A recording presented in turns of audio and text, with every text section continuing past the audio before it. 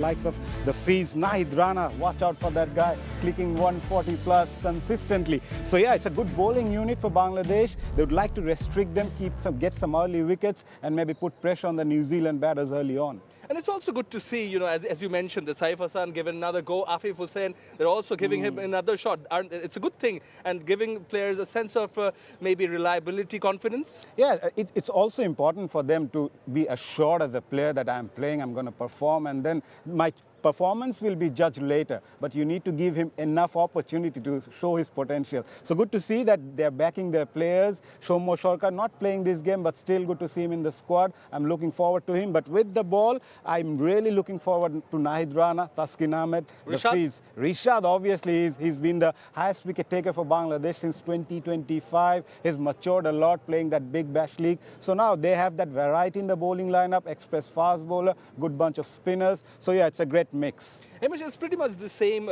can be said for the visiting New Zealand side as well. Plenty of comebacks in the side. It's a good opportunity for them to raise their hand and come to the party.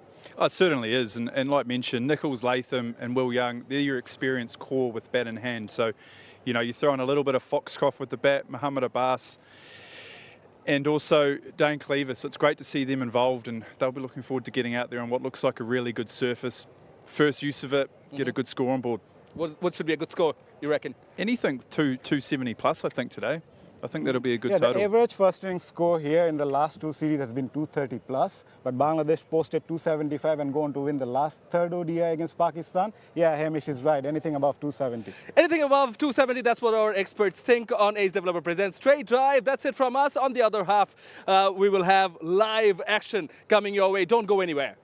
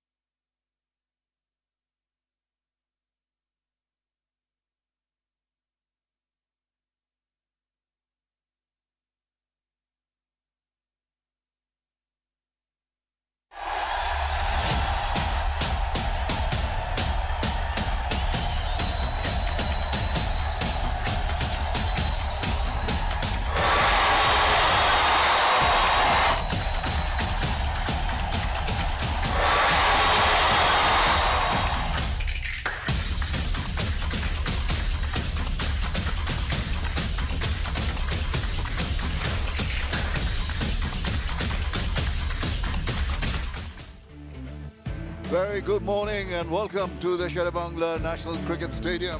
Cricket is back here and we're live from Mirpur for the Dutch Bangla Bank ODI series.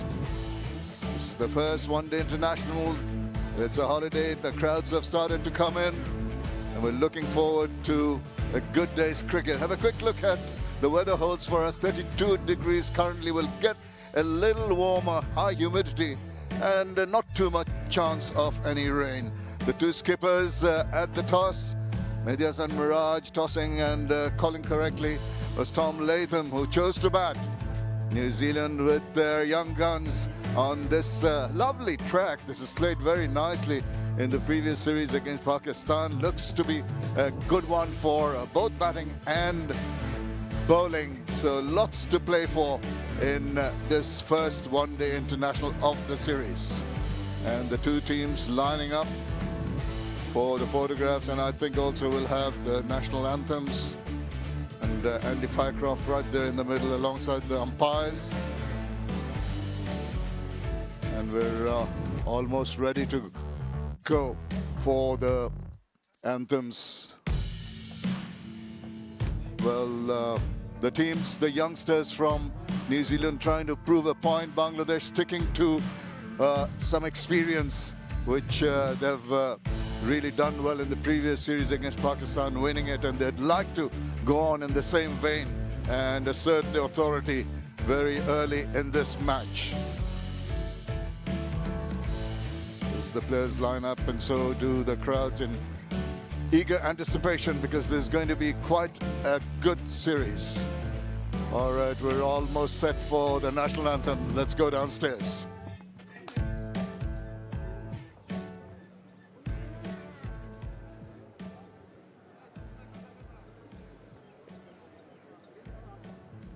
Ladies and gentlemen, if able, please rise for the national anthem of New Zealand, followed by Bangladesh. সকলকে উভয় দলের জাতীয় সঙ্গীতের জন্য উঠে দাঁড়াবার অনুরোধ জানাচ্ছি।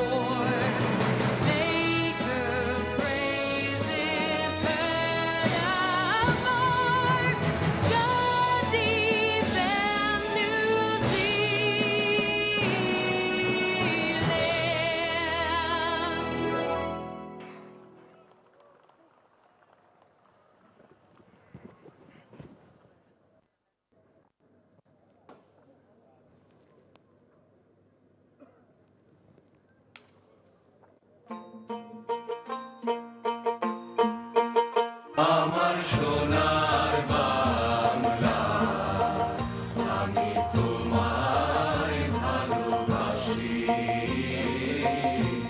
চিরদিন তোমার আকাশ, চিরদিন তোমার আকাশ, তোমার বাতাস আমার প্রাণে, তোমার আমার প্রাণে বাজায় বাঁশি।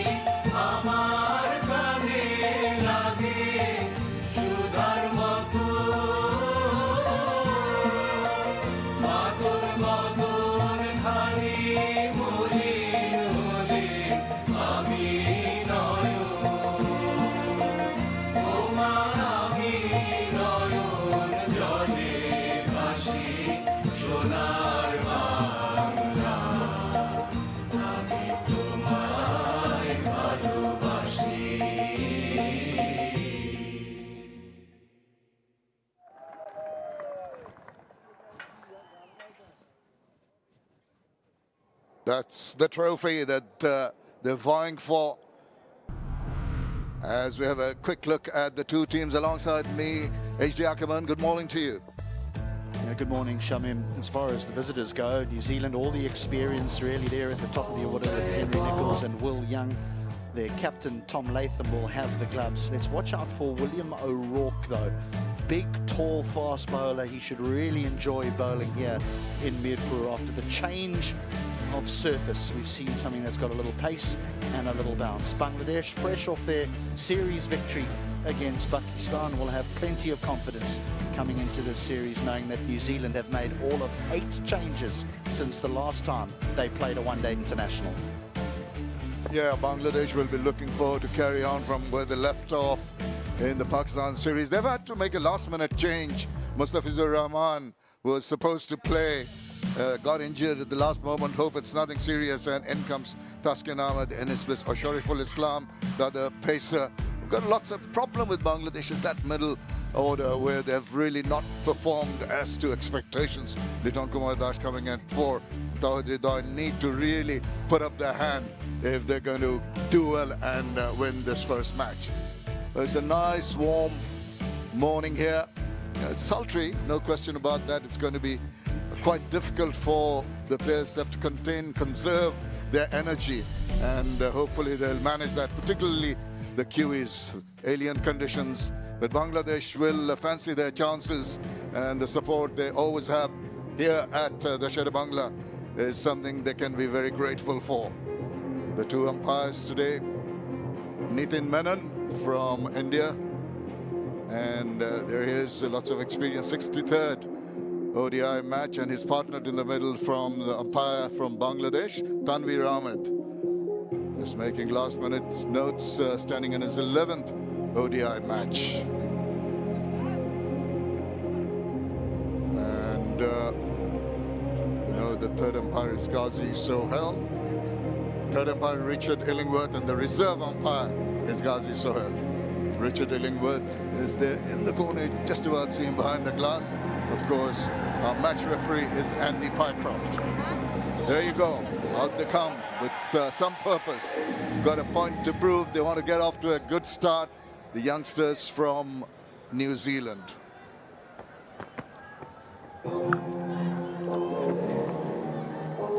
Yeah, I think both sets of players will be over the moon with the change of start time for this one-day international series, because batting second is normally a little bit easier here under lights when the dew comes.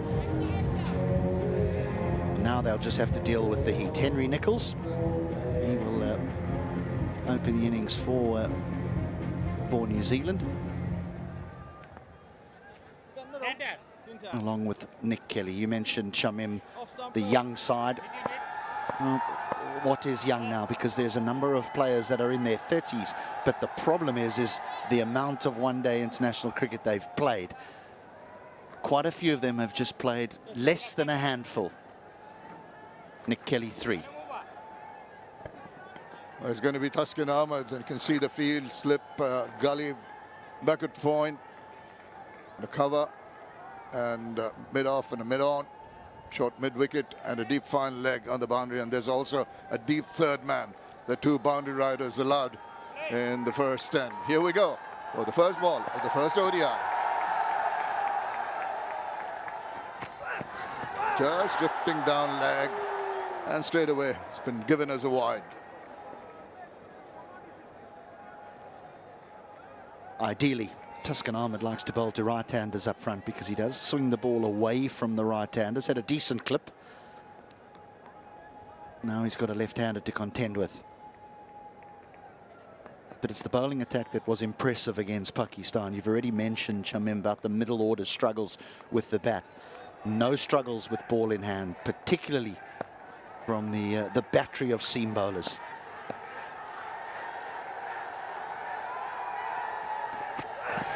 And he's got right into line and length. That's what you want early on in your over. Also, we're talking about conserving energy, particularly for the fast bowlers in these trying hot conditions. Maybe the pace that can be generated by Taskin, he won't go for that and just ease into his first few overs and then try to bowl some quick nippy ones. But he's been successful. What he does well is maintain discipline. That's what's needed here today, particularly.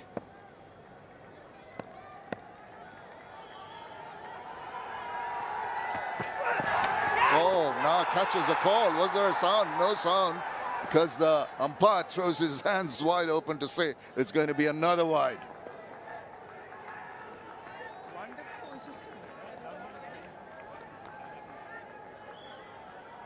It's a couple down the leg side now for Taskin Ahmed.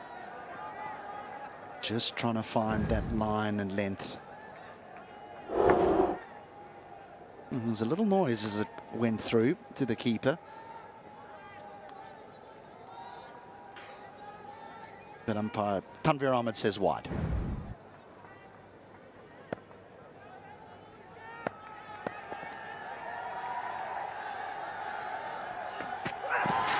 And now he's got that. And a little bit of movement very late after the ball had gone past the bat. But Taskin Ahmed, you can see he's already finding it a little difficult, huffing and puffing. And he knows with that those two wide balls down the leg side will play on his mind, making an effort to play it across the line on the offside. Just the natural angle of the ball to take it away from the left-hander with the slip and a gully position.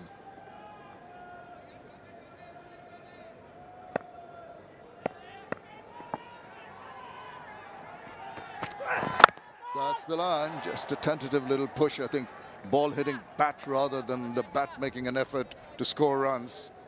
Good comeback here.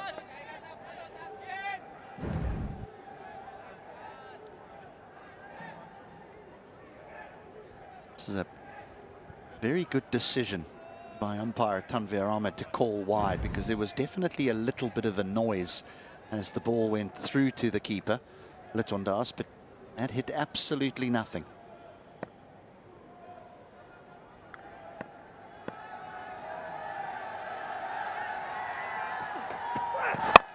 Again, a little drift down the leg side. Maybe the batter trying to close the face of the bat, trying to find that little gap in the field on the onside, does not succeed. Turning out to be quite a long first over, HD.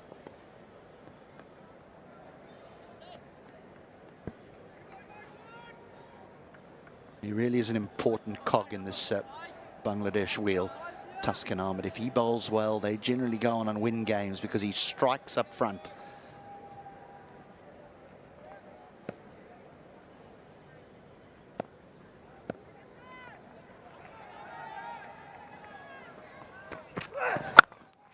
Nicely played, beautifully done. Just opened the face, angled the bat and hit it perfectly, timed it and placed it to perfection for the first 4 of the match. Yeah, beautiful stroke. It was just timing. There was a touch of width on offer. The outfield always runs so true and quick here in Mirpur. These are the struggles that Taskin will have against the left-hander, because he generally likes to swing the ball back into the left-hander. He wants to start it outside off stump. But every now and again, you tend to just push the ball across rather than keep your wrist behind it. It's done well to get that dot in the last ball. The first over done, 6 without loss.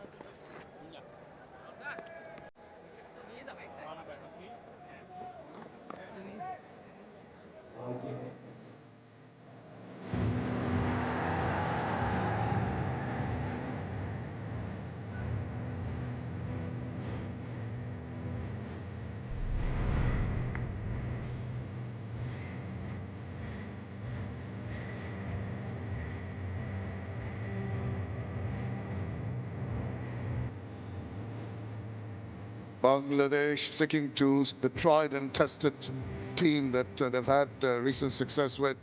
A little change, as we mentioned a short while earlier, when Mustafizur Rahman was supposed to play. He's got some kind of a niggle or an injury and has been replaced by Taskin. New Zealand with a blend of youth and experience. And of course, they've got Henry Nichols, who has played here in Bangladesh already, so knows the conditions.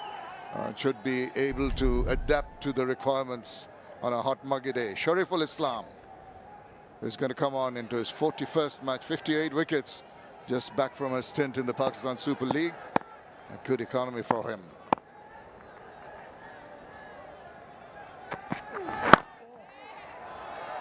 Handy replacement, Shariful Islam. The talk is that Mustafa Zur Rahman felt some discomfort in his knee just before the coin went up into the air. It was decided that he would take no part in this match, and so Shariful Islam came into the starting 11. Shamim, I just asked the question, is who bowls at the back end now? Because we know how good the Fizz has been over the years at his death bowling. Who's entrusted with that? Now wayward also from Shariful. Good work behind. Had to go quite some way, quite some distance to gather that ball. We'll come back to that in a moment after we see the replay there. Got a long way to go for the keeper.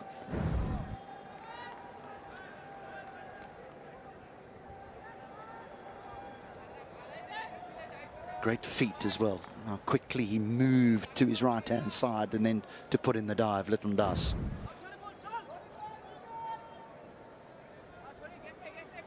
He's got a slip in position and a gully, very, very similar. Left-hander batting, point, cover, mid-off on the offside. There's mid-on, mid-wicket, deep fine leg, and also that third man. See in the distant, the two boundary riders. Yeah, just while we wait for the next ball, it's a good point, HD. I think with Mustafa is not available, they'll have to see how these bowlers go till the 40th over. And that's one problem added for the skipper. Oh, now he tried to penetrate that gap, but good work, good anticipation from the fielder there.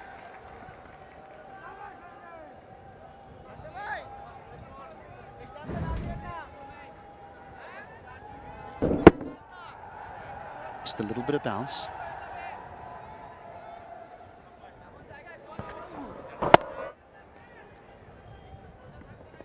Going back to the point about who's going to bowl in the death overs, don't think it's going to be any of the spinners. It has to be, and Naid Rana maybe not the right option. Naid Rana has the pace, but it can be tad erratic if he gets to get some pressure from the batters. So it'll be either Shariful and Taskin Ahmed, sort of mix and match with some of the spin bowlers. A loss nevertheless.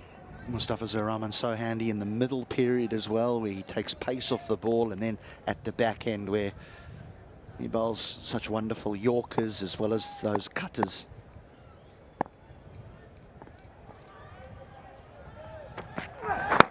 Oh, he just thought initially maybe go forward, realizing the ball was short, and he just got right behind it. Maybe that's one area the bowlers have got to target. Can't afford to pitch it up in the slot to be put away. Back of a length is a good option.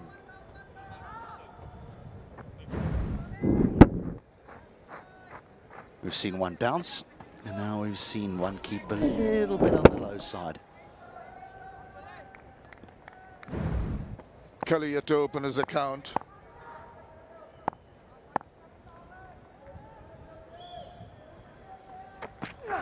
And he pitches it up this time round. He's ready for it to make sure that he doesn't try and play a shot. Realizes the line is good. It's a better option to let it go through. Again, this one barely makes it through to the keeper.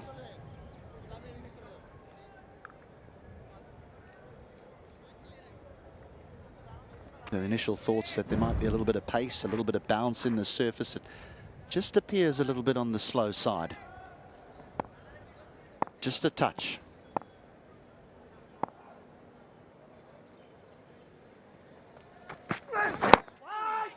Good over from Shariful. It's 7 without loss.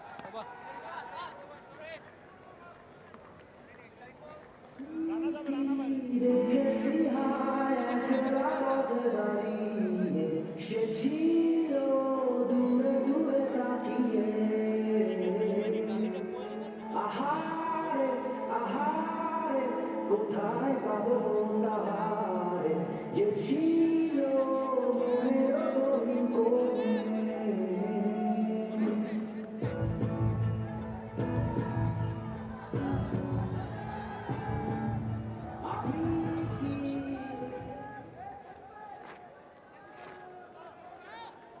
We are in Mirpur. See the surrounds of the home of cricket in Bangladesh, the Sher-e-Bangla National Cricket Stadium. Into the third over of the first ODI of the Dutch Bangla Bank ODI series to New Zealand and Bangladesh. Taskin Ahmed gets the first ball right on the money, but there's that lack of bounce. Well, we always take a walk out there before play gets underway and we have a look at the surface and we make an assessment on how we think it's going to play. At first glance, it's so different to certainly what I've become accustomed to seeing here in Mirpur. Normally very, very dry, loads of grass cuttings thrown on it sort of to hide that bareness. This one just looks like a completely different pitch, and I think the hope from the curator was that there would be pace, that there would be bounce, similar to what there was against Pakistan here last month.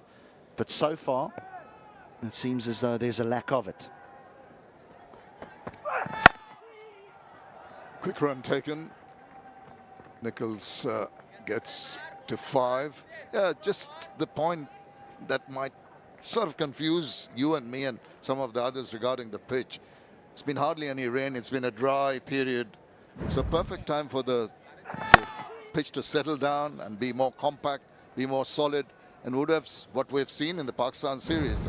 Pace and bounce and a similar kind of pitch with a similar sheen on top. That's really surprised me, tell you frankly, the manner in which the last 2 overs have been bowled. From that length, from the height that Shariful bowled particularly, you'd expect, except for one delivery, which when carried on, most of them have died. And that's going to put a seed of doubt in the batter's mind. It can't be all good.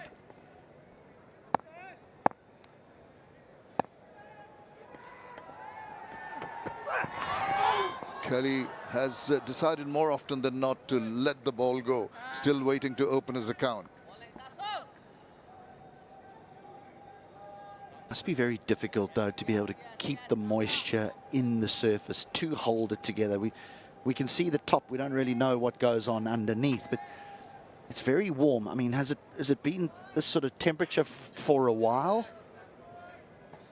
This is the month of Boishakh, the first Bangla month of the year, and also a time when it's been very dry. It's hardly any rain. We've just gone through winter and there's no rain talk of, except for a few odd days. Lovely channel, persistence with that channel from Taskin, and that's where young Kelly, well, young into the game in terms of experience, will be wary of. We haven't seen too much up and down from Taskin per se. It's only Shariful was had from the other end. This guy can really surprise batters. Yeah, not bad though for Taskin to come around the wicket and attack the stumps on a surface where the ball's keeping just a touch low, inconsistent bounce. You want to attack the stumps.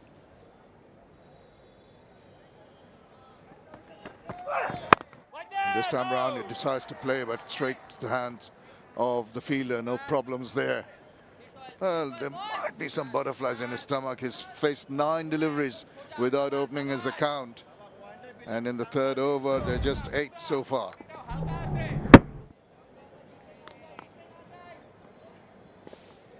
Not the most convincing looking shot, the splice of the bat.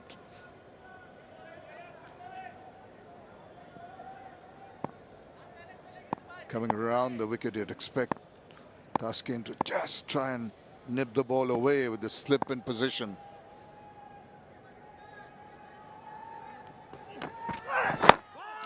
Targeting the batter. This is good bowling. Really not giving him an opportunity to open his hands. Another good over. It's 8 without loss.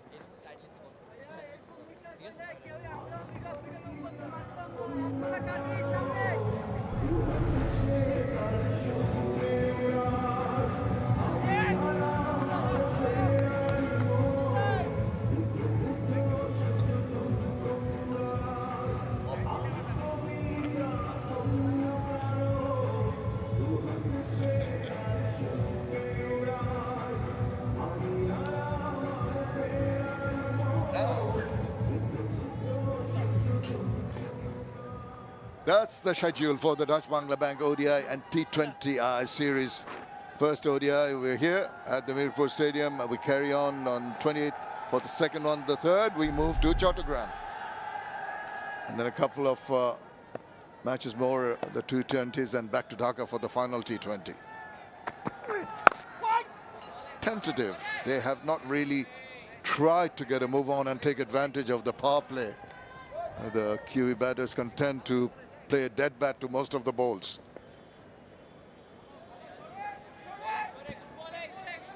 So much T20 cricket going on around the world.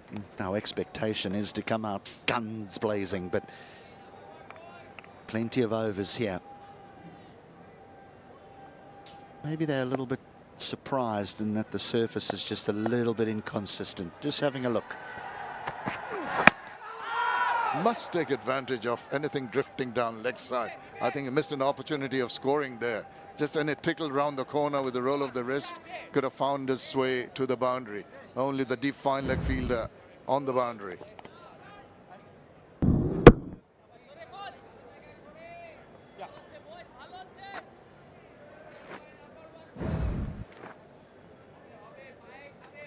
Shariful has been targeting, well, basically angling. We haven't seen too much movement in the air, or particularly off the seam so far.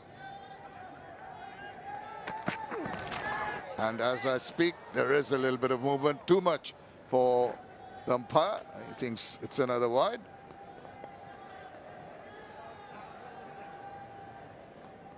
It tends to swing when you start a little bit wider of off stump.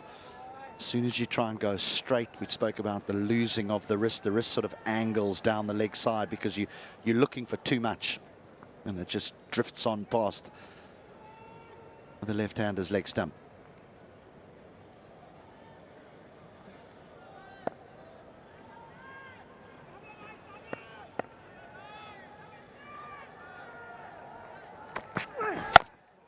Again, back on line. It's just Shariful, more often than not, depending on the natural angle. Once he tried that wideish delivery, which went further away from the batter. I think just a period of play when both teams sussing out each other, waiting for things to happen. But I think from the batting perspective, we've got to try and make a few quick runs, put the pressure on the bowlers who are finding it easy enough to bowl within themselves, within their expertise or limitations, either ways. Again down the leg side. This time round he does get a bit of bat to it. It's easy enough to go. I think it might be pads. Wait and see. There is a signal. I thought it's a bit of bat, but it was a leg by.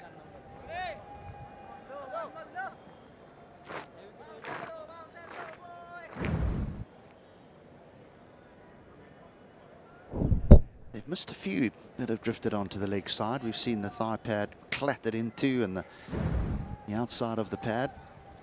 That might just be because of the lack of pace in the pitch. Kelly yet to open his account. He's facing his 11th delivery. And he stays at naught. And this has been tidy bowling by Shariful. Not generating too much pace, but the consistency in line and length. Hardly any work for Mehdi Hasan Miraj and his men in the outfield. Just a lone boundary so far in the first 4 overs.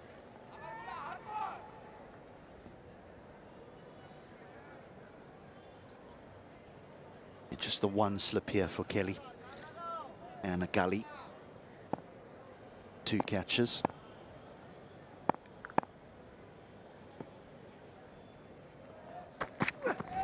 Oh, decides to let it go again. Another excellent over from Shariful Islam. It's 10 without loss.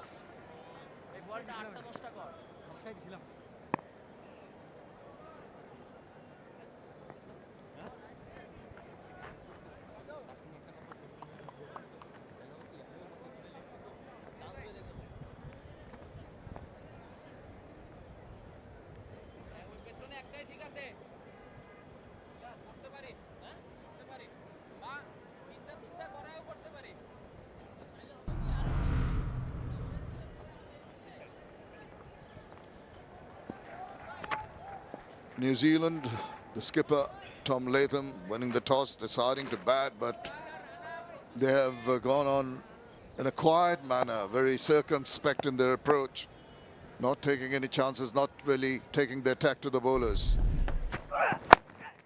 Drifting down leg, just whips it away. It's just going to be a couple of runs, quite easily done.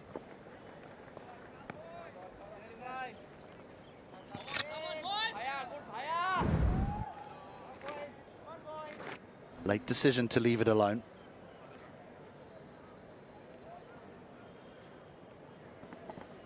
Just the lack of bounce. I think he almost went on to play it, and at last moment, as you said, deciding not to. And you see it square on, tells you that the bounce not up to the expectation of the batter.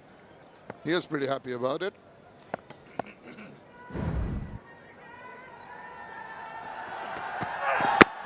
Oh, now big appeal from Thaskin. No response from Tanvir Ahmed. They're going to ponder review. He feels there might be a bit of bat to it. I tend to agree with him. There's a couple of things that aren't working in the favour of Thaskin Ahmed here. First one is he's coming around the wicket to the left-hander. Yes, you can still get an LBW, but the left-hander needs to play back, really. As soon as he gets forward, he might be getting hit outside the line. If it is hitting him in line, it could be drifting down the leg side. On this occasion, there's a big inside edge.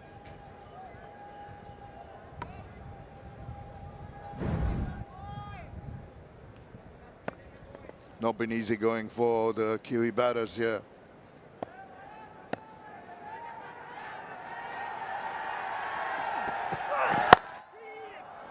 Comfortably enough, ambled the single.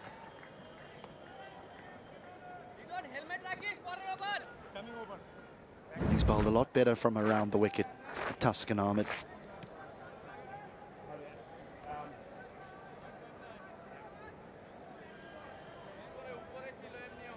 Doesn't look as though there's an inside edge. Height would have been a problem. I think the right decision.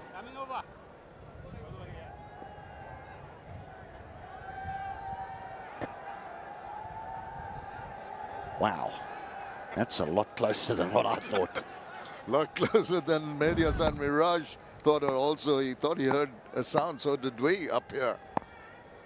It's just about clipping the bail. Some pious call. Oh, now very tentative. Half push at that one. Not really committed to that shot. Gets an inside part of the bat. To be fair, though, Shamim, we're a lot further away than what Mehdi is. We've got the cameras right in front, HD. No excuses.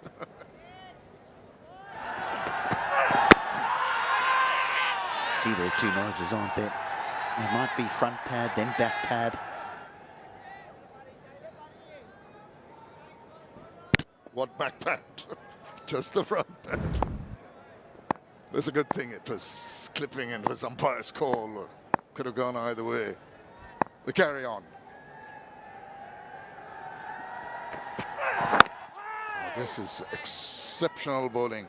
It's been so good. The discipline maintained. Not trying to do anything out of the ordinary. Just putting the pressure. Just really overbearing pressure on the batters. And something's got to give now. Sooner than later. Because they're going at 2.69 runs per over with the bowlers dominating. Big LBW shout, turned down, just seemed to be clipping the top of the stumps, and then Thaskin Ahmed decides to change his angle of attack. He's back over the wicket now to the left-handed Kelly.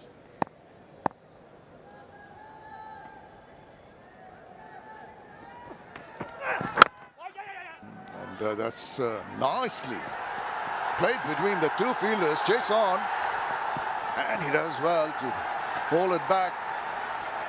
And that's a good-looking shot, just threading the needle. Appreciation from the support staff.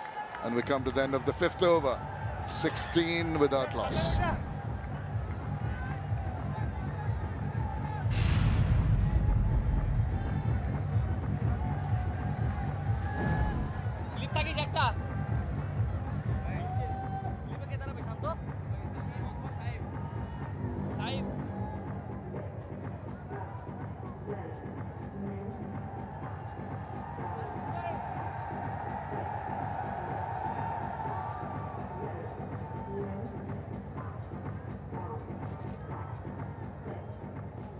It's been difficult for New Zealand. 5 overs yielding only 16 runs. 2 ones, 1 2, 1 3 and a 4 only. Not much to write home about as we see the skipper coming on. Last ball of the previous over, nicely, right in the meaty part of the bat.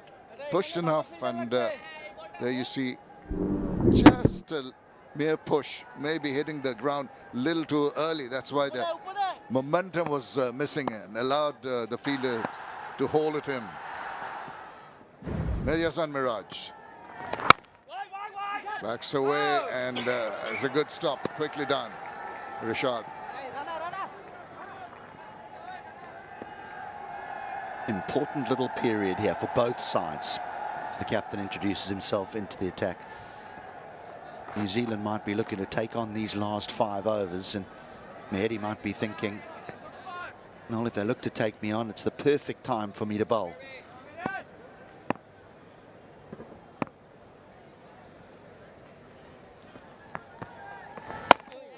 And that's what they want with the ball in the 6th over. There won't be too much of purchase. It's a consistency in line and length. More often than not, the arm ball that's going to do the job. He also has a slip, a backward point, cover, short extra, and a long off on the offside. Oh, that hurried through. Hands on head. Just about managed to put bat on ball. That's his skill, the variation of pace. This one just skips on with the arm.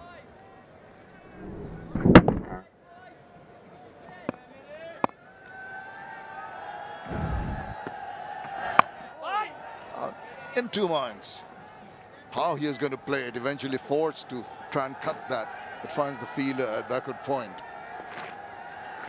It's touching of the length that's been a bit of a problem for Kelly.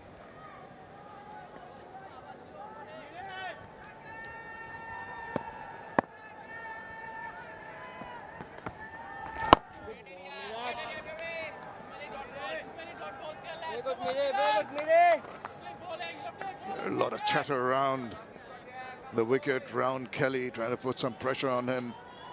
Tight, accurate bowling.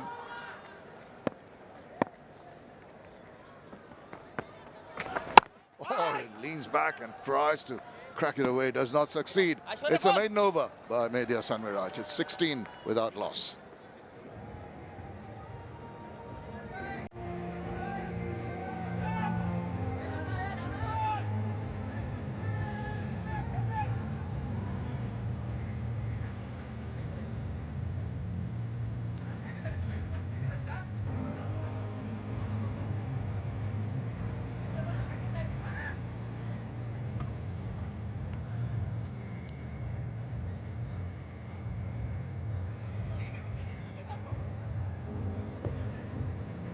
It's a cloudy day, but it's very, very humid, very muggy conditions.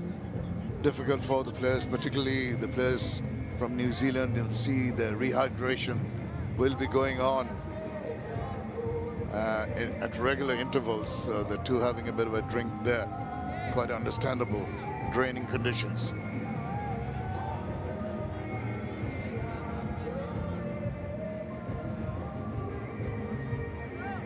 Might see a lot of this over the course of this match, the changing of gloves for the batters. It's one thing that batters always want, is dry hands, dry gloves. Some people sweat more than others out their hands. We think of the great South African batter Hashim Amla, who barely sweated at all, didn't change his gloves over the course of his entire 300 in a test match against England, but it was at the Oval. It wasn't in Mirpur. I was about to say, I'd have loved to watch him if he was changing gloves when he played here at Mirpur. And of course, oval conditions, English conditions allow you that luxury. But here we go, another Shariful over. And now, once again, not really comfortable with that shot. Attempting to play it on the onside. Sharif will be pretty happy with what he's managed so far. Hasn't got a wicket, but he's kept the batters quiet. Making a play here. Henry Nicholls go down the wicket, just trying to mess a little bit with the line and length that Shariful Islam will be trying to find. Maybe, just maybe, a message came out with those gloves as well, that these two need to try and be a little bit more positive. No, it's not easy. Nicely behind that. That is done exceedingly well. Played it wide of the fielder, it reaches the boundary. That leaves some nerves. Take the pressure off. It's a good looking shot. Great shot. Where he makes contact is so important with timing. Waits for it, doesn't go looking for it. Makes contact underneath the eyes and really close to the body. That's a super stroke.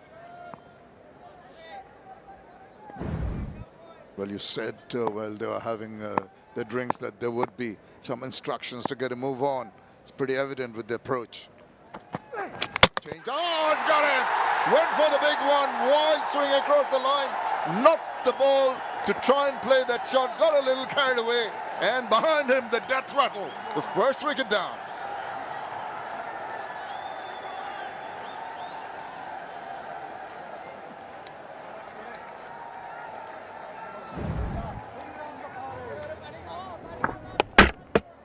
Maybe not quite as short as he thought. The ball has tended to just stay a little bit on the low side. This may have done exactly the same thing. As the inside edge is found, it clatters into the stumps. Kelly goes for 7. New Zealand are 21 for 1.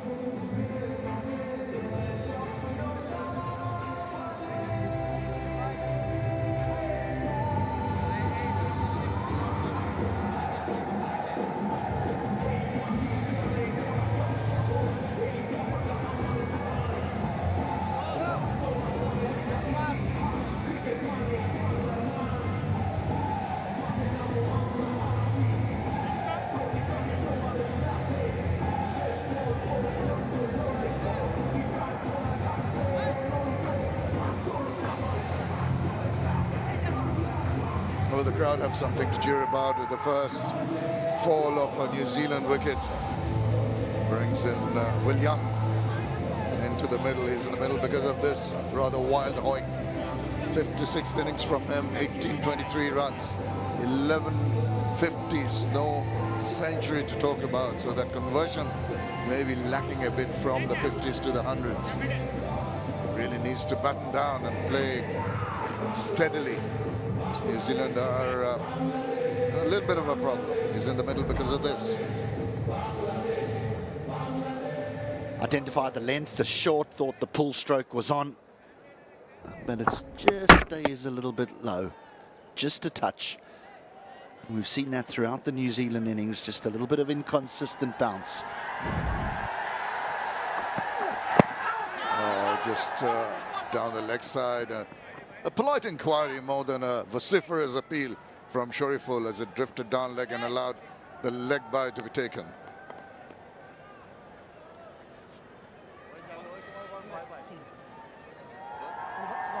And the other thing about crossback shots is when the surface is a little bit inconsistent in its bounce, crossback shots become very tough to play. This pitch is outside leg stump, so it can't be out.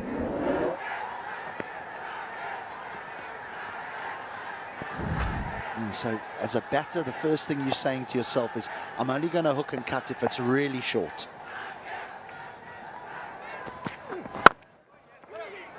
Nice little push. The timing was so good. The ball really raced away. Once again, a lot of work to be done in the deep. Once again, making sure that the ball is hauled in before it reaches the boundary.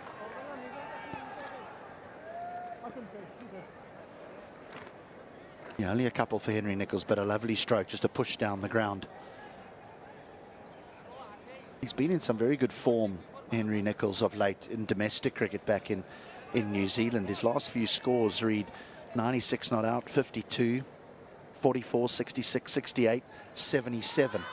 So he'll be coming here thinking there's runs to be made. He'll be high on confidence.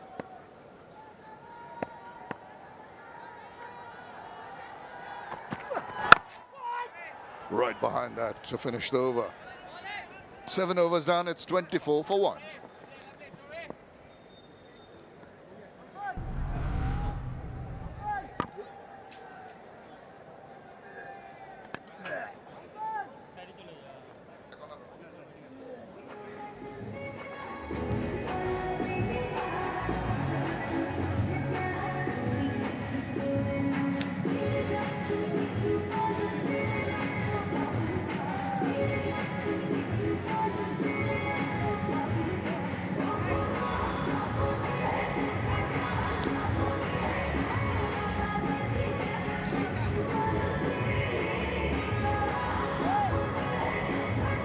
Having won the toss, New Zealand are 24 for 1. Bit of a stuttered start from the visitors. Not exactly the conditions they expected, perhaps. Ball keeping slightly low, but switch of ends after Mehdi Hassan Miraj introduced himself from the rocket end and prompted Shoriful to come in from the far end, which is the Dutch Bangla Bank end. They reap rewards straight away, slip in place. Goes for the reverse.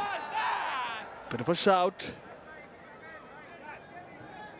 Gives me the opportunity to welcome former New Zealand left-hand bat, Hamish Rutherford. Yeah, thanks. It's good to be here. As you mentioned, it has been a really watchful start so far. Seen the introduction of a bit of spin. And early on in his innings, Will Young looking to go straight to that reverse sweep. A real strength of his over the last couple of years as well, so Henry Nicholls known for it as well, but like you mentioned, the conditions certainly a little bit different than what we may have expected, so the score might be obviously a little bit down from that 270 that I said earlier. That's fair. That's fair, Hamish. Moving around the wicket, Mehdi Hassan Miraj will fancy his chances against the left-handed Henry Nicholls. Drift and turn. There is something for the slower bowlers, though, it seems like. Yeah, certainly looks so. And obviously the seam as well, a little bit of up and down. So they'll be looking to... Good use for the feet. Henry Nicholls, one bounce. It's a beautiful looking shot. Down to the pitch and a good swing of the bat. Nearly all the way, but just the one bounce. Beautiful, timely boundary. Yeah, slightly overpitched, but full credit to Henry Nicholls for going to the pitch of the ball, converting it into a half volley. One bounce for 4. Yeah, much better in terms of length from Mehdi Hassan Miraj. Arm ball going inwards, slightly quicker as well. First power play still in progress. Then he brings in some variation.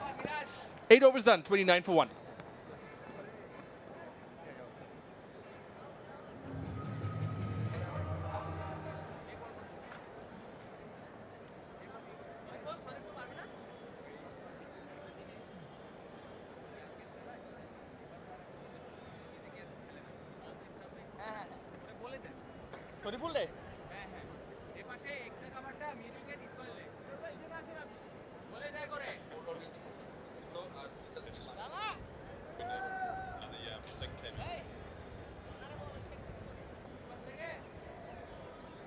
It is the first ODI of the Dutch Bangla Bank series between Bangladesh and New Zealand, powered by Rocket co-sponsor Nexus Pay.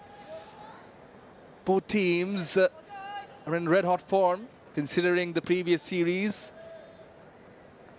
Shoriful will continue. And in that channel, making the batter play at it.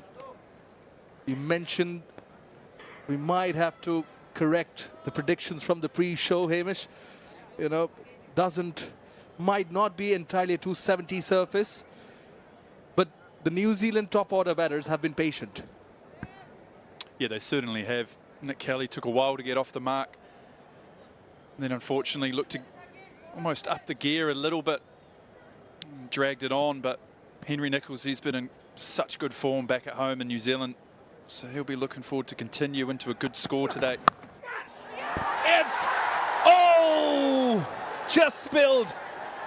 Saif Hassan in the slip cordon. Did it carry is the question.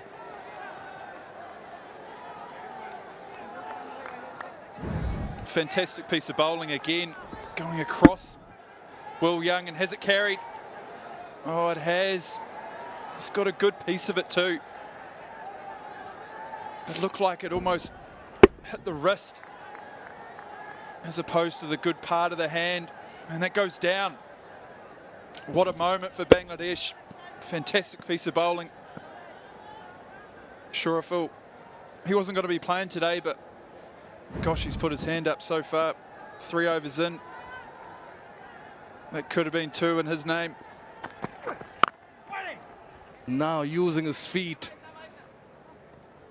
He's got his tail up, has Shoriful. You mentioned it is all about making the most of the opportunities. Been given that, got the first, almost had the second. And straight away, Will Young looking to use his feet. As mentioned, a little bit slower here today, so looking to create a little bit of momentum into the ball. Maybe put Shuraful off his length as well. Look at the New Zealand dugout, looks very relaxed. I hope that's not an injury. We certainly would hope not, the Bangladesh fans, but the captain just going forward to help him out. Probably the inner vest causing issues. It's the old GPS unit, isn't it? Didn't have one of those back in my day. Nor would I want one, to be fair. Show the trainer how much I didn't run around. Spill all your secrets, would it? Rutherford, rather cautious. It's a Friday weekend, coming in numbers, the fans.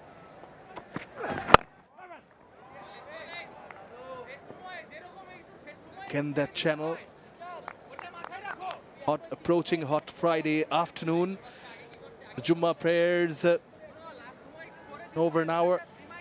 And perhaps in the afternoon, they're expected to turn in as we look at the dugout, the Bangladesh dugout. Sean Tate in there.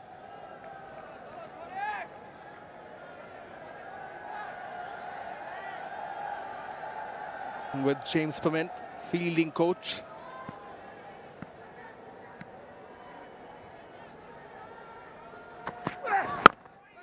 Still using his feet. Just makes me wonder, what are the secrets you don't want to give away, Hamish? No, I can only talk about, using his feet. I think he's looking to create a little bit of momentum. Obviously, it looks a little bit slow, maybe a little bit variable. We've seen some nice quality bowling so far from the Bangladesh bowlers, been able to hold a good length. So just looking to create a little bit of variability, telling the bowler that no, you can't just run in and hit the same area time and time again. So it's good proactive batting so far from Young. You'll probably know he feels a little bit behind the game, the New Zealanders. Just scoring at 3 and over so far. This is excellent bowling from Shoriful. Will be a maiden. 9 overs done, 29 for 1.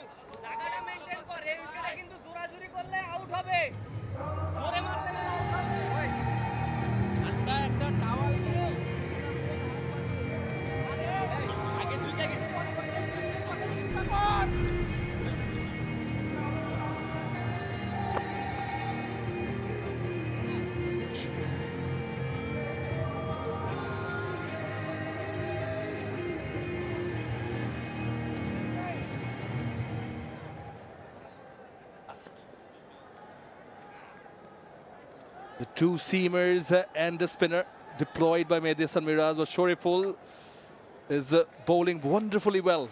1 for 8 of his 4 overs.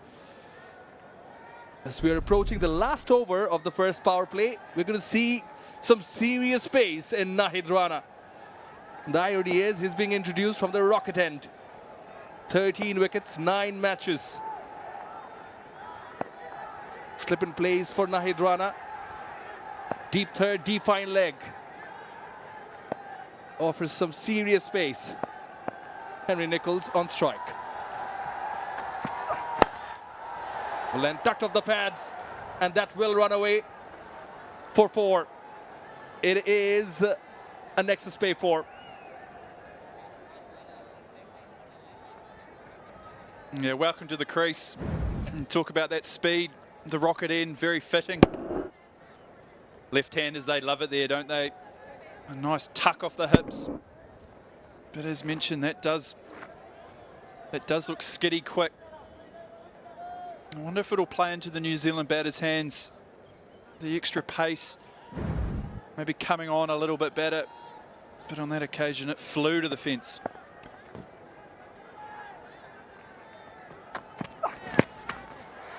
Just rearing up on the batter, targeting his rib cage.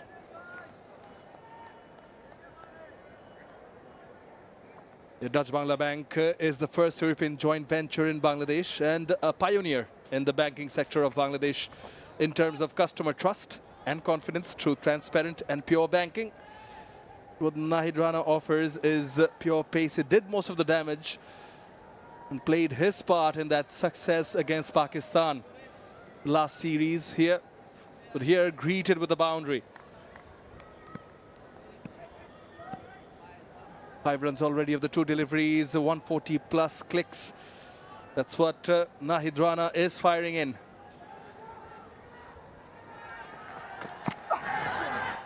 Playing a miss. He looks a good prospect. Obviously, as mentioned, had a good series against the Pakistan side just last month.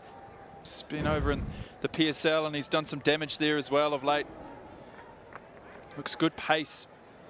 It's good to see that ball flying through as we suspected earlier today. So like I said, I do think though this might provide some scoring opportunities for these batters. Last over of the power play. Be interested to see if they look to target some of these balls.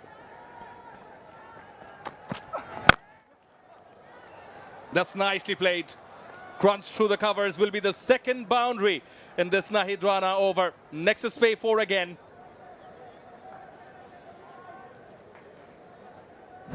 They're slightly over pitched here. No shape. Will Young in a fantastic position.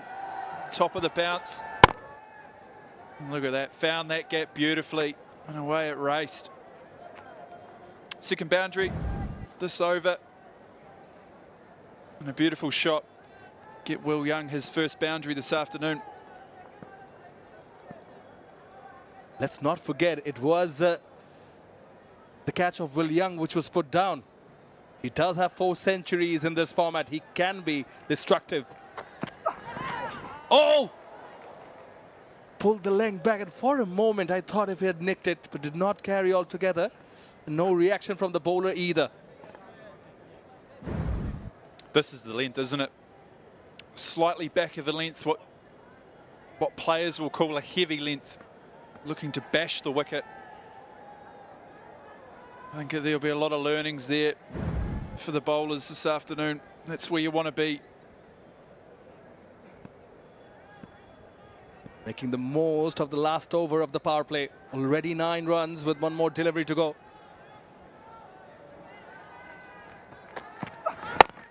Angled in delivery will end the 10th over with the dot. First power play done with. New Zealand are 38 for 1. Attention to all. ICC anti-discrimination policy. Policy statement on inappropriate conduct.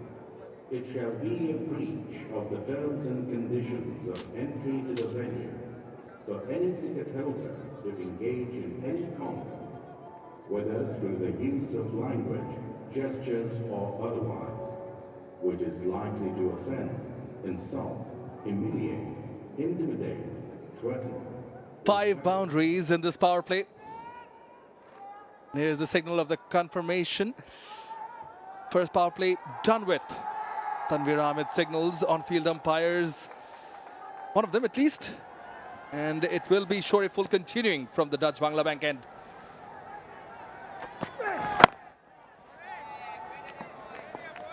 It's good to see them continuing with Shurafil. Obviously, it's been a handful so far. Let's have a look at the highlights here. It was a slow start for the New Zealand side. We saw a little bit of up and down bounce. Nick Kelly took a while to get off the mark, and that was his undoing. Looking to climb into a back of a length delivery, but Henry Nicholls, he's played some nice shots. And how crucial will that drop catch be? Put down with one against his name, Will Young. Oh! To the gate it went. He is bowling beautifully, isn't he? He's certainly enjoying himself. That's a good length, good angle to the left-hander. Yeah, created beautiful angle, and somehow it's actually bounced over top of the stumps.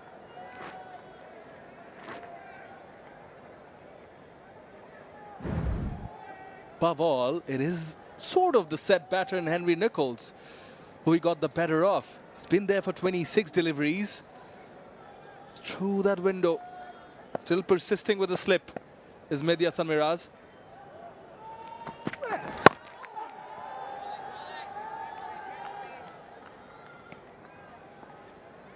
That sort of length there looks quite hard to score, doesn't it? Almost he's creating a nice angle into the left-hander batter. Bowling nice and straight, slightly back of the length. I wonder if Nicholls is thinking about getting across the stumps, maybe down the crease as well. No one out on the top of your screen there on the left, out to the leg side. I wonder if he's looking to create a little bit of angle, get a nice flick away.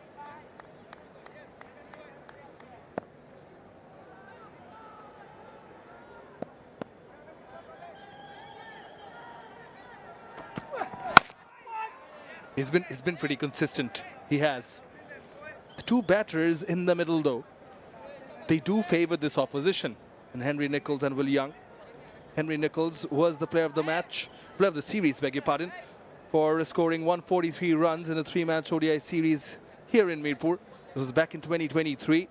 Will Young, it was back in New Zealand when Bangladesh were traveling the same year, was the player of the series with 220 runs.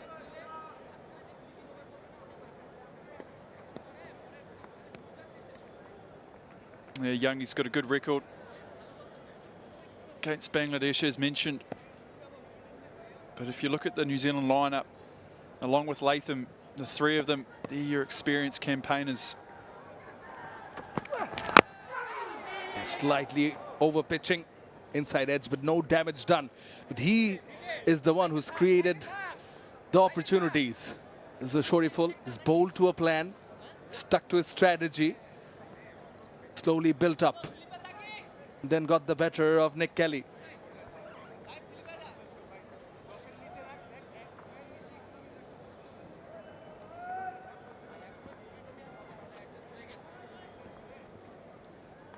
It is also about bowling in tandem, bowling in partnerships. He has been bowling well from one end.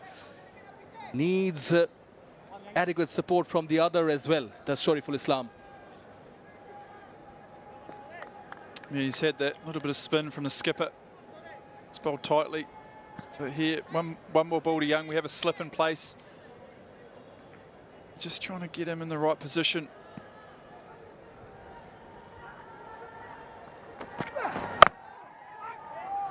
Sticking to that fourth stump channel. Good length again. Just a single, tidy one from Shoriful. 39 for 1.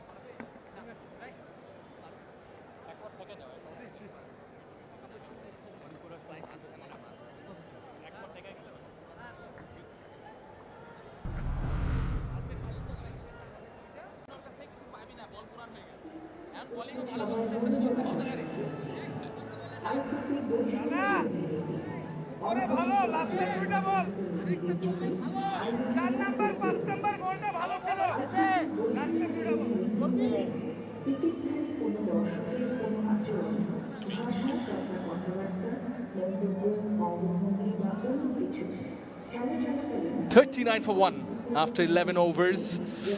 Nicholls showing a lot of grit. Will Young got an opportunity still there. Shoriful got the better of Nick Kelly. They bowled to a plan. They actually built up, cramped him up for space, and then all of a sudden offered some room. It's a fantastic set to Nick Kelly. Nice and straight. Maybe a little bit back of a length, that dismissal. And Kelly looking to climb into it, but unfortunately for him in New Zealand, got an inside edge, but a great piece of bowling.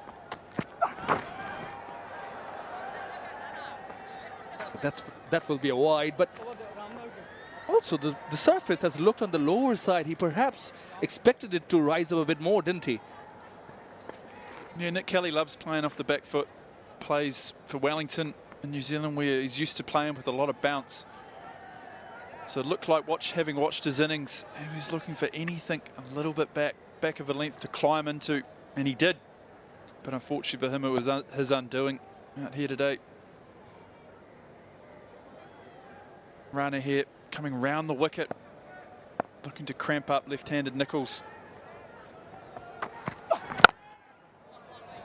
He was the chief destructor in the Pakistan series, as we just mentioned. It was last March, the first ODI in particular. 5 for 24. Went through the top order with some serious pace. 143 plus clicks. That's what he offers. So, you know, even on surfaces which don't do much, he can cause problems. He looks a little bit quicker than that, to me, to the naked eye. You certainly see the batter's heightened sense about them, their body language. They look like they're fizzed up and ready.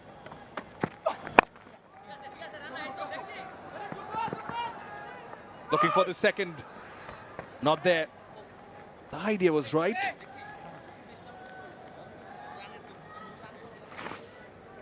Yeah, I like this coming round the wicket to the left-handed Nichols. Creates a nice bit of angle, and as we've seen, a little bit of up and down. It's almost that sort of you miss, I hit type scenario. And saying that it can play into the left-hander's strength, obviously off their legs. You don't meet many left-handers that aren't strong off their legs, do you? But here now, an opportunity against Young. He's been a little bit, I guess, inventive with his batting down the crease. But just the 5 of the 14 deliveries so far.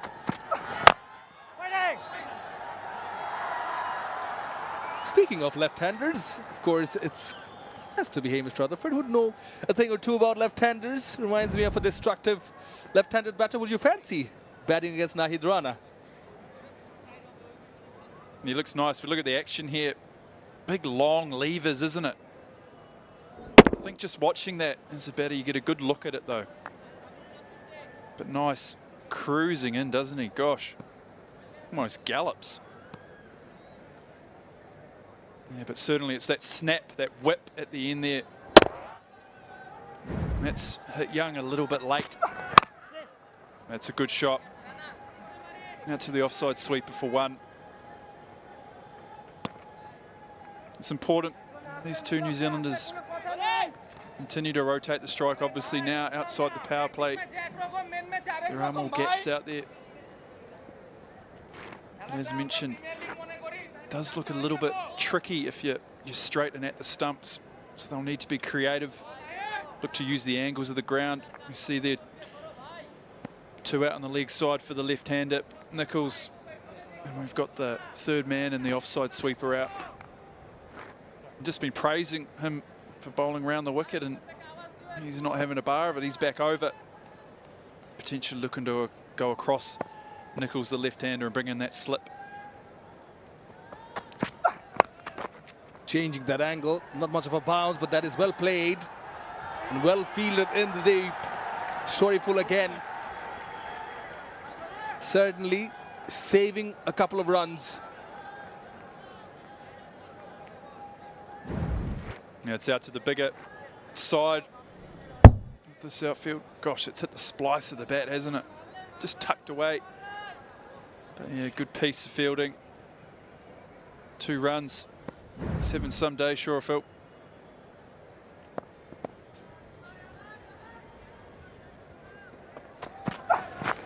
Tries the short one.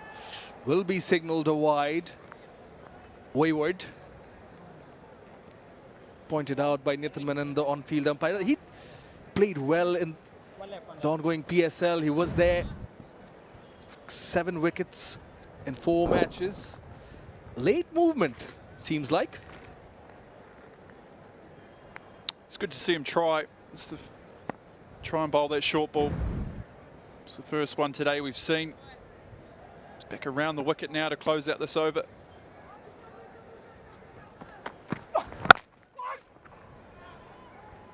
Will be a runner ball over. 6 runs of the 12th, 45 for 1.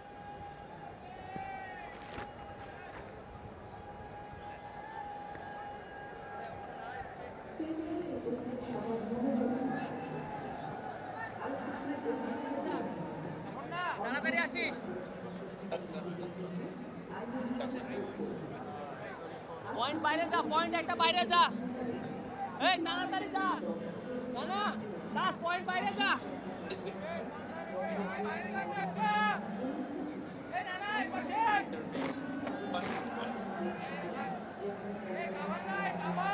Latham, Foxcroft, Abbas to follow. The experienced campaigners are holding it out in the middle. So we see the Friday crowd here at the Mirpur Sher-e-Bangla National Cricket Stadium. Someone beside me is getting nostalgic. Last time you were here, 2013. Yeah, we're just talking off here, weren't we? Out there, I just remember drifting away out at deep square and copping a little bit of abuse. Very hostile crowd. I remember it being very noisy and obviously sweating. You know, you're wearing black and it's not one thing to be wearing in the sun, but it can be an intimidating place to come and play. Well executed reverse. Running away. Miraz greeted with an excellent spay 4. There's that reverse sweep from Will Young. Beautiful boundary.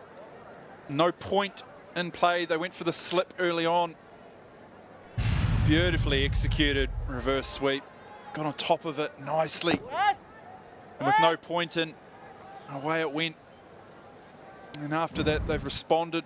They've removed the slip. And he's gone to point. A very backward point. Great start to the over for the New Zealanders. Yeah, the first delivery was quicker, flatter. Now he slows it down slightly. Yeah, they've also gone for the extra fielder in the leg side there, bottom right of your screen, in mid-wicket. Square legs in play, looking to bowl dot balls. 50 up for New Zealand. 1 wicket down inside the 12th over. We've seen a good little period of playing from Young. We've seen the reverse sweep, that first ball, and there got inside the line of the ball beautifully and played a nice wee dab sweep. Get down the other end. No better place to play the non-striker's end. 57 dots. The 12.3 overs bowled. They've been slow and steady. Want your top order to take responsibility. They've done that. Partnership now 29 of 38. Catch it was the call. It was in the air for a bit. But from here on your screen, the onside is where Mr. Rutherford was standing and feeling, and I'm sure it was love. No abuse. Now, they're a very passionate crowd, aren't they? They love their cricket here in Bangladesh. They love seeing their home side do well. Good tight piece of bowling. But yeah, on that occasion, we didn't manage to win a game, so they were very excited, the crowd. Happy memories for Bangladesh. Had a clean sweep in 2013. End of the 13th, 50 for 1.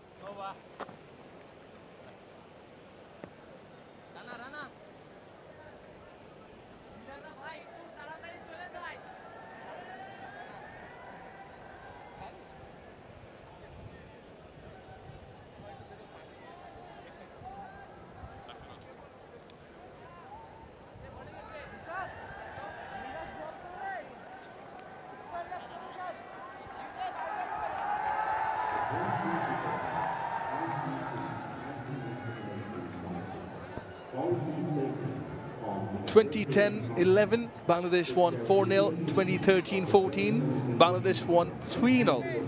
And good news for Bangladesh fans, someone who featured in the 2013-14 series is featuring here somehow alongside.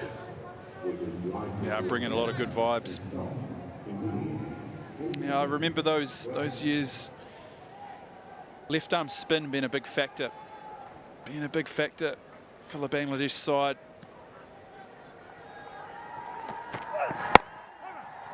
A change in bowling. Taskin Ahmed brought back from the rocket end. He's also replaced Shoriful, brought himself on Miraj from the other end.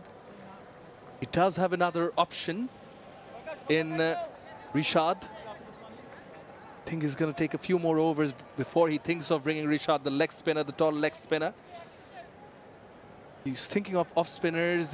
Saif Hassan is also there. He's got options, but he needs his premier bowlers to fire. Likes of Taskin Ahmed. Nicely using his feet. No run there. Yeah, I thought they might have looked to go to another spinner. Maybe just 13 overs in, the ball a little bit harder. Use a little bit more of the seamers to hit back for a wicket. Again, Young down the wicket, looking to create a little bit more momentum. He's in a good position there, almost to extend through it and clip it. I wonder if they'll be thinking about playing a long innings, these two, taking it as deep as they possibly can. Maybe looking to take full advantage of the death overs here today. There's no rush. Placing a price tag on their wickets. Both the batters.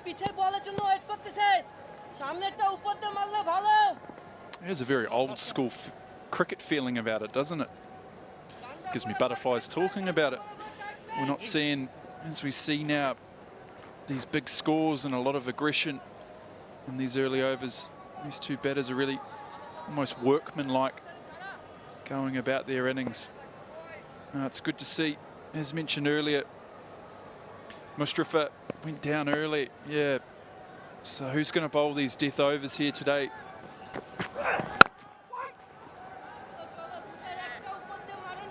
I think it's going to be a mix of Taskin, Shoriful, of course. Mustafizur Rahman, definitely a key figure in this side. Felt a bit of discomfort. So the management deciding against taking chances. But I think it has, come in as a blessing in disguise, as Shoriful has come in and bowled really well. Now time for the others to put their hand up, come to the party. Taking nothing away from the New Zealand batters, though. They're having to grind it out.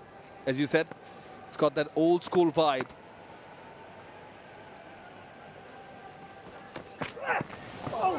Again, not carrying to the keeper. I think it's that length, hard length and back of a length that the batters are having to be wary of. Yeah, it definitely has that feel about it, doesn't it? Slightly back of a length, that heavy length. As a bowler, if I was running in, I'd be looking to bowl as hard as I possibly can into the surface. Maybe bowling a little bit of a cross seam or scrambled seam. Change of angle here. Taskin coming round the wicket, looking to tuck up Nichols. Oh, nicely maneuvered, finding the gap. Does it have enough legs? Tawhid Ridoy with the chase. Dive 4. It's a Nexus Bay boundary. And that will end the over. After 14, New Zealand are 55 for 1.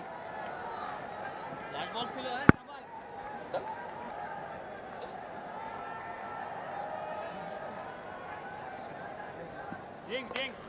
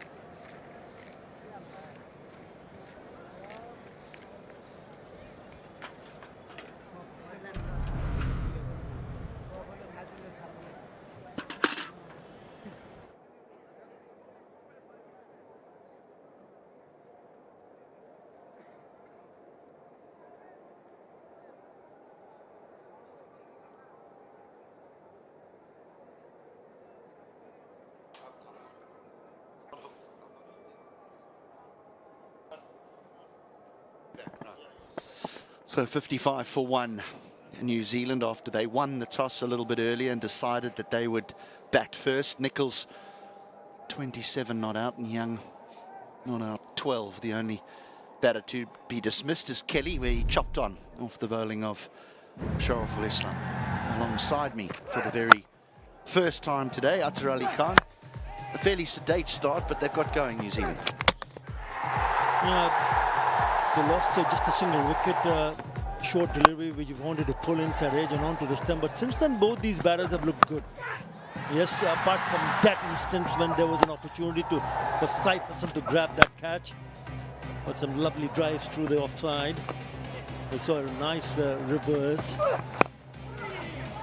And the more they've spent time in the middle, they've looked comfortable, haven't they? The partnership now 34 of 47. Yeah, both Tuscan and Sharaful started well. Sharaful, the successful bowler.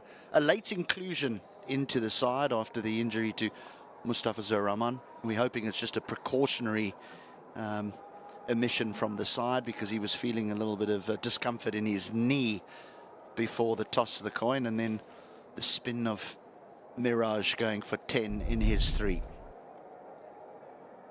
It's a warm day. It's a humid day here in Mirpur for this first of 3 one-day internationals, 2 being played here in Dhaka and then 1 across in Chattogram before the T20 international series will start.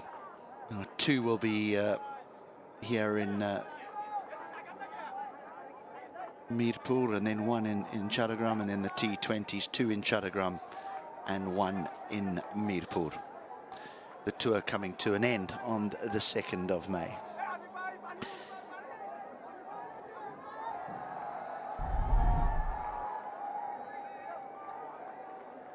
And so the captain with ball in hand, he'll be hoping to make some inroads now since drinks have been taken. And the reason being is because this partnership is a significant one for New Zealand. This is where the experience is with Nichols and Young and Latham, and then you're looking at a fairly inexperienced side, not in age, more in amount of ODIs played.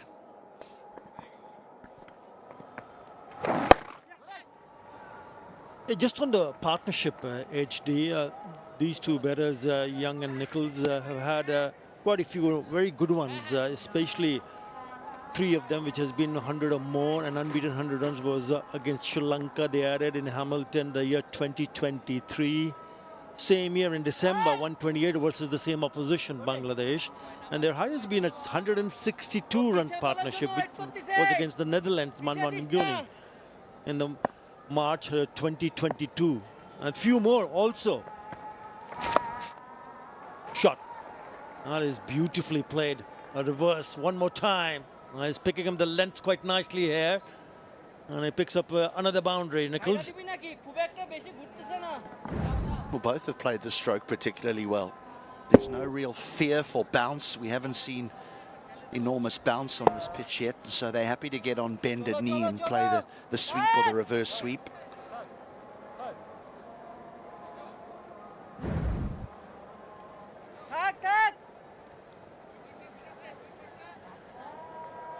It can be a nightmare for bowlers if you play that stroke well. Getting the field right. Now the little nudge up the ground.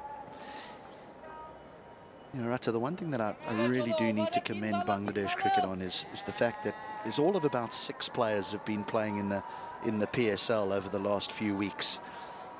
And all of them have returned to play for Bangladesh in this series. It's something that they do very well here, managing to bring their players back to play in their international games.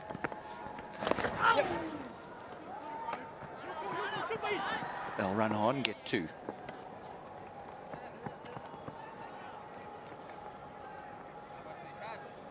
Yeah, Nahid Rana stood out, even though he didn't play too many matches. Not only was very quick, they're very impressed back in Pakistan, played for Peshawar Zalmi, so did Shariful Islam.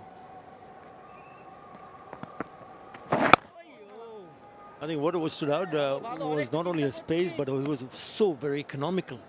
His best figures was 3 for 7 in the 4 overs, one of the games, Nahid Rana. I went under 6 runs in an over in a T20.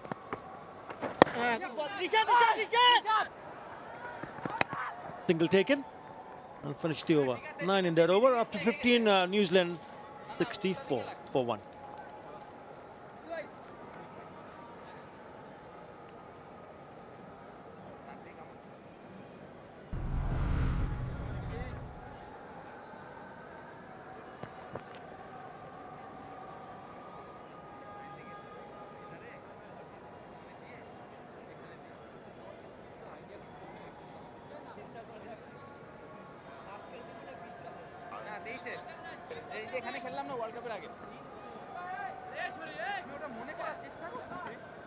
Yeah, Tanzir Hassan Tamim, Rishad Hussain, Mustafa Zurrahman, Nahid Rana, Shariful Islam. Those 5 players were away during the PSL, doing the PSL, and have returned to play for Bangladesh. We know young Emon was there but had a shoulder injury, which has seen him return here.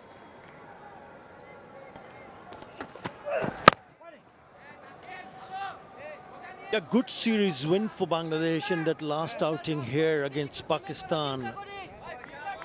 But they have to still play really good cricket in all departments of the game. The last time when New Zealand toured, they went on to win 2-0. One was washed out in the year 2023. So that's the challenge for Mehdi and Miraj and his team.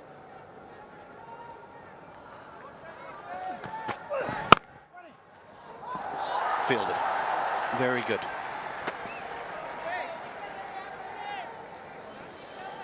Tawad Ridoy at cover.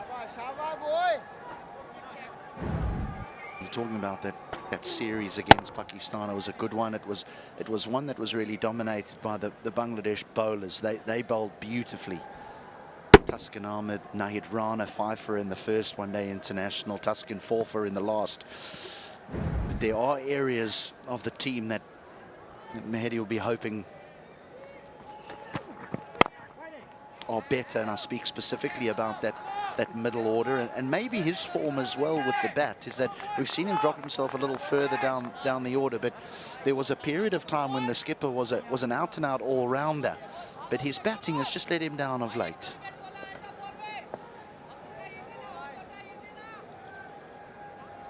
Well, he's batted even at the top of the order.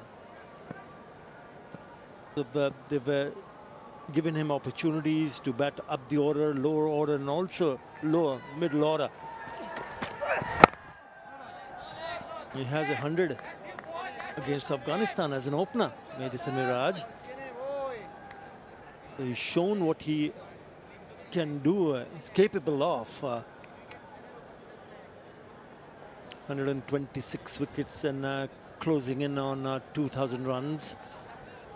But they need to find someone to break this partnership, because this is looking very good for New Zealand.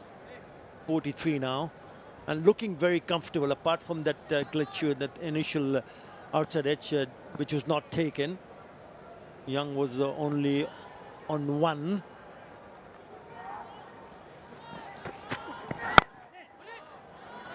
Just to push and run. What New Zealand have done exceptionally well here is that they absorbed that early pressure. When Tuscan and Shariful bowled very well, they bowled very straight. They made it difficult for New Zealand to get away inside that power play, and at one stage they were going at around about 2 and over.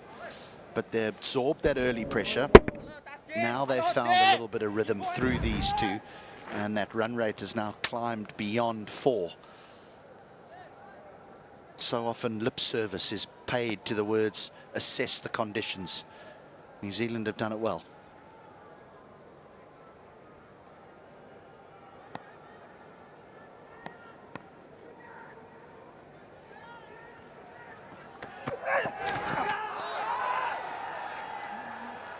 Aborted appeal, end of the 16th, 65 for 1.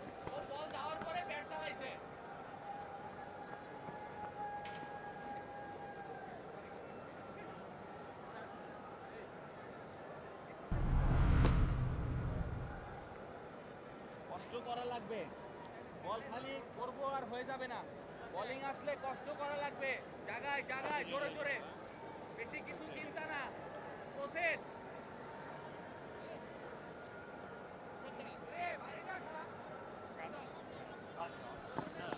The first part of the power play belonged to Bangladesh, and then fresh gloves were asked for by Nichols and Kelly, and immediately upon receiving those gloves, we can't help thinking that there might have been a message, because there was an acceleration from New Zealand. Kelly lost his wicket.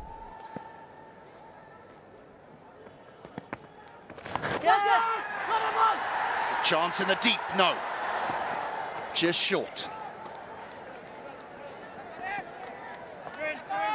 Just have a feeling that he might have just started a little bit slowly.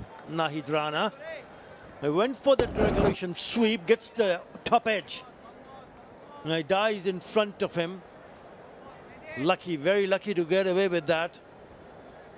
He was hoping that perhaps there was an opportunity to pick up a wicket and break this partnership. That is the bigger side of the ground. Away to the right-hander's leg side, the left-hander's offside. And so you found those boundary fielders are about 10 or so meters off the fence. Because it's nearly 70 meters out to that side of the ground. Whereas on the other side, we're not even at 60 meters, so a clearly smaller side away to the right-hander's offside. The last time they won a series was against India, in India. New Zealand, which shows that they've got to used to these conditions when they come to this part of the world. Again, I have to wait and see whether he got some part of the bat.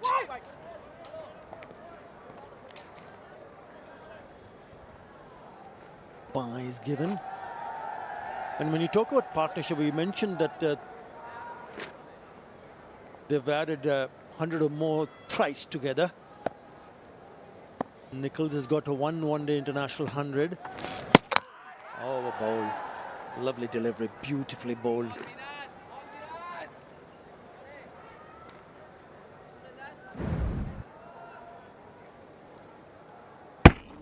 Little bit of turn.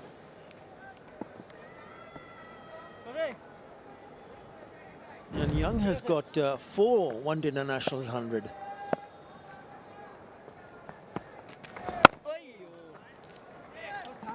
And 5 from the over, that's 17 gone, it's 7 for 1.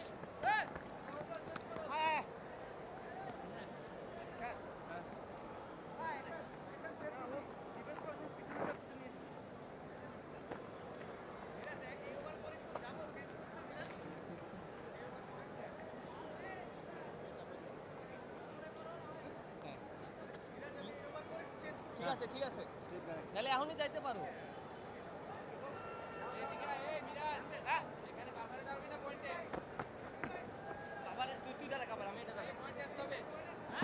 That was in January, where New Zealand toured India and beat them 2-1. They've had tremendous success in India of late. We think of late 2025, how they won a test series there 3-0. Right, a change of bowling here for Bangladesh. Rishad Hussain, the leg spinner, from the rocket end. The rocket end being the media end of the ground. Slip for the leggy.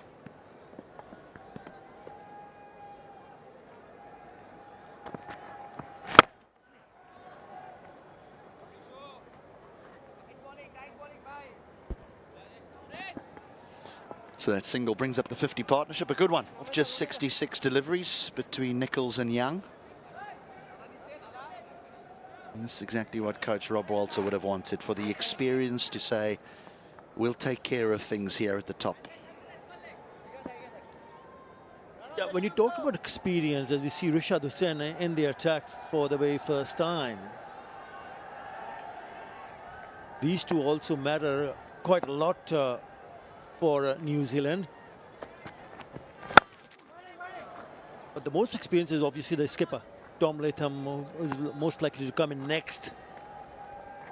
And that's why when you get a good start in, you got to make sure that you cash in, capitalize on a good start and see whether they can continue to bat. Because the more you bat on the surface, you'll start to grow in confidence. You know exactly how the surface has behaved.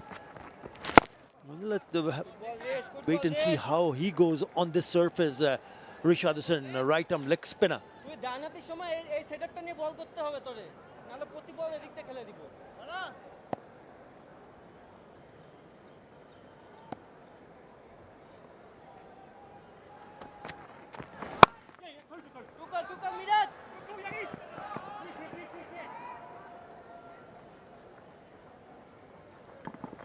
I know it's T20 cricket, but Rishad Hussain had a very good big bash over in Australia over the course of the festive season. He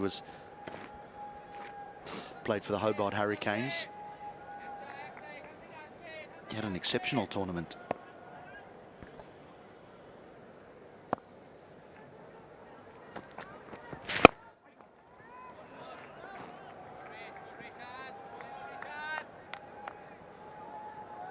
He's a tall lad, so you'd expect a little bit extra bounce on this kind of a surface. He's bowled okay so far, and it's his very first over. He got 15 wickets in that big bash in Australia. Into the 18th, 73 for 1.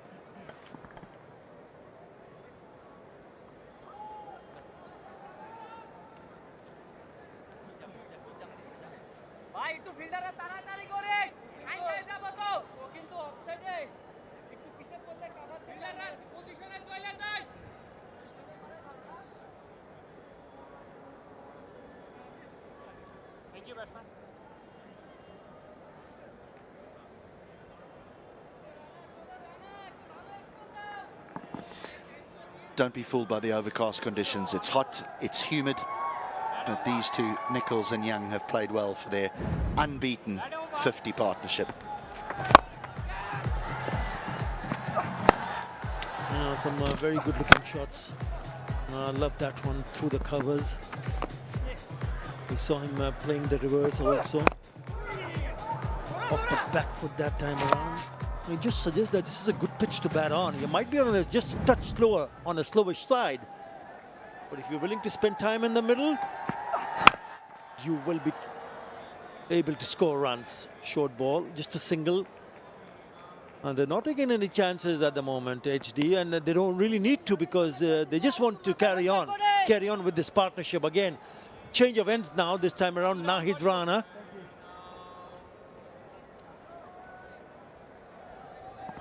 So often in the subcontinent, you feel that you've got to take it on inside the first 10 or so overs while the balls are still new and flying off the bat, and it becomes tougher to score as the innings progresses and the balls get older, but not really here in Mirpur, because it's not a very abrasive playing surface. It's a real picture. The outfield, lush, and the square looks in good shape as well now. Oh, given. Nahid Rana went up. Tanvir Ahmed said that's out. But immediately Nichols said, we'll have a look at that upstairs. What is it called? TV umpire to director. We have a player review for LBW. Original on-field decision is out. I've checked the feet placement and it's a fair delivery. Can I have a look at front on, please?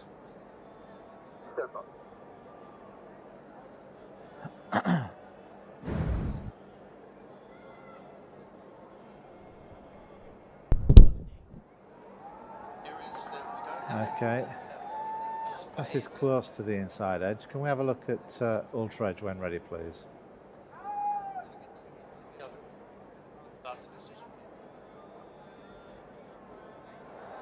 Okay, just hold it there.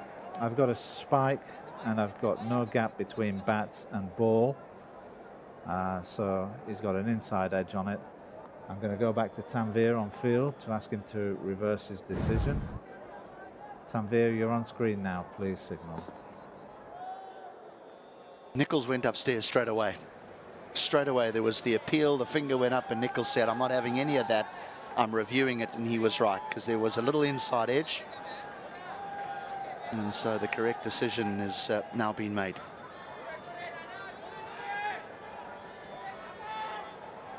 When batters react like that, you know.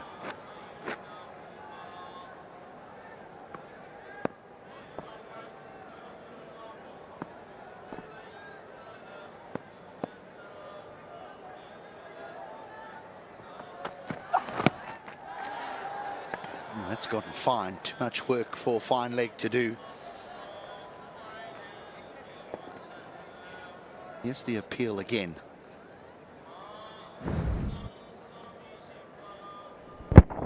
Yeah, 144 clicks on that occasion from Nahid Rana. Loud shout from the bowler, and initially given in his favor, but straight away look at the reaction from the batter. The moment he looked up, and he looked up that he's been given, oh, there you go, I know I hit it.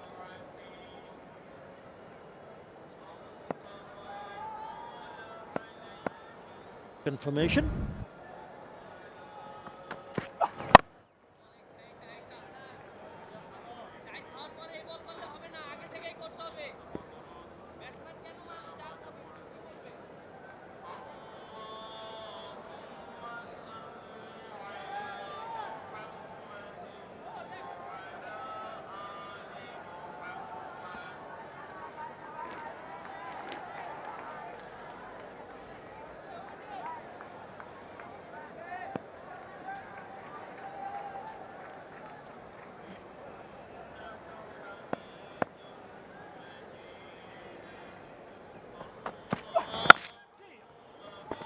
He does hit the wicket hard. Mightily impressive against Pakistan, Nahid Rana. That first one-day international, Pakistan getting bowled out for just over 100, and Bangladesh chasing it down in, what, 15 overs. But Nahid Rana's 5 for, he was the chief destroyer. Huge amounts of potential.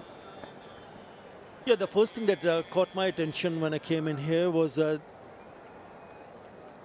color of the surface that they're playing on. You're talking about the surface that Bangladesh took on Pakistan here, a lot more greener, a lot more pace and bounce. This looks on a slowish side.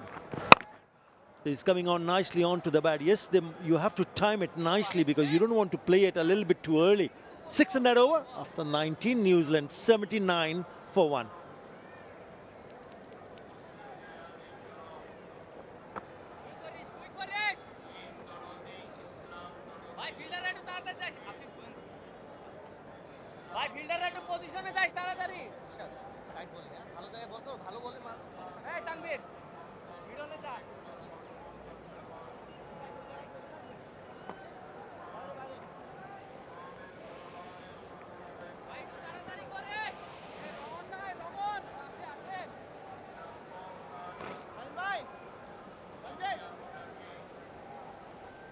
What's the number? You would think around that 265. You would think 6 and over from here on this sort of surface would be a very competitive total.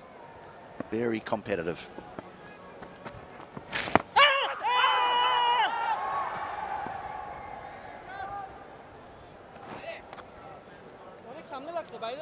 I'm not sure they believed in their appeal.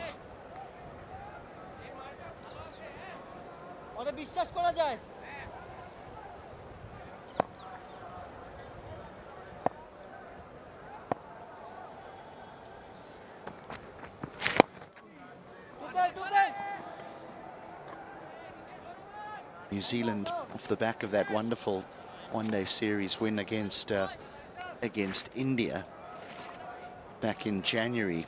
Before that, they played the West Indies. That was in November. They won 3-0. They played England in October of 25. They won 3-0. They played Pakistan in April of 25. They won 3-0.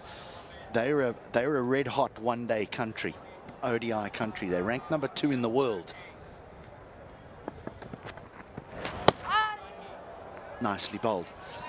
Now, granted, This is a very different side. 8 changes from their previous one-day international. This is nicely bowled. But as far as one-day cricket goes, they're a country that knows what they're doing. Yeah, it also opens up possibilities for the ones who are getting an opportunity to play in this series. You mentioned about the 8 changes from that side that which went on to dominate in one-day cricket. Will certainly give them a huge amount of encouragement to try to emulate what the side has done in the recent past.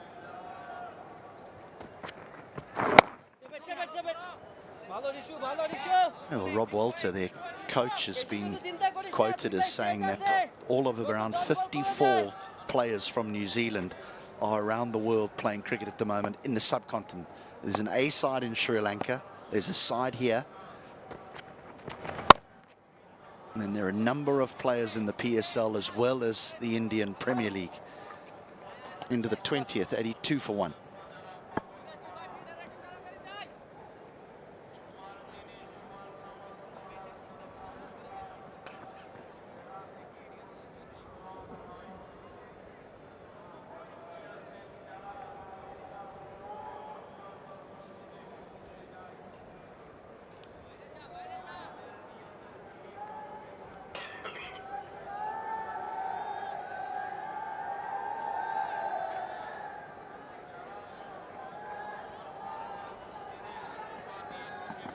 Well, the first ODI in the Dutch Bangla Bank series between Bangladesh and New Zealand. There's one more here in 3 days' time, and then we head to Chattogram for the final one of the series before the T20 International Series. 3 matches in that as well will begin.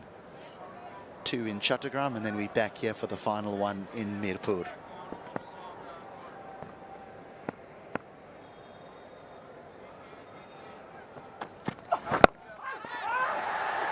Leading edge, it'll bring 2 more.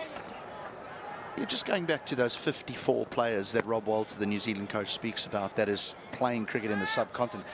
That is nearly half of their entire domestic structure, if you think about that. Now, so that does, you can understand why he views that as a positive, the amount of players that are getting an opportunity to play in the subcontinent. Such foreign conditions for New Zealanders.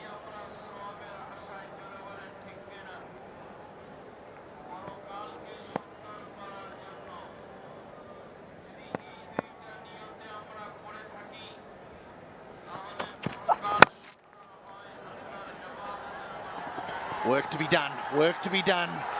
Does well.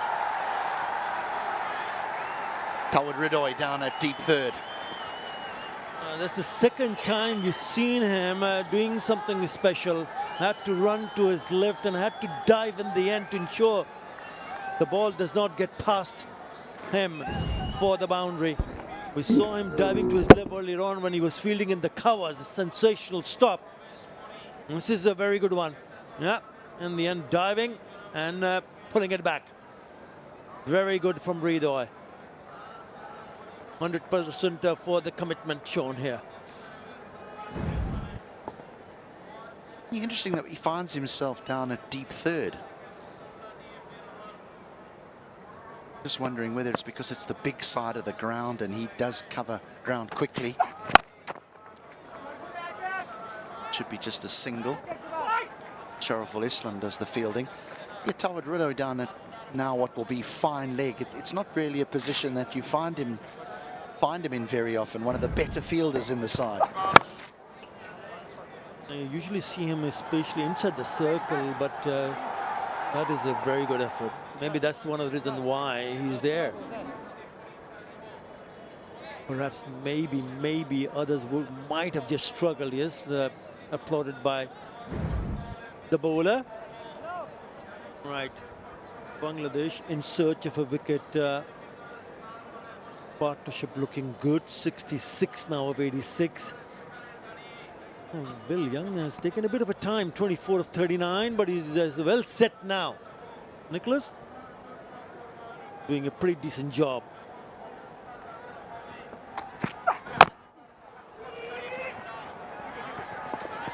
Good run. Excellent run. Oh, no, no, no. No, no, no. It was an excellent run, but not a good bit of backing up.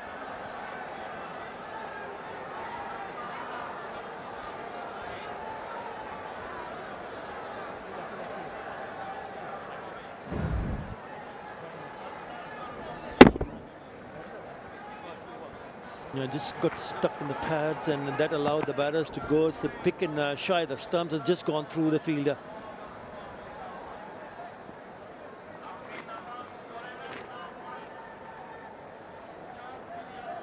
You're not happy. Tanzid Hassan, the fielder.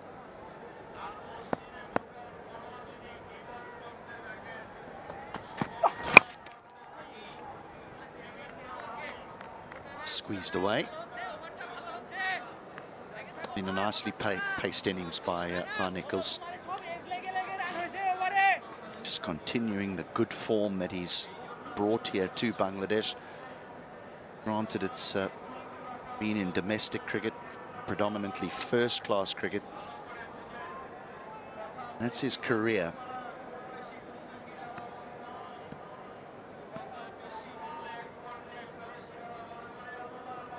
But the form that he's brought in here.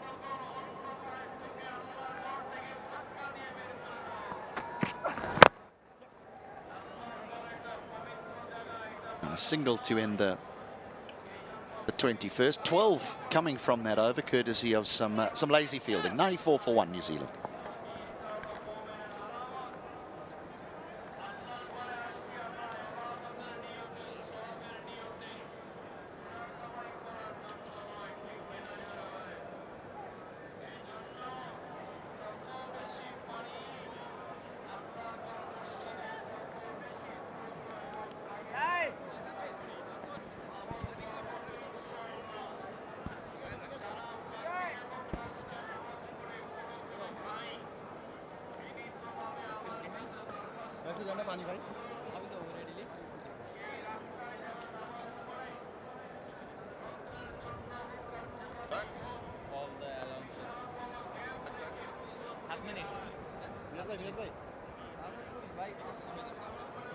It's a holiday, Friday, the usual traffic not quite there.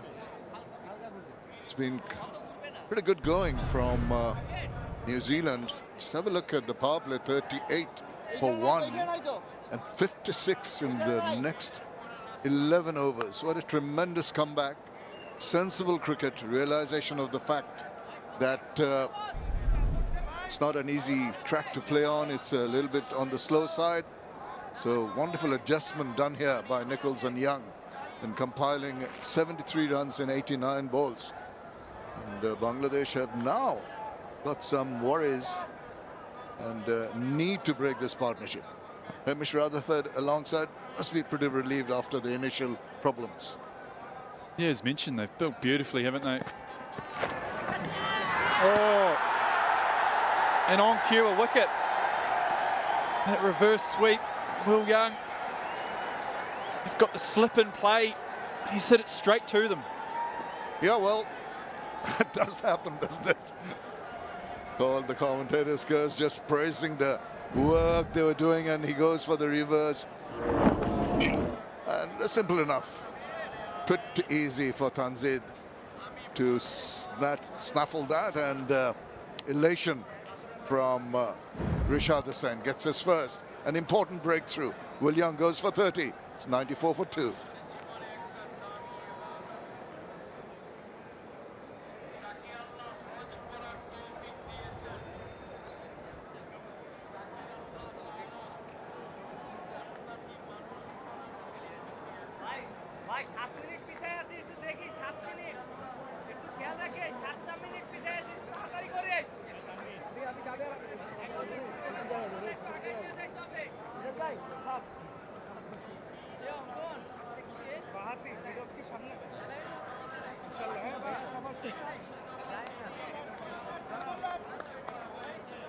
Well, Bangladesh have got the breakthrough they've been striving for after a very, very good partnership. They've managed to see the back of Will Young And in comes the skipper, Tom Latham. Wealth of experience. Look at the numbers there. 4,464 runs, 26 50s, 800s in a brilliant career. The highest score of 145. He knows the conditions. He's been here and done it. He knows that he'll have to be pretty watchful initially. Just suss out the conditions and play accordingly. There's a big role to play. Just to make a good partnership again here with Nichols. Reading the length will be something really crucial for the new batter. The reason why he's here is this. Yeah, good strength of his. Reverse sweep, Will Young. Just hit it straight to first slip. Shot definitely on. Fortunately for Young and the Black Caps, this is undoing. Yeah, innovation is the order of the day in the white ball format, but maybe that little shake of the head told you, maybe they had a little bit of a length, that reading of the length in trying to play that reverse was not quite right, and that told Richard getting extra bit of bounce. That did him. Nichols content to go back. Period of play when Bangladesh will be trying to tighten the screw, just dry out the runs once again that was flowing when that partnership between Young and Nichols was going.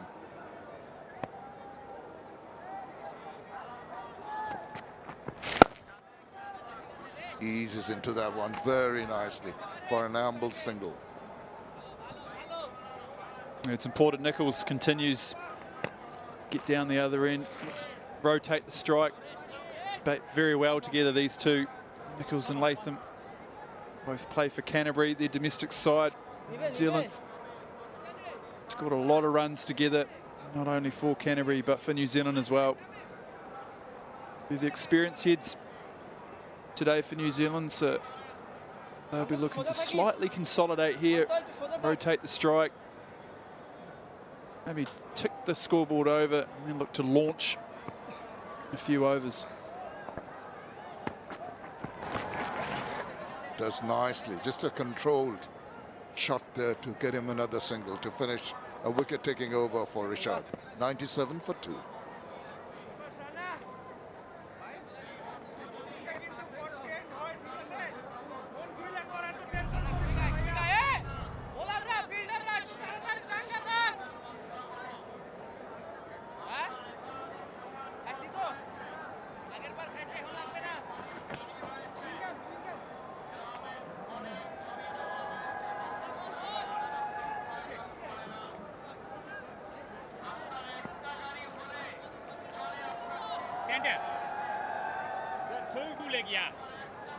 Very good from Nichols. 49 of 64. It's been difficult early on. Steadied the rocking boat with the partnership with Young, but now the skipper is in. See, Nahid Rana, who's been a tad expensive, 4 overs earlier for 33 runs, been erratic. That is one area that the little pace that he offers, quite a bit of pace that he offers, may be used to good effect by the batters. And even though, Hamish, the pitch is on the sluggish side and not too much bounce, Nahid Rana, the tall bowler, 140 plus more often than not, will just give that seed of doubt on the batsman, in the batsman's mind. Yeah, certainly. Obviously, extra pace, while it can provide opportunities, I guess, for the bowler. On conditions like this, it can be favourable for the batting side. As you saw on that last delivery, Tom Latham just able to guide it nicely down the third man. Nichols here on 49. Oh, and he gets past the fielder there, takes to the boundary, gets to his 50. That's an excess pay for, brings in the 50. What a wonderful innings, because it was difficult to start off. He steadied the rocking boat, played some good-looking shots, and that last one took him to his 50. The 100 also comes up for New Zealand. Yeah, a little bit of width on offer. Got a good piece of it, did Nichols. The dugout, they're excited. That's his 17th 50 now for New Zealand. This ODI format, just with the 100 to his name. And what he'd dearly love is to convert this 50 to 100 and gets a second. It'll be very crucial for him and the team. Yeah, I think he'll be looking to bat through here. Try and get as close as he can to the 40th over. He's been in some form back home for Canterbury. He scored 400s in the local Ford Trophy competition. It's our one-day competition. Led from the front with his side.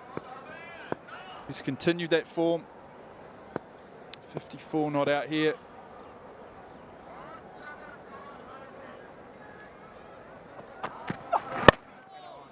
Oh, well, that kept a tad low. That's going to be the surprise element, that problem that the batters face. Similar kind of lengths, one rears up, that one keeps low, and the pace over the 140 mark from Nahid Rana also adds to the problems. Yeah, it's important as a batter. You see there Latham looking to play it as straight as he possibly can. As long as he continues to do that, whether it goes up and down, he'll be in a good position to adjust. The danger is if he's looking to play it square, it might be his undoing. And there's the short pitch delivery. Rather innocuous, I think, easy enough to duck under. Sometimes Nahid Rana can get a little carried away, get a little frustrated with his pace. When he doesn't get the wickets, it tends to be a tad expensive. Exuberance of youth, whatever you call it, but he's got to rein that in slightly and try and bowl with some discipline. You've got to be patient in this format of the game.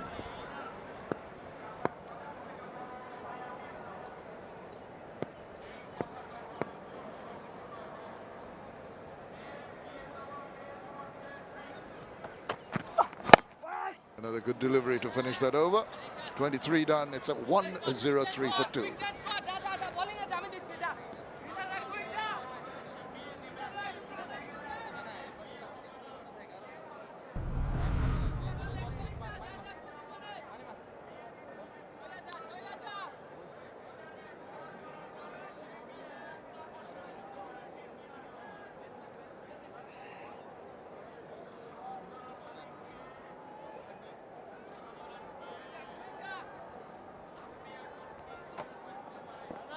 Excellent from Nichols, top of the order, held it together. Quick look at how he garnered those runs. Yeah, it was a watchful start. Good use of the feet, the spin. And Young had a beautiful hand.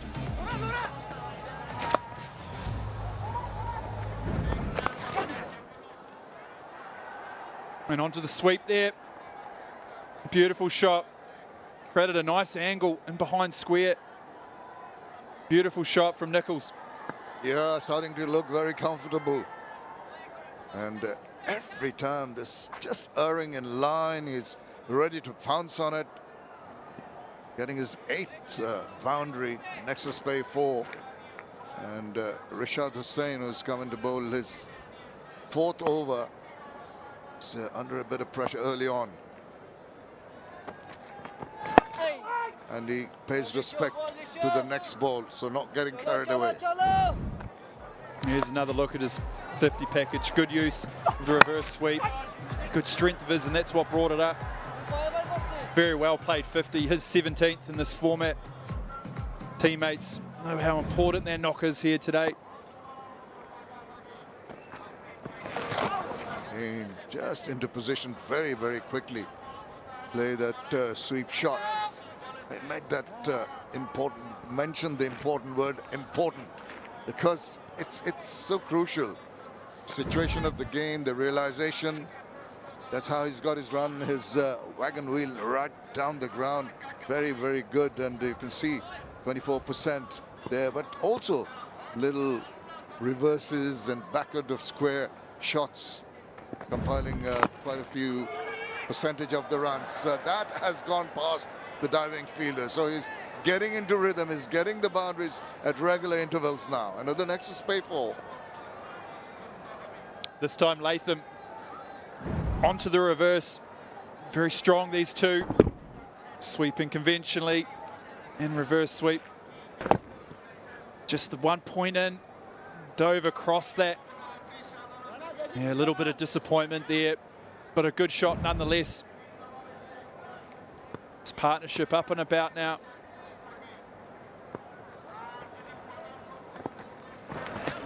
Oh, now he's got in the head of the bowler. He's trying different things, just giving the ball some air, but losing the length. I think could have done a little better with that. But Rishad Hassan struggling to extract turn out of the wicket. When you don't get turn off the track, you've got to need those variations of pace, particularly the arm ball or the googly even. He looks a little bit full, the two. I'd like to see him potentially bring his length back a little bit. Bowl it as hard as he can into the surface. Once again, easy enough to maneuver the balls. Just getting the singles quite comfortably. 24 done. It's 114 for 2.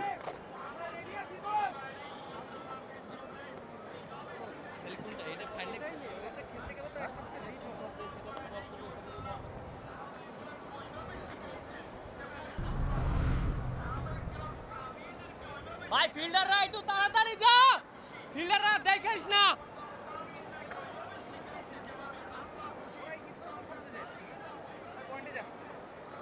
সামিরাজ চিন্তা করে dot ball ভাই 2 The bowlers initially dictated terms, didn't allow the batters, particularly in the first 10 overs in the power play. But once they got into the groove, started to realize the bounce of the wicket, which is lower than you'd expect when you first saw the pitch. That adjustment made it easier to play shots like that. Backs away and thrushes it to the cover boundary. Excellent looking shot for another Nexus Payfall. Yeah, great use of the feet. This occasion got back deep into his crease. The deep point fielder up there on the offside is very square. Only had to miss cover to the right, and that he did. This partnership raced to 24 now. Just the 18 deliveries. And that realization of the bounce, it's not erratic. Initially, there were a few that jumped up, and more often than not, it has been on the lower side, but it has given the batters the confidence that it's not going to really jump up on you. So they're into their shots quite comfortably, placing them nicely, timing them properly. Hardly any purchase of the wicket for the spin bowlers. Once again, just using the depth. This time around, the fielder does well.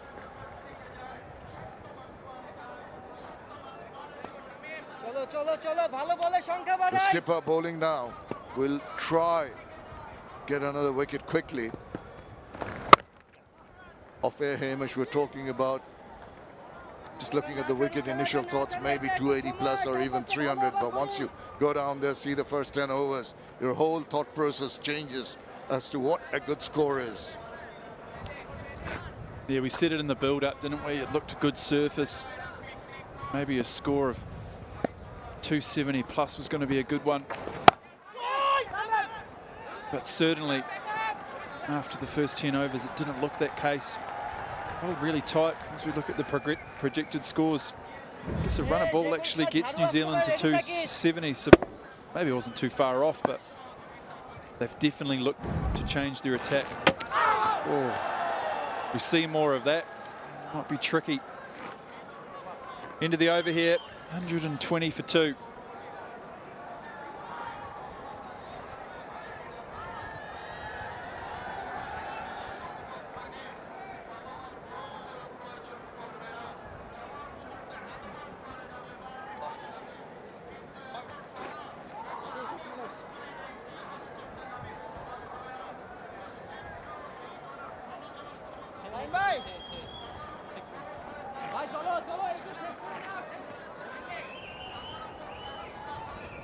New Zealand comfortable now, 120 for 2, going at 4.8. runs per over. Those are the projected scores. At current rate, 240. Gettable, 6 and over. Well, maybe a little difficult, but that'll be a nice score if they can reach it. Another one that he eases into. Have a look at the last ball of the previous over. We said hardly any purchase, but the angle there, the drift and the turn, just beyond the bat. Excellent bowling. There's a little puff, dust coming off the surface as well. It's a beautiful piece of bowling. Nichols equal to it though, just held the line nicely. Yeah, Rishad's got to try and extract some turn. Expect that's going to be hitting him outside the line of the leg stump. More in hope that appeal. Just mentioning that wrist spinners tend to get more purchase. Rishad today has given the ball some rip, but hasn't really got that much of a turn off the track. If you look at the field there on the leg side, changed. Square leg was in play. Now they've changed, looking to maybe stop the sweep shots.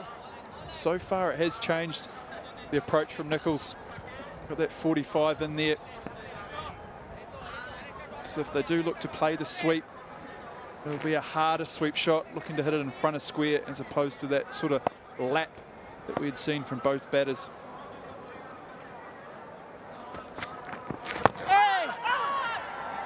I just mentioned the fact that one turned sharply in the previous over. 3 degrees, the angle of turn. That's extraordinary. When you take into account both the spin bowlers have hardly been able to get much purchase. There is a little bit of pad on that, but it's going down the leg. Some encouragement now in these overs. Last 2 anyway for the spinners. Quicker through the air. Nicely behind that, uses the depth of the crease nicely. Soft hands allows the single.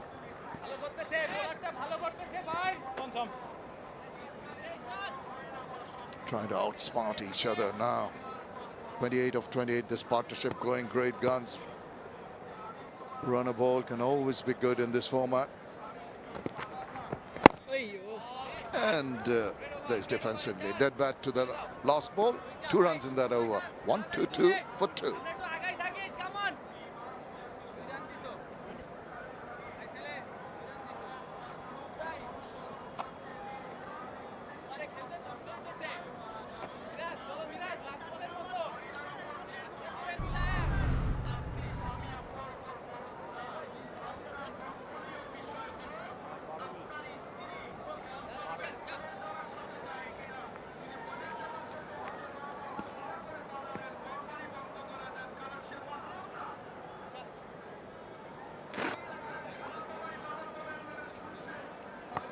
Those are the partnerships. One that matters, 73, between Nichols and Young.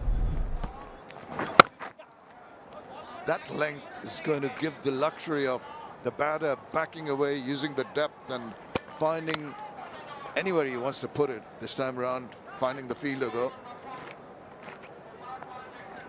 He looks in good control, Nichols. Since he actually brought up his 50, seemed to find scoring very easy. Number of boundaries, just being able to get off strike though. Oh, that has been hammered. Big swing, just falling inside.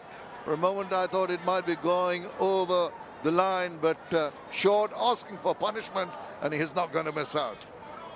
Next is play 4. You just mentioned it, that back of a length.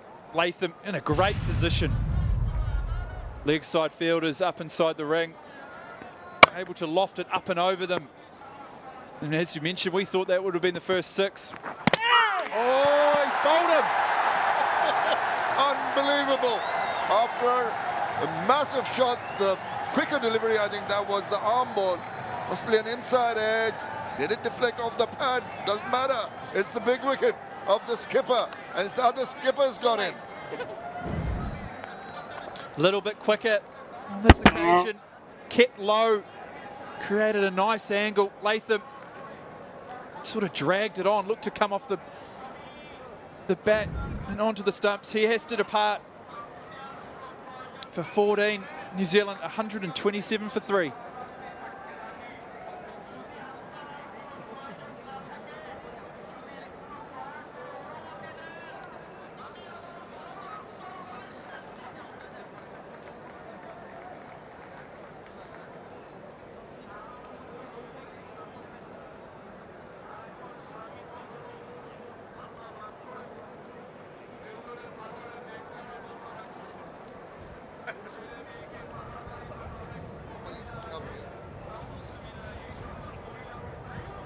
happy bunch of fellas because they've just taken the wicket, a very crucial wicket.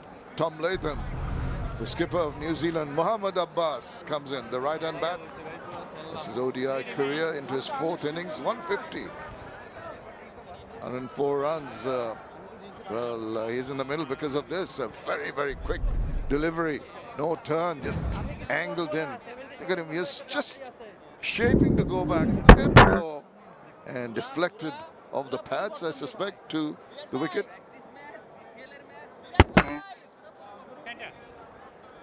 Yeah, it looked like it flicked his back leg, maybe even onto his bat as well. He'll be disappointed with that. Maybe could have looked to have gone forward. As mentioned, the deceptive change of pace. Good piece of bowling. Great breakthrough, the skipper. That partnership was flying along. And with it, it sees the right hand, Abbas, come to the middle. What can you tell us about him? I think he's just come back from that A tour in New Zealand where the Kiwis are playing now.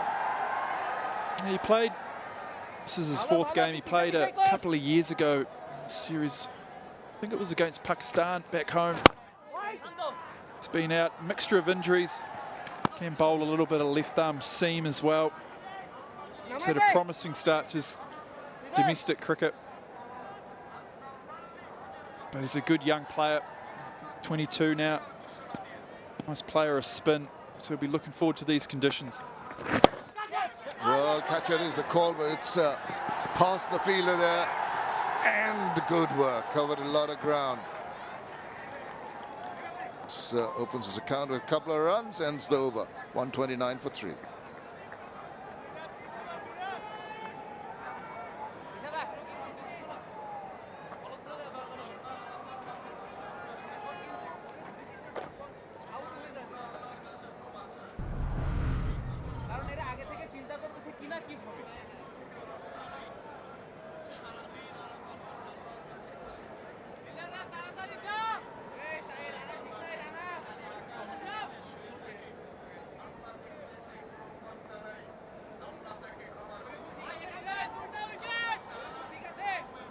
Both teams trying to get the ascendancy. Nichols still there, bowling strong. He's been the pillar. He's been the batter who's held things together for New Zealand.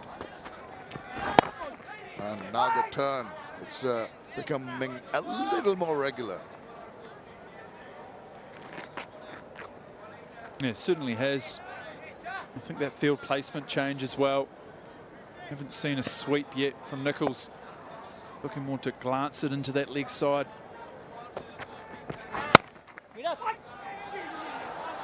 Half stop, that's not going to do. That's going to allow the batter to take a single. Yeah, you're mentioning the manner in which, and that tells you how the captain reads the situation of the game. He realizes that, particularly with the left-hander on, there's an opportunity to sweep every time there's one straightening or going down leg.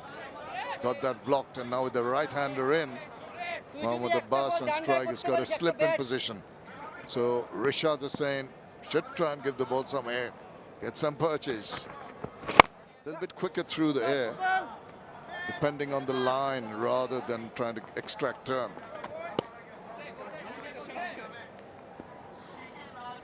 Doesn't bowl too many googlies, Rishad Hussain. It's something in his repertoire that he can improve. The surprise ball.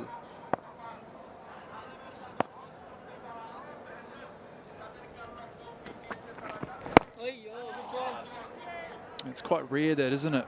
Normally, traditionally, when you see a leg spinner bowl to a left-handed batter, you'll see a lot of wrong-uns, a lot of googlies. Certainly a work on for him.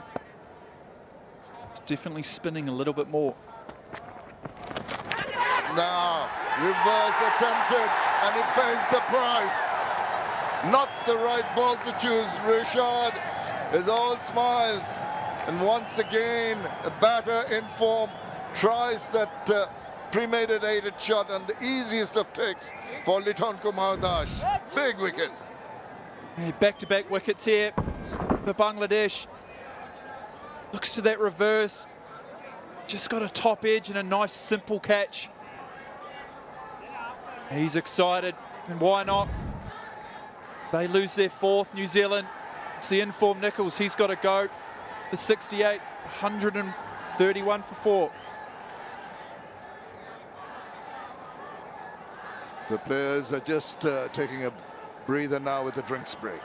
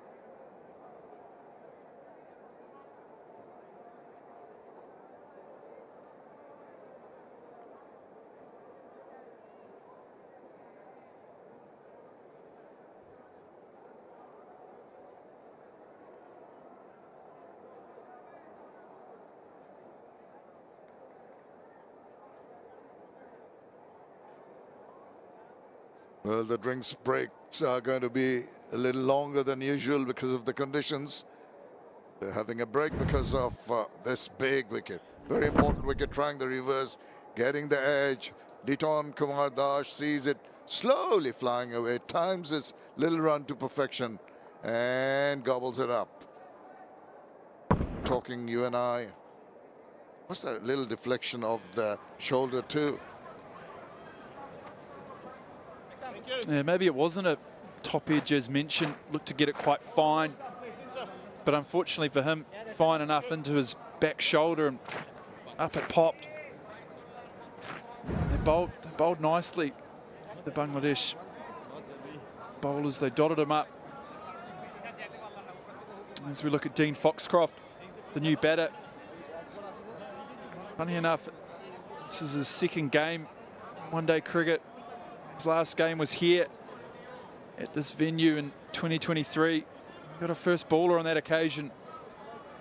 So he'll be looking for a much better outcome today. How difficult is it coming back to the same venue after 3 years, after you've played your lone ODI? Must be a massive amount of pressure on him. Yeah, I think he'll be excited to be out there. What a time to come in as well. Needs a wee rebuild. Almost him and Abbas new to the crease as well, just facing the 4 deliveries. This is certainly a rebuild feel about it. An excellent over, wicket taking one from Rishad. 131 for 4.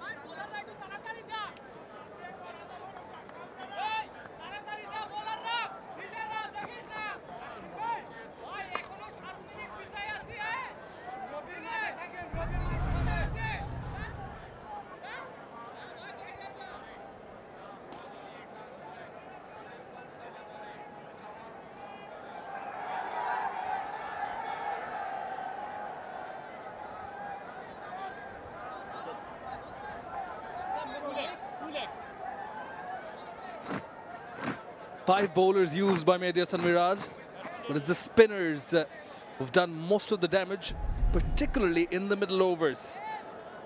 The Shariful who bowled beautifully, but is an aggressive attempt in bringing Nahid Rana back. Last 18 deliveries accounting for 2 wickets. Miserly, just 11 runs, run rate below 4. Slip in place. Back of a length. Easy single, an offer for Muhammad Abbas. So welcome back to the commentary box, Athar Ali Khan. Very good afternoon to you. Yeah, good afternoon, Shaman. Good afternoon, everyone. And all of a sudden, it's turning out to be a good afternoon for Bangladesh, because at one stage, New Zealand were looking really good. 94 for 1. And all of a sudden, they've lost now 3 wickets.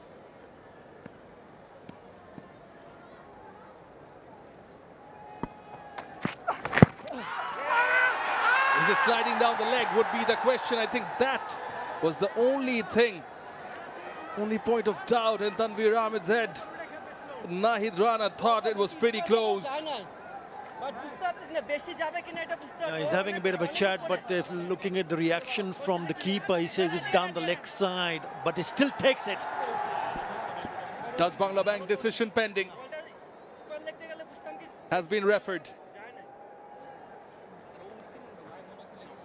TV umpire to director, we have a player review for LBW. Original on-field decision is not out. Check the feet placement and it's a fair delivery. You can have a look at front on, please.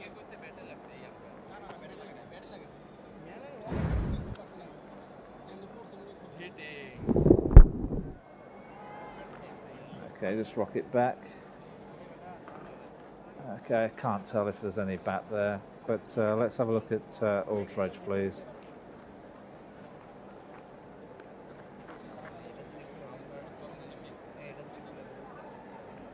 Okay, rock it back for me. Yeah, okay, roll through to the pad.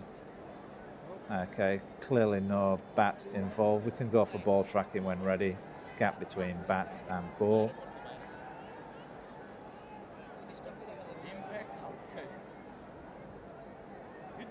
Okay, pitching outside off, impact in line, wickets missing. We'll go back to Tanveer to stay with his original on-field decision of not out. On screen now. Thank you. Yeah, decision, on-field decision upheld. Tanveer Ahmed was spot on. And TV umpire Richard Illingworth confirming through technology that it was sliding down the leg.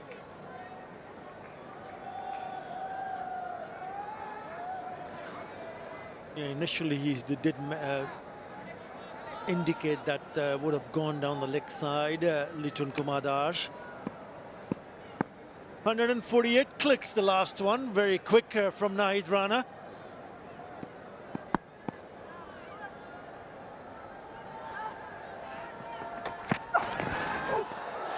Yeah, he is steaming in. Wasn't too far away from the off stump here.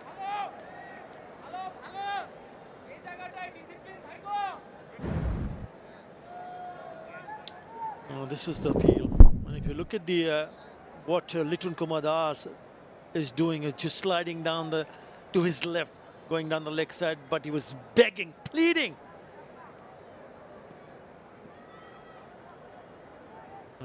Missing the leg stump. They lose another review. They still have one in hand.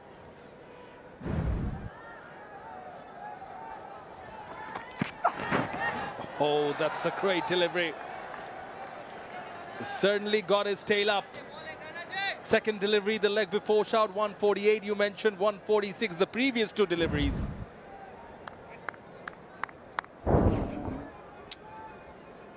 Yeah, quick. He's been very quick. It's been expensive. None for 40 for Nahid Rana. Mohammad Abbas on strike, also known as Mo Abbas. Has a world record for having the fastest 15 ODI debut, just of 24 deliveries, which was against Pakistan in 2025. 52 in the end of 26, 3 4s and 3 6s.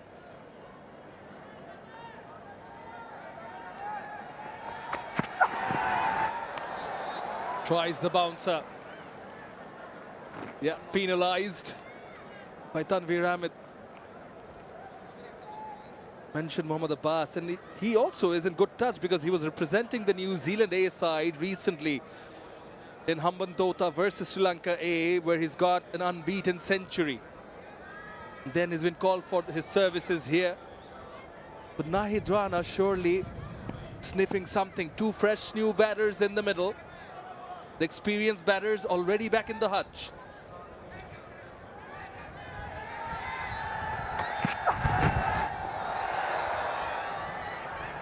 Playing a miss again.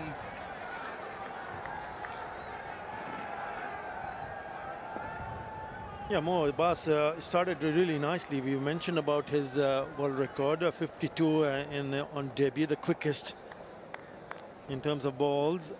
Then he followed up with a score of 41. But it's the inexperience. We talk about the inexperience on this side. Remember, the experienced campaigner already back in the pavilion. Nichols, Latham, Young. So a lot will depend on the rest of the players to put up some kind of a show here, because at the moment 134 for 4. Yeah, nicely played. Just leans into it, so he should come back quite comfortably for the second. 5 in that over. 136 for 4.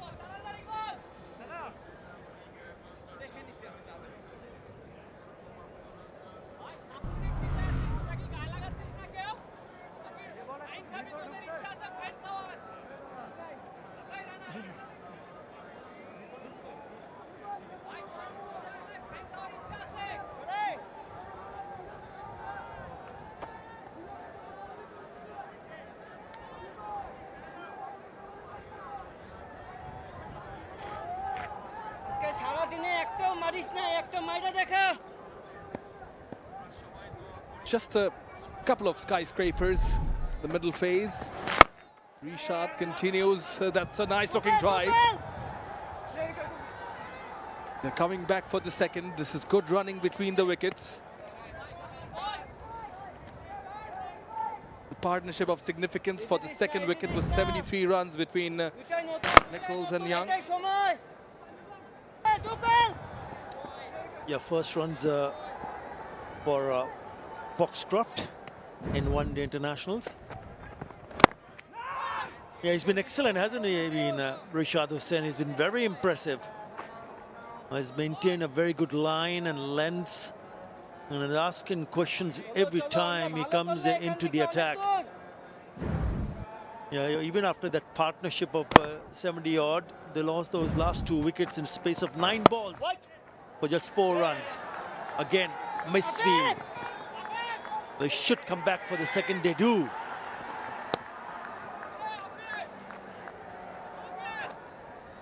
Subtle things. Just converting the singles into doubles, slowly trying to transfer the pressure onto the opposition. Got 2 doubles here.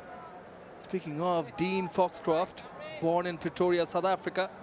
Before he moved on to New Zealand, did represent South Africa in the Under-19 World Cup. ICC Under-19 World Cup in 2016, which was hosted by Bangladesh. And Mehdi Hasan Miraz was the captain for Bangladesh. Shanto was in the side as well. So he does have a bit of experience of playing here in Bangladesh. Yeah, Mehdi Hasan Miraj, not the skipper for the national team, was player of the tournament in that World Cup that you're talking about. Yeah, 5 in this over. Yeah, they need to put up some sort of a partnership here, because they were looking good at one stage, but when you lose early wicket, those 2 wickets, then you're in a bit of a huddle. 142 for 4 at the moment. 6 runs in this over.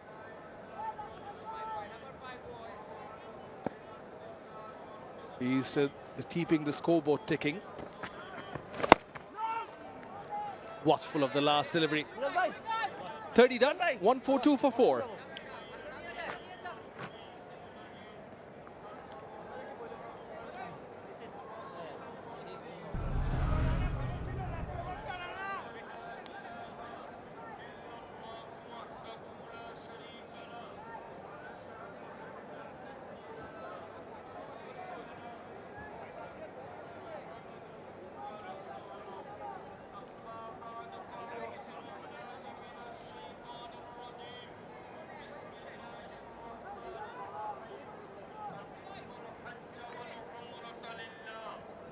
73 of 90 between Nichols and Young, the partnership of significance. Latham and Nichols too scored quick runs, 33 of 32. They needed that to go on. The Kiwis. Hydrana firing in to Mohammad Abbas.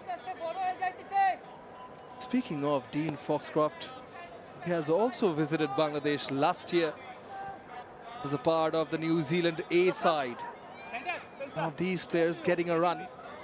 At the moment, current run rate below 5 will get them to 237. Around 6 or more, 258, 8, close to 300, but they have 6 wickets in hand. These are crucial overs, these middle overs, because if Bangladesh can break through, can get a wicket or more, then it's going to be problems for New Zealand. Targeting the stumps with pace. Yeah, Madison Mirage has kept him on. We know the kind of speed he can generate. He's generated some good speed, some really good speed. Hitting the bat quite hard, 173, beg your pardon, 147.3 clicks the last delivery. I just wonder, maybe not a bad idea to bring Shoriful Islam back in the attack. Again, straight to the fielder. I thought he's very good. He's only bowled 5 overs, Shoriful Islam. Spells of 2 and 3. And that's his pitch map today, Nahid Rana. He's been expensive. He's been quick. No, just on probably on the shorter side. He has between 6 and 8 meters. Has been good, 35%, 40% on a shorter side, and then again, few more short deliveries.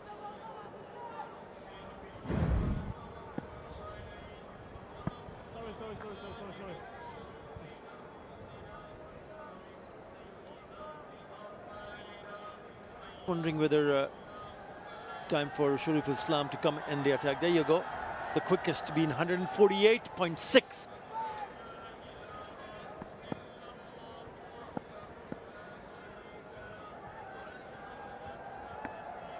Has a lot of talent, sheer pace, raw pace. Well played.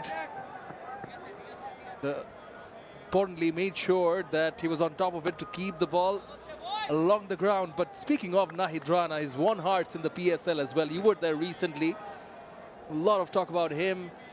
Even Dominic Cork, someone like him, asking Bangladesh to take care of him. What was it like? You've been there, calling his matches.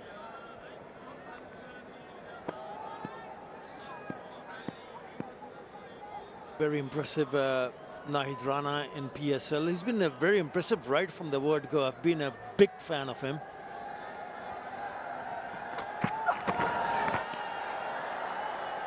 Quick on flat surface. Remember, pitches in PSL were quite dry, devoid of any grass, so not a lot to offer for the seamers.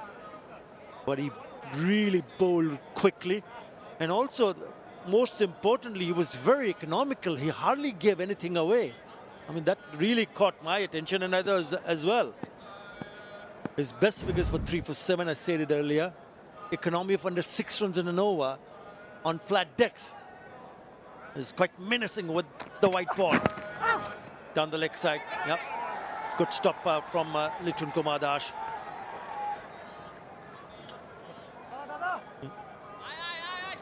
Only 2 in that over. New Zealand 144 for 4.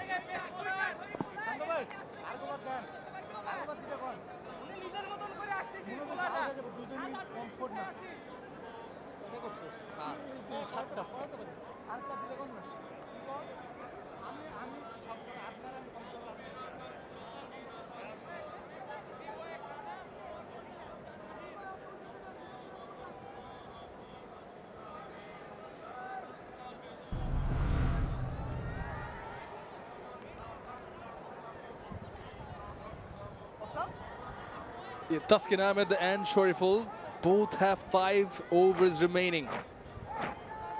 Shoriful the tidiest of the lot. 1.8 his economy, and you asked for it, he's heard it, you called it, predicted it. Shoriful back in action from the rocket end. Comes down the track, goes downtown, and will get 4. Welcome back with a Nexus boundary. Nexus pay 4.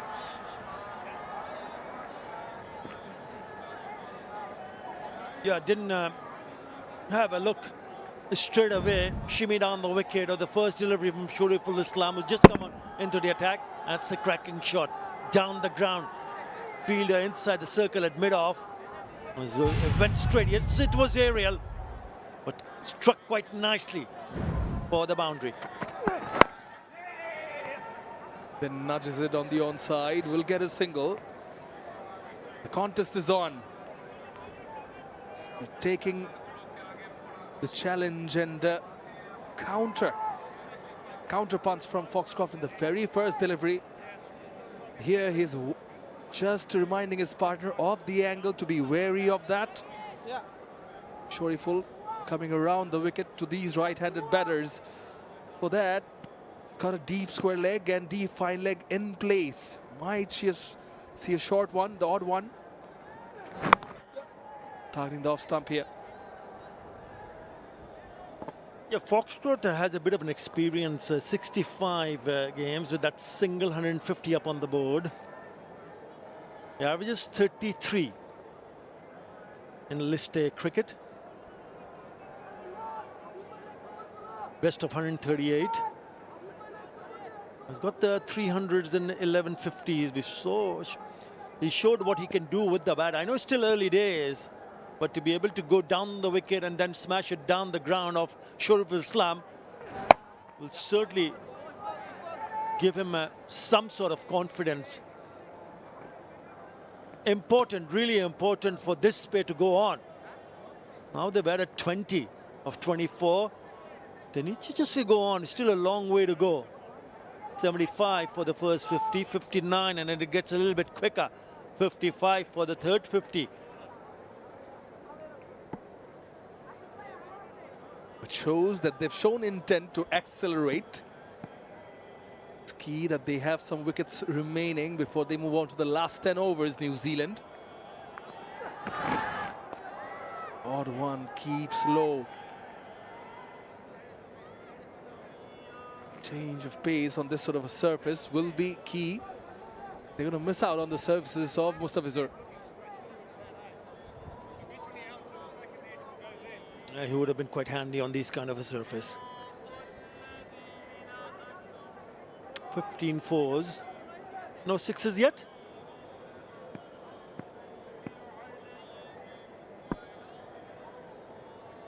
Been that sort of a day. Oh, almost chopped it on. Will be the end of the 32nd. New Zealand 151 for 4.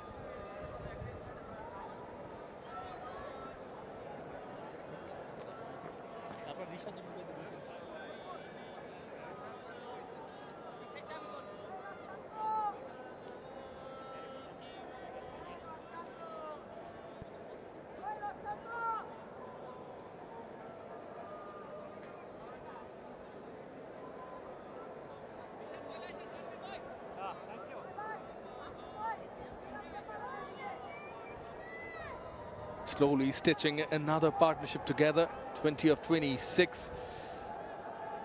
Phase-wise, it's 113 for 3. Second phase still ongoing. This is where Bangladesh have reaped rewards in terms of 3 wickets. Change of ends for Nahid Rana. Oh, outside edge, running down. Will be 4. Nexus pay boundary.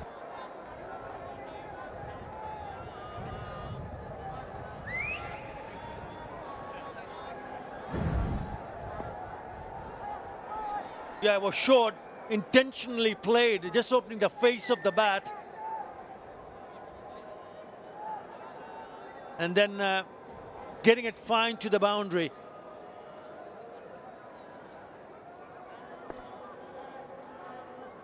Beg your pardon, only change from the rocket end. Nahid Rana was bowling from the Dutch Bangla Bank end, continues to do so. But what's been common, both the previous over and this one, is that Foxcroft has managed to hit boundary of the very first delivery, and what that does is puts the pressure back on the bowler. He's done well, Mehdi Hasan Miraz, with the little changes, persisting with the slip at times. Spinners doing well, subtle field changes, which has prompted the batters to try something different, and in the process, they've managed to get the wickets. And here comes another change in the field. I think he's opting for a slip now. Rishad runs back to the slip cordon. One fielder lesser, the square. Only deep square leg, deep fine leg, along with mid-on the onside. Offside packed field.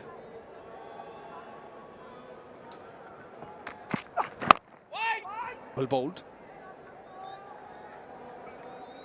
Yeah, what he has done is brought that fielder from short mid-wicket towards the cover area and has put that cover fielder back in the slip cordon. So he's opened that onside and left it open for the batters.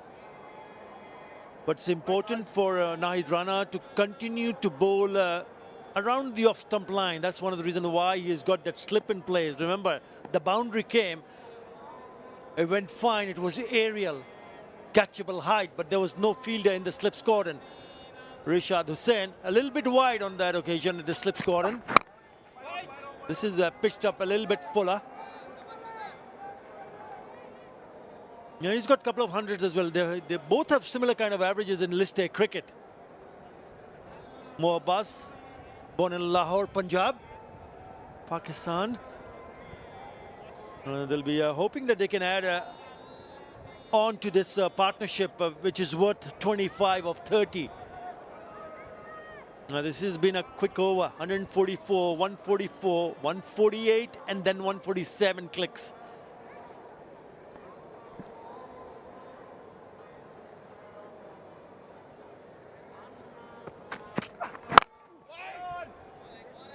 Again, targeting that off stump, but this has been brave captaincy from Miraz.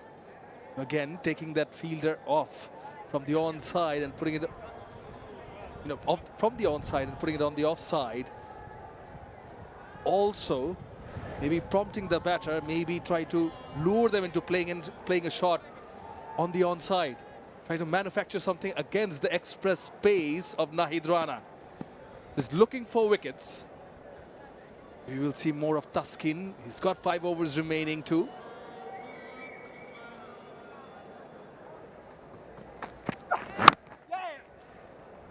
Will be a single. Could come back from Nahid Rana after being hit for a boundary in the very first delivery. 157 for 4.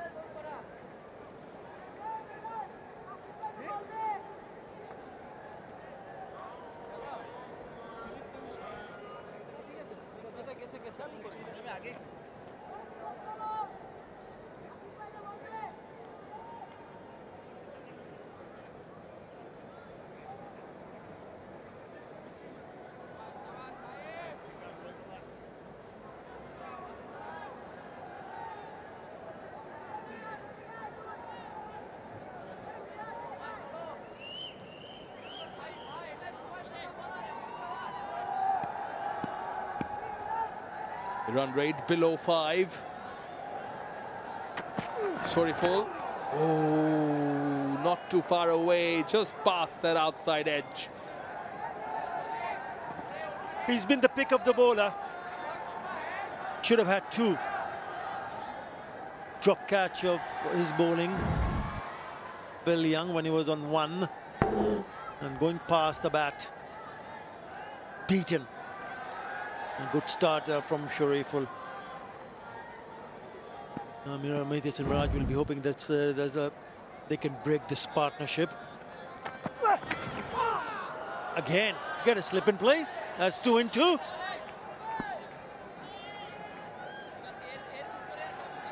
It's the bounce that has troubled the batters. Yeah, ball doing a bit after pitching as well, but Mohammad Abbas not really using his feet.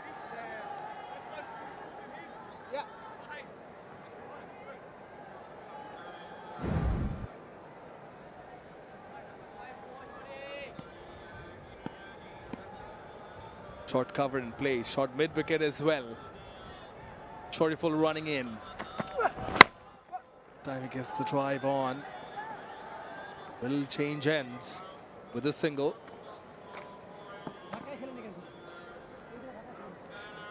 Yeah, we've seen some good pace, especially from Nahid Rana, but what we have not seen from the seamers to take the pace of the ball. I haven't seen that. Yes, maybe that is an odd, slower delivery, but not a bad idea, because this partnership, when you look at that, look at the Shoriful Slam speed, the quickest been a 138, just over 138, slow been a 127, averaging 132.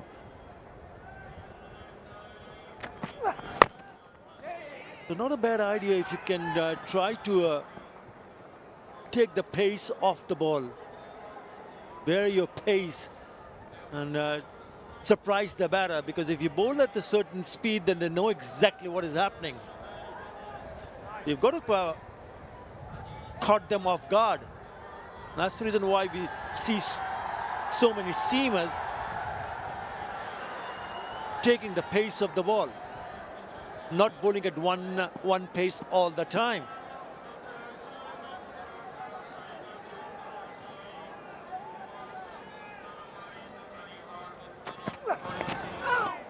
Slightly fuller.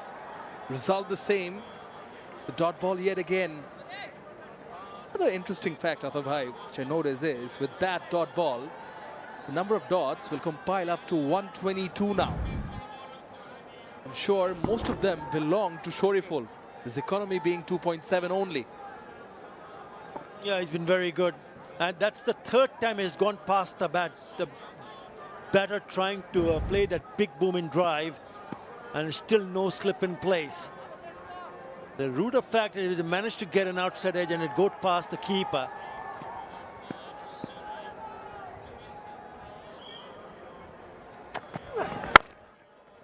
Time he gets back to ball. Just be a single though. Very parsimonious, just 3 singles of the Shoriful over. New Zealander 160 for 4.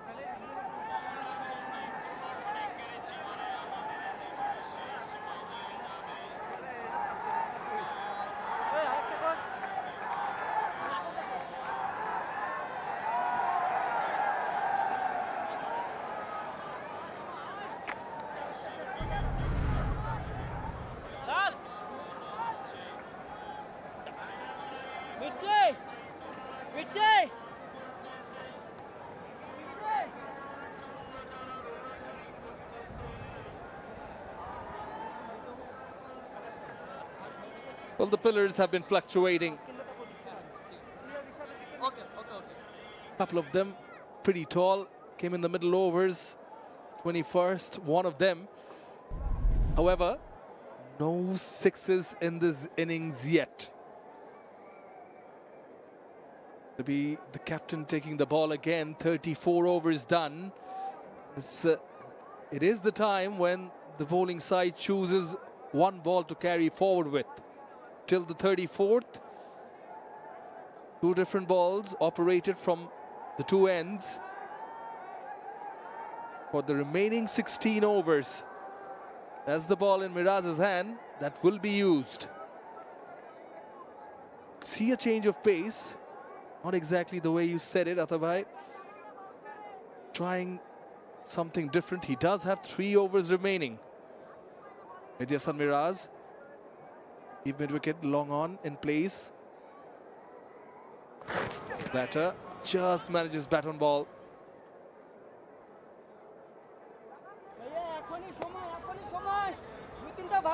Yeah, both now looking a little bit more comfortable, apart from that previous over when there were 3 shots attempted, and on those 3 occasions he was beaten. Partnership now worth 30. Important, really important for New Zealand, especially this pair, to ensure that they can bat for another maybe 5-10 overs and get even more set. I haven't seen any aggression at the moment, which is absolutely fine. They're going to rate of under just 5 runs in an over. Cheeky, just for a single.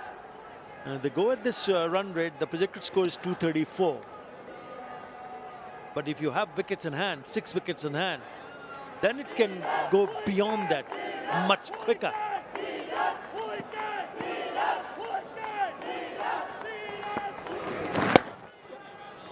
Loud and relentless in the stands. Plenty of support for the home side. I think it's in this partnership, it's been Dean Foxcroft who's been the aggressor, who's looked more comfortable. Bass, of course, quite a few play and misses. And has used his feet better. Dean Foxcroft. Yeah, a couple of boundaries for him, no boundaries for Mo Abbas. They still need to play some smart cricket from here on. 3 singles already in this over. Running the first one hard. Will be limited to a single only. 4 runs of the 35th. New Zealand 164 for 4.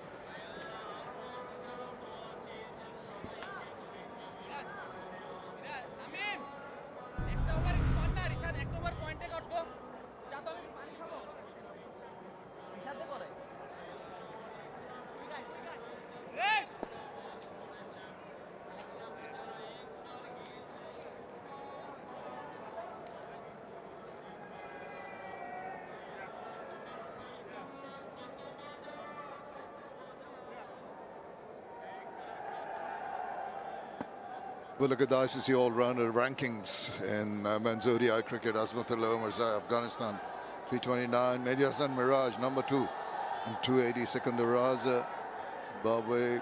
Mohammad Nabi, Afghanistan. Bracewell, New Zealand. Now's the time where they've got to make up their minds. With 15 overs left, I think any kind of apprehension that is there has got to be set aside. You've got to be positive with the remaining 15 overs.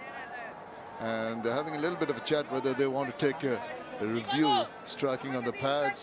Not too much commitment here, Hamish.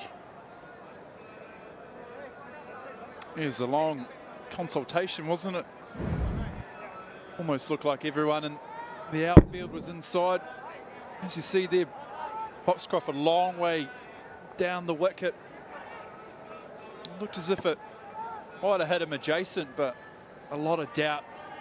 Left arm around the wicket, and he's a long way down the crease.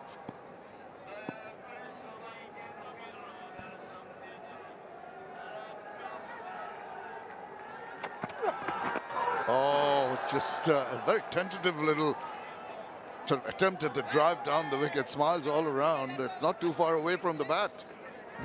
It almost sounded like an edge through the earpiece. Take another look at it. Bit of extra bounce. Good carry. It's a nice angle, left arm round the wicket to the right-handed batter. A little bit of word as well. Finished with a smile. Only friendly banter, I'm sure. Mohammad Abbas will be wary of what Shariful can do. He's been very, very accurate, very impressive bowling so far. He's got to go and put a dead bat to it. There's 3 balls back. Have a look at that little bit of confusion. As mentioned, long way down the crease. A lot closer than what you think. That's why there was a lot of long protests from the bowler. He wanted to have a look, didn't he? Every bowler thinks it's out, don't they? They sure do. The captain always thinks otherwise. Depends on the keeper to make the final call, because he's the man behind, sees the line of the ball. Liton Das very adept at that. Oh, that's going to be edged to the keeper. That is spectacular stuff from Shariful Islam. Kept on pitching outside the line, tempted the batter, initially beat him a couple of balls back. This time round, no respite. He's got the edge, and it's been taken cleanly and easily by Liton Das. He strikes again, Shariful. He's built beautifully this over. A little bit more width offered here to Abbas. And he flashed his hands at it. Left arm round the wicket. Nice, comfortable catch. A great time to get a wicket for Bangladesh. New Zealand 165 for 5 now.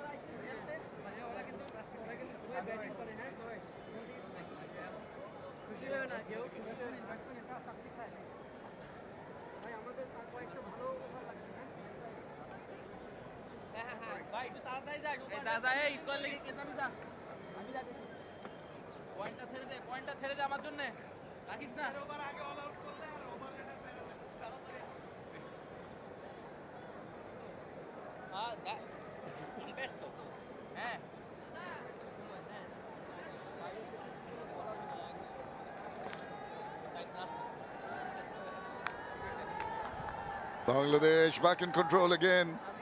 Wickets at regular intervals have really not allowed the New Zealand batters to settle down. Couple of good partnerships, but as and when they seem to be flourishing and the momentum was being gathered, the bowlers struck. Josh Clarkson, ODI career, just the 17 runs.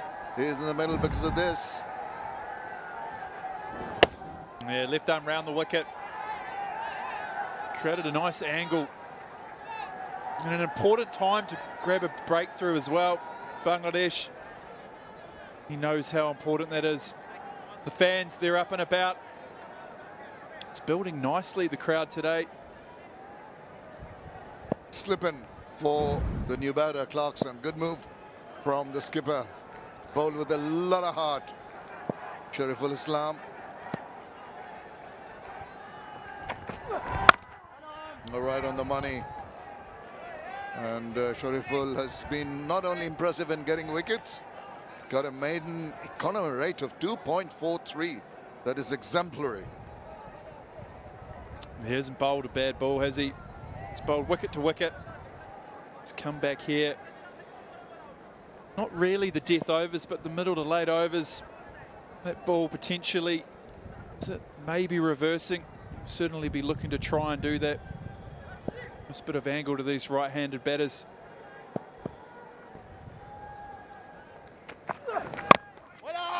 Marvellous over completed. 165 for 5.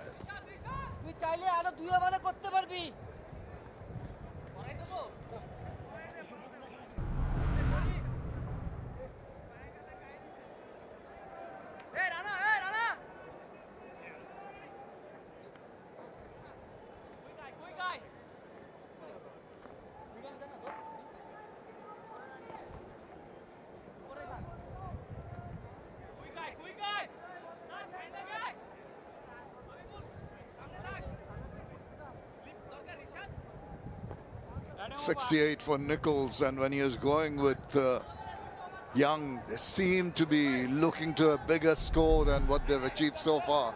But all credit to the Bangladeshi bowlers in chipping away at the right times, getting the wickets. Those are the projections. At this rate, 230, 249 at 6, which is still likely. And they'd love to get around the 250 mark. New Zealand, Rishad Hussain and company will be thinking otherwise. Foxcroft on strike, 20 very well compiled quick runs. Oh, short. He's found the fielder. I think he'll be a little annoyed with himself and missing out on a golden opportunity to get a boundary. He's got away with this, hasn't he? A little bit of a drag down. Foxcroft, almost a premeditated sweep. You got a feel he could have put that anywhere. But nonetheless, one out to the deep square.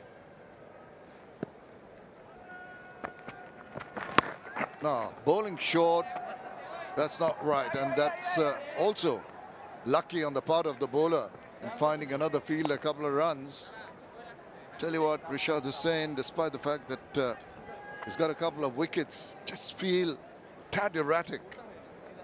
Also a bit of problem, and hope it's nothing serious. This is the hammy, or it's a cramp. It's very hot and muggy. Brains you, possibly cramp.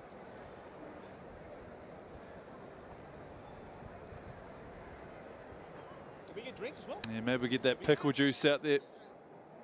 Physio, as mentioned, very warm today. Looks like a little bit of calf. We take a look at the wickets so far. New Zealand, they won the toss. They opted to bat first. That was Nick Kelly. Departed first. A little bit of a drag down. Will Young looking to go to that reverse sweep. That was a good piece of bowling from the skipper. The ball before was slower and a bit short. Nichols feels a little bit unlucky. Top edge onto his shoulder. That's the final one today. Abbas. It's been a good day out from the Bangladesh bowlers. Let's look at the scorecard. New Zealand batters.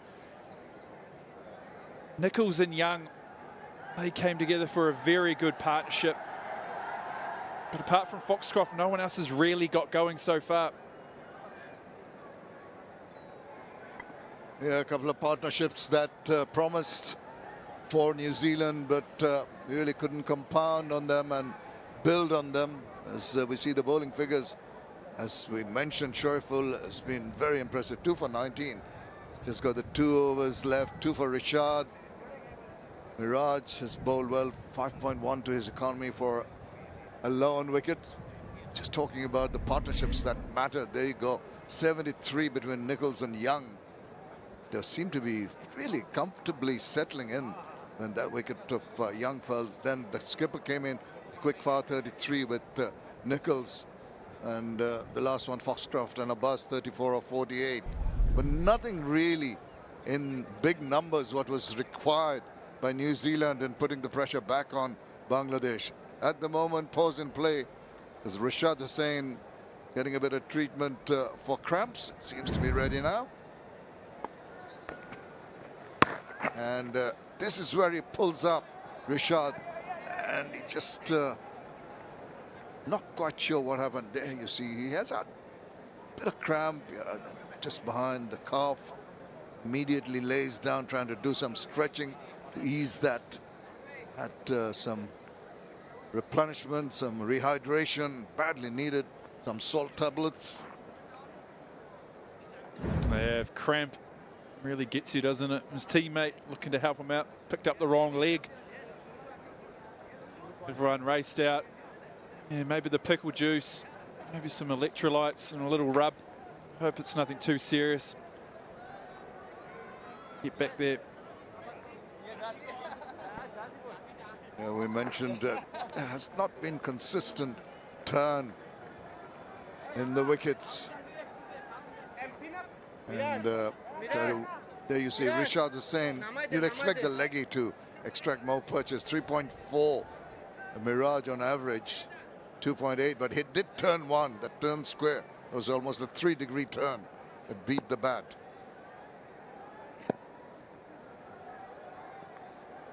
Oh, he's okay now, ready to go.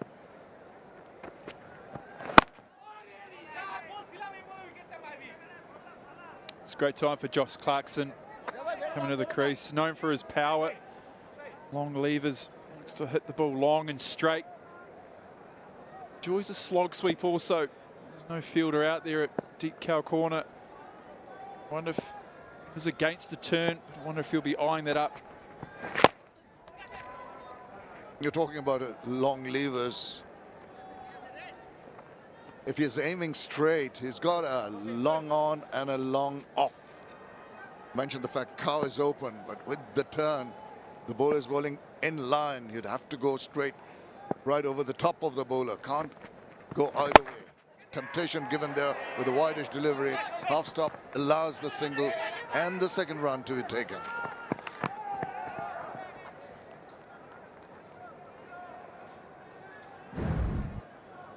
Definitely tossed up. Oh, might have been a chance. I'm not carrying. Sort of getting to that point near the 40 over mark. 4 overs away. A little bit of a rebuild as the nail clippers out. Gosh, they're useful for anything, aren't they? Well, we know that one ball has been retained, and this is the prerogative of the fielding captain. Oh, there is the turn.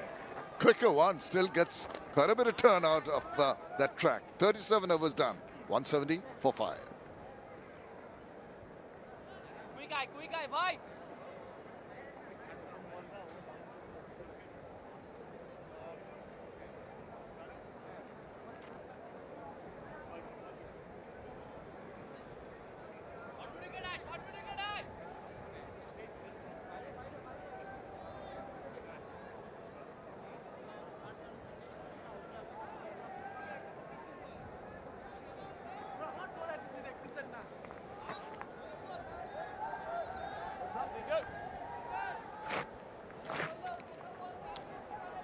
Bangladesh have managed to restrain the scoring. Initial periods where a couple of times where there are some big numbers, big blocks there on the Manhattan. Skin Ahmed also nicely just jagging ever so slightly into the right-hander. Now that ball, the one that was retained just before that, let's have a look at the last ball of the previous over. Straight in the grip and that turn.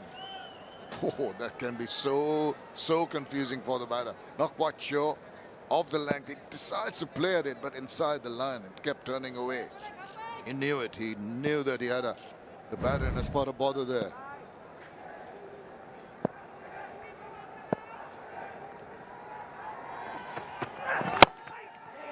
Just whips it away. Just the point I was trying to make about this ball after the 34th over, retention of one of the two balls. Obviously, it would be the one with a little bit wear and tear, more wear and tear. Maybe one side scruffed up to achieve some reverse swing. You got to think so. Obviously, day game here today. Very abrasive outfield, abrasive surface. You got to feel like the balls aren't going to be in great condition. They're probably going to show a little bit of wear. So I'm sure they would have selected the ball that was the most worn. Maybe they might work in shining the other side up to try and get some reverse. Well, if you're going to bowl short like that, you ain't going to get no reverse, and that's going to be put away with utmost disdain by the batter for a boundary. Just a gift offered, and he was not going to miss out.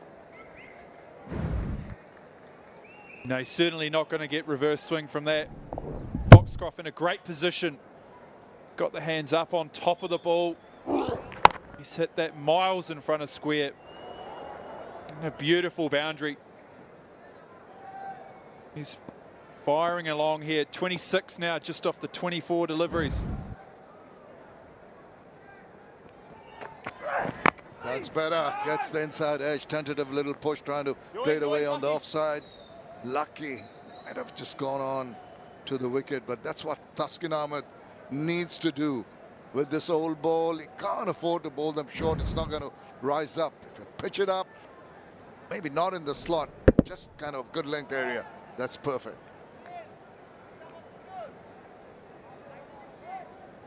Yeah, we've seen that throughout the day. Slightly back of the length, nice and straight. It's been very difficult to score.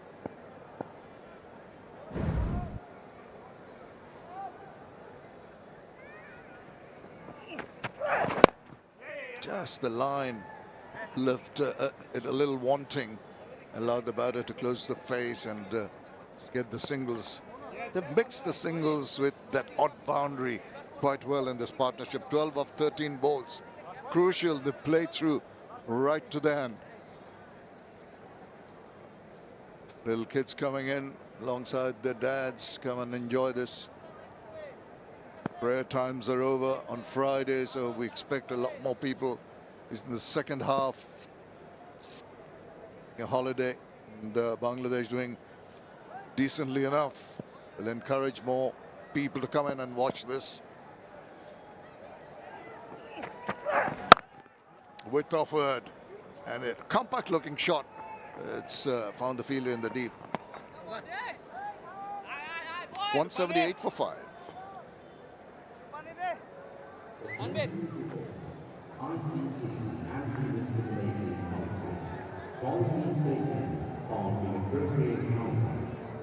shall be a breach of the terms and conditions of entry to the venue for any cricketer to engage in any conduct, whether through the use of language, gestures, or otherwise, which is likely to offend, insult, humiliate, intimidate, threaten, disparage, or vilify any other person. Foxcroft and Clarkson's built up 13 of 14.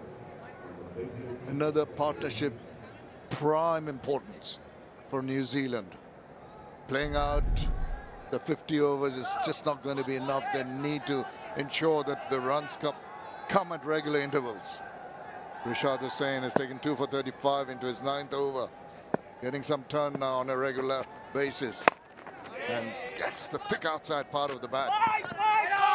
There was a hint of turn in that delivery too.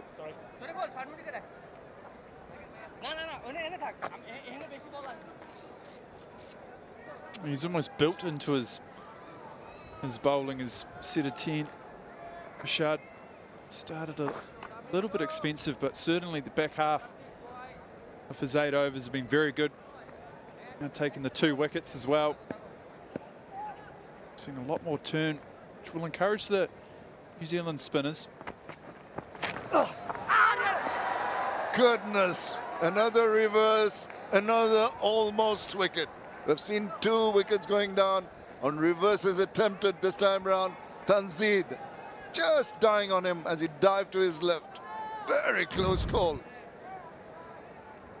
Another reverse sweep. Foxcroft, very fine, low to his left. Oh, and it's carried. Would have been a sharp chance.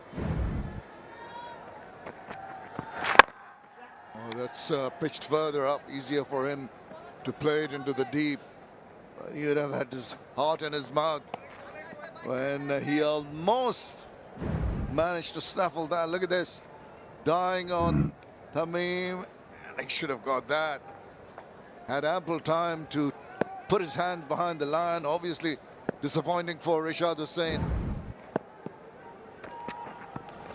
Ah, beauty. Drift and turn.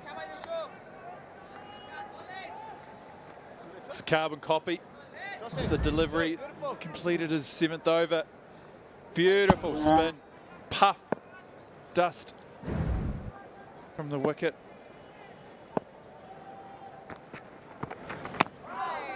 Once again, not reading the lane, going back into his crease once again. The ball beating bat. This has been top class bowling from Rishad Hussain consistently.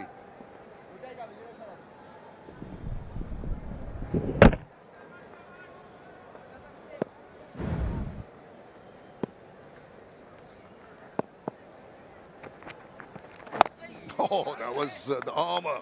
Had to hurry down on that one. Great over. 180 for 5.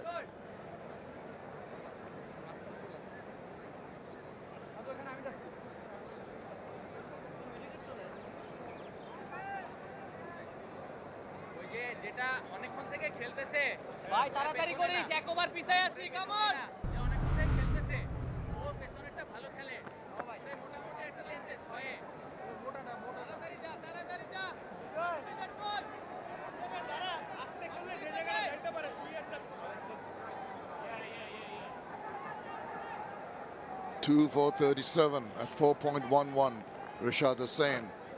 Couple of wickets for Shariful, but look at the economy. 2.38. Miraj taking a wicket. Rana expensive today.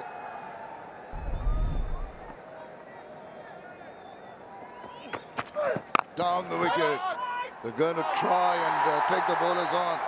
On the bounce, Tanzid Tamim does well.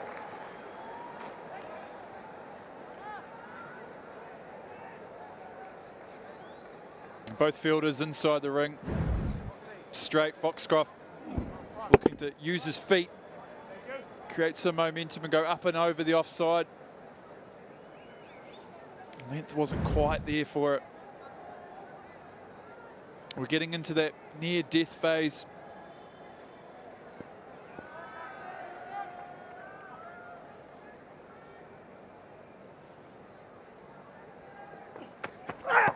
Oh, Yorker, the perfect time to bowl a Yorker. Talk about death over bowling, which got about 10 overs after this, but this is the ideal one.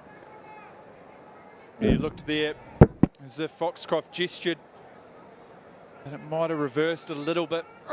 Just having a brief look at that, it looks like a little bit of angle. We might see a lot more of those straight Yorkers. Yeah, and that Yorker came in response to that attacking stroke a couple of balls back. Push him back. Wide enough this time round. Does guide it, does try to play behind point, but finds Najmul Hussain.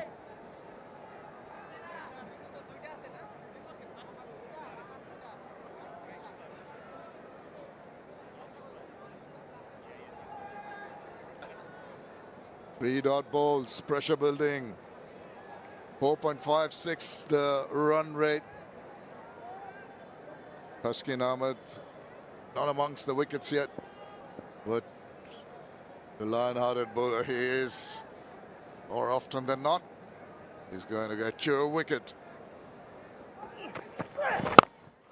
Again, beautifully done, eased into that one, just a tad over pitched, a little wary on the line, and it's just onto it in a flash. Lovely timing and placement. Next is Payful. Real strength for Foxcroft, pulling straight into the leg side. In a great position there. Flick of the wrist. His onion absolutely loves it there, does Dean Foxcroft. 32 now to him, a runner ball. Nice over so far. 3 dot balls and then a timely boundary.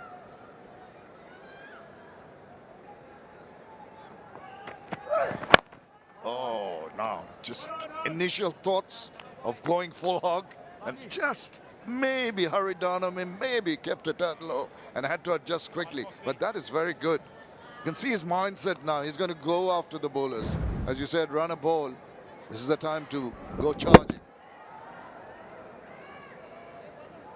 Yeah, very watchful, wasn't he?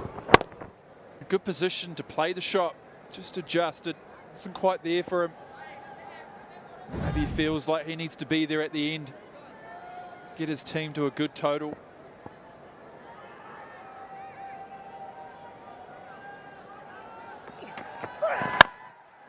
Inside part of the bat, scampers through for a single, retains strike, completes the 40th over. It's 185 for 5.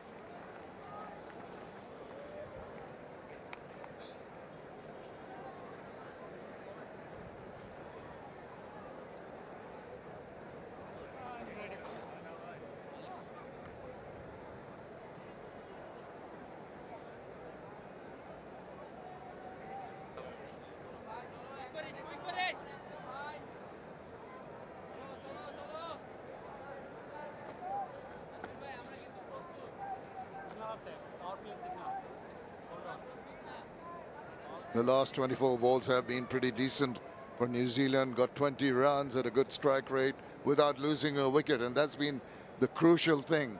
The last power play, the third one, signaled by Tanvir Ahmed, allows the fielding unit to have 5 fielders outside the 30-yard circle. Obviously, the captain has the option of not having them. Maybe go on the attack and keep more fielders within the 30 and try to stop the quick runs being taken.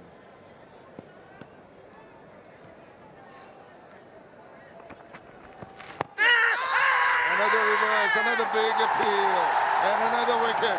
Tanvir Ahmed, finger points upwards. Is he going to ponder a review? And he has taken it.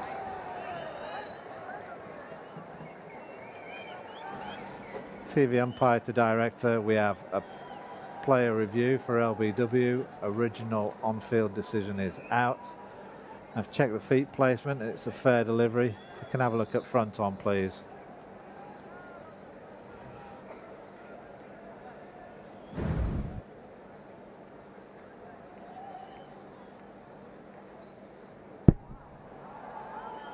Okay, just roll through once more. Okay, looks quite close to the glove. Can we have a look at Ultra Edge just to see if there's any glove involved, please?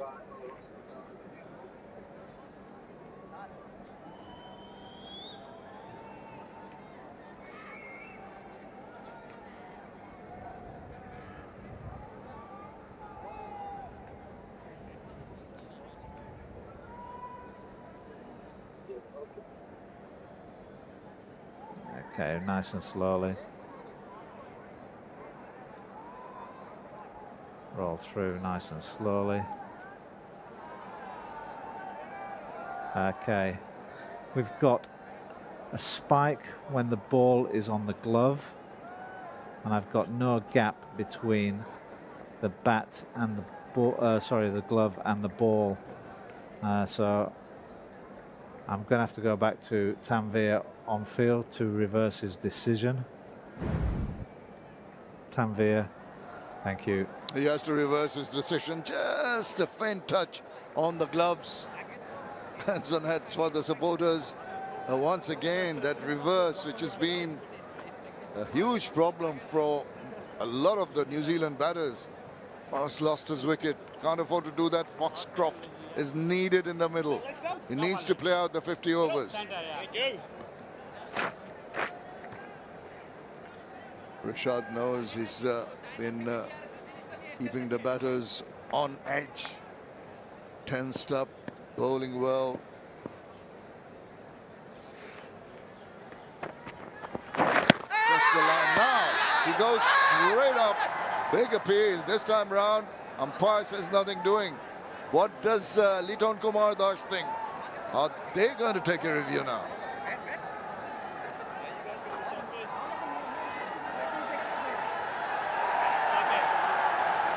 No, they've taken it.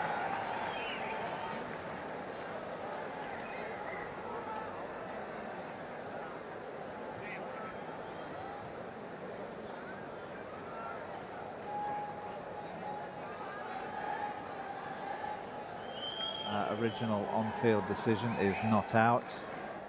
I've checked the feet placement and it's a fair delivery. If we can have a look at front on, please.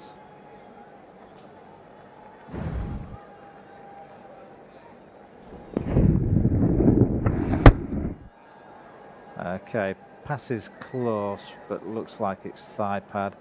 Let's have a look at ultra edge, please.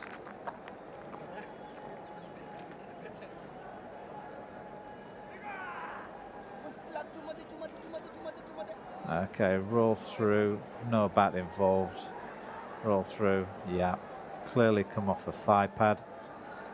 We'll go back to Tanvir on field to stay with his original decision of not out. Tanvir, you're on screen now. Tanvir Ahmed this time knew that it didn't get the bat, it touched the thigh. The noise that Liton Kumar Das heard was that brush against the thigh. Thus no wide given.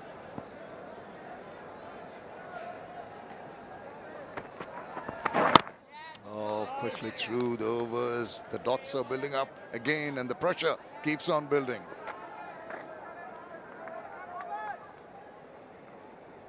It's been a good period for the Bangladeshi bowlers. A bit of spin, chances, reviews, and a couple of beautiful shots in between. That is delectable. Just in his arc, it was dead wide outside the off stump, turning away, playing with the turn, just goes forward, meets it nicely. Maybe a little bit of bottom part of the bat, but enough placement on that occasion. Make sure it was past the diving fielder. Next is pay for, ease some nerves.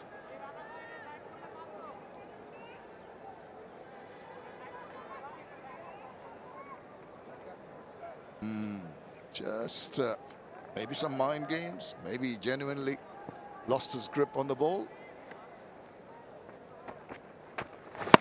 Down the leg side, that's a wide.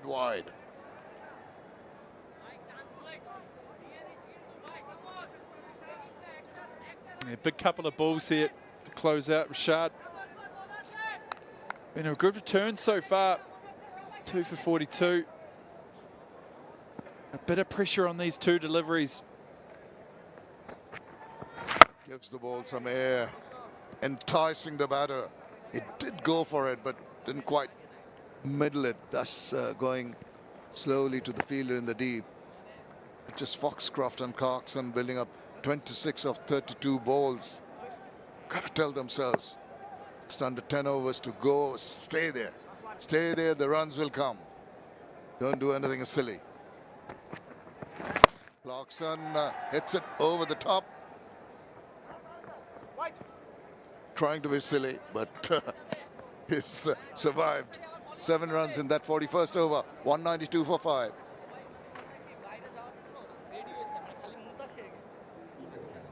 ICC anti-discrimination policy statement on appropriate conduct. It shall be the breach of the terms and conditions of entry to the venue for any ticket holder to engage in any conduct, whether through the use of language, gestures, or otherwise, which is likely to offend, insult, humiliate, intimidate, threaten, disparage, or vilify any other person, including players, match officials, or spectators, on the basis of their... There are not too many tall buildings in Manhattan. 144 dot balls among them. Hamish, that's been the problem. More rotation of strike would be better. Foxcroft has used his feet very well. Richard, look at the amount of turns, 6.03, 6.04.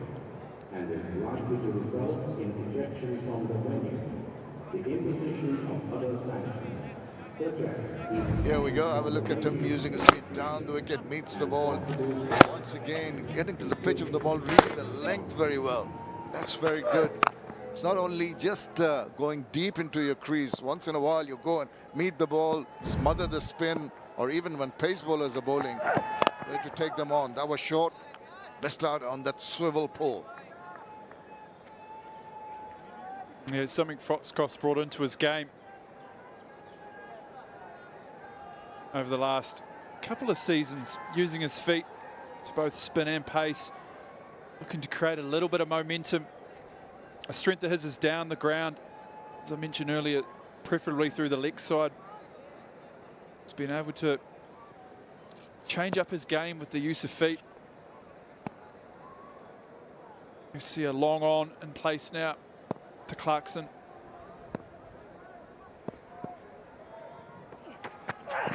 Oh, he's got it. He delivers. As I said, you will get Taskin Ahmed to get a wicket for Bangladesh. This time round seemed to be a little premeditated. He was ready to go. It was straightforward delivery.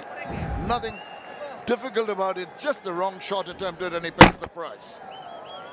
Yeah, looking to get on with it is Clarkson. Looking to open up the offside, hit through it. But it was his undoing. He's got to go for 8. New Zealand, 192 for 6.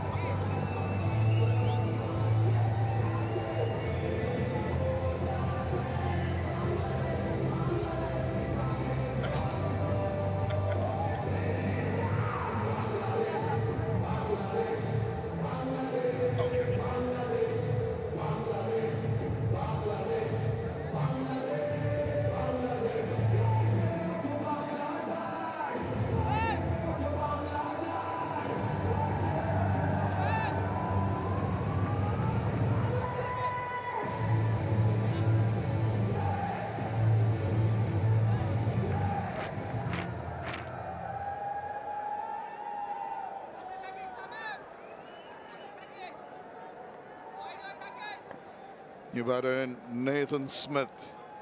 43 runs into his 10th innings. He will have his work cut out.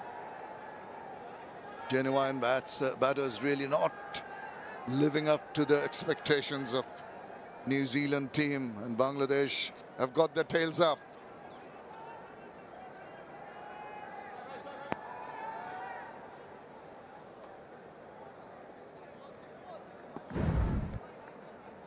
Tuscan, good piece of bowling. Definitely looks a little bit of reverse swing there. Puff of dust as well.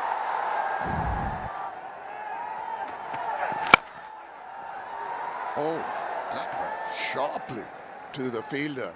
Well done. Fielding has been pretty decent. Maybe a couple of odd chances down the wicket, going to attempt to really thrush it without looking really at what the ball was doing. Touch of premeditation, Taskin is happy.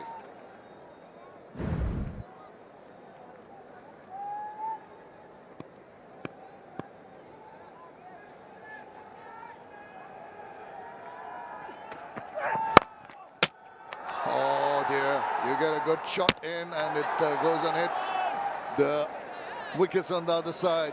Either side of the wicket could have gone for 4. Bad luck for the batter.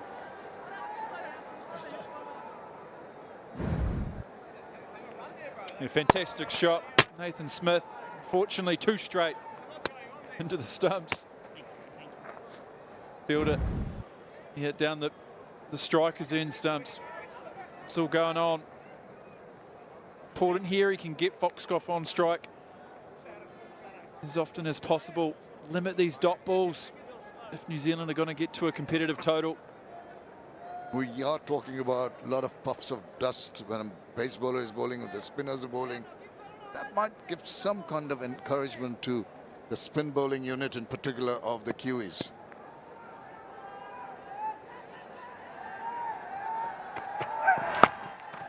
A little swivel round, controlled, gets a single to give that strike back to the man in form. Yeah, we spoke about that earlier in the day.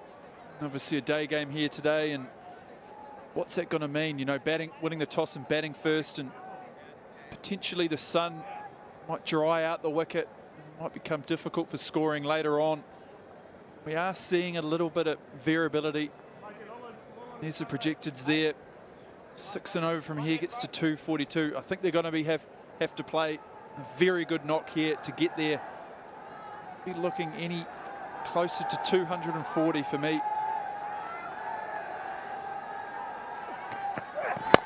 Well, if anyone's going to be responsible for getting New Zealand to that score, it will have to be Foxcroft. 193 for 6.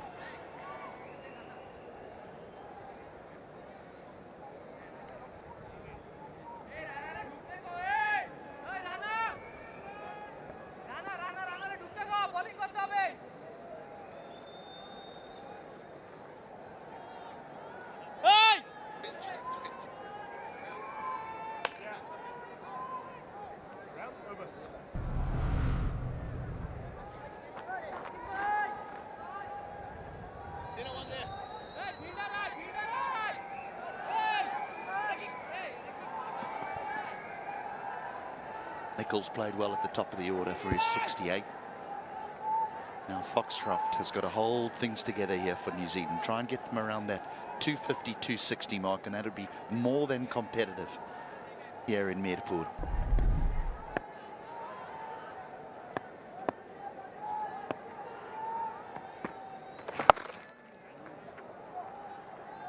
That's neatly done by Smith.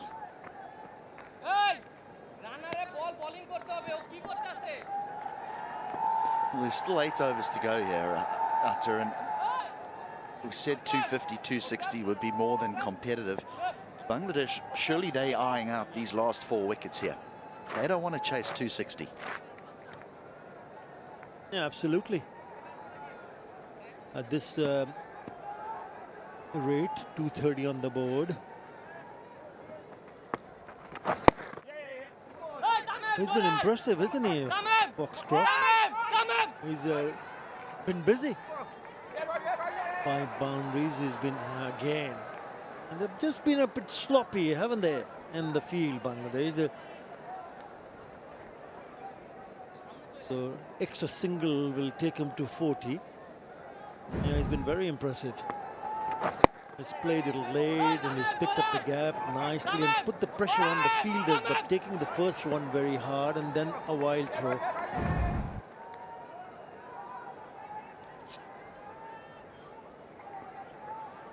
To be able to go and get above 250, they need to go at 8 from here on.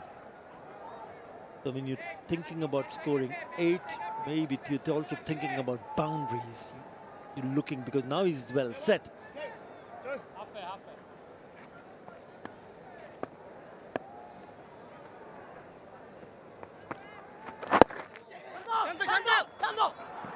Got to go. Yeah, 8 and over ordinarily. The last sort of 8 overs of a one-day international, you would think the side batting they'd get there in a canter, but the problem here is the wickets column for New Zealand. There's just the bowlers to come.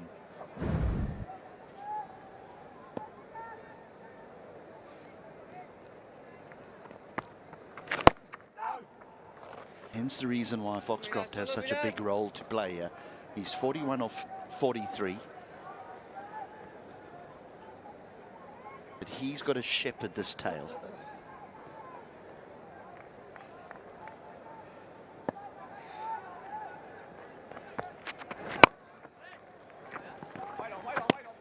Just 5 from the over. 43 gone now. New Zealand 198 for 6.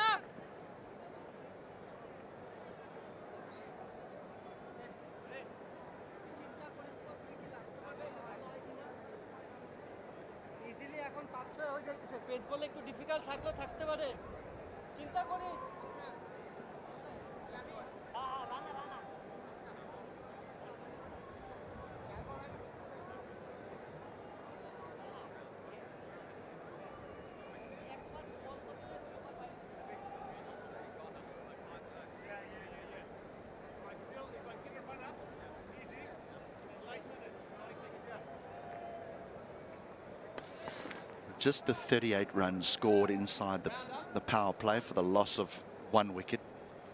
Then obviously the longest phase of the game, which takes us to the last phase, which is overs 40 to 50.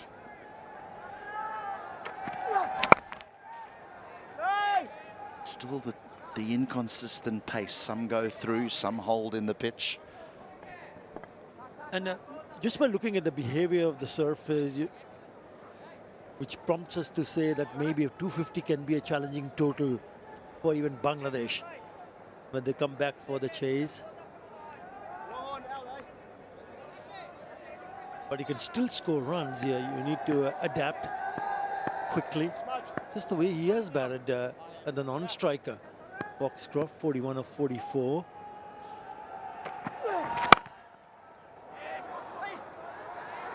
Needs a direct hit. That, you would think, is Smith's job. Get off strike quickly. He's done that. They've always been good runners between the wickets, New Zealand. Just as long as I can remember, they're a good judge of a single. It'll be also important to see HD, when do they decide to take the bowlers on? Now you want to see them bat till the very end, especially him, Foxcroft.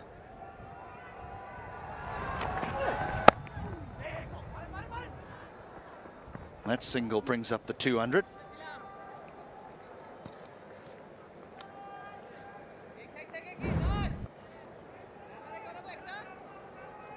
Rolling the fingers over the cutter.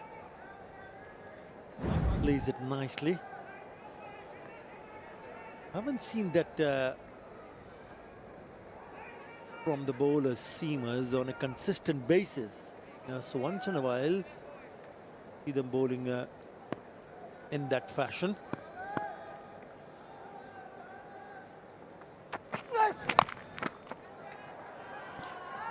When you see how effective that delivery was from Sharaful, the cutter into the pitch.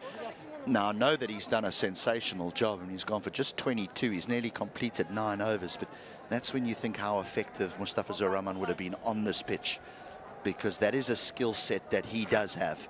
He bowls brilliant cutters in the middle phase of the game and towards the back end. One of the best there is.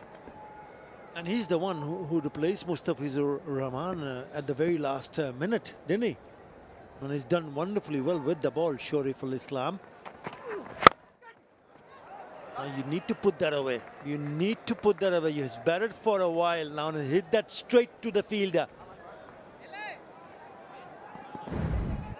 He was the first to strike. Sharaful got rid of Kelly, just a little chop on. And his second one, Mohammad Abbas, the 14 of 30 deliveries. He's chopped and changed. He's bowled over the wicket. He's bowled around the wicket. Yeah, we're not going to call him a replacement, are we? Because he's been really good. He's been the pick of the bowler.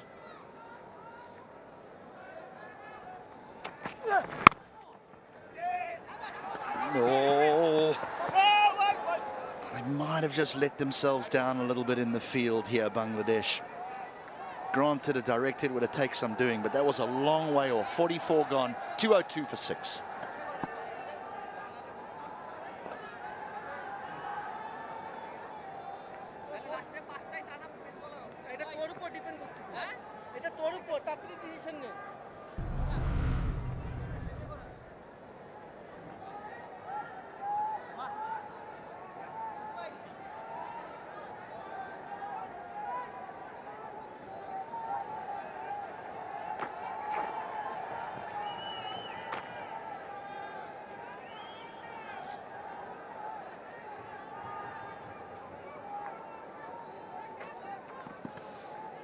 Well, there's confirmation of Shariful Islam's performance so far. Just the 1 over remaining in his quota of 10.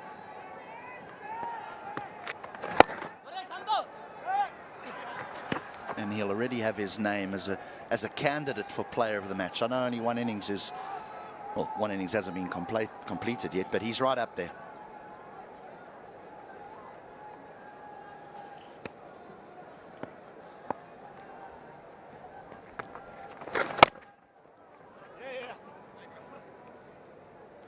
Now, after this 5 more overs for New Zealand, and they'll be hoping that especially someone like Foxcroft, who's batted for a while, can find some boundaries. 22 deliveries since the last boundary now.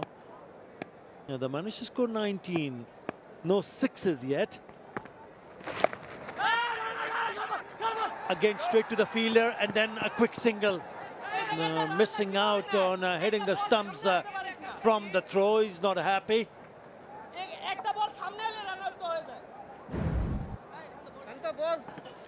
This throw needs to be quick on the bounce.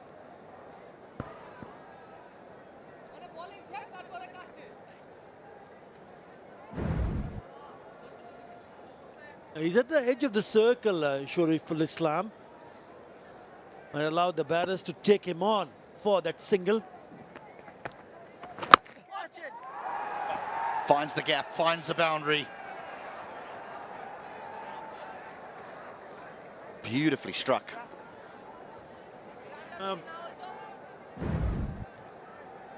Took some time, but that is a terrific hit. Picked the length quite nicely, and more importantly, bisecting those two fielders. A deep mid wicket and deep square leg. Very good shot. Moves on to 48.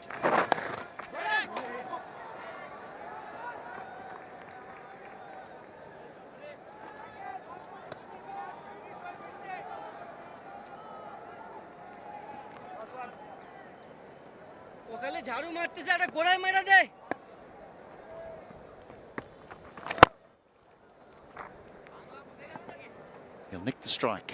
Will Smith, 45 gone, 210 for 6.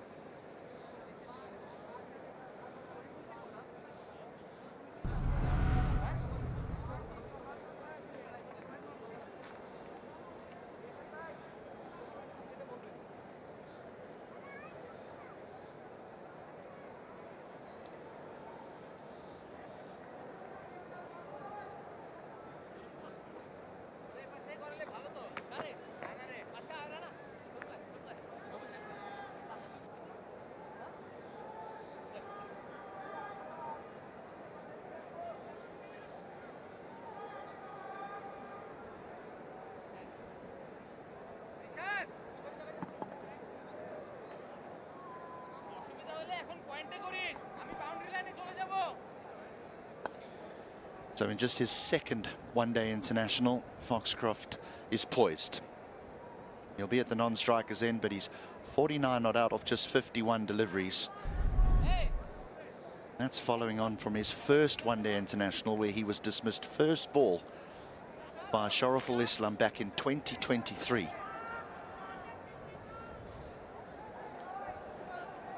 You'll remember this innings. 5 overs remain here of the New Zealand innings. Just a reminder, they did win the toss and decide to bat first in sweltering conditions. Here's Tuscan Ahmed.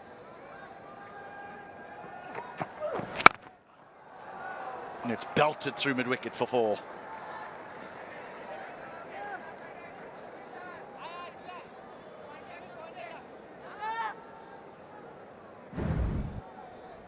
Now that is a cracking shot. Nathan Smith picked that short ball so very quickly. And have a look at that pull shot in front of the square. That is a really good hit. So not just Foxcroft in the previous over. This time it's Nathan Smith says, yes, I'm going to pick up a boundary. Good start to the over. 4 to start with.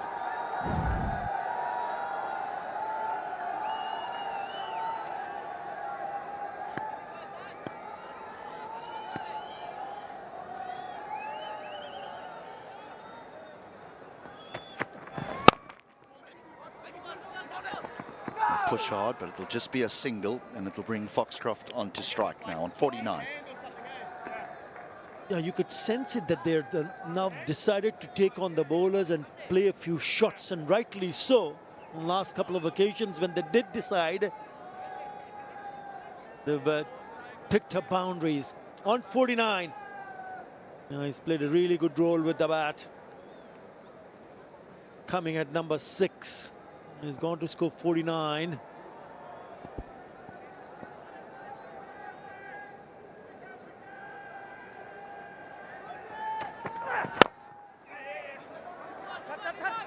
Well, it's been 3 years since his last one-day international, Dean Foxcroft. And here in Mirpur, he has moved to a wonderful half-century, richly applauded by his teammates in the dugout. They needed a good innings in the middle, and they've got one courtesy of the all-rounder. It's a well-compiled innings, HT. A responsible innings, because they had lost quite a few wickets when he came in the crease. 131 for 4, the score when he came on to bat. And it's still there. Wonderful 50.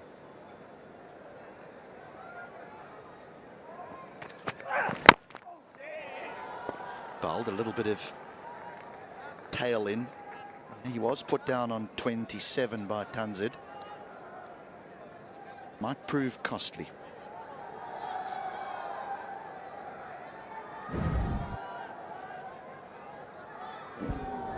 It tails in, doesn't it? Getting the inside part of the bat, but still managed to pick up runs here. It's 7 in the first 4 deliveries. It's been an excellent inning so far. He's making the most of that drop catch.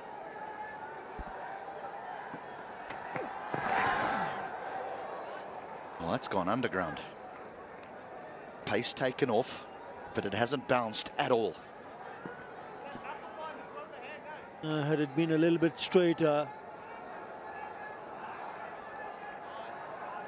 because he moved there and more open up the offside. Look how far he's moved down the leg side, exposing all 3 stumps. Clever piece of bowling.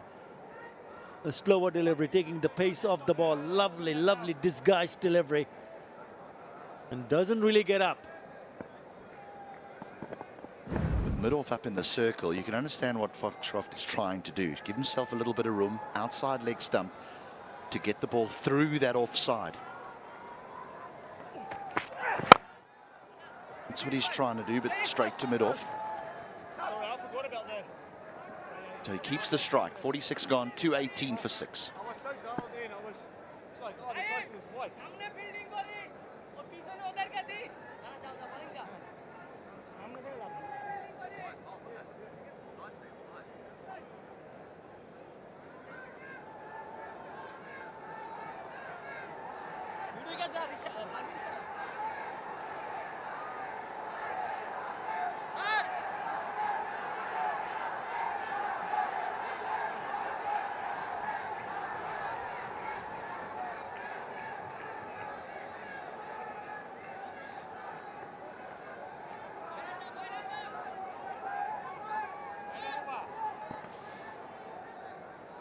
Well, the one thing he has done with this half-century is that he's ensured that he'll play the second ODI, which will be on his birthday, where he will turn 28 years of age, Dean Foxcroft.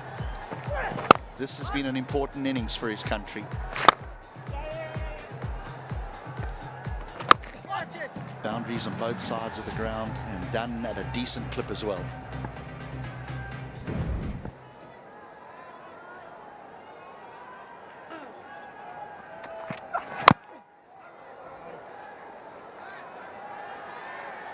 You asked the question about when are they going to put the foot down.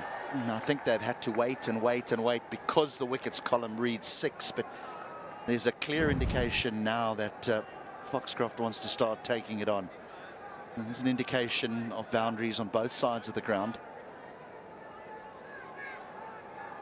No particular area has he favoured.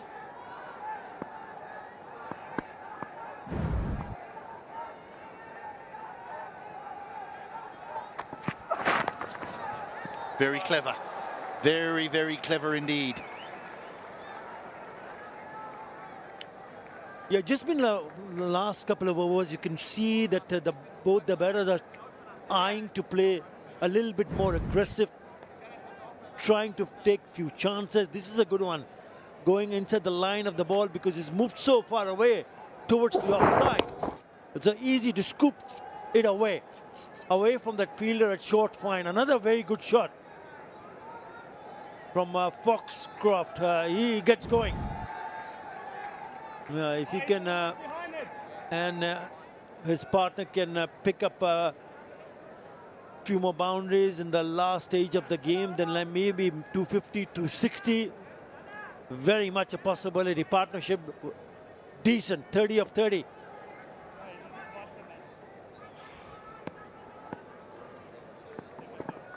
Field hasn't changed. Looks offside, goes offside, finds a boundary again. This is a great way to start the over.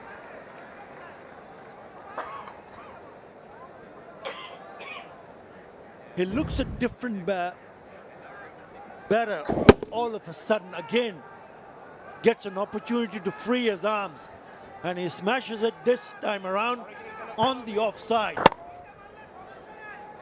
Another very good shot. There's a back-to-back boundaries for Foxcroft. 2 boundary riders on the offside, 3 on the leg. Bearing in mind the shorter side is to the off. Got him. Good reply. A very good comeback from Nahid Rana after being belted away for a couple of boundaries.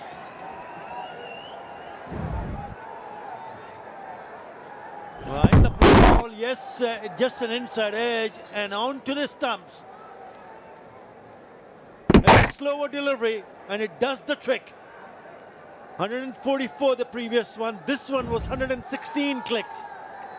So Foxcroft has to go after playing a really good role with the bat. 59 of 58. New Zealand 2-6 for 7. He's camping.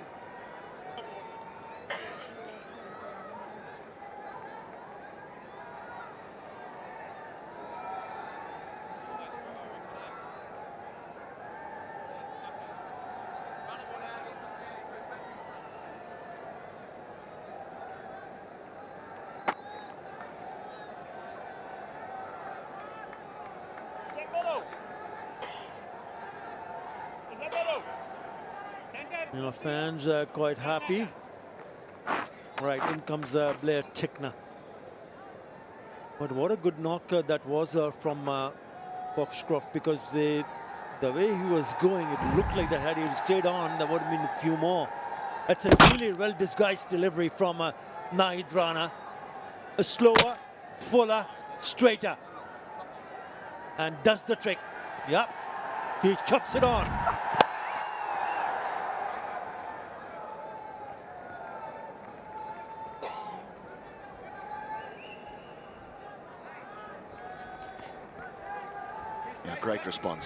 Great response from Nahid Rana.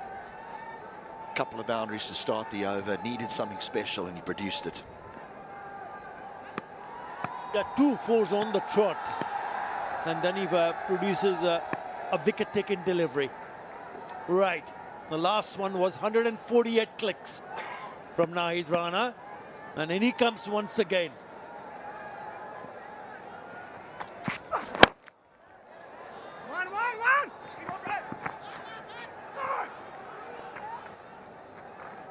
Did well to keep them down to just the single. Ends the over. Successful one, but still a pricey one. 10 from it. 228 for 7.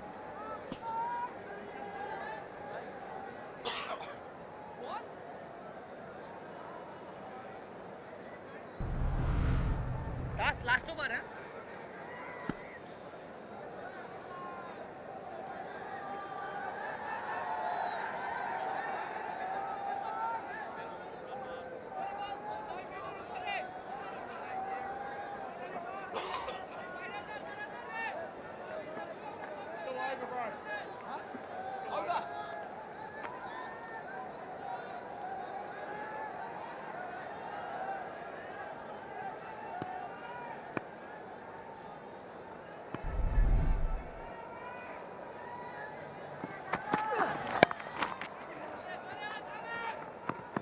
Work round the corner. So Sharif will be bowling his last over here. Been the pick of the bowlers. 2 for 24 in his 9 overs, Shariful Islam. Mightily impressive. Just bear in mind, wasn't due to start the game. And then a little injury concern to Mustafa Zahir Rahman. Literally, quite literally, seconds before the coin went up in the air. That's when the decision was made. We were actually live on air when Phil Simmons called the captain over and said, not just yet, not just yet. We've got to change to the team. And this is what he's produced. Brilliant.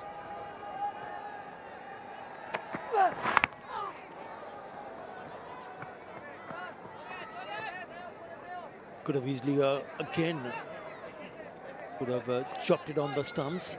Yeah, he's been brilliant. Shariful Islam.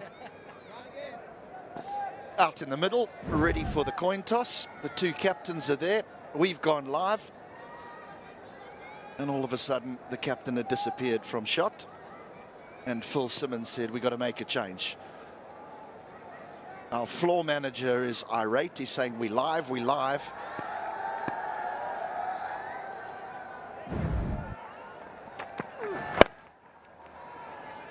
But a splendid job was done by Andy Pycroft, our match referee, to say, look, let's just hold proceedings here. He wasn't worried about live television at all. And we got to a starting 11, which has included Shariful Islam. But many great performances come from opportunities. I think of an Ashwell Prince, the South African middle order batter, getting injured. JP Duminy coming into the side and getting 100. And then JP Duminy getting injured, and Faf du Plessis coming into the South African side and getting 100 in Adelaide.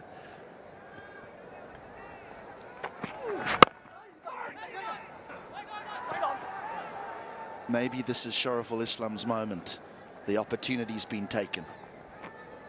Yeah, he's got a couple of more deliveries to complete his spell of 10 overs.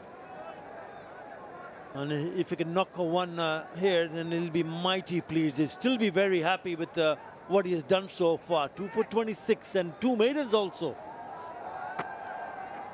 You know, the economy, look at that economy, under 3 runs in an over. Modern day cricket, you don't really find in one day format a bowler going under 3 runs in an over. That is simply incredible. Difficult conversation to have if you decide to leave him out for the next ODI, though. I mean, Mustafa Zahir Rahman is a very difficult man to leave out of a one-day side with his skill set that he has, particularly at the back end of an innings. But, gee, you don't want to be a selector saying to Shariful Islam, listen, well bowled, but you're missing out on the next one. Yeah, I think in the recent past, they've started to manage the seamers, the fast men. They probably will have to arrest someone to bring him, if he's 100%. Mustafa Zahir Rahman first and foremost. Brilliant spell of bowling. Take a bow, Shariful Islam. 2 for 27 in his 10 overs. He's been the pick of them by a country mile. 48 gone, 232 for 7.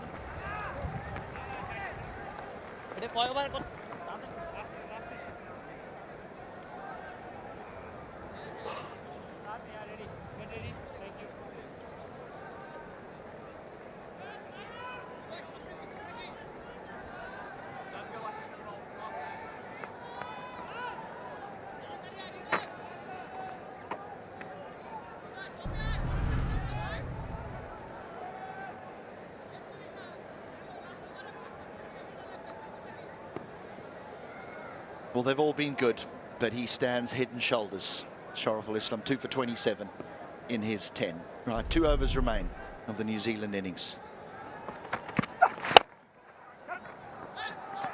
Needs to hit, doesn't. Yeah, with figures of 2 for 27, certainly put a smile on Sean Tate's face. Former Australian quickie, who is the fast bowling coach of Bangladesh. They needed a direct hit here. Yeah, he would have been gone by a mile. Misses out. Ridoy.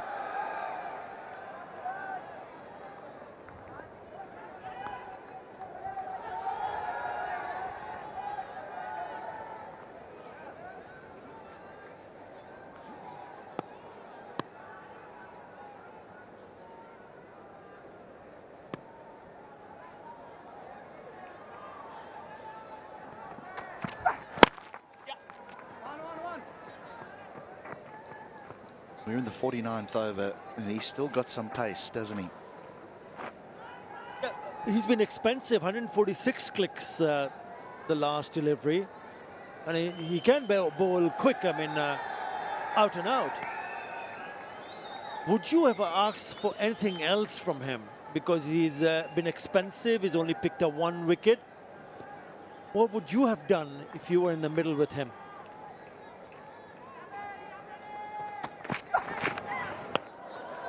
Well, I think he's this type of bowler, and I think Bangladesh use him as that shock bowler. You want him to run in and bowl quickly. You know, you're not asking him to run in and bowl slow balls out the back of the hand.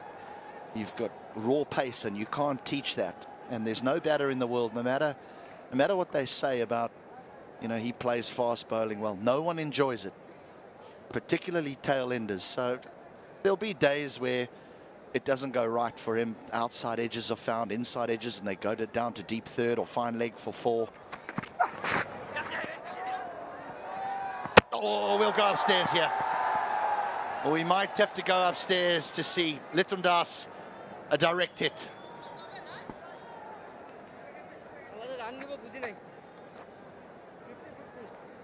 We have an umpire review for run out at the keeper's end. If I can have a look at your best side on angle, please.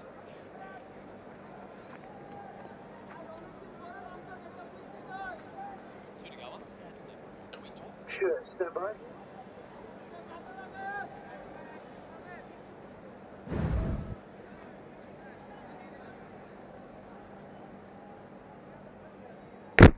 Okay, bat is grounded.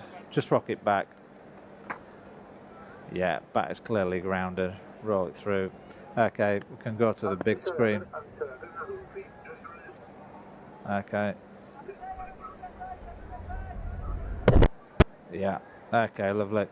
We've got big screen. Well, no longer need to be a Dutch Banglabank decision pending, because it is going to be not out. Nexus pay not out.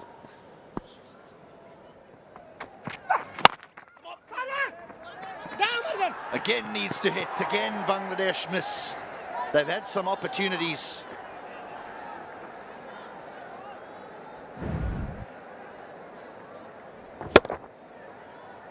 Yeah, he's so deep in his crease, he would have struggled for sure. Again, shy of the stump would have had him. Again, they missed. One more time. Tawhid Ridoy. It's the toughest one when you're aiming at one stump. Right, Rana's final delivery of his spell of 10. It'll be a single down to deep third. Will end the over, will end the spell. He's gone for 65 in his 10. Nahid Rana. 49 are complete. We've got an over remaining here. 2:37 for 7.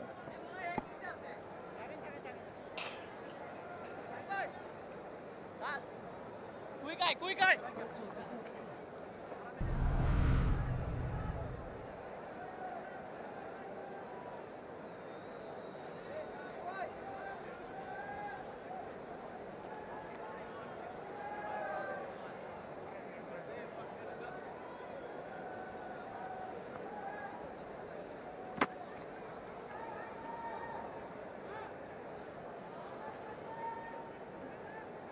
The last time that New Zealand didn't hit a 6 in a completed ODI innings of 50 overs.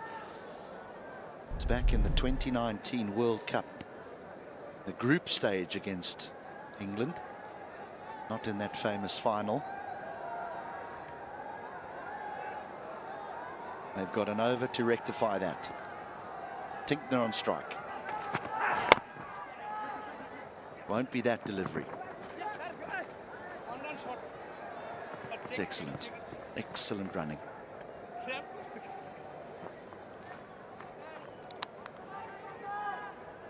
Well, looks to be struggling a bit here, Taskin Ahmed.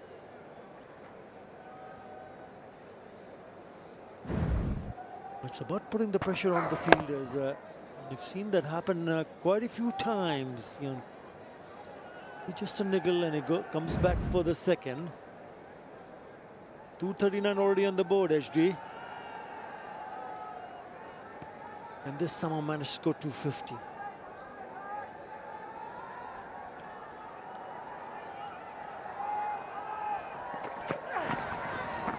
That might be a wide, and I think that Taskin Ahmed is struggling a little bit here. It might be due to cramp. The attempted slow ball out the back of the hand.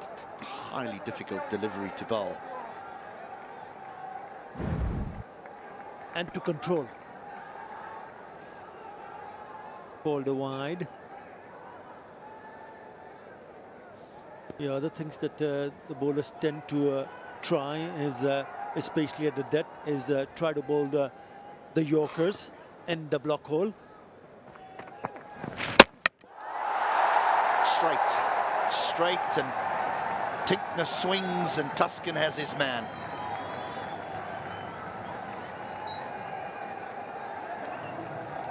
Looks like a slow delivery one more time. Nope, seam up, came back in quite nicely actually. And it knocks the leg stump to pick up a second wicket.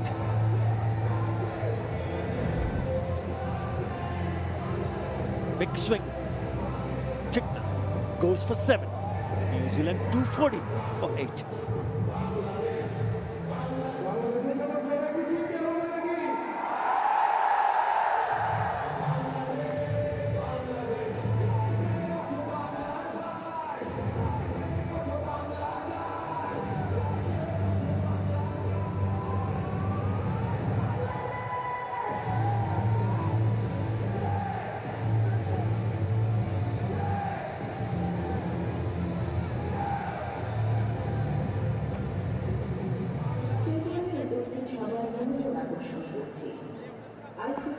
So Jaden Lennox is the new man, the left arm spinner.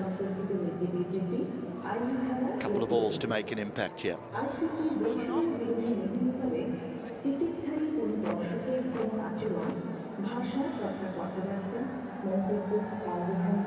.240 for 8 New Zealand. Still think this is going to be competitive.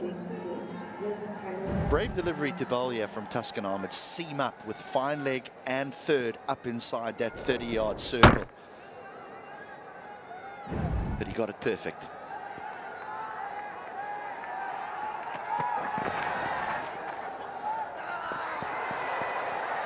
Again, they miss.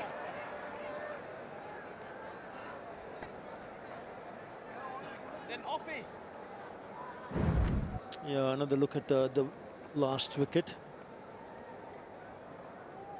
Yeah, big swing of the bat. Missing. And the ball going on to do the rest. He was eyeing to that shorter side of the boundary, the onside. Second wicket for Taskin Ahmed. Right, 3 more deliveries to be bowled in this over.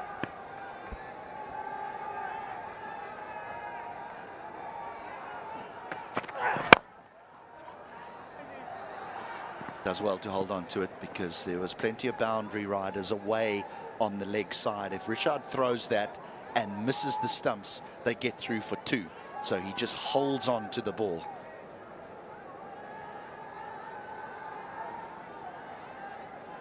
For the left-hander, Rishad Hussain, who fielded in the previous delivery, is now moved to the cover for the left-hander. So open spaces on the onside.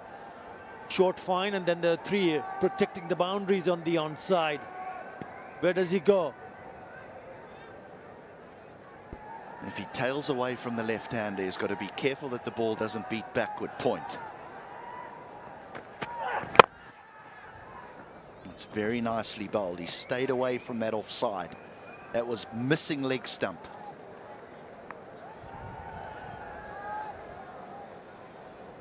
Full and straight.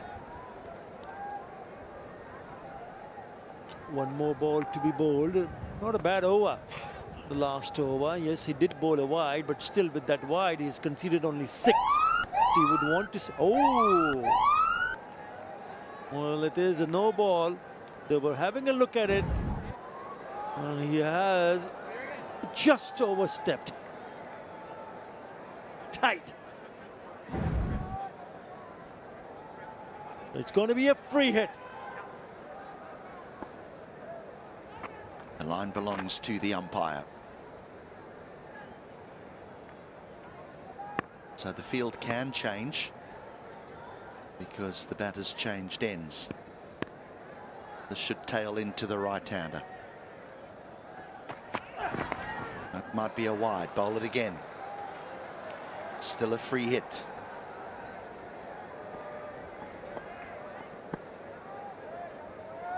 And no ball followed by a wide. 18 runs, including 10 wide extras. Something that will not make the coaching staff happy, because you don't want to see bowlers conceding so many extras.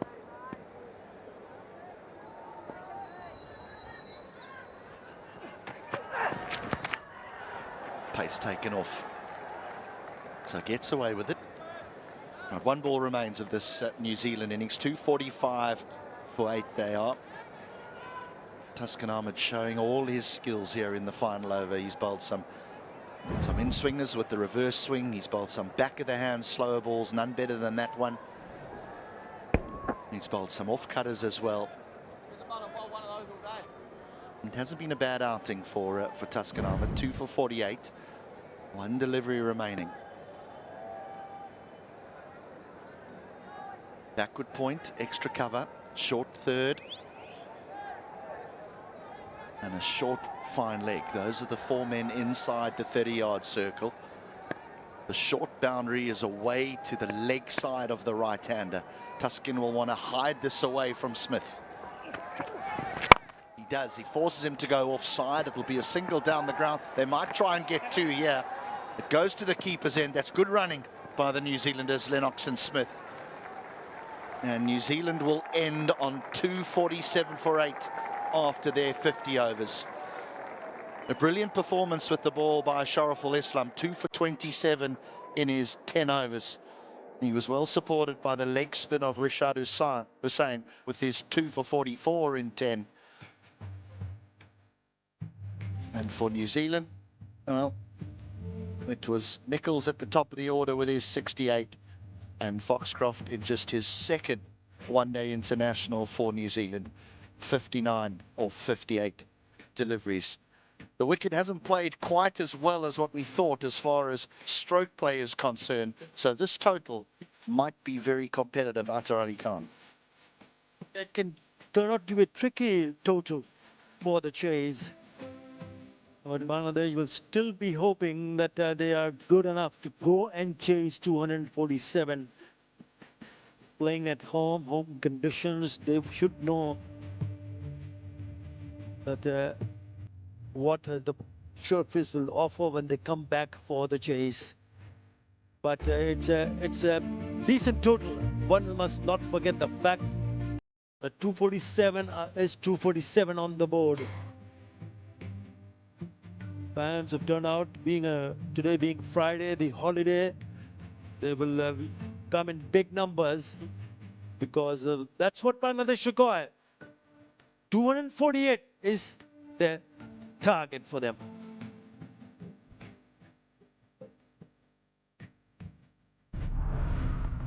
Won the toss, decided that they'd have a bat first. They started off fairly sedately, did New Zealand, but picked things up courtesy of Nichols and Young. Nichols going to his half century, 68 off 83 deliveries. Then there was a little bit of a stutter before Foxcroft held things together. A brilliantly compiled half century, his first in ODI cricket. Partnership between Young and Nichols gave them the foundation, and then contributions all the way through, really. A nice handy one between Foxcroft and Smith, 34 off just 32 balls. Yeah, pick at the bowler was Shariful Islam. I thought he was a brilliant. 10 overs, 2 maidens, 2 for 27. Wickets for everyone, 2 for 50 for Taskin Ahmad. I thought Rishad was also very good in those middle overs, 2 for 44, and a wicket apiece to Rana and the skipper.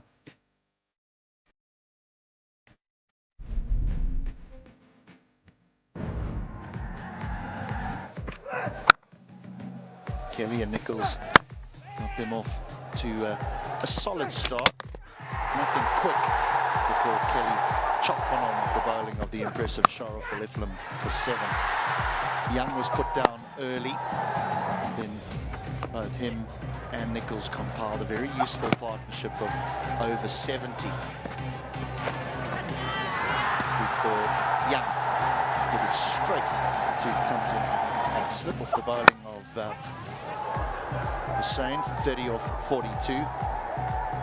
Nichols went to his half century as he was joined by his captain Tom before Murray's got one to just go straight on with the arm. Nichols followed soon after, gave Rishad Hussain his second wicket for the day, before Mohammad Abbas was caught off the bowling of Sharaful Islam to give him his second wicket.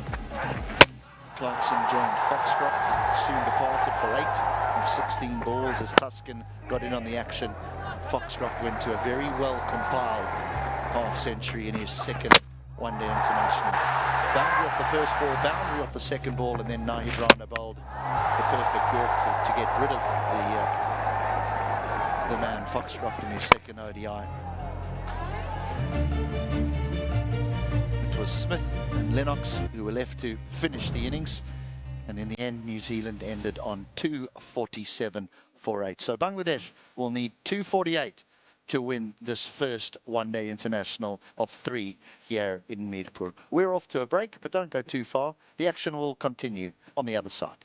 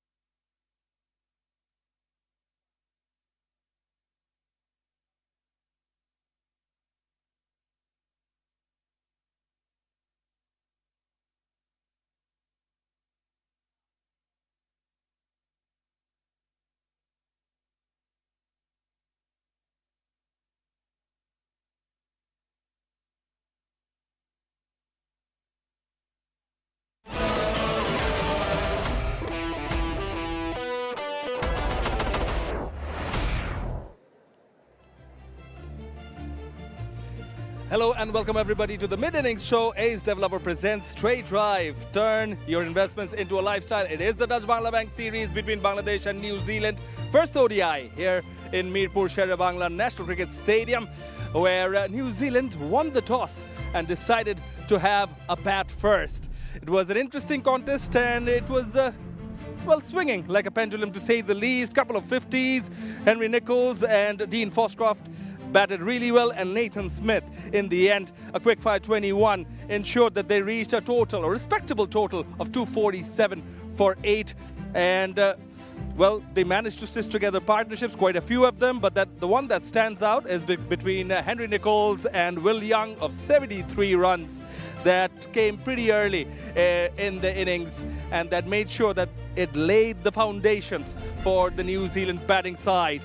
All the bowlers amongst the wickets, but Shorifol outshone, particularly with the new ball, and then Rishad and Tuscan coming in later on to grab some more wickets for Bangladesh, but it did not wrap up New Zealand as well they would have liked to.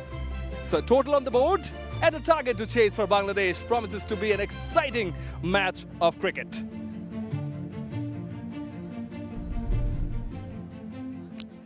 Hello and welcome everybody. This is Ace Developer presents Straight Drive. Turn your investments into a lifestyle. And I am in company of two former cricketers. Hello guys, how are you guys? Yeah, good, thanks. Hamish Rutherford and Mazharuddin Omi, pleasure to have you both. First foremost, Hamish, your thoughts on the innings, the New Zealand innings, please. Yeah, it didn't quite pan out as we had thought when we sat here earlier in the day, isn't it? We thought it was going to be a high-scoring game. And the surface played a little bit differently, but I think the partnership between Young and Henry Nicholls at the top, that cemented it, built back a little bit of momentum. But as you mentioned, it was a pendulum throughout. Wickets fell at crucial times, and if it wasn't for Dean Foxcroft and a little bit of Nathan Smith at the end to get them through to what looks to be a competitive total, you know, they could have been looking at sort of 220-ish. But no, I think 247 for 8 looks like a good score. It does look like a good score. Your thoughts, Mazhar? Not a bad score, I would say, but I still feel they're 20 runs short because of the 3 wickets that fell in the middle overs. Bangladesh bowled really well in that phase, but later on, Foxcroft really gave a good shot with the bat and scoring that 50, his maiden 50 in ODI. So that helped them to gain the momentum. That will help New Zealand when they come out to bowl. But on the other hand, from Bangladesh's point of view, they need a solid start, which has been a case of worry for Bangladesh in the recent times. Well, it has been, but speaking of getting 50s, I think Henry Nicholls stood strong, showed a lot of grit and determination right at the top of the order, which was really required for the visitors to give them a solid start, a foundation, at least. Hamish. Yeah, he did. He did what he needed to do. He soaked up some dot ball pressure, worked well with his partner, Will Young, was able to pick up boundaries all around the ground. He enjoyed the sweep shots on a number of occasions. That off drive brought up his 50, his 17th in one-day cricket. A very well-played knock. As we look here at his wagon wheel, and as I mentioned, it was all around the ground. Was able to pick up boundaries all around the ground in ones and twos as well. But it was a quality knock. But he got out. Particularly favoured the onside, as it shows, didn't he? Yeah, as most left-handers do, don't they? You know, they like it. We clip off the legs, and he really enjoyed the reverse sweep and the lap shot as well, and brought about him a number of runs today. And Mazhar, coming to you, how impressive was Dean Foxcroft? You know, getting his maiden ODI 50, but he has played here before, but he's made most of that experience. Yeah, he was under pressure when he came into bat. At one point, New Zealand never looked to post 240 plus, but thanks to Dean Foxcroft, the way he batted, he was lucky. But in the end, he really worked hard to score his maiden 50.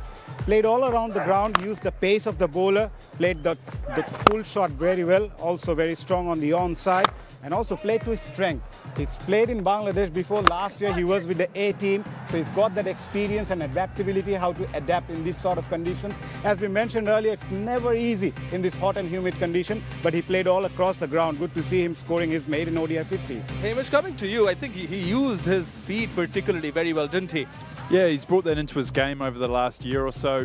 Looked to get bogged down in time to time, but he used his feet really well today. Got down the ground both to the seam and to the spin, so he worked for him today. Well, he certainly was impressive, was Dean Foxcroft, but certainly another player who was impressive, who early in the morning was not maybe supposed to play. Plenty of drama when we were doing the pre-show here, and all of a sudden that person is in the lineup. Speaking of Shoriful Islam, he was exceptional, wasn't he?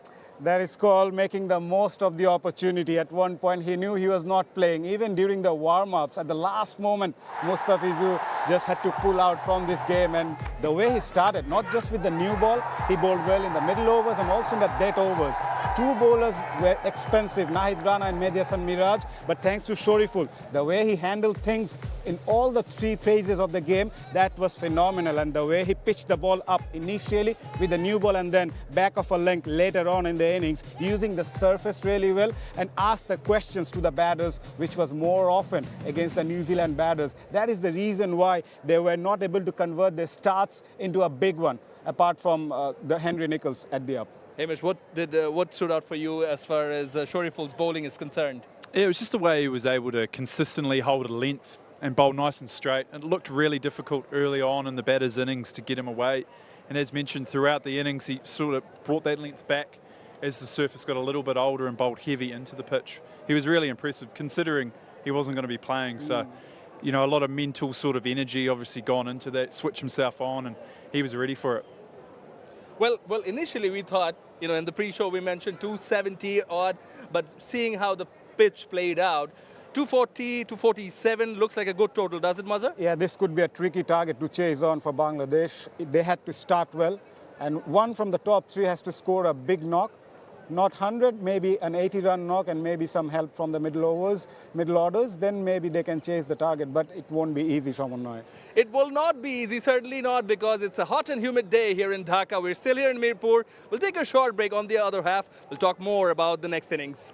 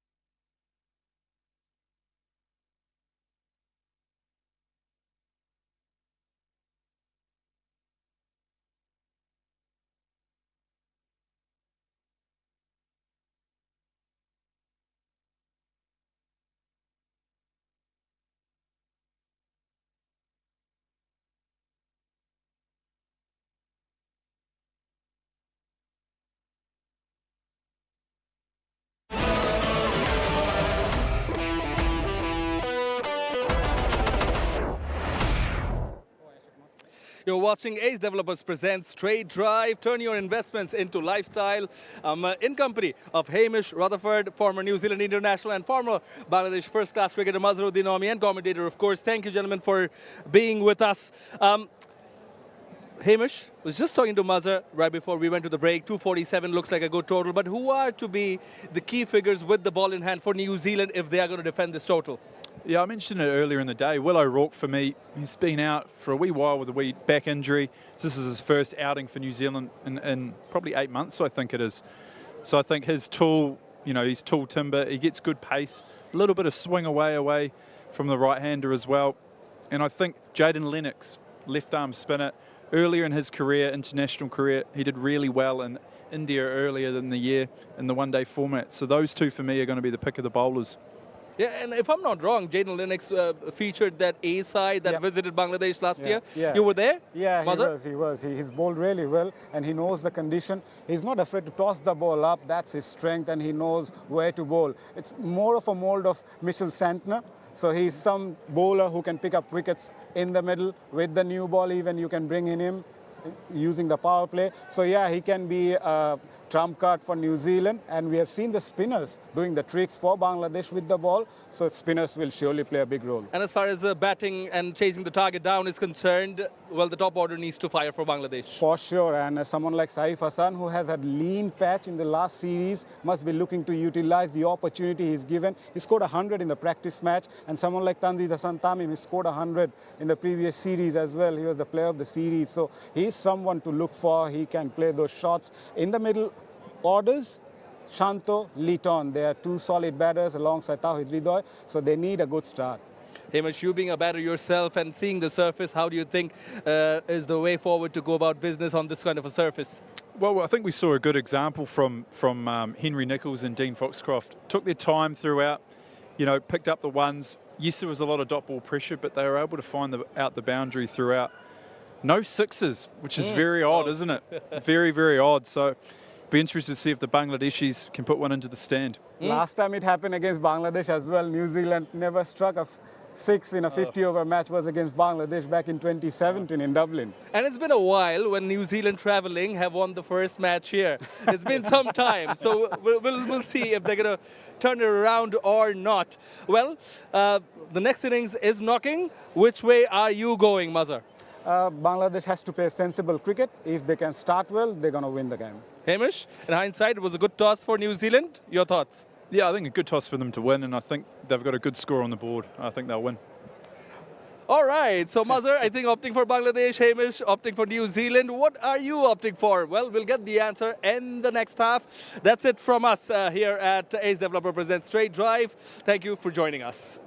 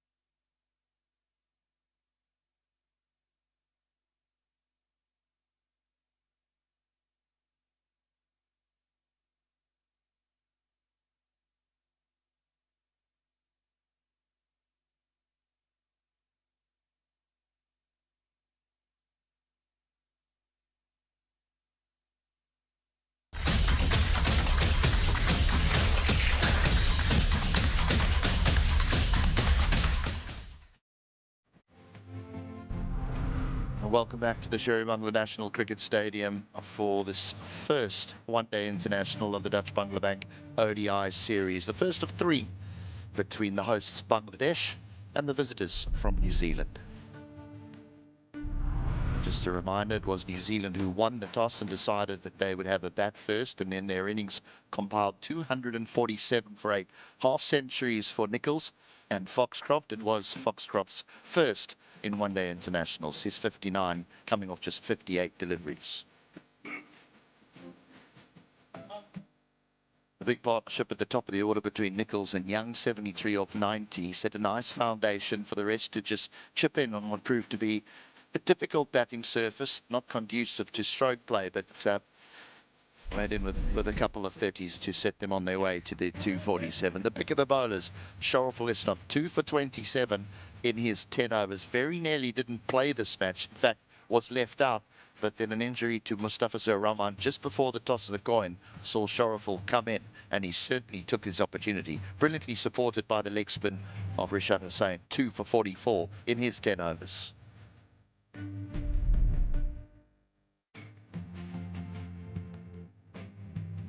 So in the first ODI here, Bangladesh will require 248 runs to win off their 50 overs at a shade under 5 to the over.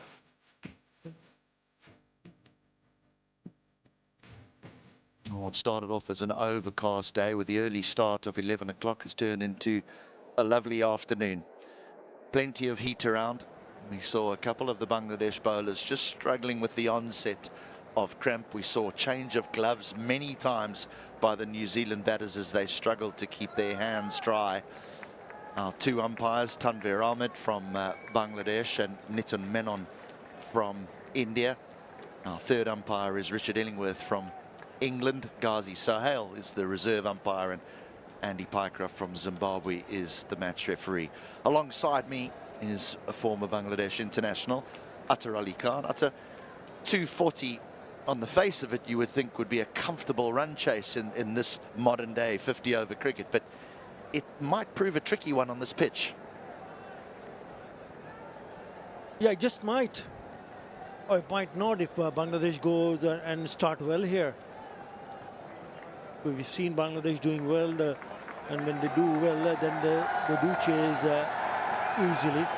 But I'm with you, HD. I'm certainly with you, because we've seen the battle struggle. That's the reason we didn't see a total of 300 or more. As we see the left and right hand combination walking in, the openers from Bangladesh, Tanzid Hassan and Saif Hassan.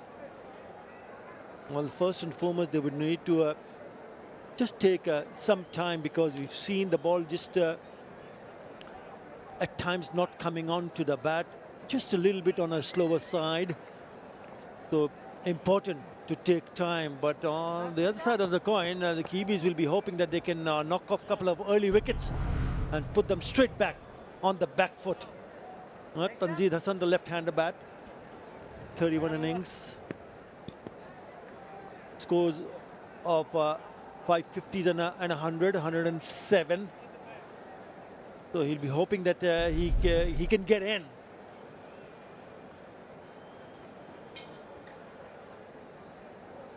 His batting partner, Saif Hassan.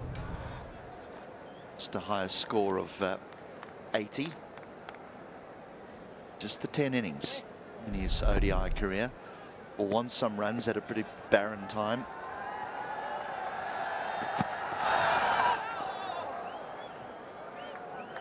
Well, Tanzir, who's at the non-strikers end, has had a lovely series against Pakistan. Started with 67 of just 42 deliveries in the opening ODI, and then ended with 107 off 107 deliveries in the final ODI. Won that Bangladesh. Won to win that series 2-1. That is his highest ODI score.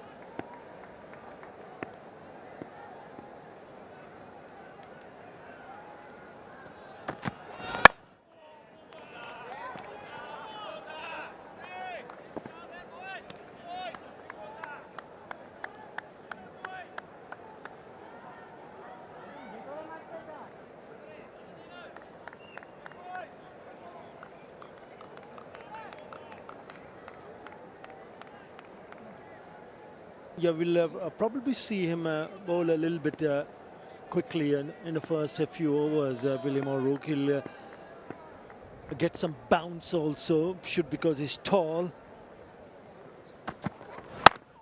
And there will be some movement.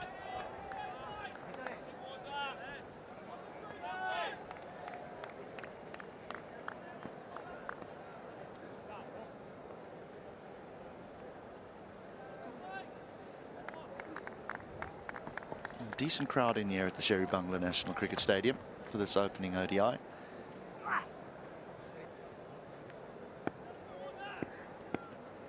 The promise of the series win against Pakistan will be fresh in the minds of those in attendance.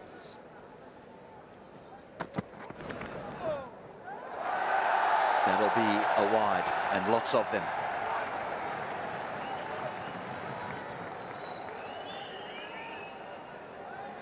Yeah, Bangladesh bowlers bowled quite a few wides in their innings when they bowled. But certainly there is some movement, but it goes horribly wrong for William O'Rourke because it's gone down the leg side and it dies, it doesn't bounce. So idea for the bowlers, if you see the surface, is to try to bowl on stumps and make the batter play each and every delivery. There's that bounce. That facial expression from Tom Latham sort of indicated that, oh my, is it going to be a long afternoon? Horrible for a wicketkeeper when the ball is bouncing short.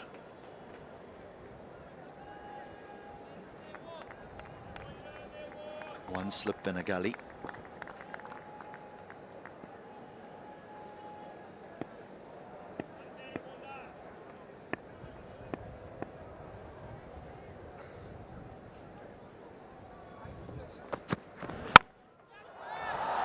Go down to deep third for a single. Yeah, first run of the bat for the right-hander Saif Hassan.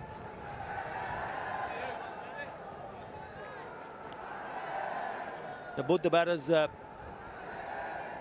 relatively very young and likes to get on with the game. But in the international arena, you also need to understand the fact that what you're up against with. Who are the bowlers, what kind of surface you're batting, or for that matter, bowling.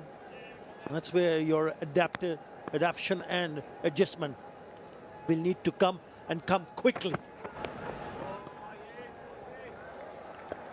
That's another wide. Another right armour coming around the wicket. So Tuscan Armour do this for Bangladesh, but try and target the stumps. I wonder if O'Rourke is a bit similar to South African Morne Morkel, tall and tries to sort of just take the ball away from the left-hander off the pitch. Two slips in place now.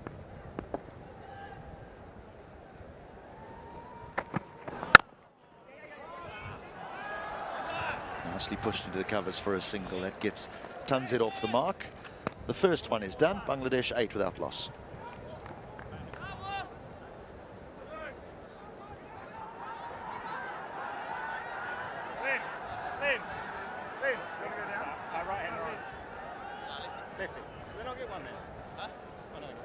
And then one. Good work, good cover.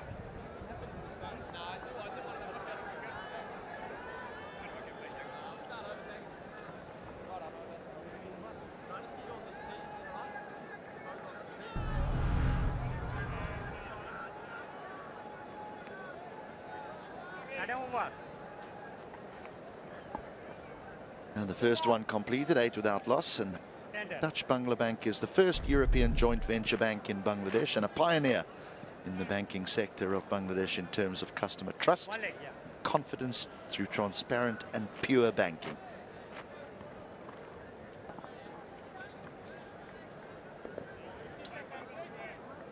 Yeah, Tanzir Hassan on strike. He's got that 100, and that was against Pakistan recently. 107 of 107. Right.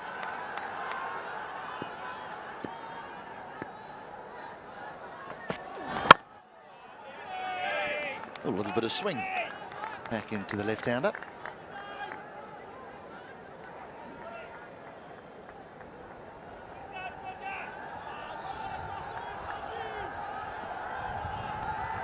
Yeah, played a bit of a part with the bat, didn't he, Nathan Smith?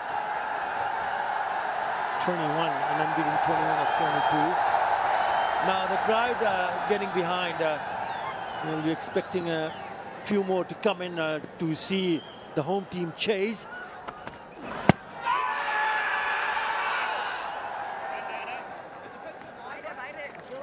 And that's what we're talking about, HD. Just to the viewers, not just the movement, but also the just to have a look at the bounce of that particular delivery. We saw a few deliveries which reared up in that very first over. Look like it might be going down the leg side. Leg by signaled.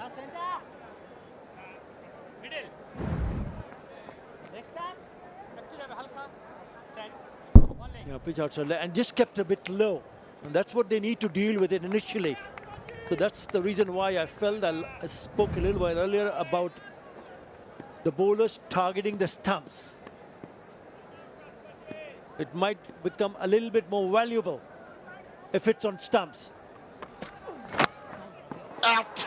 No, no. Straight in and straight out.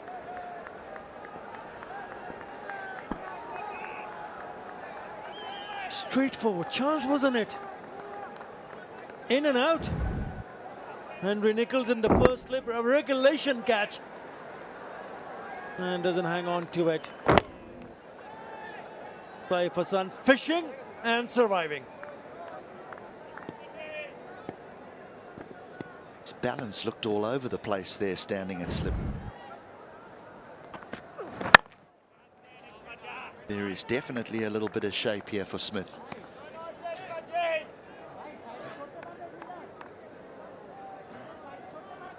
I don't think he can quite believe he's put that down. As a slipper early on in an innings, that's exactly what you want.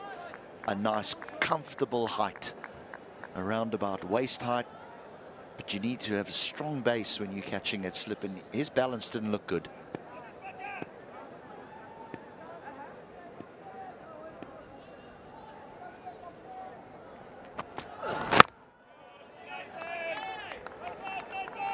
It just looked at the end that it surprised him. This is the one earlier on, which was pitching outside the leg stump.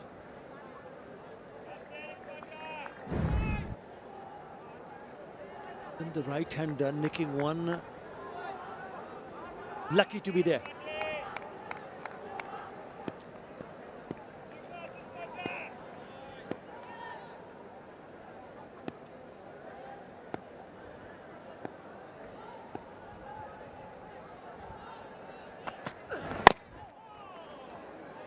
An early chance for New Zealand goes a-begging. 2 done, 10 without loss.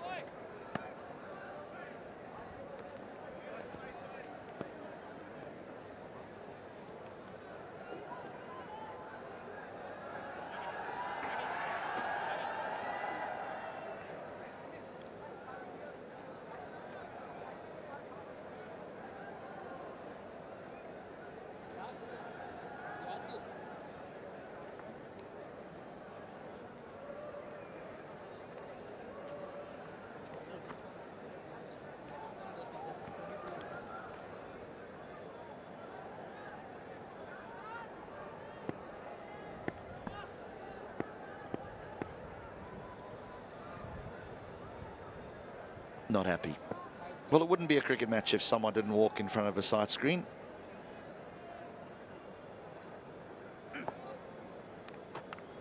Do you think it's dried up even more? What do you think, Gutta? Well, you can see the sun baking down, and you'd expect this to stay a little bit more dry, and maybe the spinners, if you look at those areas, at least at the good length areas. Look at that go, look at that bounce, look at that go. And even the keeper could not stop that one. It's a wide delivery and has gone to the boundary. He's generating some pace and bounce. Well, Slip doesn't want anything to do with it. He's out the way. It was very reminiscent of Steve Harmison's delivery to Open the Ashes all those years ago, where Flintoff caught it at slip.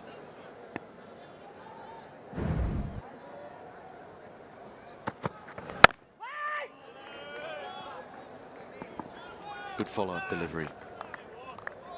Such a good length for a tall man, because batters are, it's not that they're reluctant, but they struggle to get forward to tall, fast bowlers.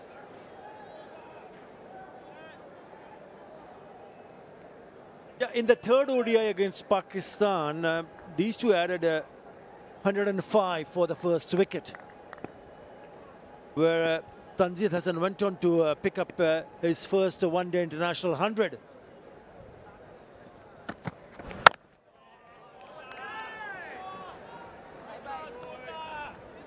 But just by looking at the surface, we saw that the Hoover a little while earlier. It's a kind of a surface where you got to be always on your toes, because the ball might just do something different which you're not expecting. And pitch number 8, Mirpur, first ODI. And you can see as you go closer, you can see that just that area, you can see those marks, just a bit, few cracks around.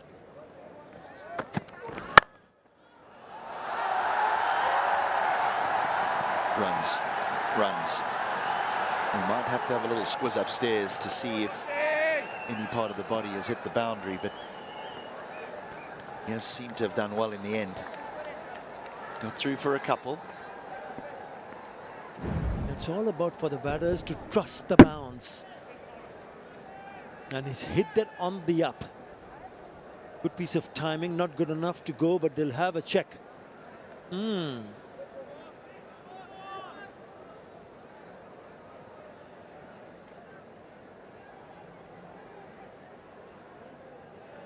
Now, is he touching the cushions when he touches the ball?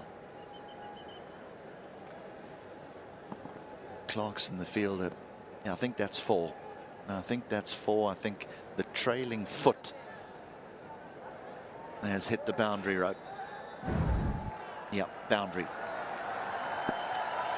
Yeah, he was already touching the cushions when he touched the ball.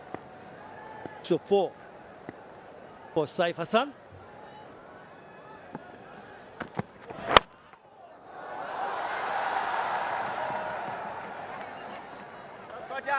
I'm tailing in. Not sure the radar is quite there yet for Will O'Rourke. He's got the odd one to go away from the right-hander. That one just nipped back in.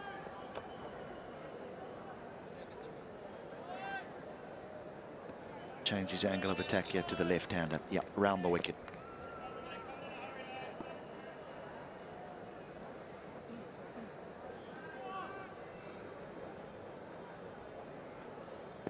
For the left-hander, he's got 2 slip in place. For the right-hander, there was a slip and a gully.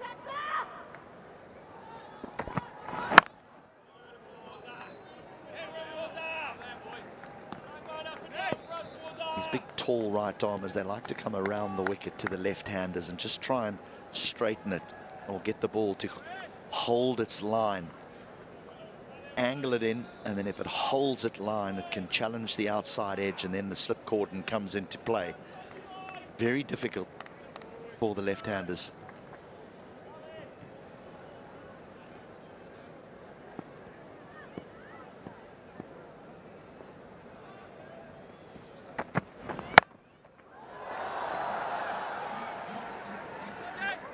Just be a single and we'll end the over. Plenty of extras. 11 wides already. After 3 overs, Bangladesh 21 without loss.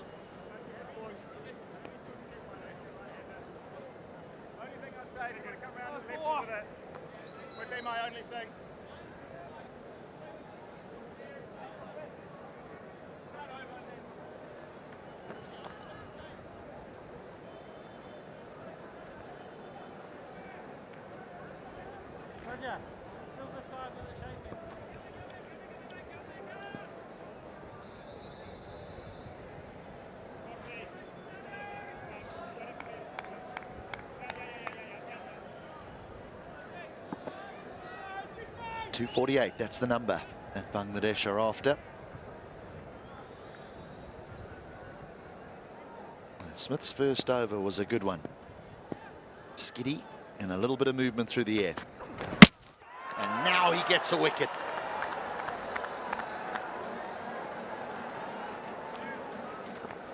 Attack the stumps. Keep it on the stumps. And out of the blues, he goes down the wicket, the first delivery of this over.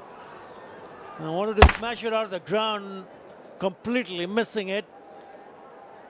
And he goes on to hit the middle stump. The Tanzid goes. And he goes for 2. Bangladesh lose their first. It's 21 for 1.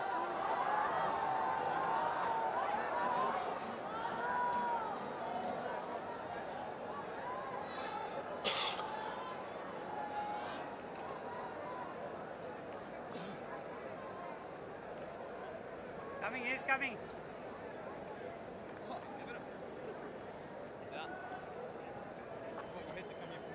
Stay there all day for you, eh? All inside. Finn was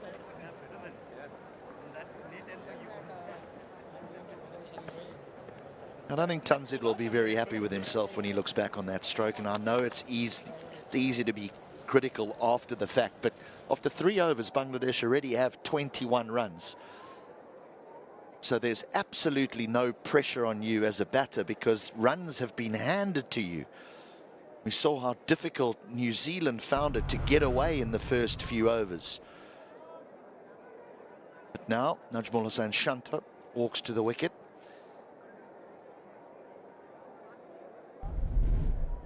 And the middle order will be challenged, is that they didn't score a lot of runs in the series against Pakistan. And it was this man who scored heavily against Pakistan. Now he's gone. Not the best of strokes, not the best decision. Yeah, sudden rush of blood. And as you rightly pointed out, HT, there was no need whatsoever. 21 already on the board when he goes down the wicket.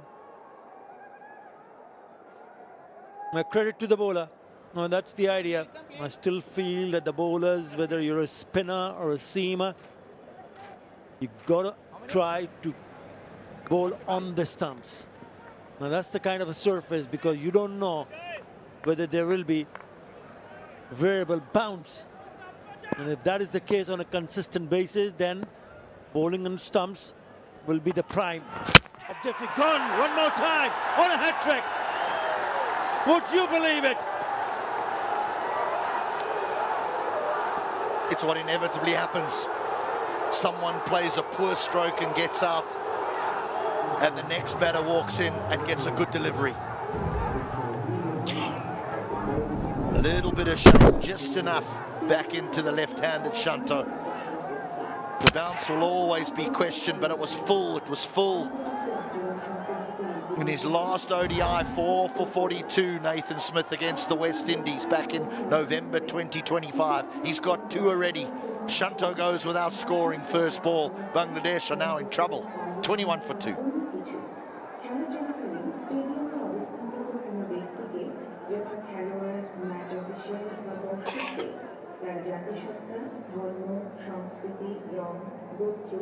জাতীয়তা, জাতিগত উৎস, লিঙ্গ, লিঙ্গগত দৃষ্টিভঙ্গি, অক্ষমতা, বৈবাহিক এবং মাতৃত্বের অবস্থা বিবেচনায় অপমান, লাঞ্ছনা, ভয়ভীতি বা হুমকির উদ্দেশ্যে পরিচালিত করে তা স্টেডিয়ামে প্রবেশের শর্তাবলী লঙ্ঘন বলে বিবেচিত হবে। এ ধরনের আচরণ সহ্য করা হবে না এবং ফলস্বরূপ উক্ত দায়ী ব্যক্তিকে স্টেডিয়াম থেকে তৎক্ষণাৎ বহিষ্কার করা 21 for 2. Nathan Smith creating havoc with these little skiddy seamers and some swing back into the left-handers. But now he will have a right-hander to look at. Liton Kumar Das.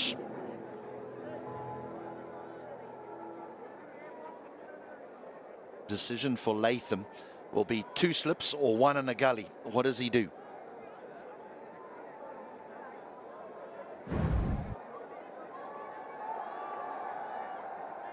That doesn't really get up, but there is a bit of a movement, hint of movement coming back into the left-hander. There you go. But spot on, really good from Smith, on target. Litton Kumar Das now on a hat-trick. Smith, wonderful. A couple of slip-in plays, maybe get another one here because there is a bit of a movement and you can apply a little bit more pressure by putting an extra fielder in the slip cordon. They've got two already there.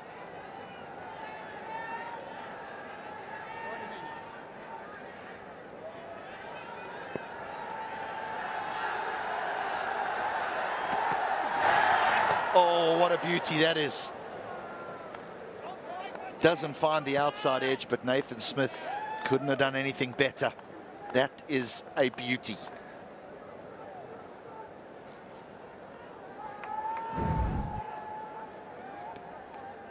Yeah, you can see the hint of movement. Beautifully bowled there. Pitching and moving away from the right-hander. That's the reason why I felt that perhaps a third fielder in the slip cordon might just come in handy.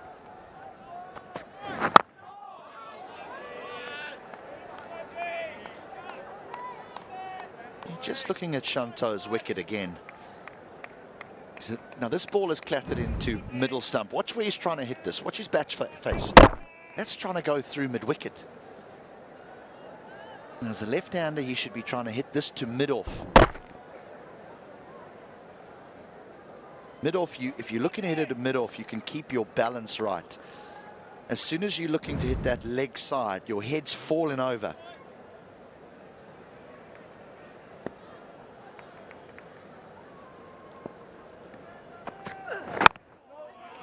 He's got it on a dime, hasn't he? Smith, he's got it in the perfect area here. Just what New Zealand would have hoped for. As Nathan Smith has delivered the goods. Picking up early wickets and putting the opposition on the back foot. What an over this has turned out to be. Wicket of the first two deliveries. He beat the bat, the third one to Litton Kumar Das. And he's given away nothing whatsoever.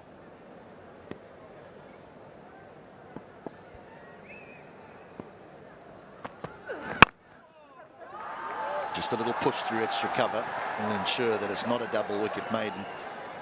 It's still a double wicket over though for Nathan Smith and New Zealand. It ends the fourth, 23 for 2.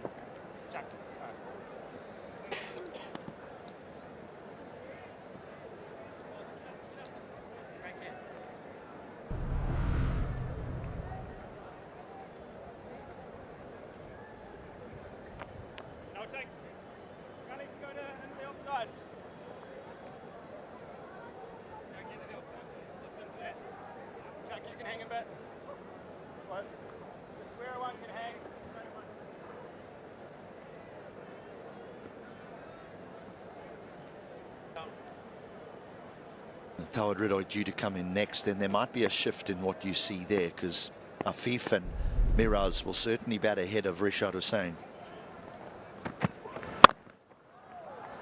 Finds the gap again. This should run away for 4 and does.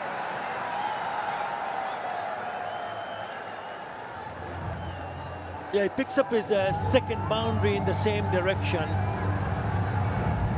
And you can see the way he played that. It just played a little bit late. Yes, taking his right hand off the bat at the last moment. But enough on the bat. And it goes in the gap. The 4 to start the over.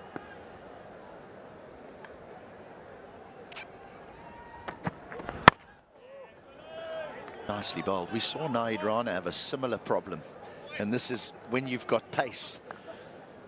Yes, it'd be quite scary for a batter and you have the ability to take wickets, but if you get it slightly wrong, you tend to just disappear to the boundary because of the pace that you have.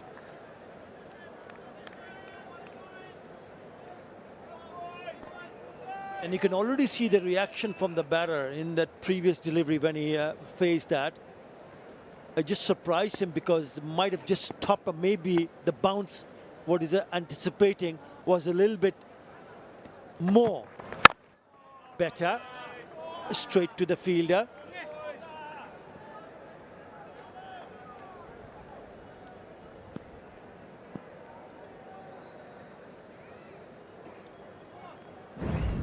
Now this is the one I'm talking about. There you go, extra bounce, and you can see the reaction hitting the top part of the bat. A look of surprise from there you go, the indication also.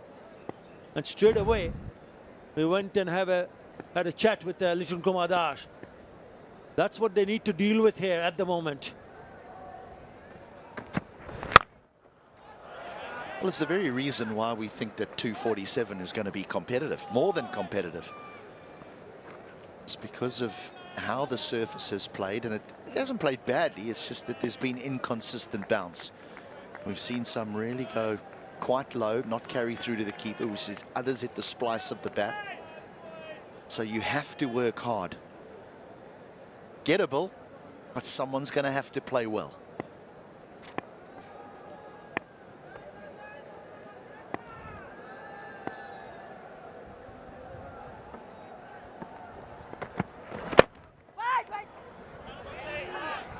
Fielded.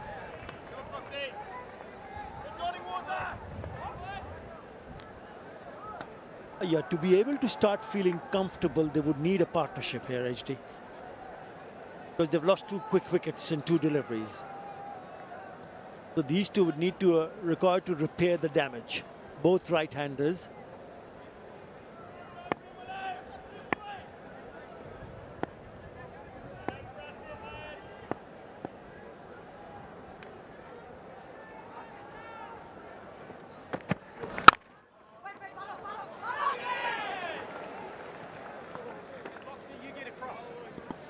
Into the 5th, 27 for 2.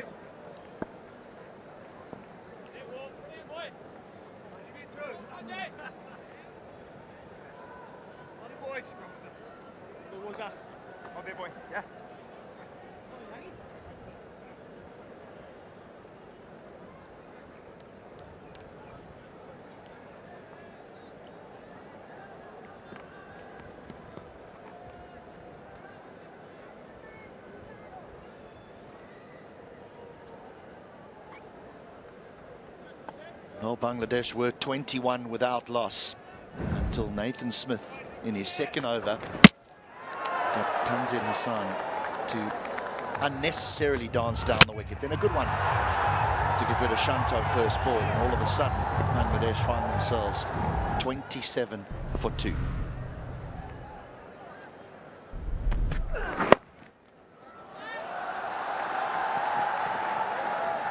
Always so nice to watch Lichun Das.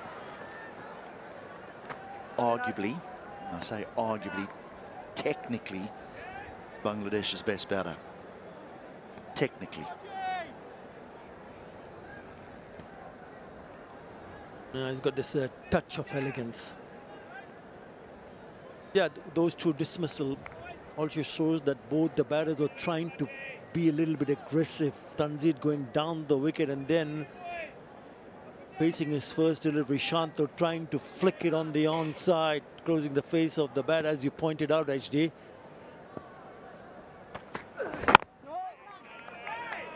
So important to assess the situation, knowing that there is something for the bowlers, especially with the white new ball.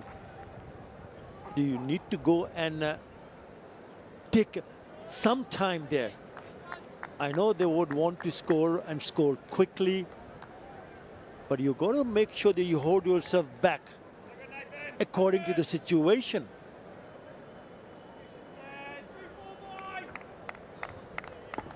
I think there's so much that you can learn when you're in the field and you're watching the opposition bat about how the surface is playing.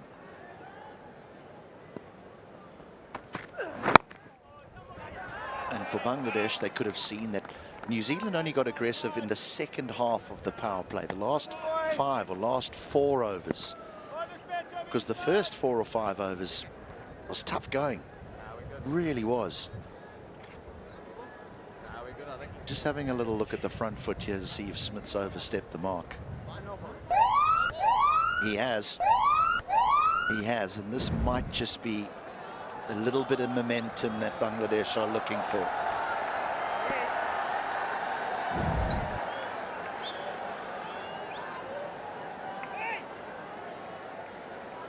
free hit.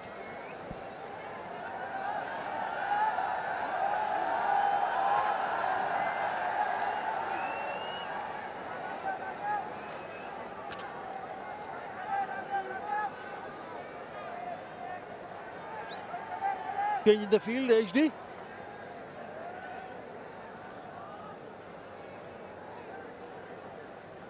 Now because they change the batters, the field can change.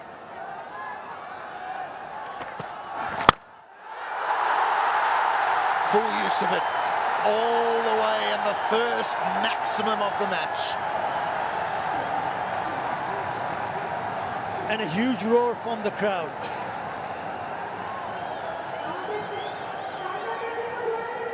Got the meaty part of the bat, didn't he? Yeah, was short, probably anticipating a short one. He was ready for it, and he smacked it over for the maximum. Over long on, 85 meters.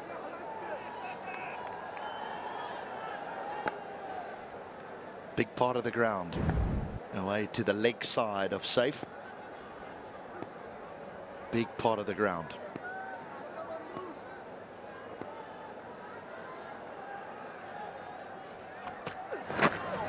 Oh, wow. Now then, we've seen some go down. This one quite literally goes up.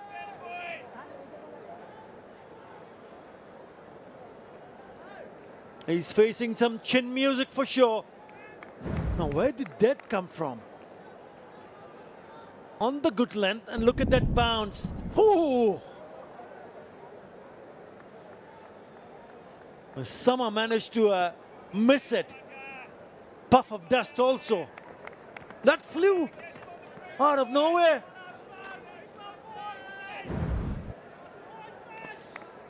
He's not going to edge that. Now, important that he puts that to the back of his mind.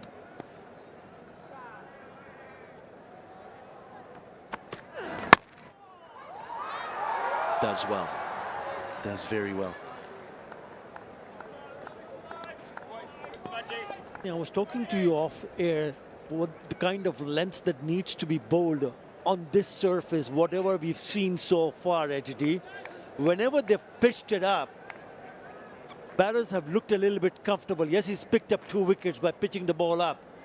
But whenever the bowlers have pulled the length back, maybe a couple of feet away from that fuller delivery, then they looked a little bit more uncomfortable.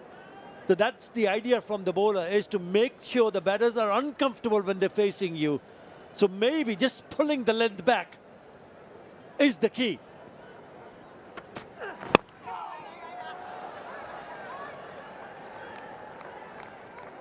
An eventful over. 12 from it. 39 for 2.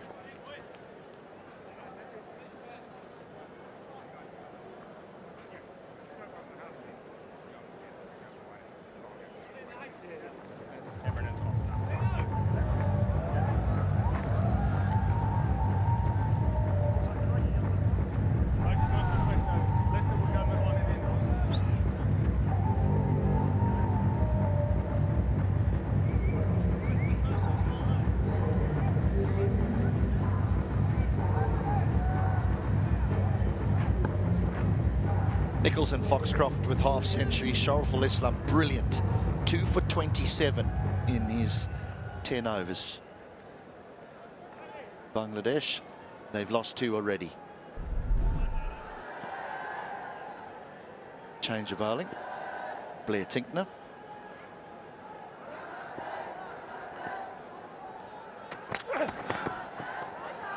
Starts with a wide. Yeah, I agree with you. I think particularly O'Rourke.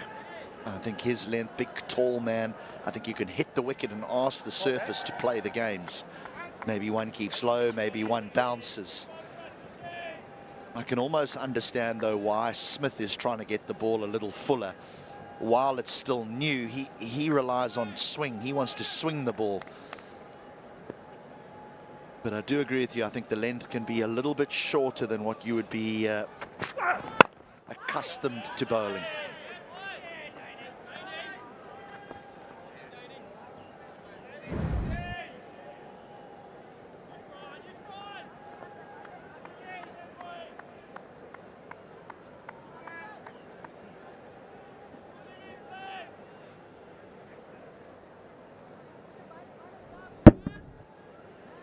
A nice and easy approach.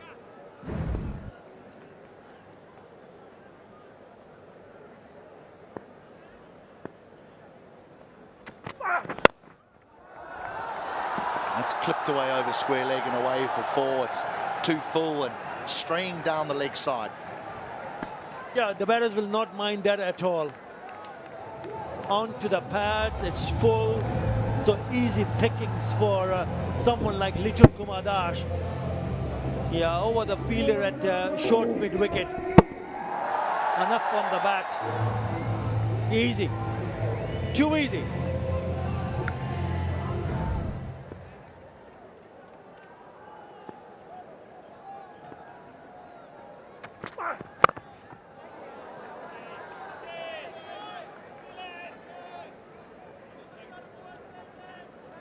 Yeah, even though they've lost 2 wickets, they're going at a run rate of about 6 runs an over, 6.7.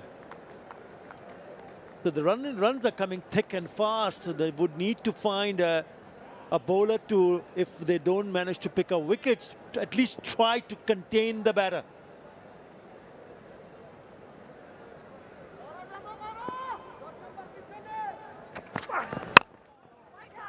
They do have a left arm spinner in Jaden Lennox, who is not one of the 8 changes that New Zealand have made since their last one-day international. And we did see Bangladesh, their spinners, Rishad Hussain, and their captain, Mehdi Hassan Miraj. They got some turn. There was a little bit of spin on offer.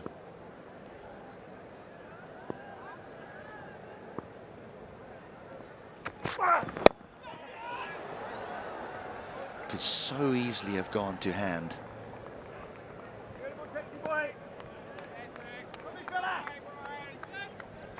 Looked like he was pushing at it, wasn't he? Lichun Kumar Das. That's probably the length. That's probably the length that we are talking about. It just puts the batter in that uncomfortable zone, not in control. He's lucky. It falls in no man's land.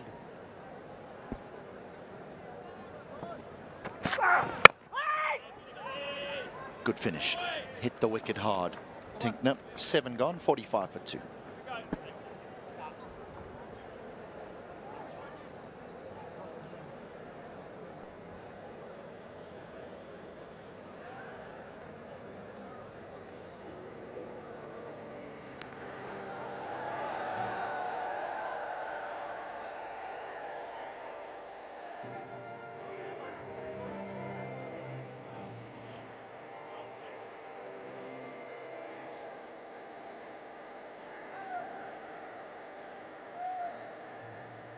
Bangladesh now 45 for 2.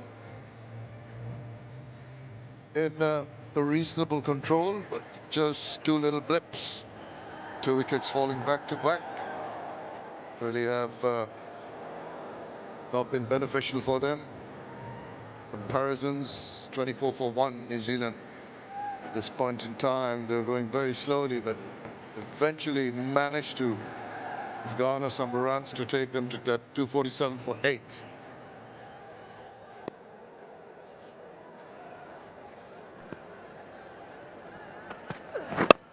They don't want to bowl that line. Bowled so well, getting the wickets and then offering freebies. That's the last thing the New Zealand team want at the moment.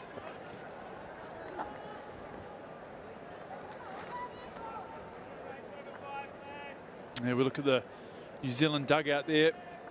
Mike Sandel, been around for many years in the middle. Team manager, looking very relaxed. Oh yeah, they have made a good start in Smith. Got the ball swinging nice and early.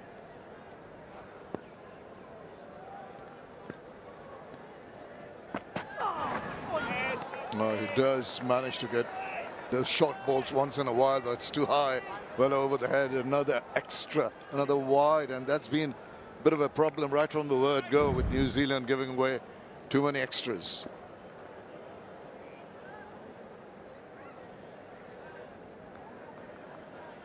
You like seeing a bowler show the batsman but they have that short ball up them. So from time to time, it's okay to see a miss, but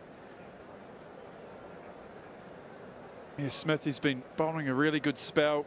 Just the last couple of overs, he's looked potentially a little bit tired. That heat, you can see his shirt looks very wet. Oh, now another little tentative push inside edge. Very lucky, could have gone anywhere. The bowler might be tiring, but on this occasion, I just felt the batter was not playing the shot that ball really wanted, standing his ground and reaching for it. Oh, it's kept low, hasn't it? It's very fortunate that hasn't gone back onto the stumps. It's great footage. But 1 to the score. That encourage him. That'll definitely encourage him. The shot from the drone, see the swimming pool in the foreground. Somehow I feel the manner in which Saif Hassan is playing, just hanging his bat out, waiting for the ball to come and hit him. Here's O'Rourke today, his length. First game back, a little bit wayward from his standards. As we look there, Nathan Smith, look at that. Vast contrast. He's hit the length perfectly. Those fuller ones closer to the 6 metre.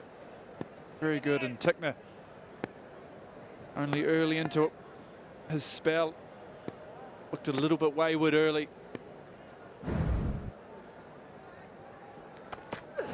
He maintains that tight line, but at times if you bowl it too straight, just give the opportunity to the batter to close the face and flick it away. On that occasion, I felt that there was a chance. It's definitely tiring from his demeanor. You can see that.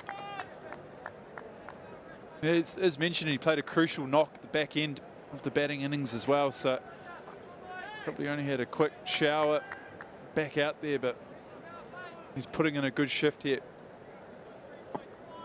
Yeah, more often than not, you get a player who's doing well in one department of the game normally reflects if it's an all-rounder in the other department, and that's good to see. Making the effort for the team. Once again, tentative. He's not comfortable at all, Saif Hassan. He's had a life early on, struggling, but there have been a few freebies afforded to him, and he's taken advantage of that. He's got one more ball. Just think, one more ball, Nathan. Extremely fit, Nathan Smith. Works really hard on his body. He's had some injuries of late.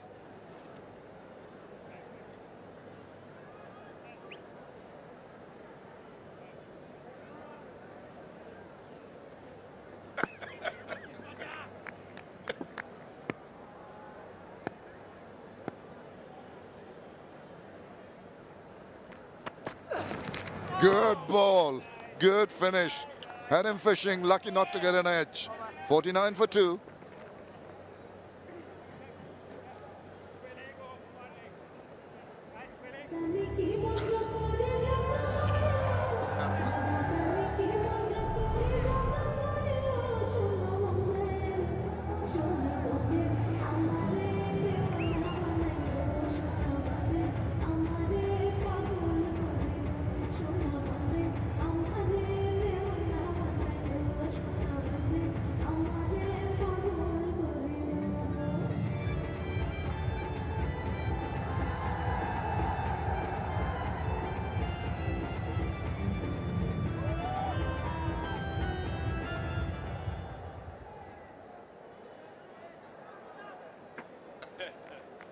$18 for Saif Hassan, living dangerously. Luck is still to be there. Dropped, but Liton Kumar Das, his usual graceful self. And when he bats, when he hits them, they're more often than not from the middle of the bat. But well stopped on his follow through.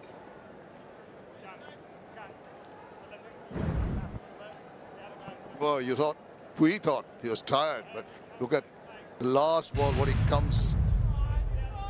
The batter committed half-hearted push at that one. Could have touched the bat. but he is tired. I think he's gone back to have a little shower and rehydrate himself.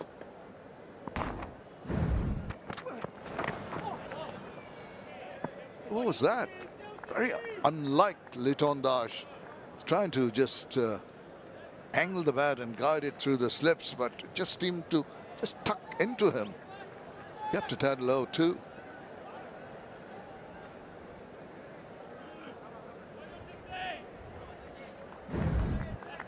Yeah, just before he bowled that ball we're talking about, he looked so tired. Maybe he's trying to give the impression to the batter, look, I'm not that tired. But this is back live. Then he comes and bowls a Jaffa. All the mind games that are played there, Hamish. Yeah, it was a Jaffa. Very fortunate not to get a little touch on it. A lovely way to finish the spell.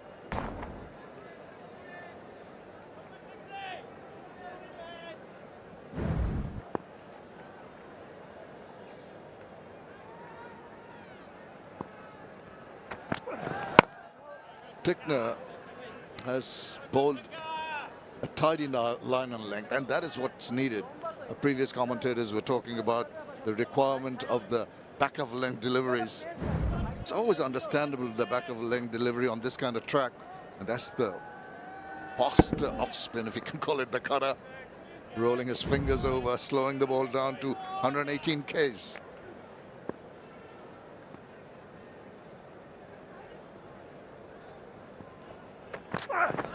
Now, drifting down leg is not the wisest option. Lucky that the batter could not just put it away beyond that fielder covering. There was an opportunity there. So you can be straight, but you can be too straight or down the leg side. You're in for trouble. Yeah, 50 up for Bangladesh. Just 2 down in the 8th over. Building nicely. It's been a good partnership, this. It's building nicely. A good ball to finish that over. Just a single run in that. 50 for 2. Stay up and through, mate. Those two, please.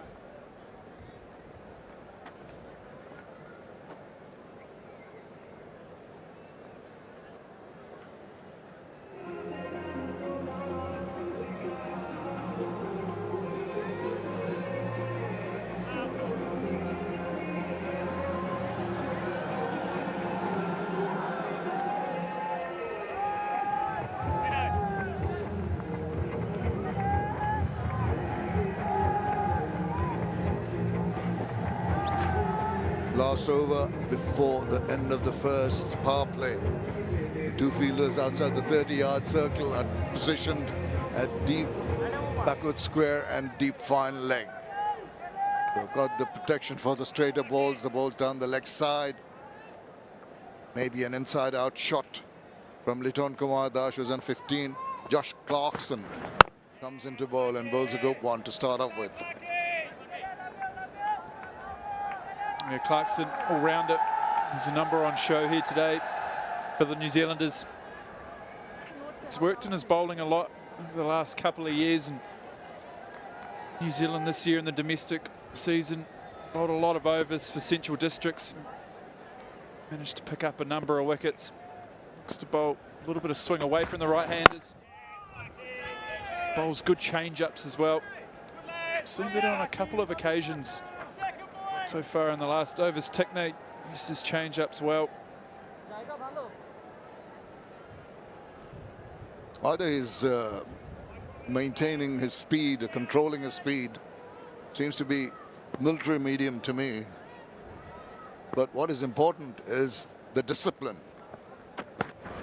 Ah, that's a good one. Surprised him. Speed or not, accuracy counts.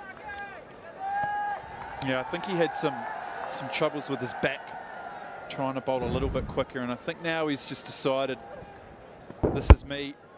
Does use his height, he is quite tall, so can generate a little bit of extra bounce. But as you say, military medium.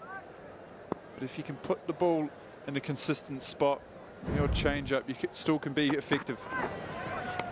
Had to prove us wrong, didn't he? 3 very good, accurate, disciplined balls, and then rather a wayward one, adds to the extras column. That's something that New Zealand have to really work hard to come back with, make sure that they don't give these extras away, make it easier, take the pressure off the batters. You just build up a little bit of pressure, then let it go. Shot. Oh, well done. That was traveling. Good stop. So good. Brilliant, boys. Great dotting this. And short and wide from Clarkson. Dean Foxcroft. Great diving stop to his left. Little bit of a parry. Saved the certain four. Tell you what, the ball was in the air for a while. Not the most convincing looking shot. Good follow through pickup by Clarkson, who's managed to bowl just a wide in this over. Otherwise, it's been pretty good. See the metro there in the distance. Metro station with a green rooftop, and traffic on a Friday afternoon is very sedate, very laid back.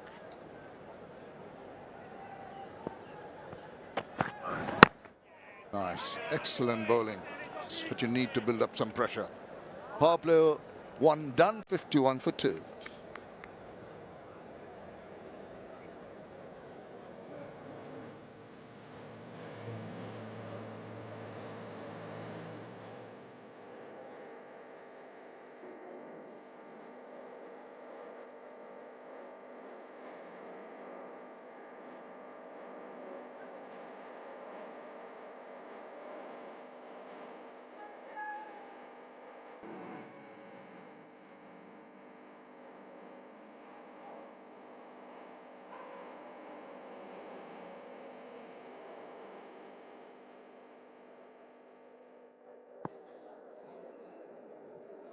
The signal will be for the next power play from Nathan Menon.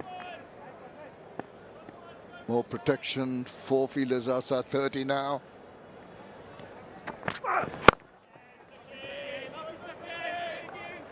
What is expected of the bowlers now is a lot more accuracy and discipline. Build up the pressure. Here's a look at the power play.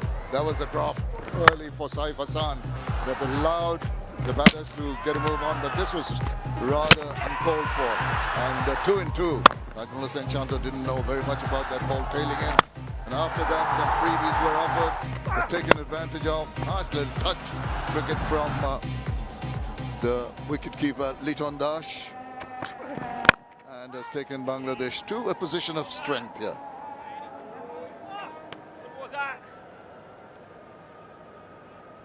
Yeah, we look at the comparisons after the power play.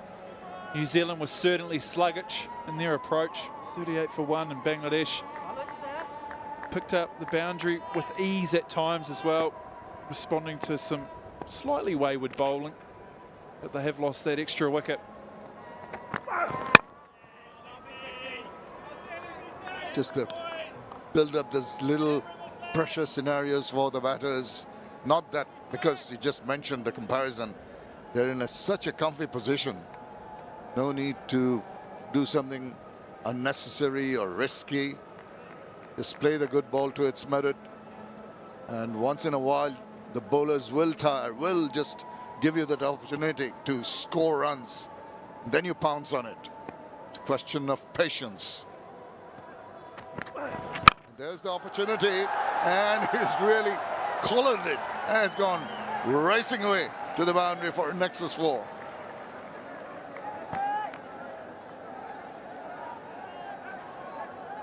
Looks to be a slower ball again from Tickner. This time slightly more into the service, maybe a slower ball bouncer. Just looked to have sat up. Beautiful swing of the bat. Again, seeing a little bit of dot balls. The odd boundary. Good fielding again. Seen on a number of occasions. Black Caps saving runs. Yeah, the fielding has been good. They've been throwing themselves around in this heat, and it's not the easiest thing to do. Saif Hassan did get a lovely connection with that. But what about that effort? Diving. and getting a hand to it, just parrying it away.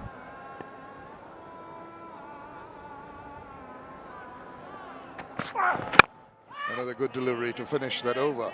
After 11, it's 55 for 2.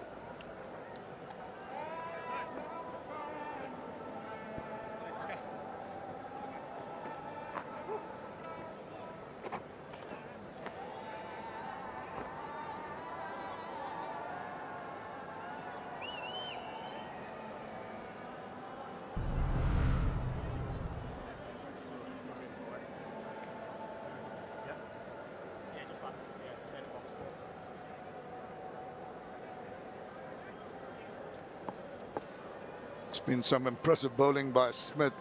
2 for 19 at a very good economy, 4.75. Tickner has also been rather parsimonious with his figures.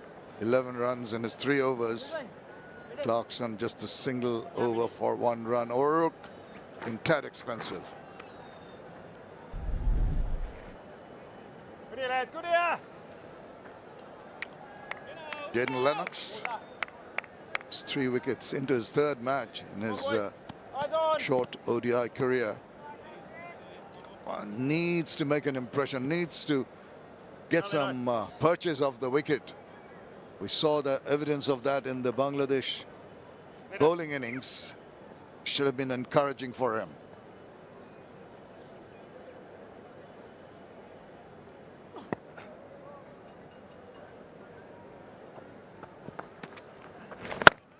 Not afraid to give the ball some air. And another good piece of fielding by Young there.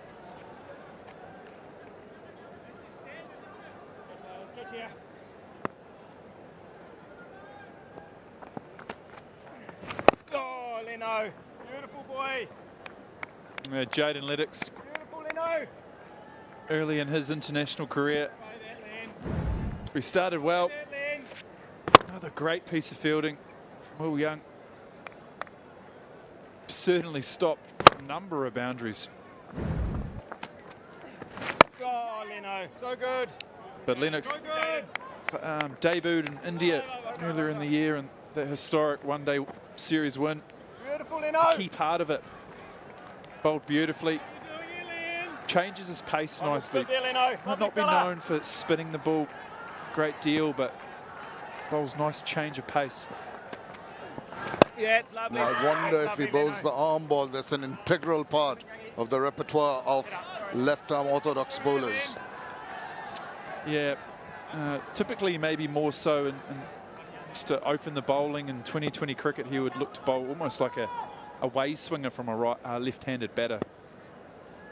Maybe not needed today. Oh, Leno, beautiful, Leno. Yeah, what's needed today is a bit of purchase of the wicket. There has been evidence of that. There's been areas where they can try and entice the batter with some flighted deliveries. Maybe hope that it grips and beats the bat. There it is. Had to reach for it. Not in absolute control, but still a good over. 2 runs from that. 57 for 2.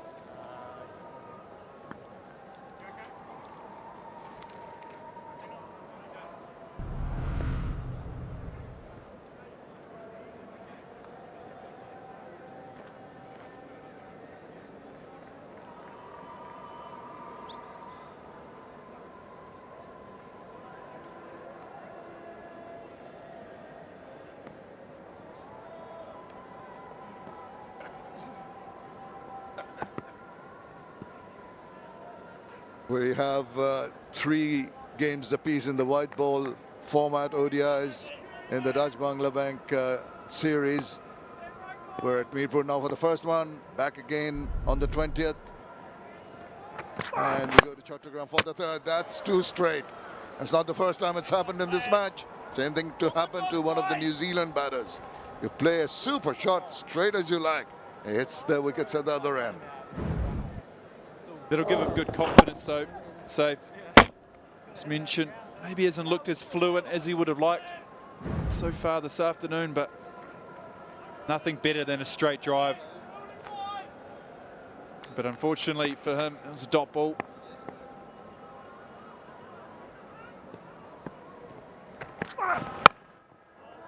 Again, guiding it nicely, just wide of the diving fielder at backward point. Another single, but still, he seemed to have managed to play the shot he wanted to, attempted to. Maybe didn't get more than a single run, but every run gives you that little bit of encouragement and confidence to go on when you're not in your proper elements.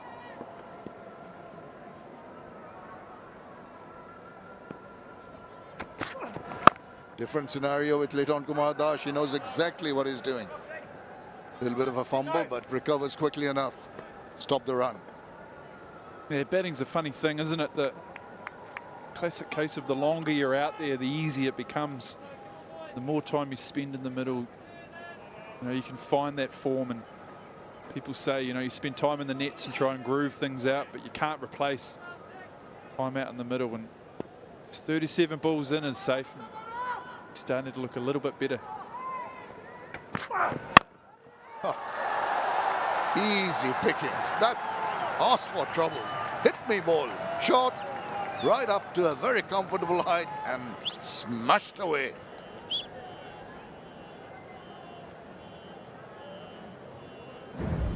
Tickner again, back of a length, looking for that variable bounce. He's up to the task. Great swing of the bat, up and over. The fielder there and at mid wicket. Beautiful boundary.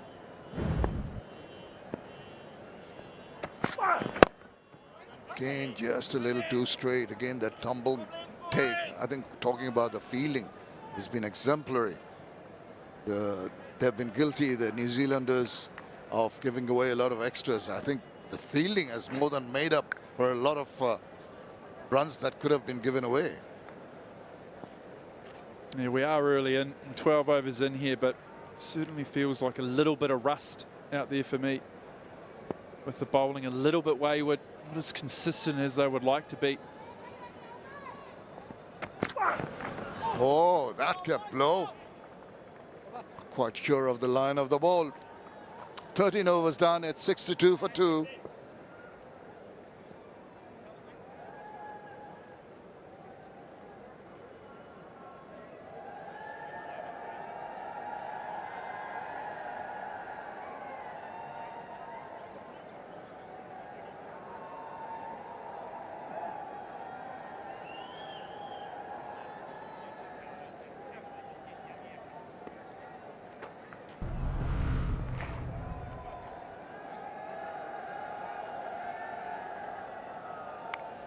Come on, boys, come on. Go to the stake now. Take it to sixes, boys. Next step. Couple of hiccups, 2 quick wickets of Tanzit Tamim and Najmal Shanto. Yes, but these two have steadied the rocking boat. Boat which was rocking at 21 for 2 is now 62 for 2. 41 the partnership. Yes, Leno. Yes, Leno. And he's very quick through his overs as Jaden Lennox ready 2 down. Looking to skip through them. Bowler's dot ball, get straight back and get another one out. Yes, Leno. Beautiful. As a batter, you've got to be very conscious of that fact. By the time you look around and the ball is ready to come at you, you've got to stay focused.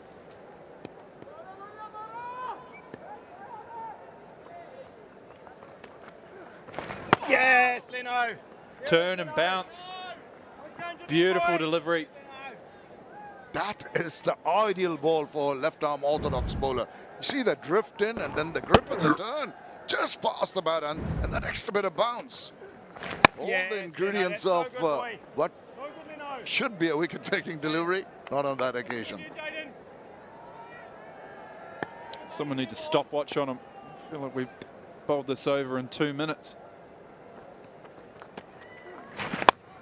Now is not quite where he intended, more forward.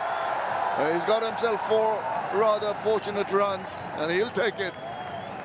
Finished the over with the boundary. It's 66 for 2.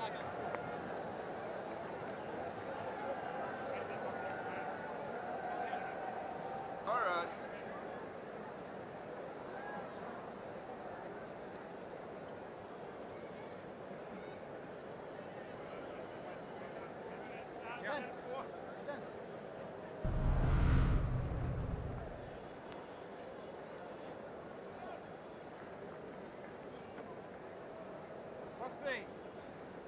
Tommy, just quite.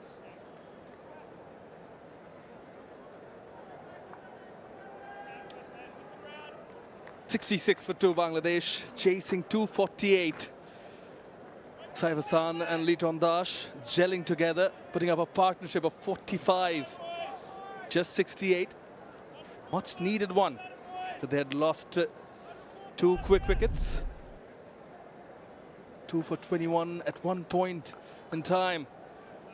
As Josh Clarkson replaces Blair Techner to rocket end. Very important for Bangladesh that these two stay in there, prolong this partnership, convert their individual scores. New Zealand, though, on the field have been exemplary. Square leg in place. Ooh, keeping slightly low. Clarkson straight away was interested. So welcome back to the commentary box. H.G. Ackman, welcome back to Bangladesh. I think Shamanoy, yeah, the cross-bat shots are difficult on this pitch. Because of the inconsistent bounce, I think you've really got to wait for something that's extremely short. You know that players are quick on to things that are back of a length, but this is what can happen. I mean, that's barely gone stump high. Best place to hit the ground. Sounds a little bit old-fashioned, but try and play with a vertical bat. I mean, you can even try and play a square cut to something that's short and it doesn't bounce so much, and you can chop it on. Saw Kelly chop one on early.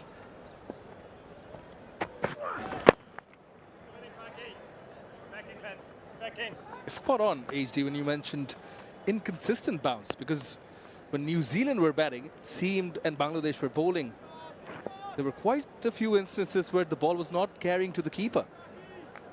And here we've seen that odd bounce when New Zealand bowling. If you find the right length, it's not easy.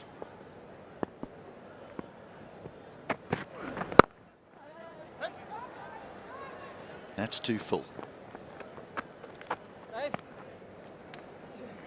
Mentioned this partnership and the importance of it, and that's again in relation to how the surface is played. Not easy to just walk to the wicket and score runs freely, and so when you're there, take the innings as deep as you possibly can. It's not a big run chase, but it's going to need some smart batting.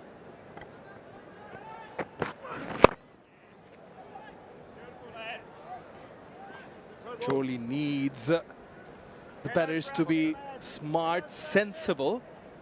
Not the easiest of surfaces to get going either as a batter. You need to trust your bounce. But it is tricky and it can be challenging.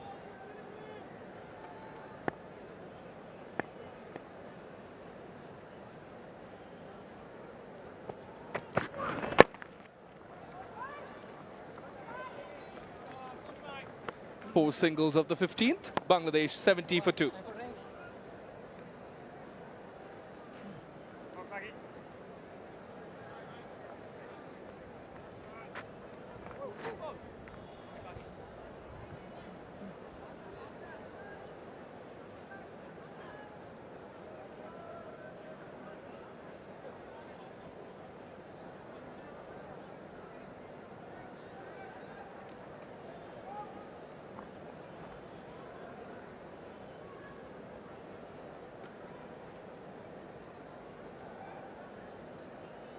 In terms of the comparison at the bottom of your screens, Bangladesh ahead in terms of runs, but have lost the wicket more.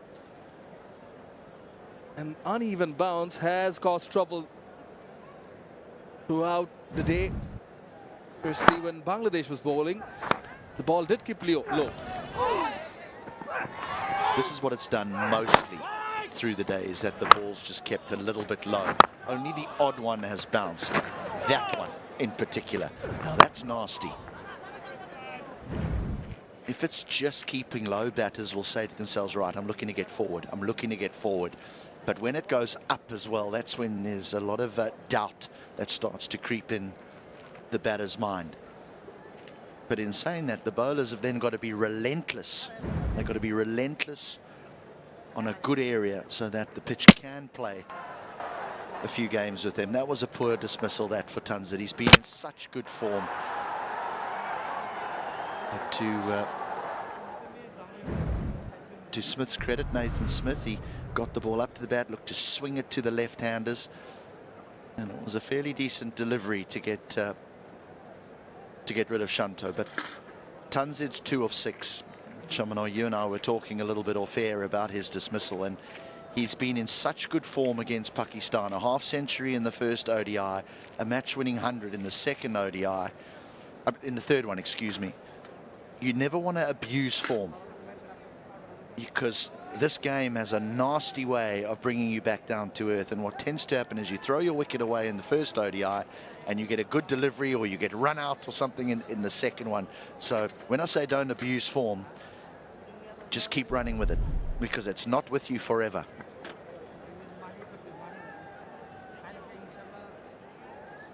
He was in such a good form in that series versus Pakistan, was Tanzit Tamim. In the first ODI, the third ODI, both the matches, he scored runs. Half-century in the first ODI and a century in the third ODI, where Bangladesh won by 11 runs and clinched the series. 107, that's what he scored. It's a very interesting point you make, HD. Obviously speaking from experience, because when you're in good form, should make the most of it. But it hasn't been easy for the travelling side. In fact, it hasn't been easy for any of the players. Hot and humid conditions. Friday afternoon. Well, not really ideal for sunbathing. Where's your towel, HD? He's gotten used to coming here to Bangladesh time and time again. The air-conditioned commentary box, you mean? Yeah, not easy. And the bad news is, over the course of the next week, it looks as though it's getting hotter. Also that time of the year where you get those odd storms. We call it the Kal Boishaki, beginning of the Bengali New Year. It's good that no trouble in terms of weather today, in terms of storms at least. And we're getting a good match of cricket as the play resumes after the drinks break. Yes, down Yangi. Jaden Lennox bowled smartly. That single will bring up the 50 partnership between Saif Hassan and Leighton Dash. It has come at a time of need of the team. Jaden. Lovely boys, lovely that. Dots and ones, happy with this. 21 for 2. They came together. Yes. Yeah, that's clever, because you don't always have to rely on boundaries. There was no sixes hit the New Zealand innings, and our fellow colleagues already mentioned a while ago they have already compensated with the kind of fielding New Zealand has done. Yes, Leno. It's 1-6, but it need to nudge the odd ones and take these quick singles.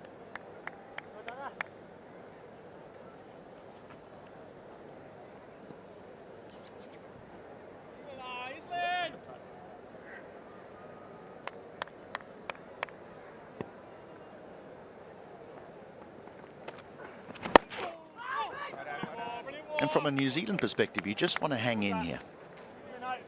Want to just hang in, because the Bangladesh middle order hasn't fired. The last series, it was Tanzit at the top of the order, got the runs. Leighton Dash got one score of 40. Just wait for a mistake, that's all. Well done in the deep. Dean Foxcroft does well. And the mistake almost came on QHD. He slices it over extra cover, and the ball just keeps going away from Dean Foxcroft at long off. At some point he thought he was in the game here, but in the end, nowhere near it.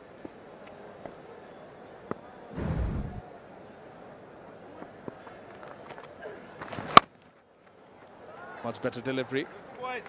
Pushed away for another single, will be 6 runs.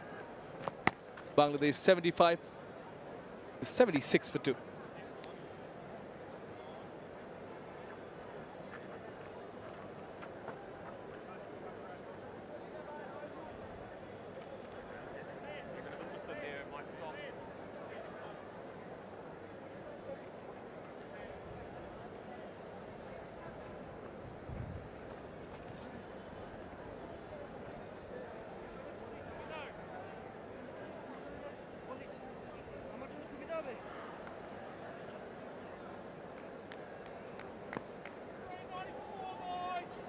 Here in the buzzing Dhaka city.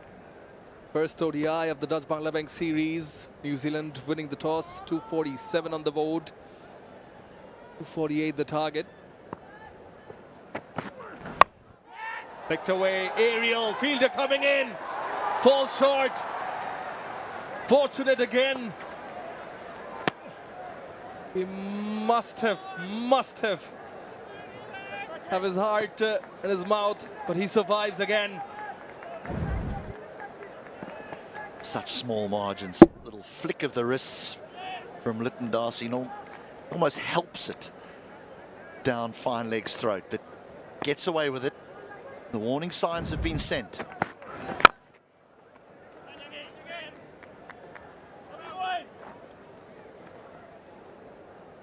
It's also about making most of these opportunities, and here's that one, not of the middle part of the bat.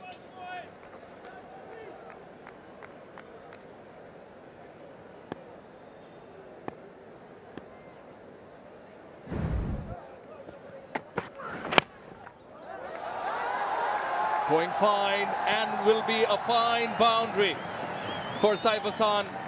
Unfortunate for the bowler. Nexus pay 4 nonetheless. Similar deliveries. One that almost went to fine leg off the bat of Lytton Darcy. This is a leg glance for 4. Darcy was looking for a maximum, nearly lost his wicket.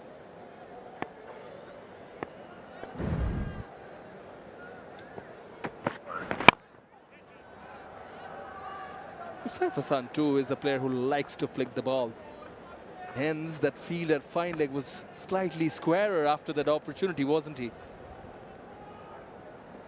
Just got to be a little bit careful. I know we've spoken ad nauseum about the inconsistency of the bounce of the pitch, but if you're trying to flick at balls and it just doesn't bounce enough to find the middle of the bat, it finds the bottom and then doesn't carry to the boundary.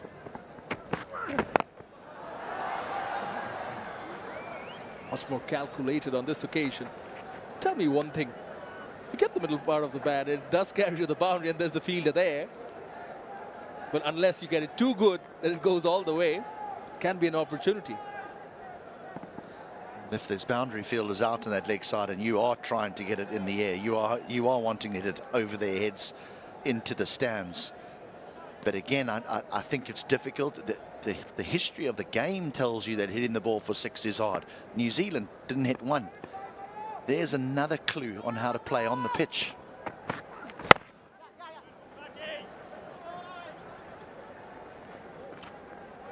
Such a good outfield. You can hit the ball all the way along the carpet for 4. Yeah, might sound old-fashioned, but I promise you it'll work. 17 gone, 84 for 2.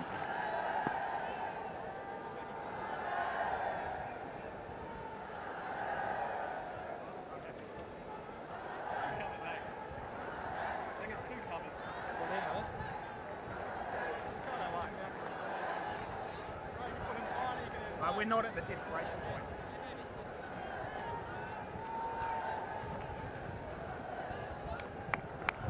One more from back out. Yeah.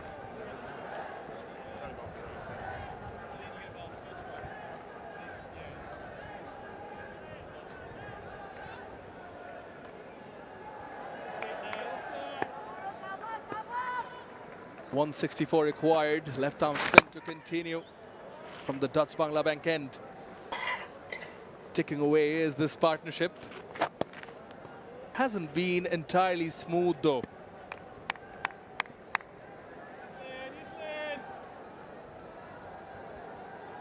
Friday afternoon, They have come in numbers. Yes. Plenty of passion, emotions, but a lot of expectations, especially with the 2027 World Cup. Lovely, Lino. Team trying to build up towards that, but he's making sure that he's got the ice pack in between the deliveries on his shoulders. Oh, Lino, beautiful. Come on. Beautiful move.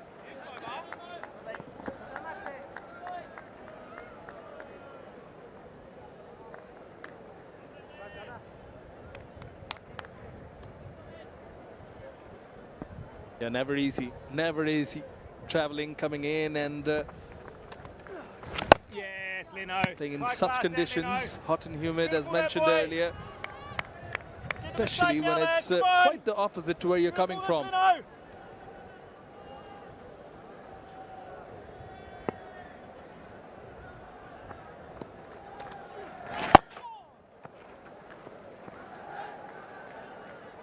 Much better this over in terms of being patient as far as Litton and Saif are concerned.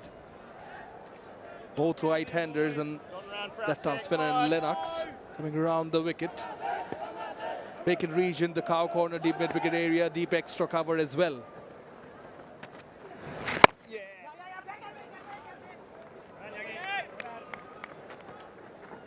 Three singles of the 18th, 87 for 2.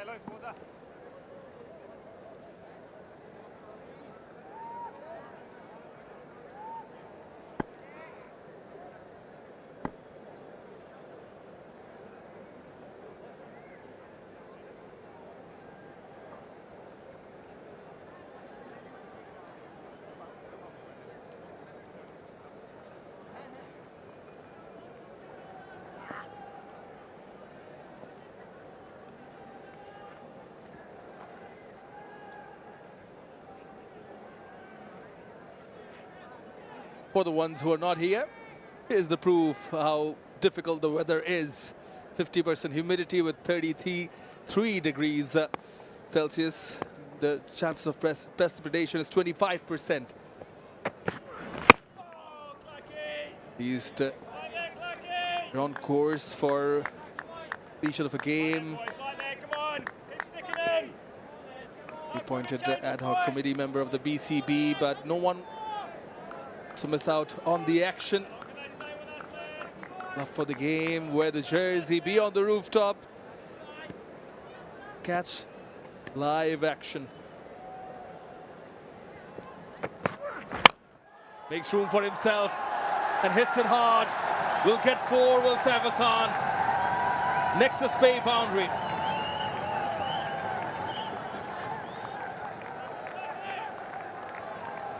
Not where he wanted it to go. He heaves it, smears it over mid-wicket away for 4. He started looking at this down the ground, maybe over mid-on, but the little tail that Clarkson's getting, the ball just tailing back in, meant it went over mid-wicket.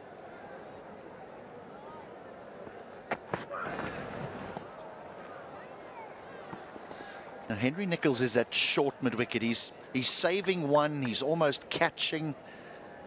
And I think it's a good position against Saif Hassan because he just tends to fall over a little bit and he can loop it into that man at mid-wicket there. That's a real wicket-taking fielding position for Clarkson to Saif.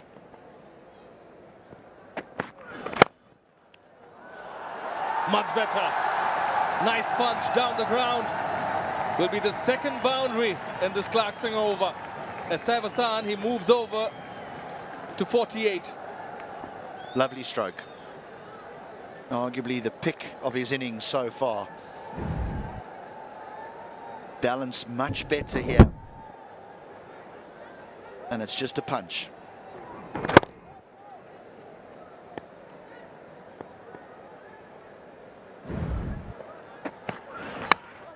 Oh, outside edge. Fortunate.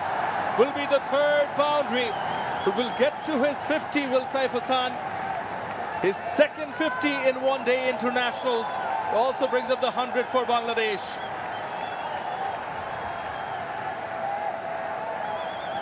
He was at the non-strikers end when Bangladesh lost 2 quick wickets.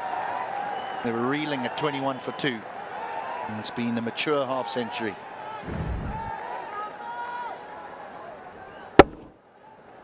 Not all your strokes when compiling a half-century are perfect. Ooh, surprised him. Has come when he needed it to. Sort of going through a lean patch. Yeah, that's the 50 moment for Saif Hassan. Chomo Sarkar knocking in the door. Played well against New Zealand previously, but they decided to back him. And is paying dividends.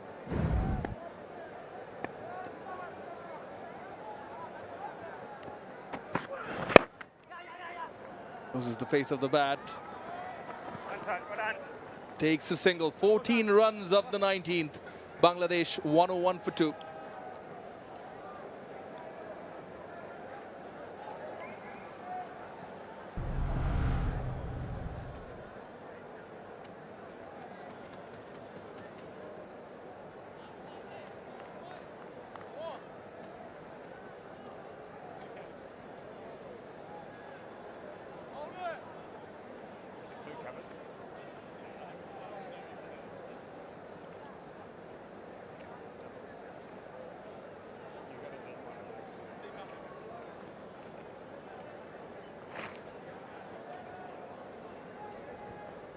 They needed runs at the top, and Saif Hassan is delivering them, stitching together a partnership with Liton Das. Having lost the informed Tanzir Hassan Tamim, Shanto too going for naught. Partnership now worth 80 runs. New Zealand in desperate search of a breakthrough. Yes, Leno. Yes, Leno. Mentioned an interesting Yes, point, Leno. how his head is falling over. Technicality of it. Just want to refer to the partnership angle to this. Just have a feeling Yes, Leno. maybe Yes, Liton Leno. Das might have just passed on a message in the previous over, because he seemed to be in much better balance in the previous over. One more dot for us, Leno. The simple things Yes, three, are lads. often overlooked. They're underrated. Communication is truly key.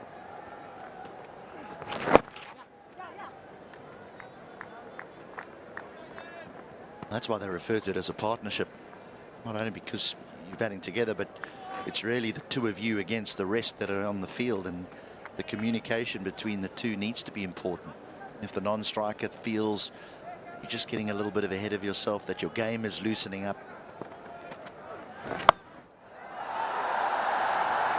He's a wonderful player of the sweep stroke. Might just have a second look at that, but I'm pretty sure he's okay. He'll get through for 2.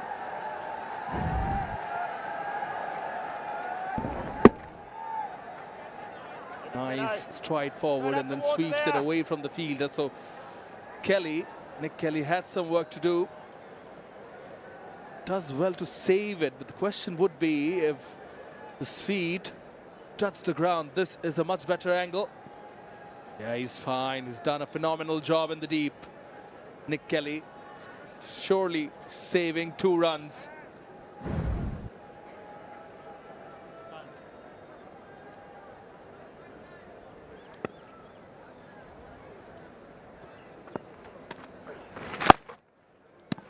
Yeah, so important when you're batting together to be able to communicate, to be able to say, look, I think you're just getting a little bit loose, maybe just tighten up for an over or 2. It might be a situation where you say, look, we're getting a bit behind the 8 ball, we need to maybe accelerate. So that's why it's called a partnership. Yes. Beautiful, Leno. Good day, Leno. Watchful. After 20, Bangladesh 105 for 2.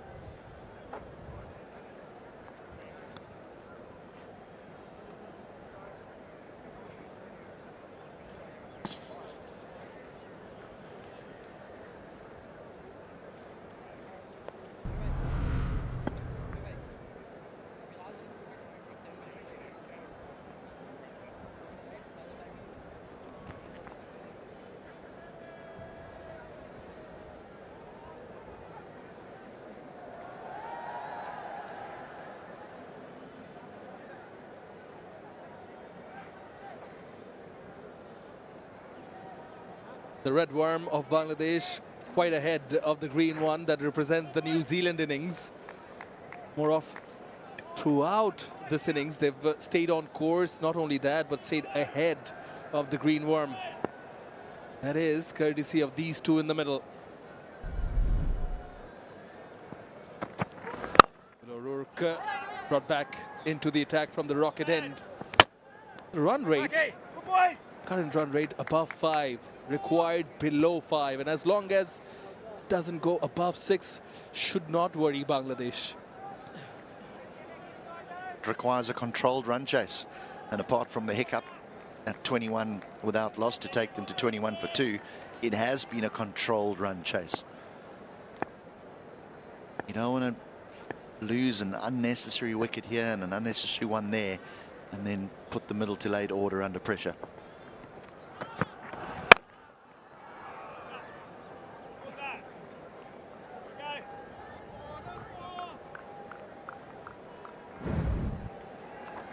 Yeah, he's been really good, Saif Hassan.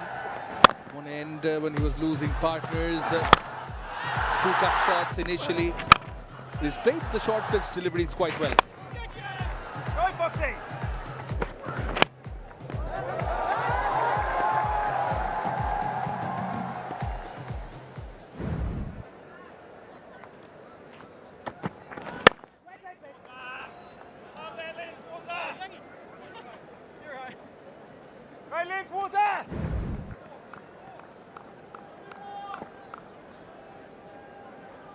A couple of boundaries through that offside, off the back foot, really square cuts. But again, it's all around the wicket. There's no one particular side of the ground where he favours.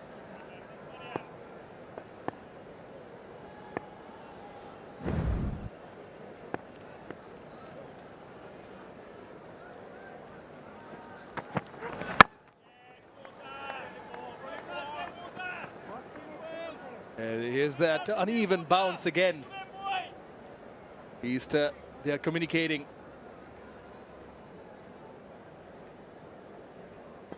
Well, there's the communication again. Safe just indicating to Litton Das that there's a little bit of bounce, and Das probably walking down to him saying, okay, fair enough. Here's the next delivery. Don't worry about it.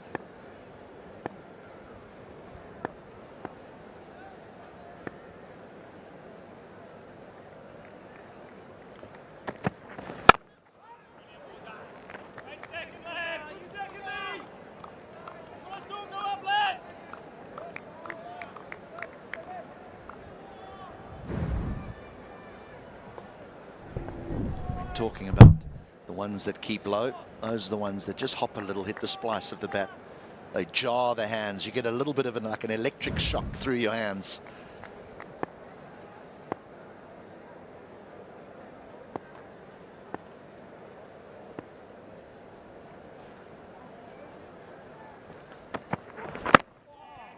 Another one keeping low. Then a tidy comeback from Will O'Rourke. Just a single of this one. Bangladesh 106 for 2.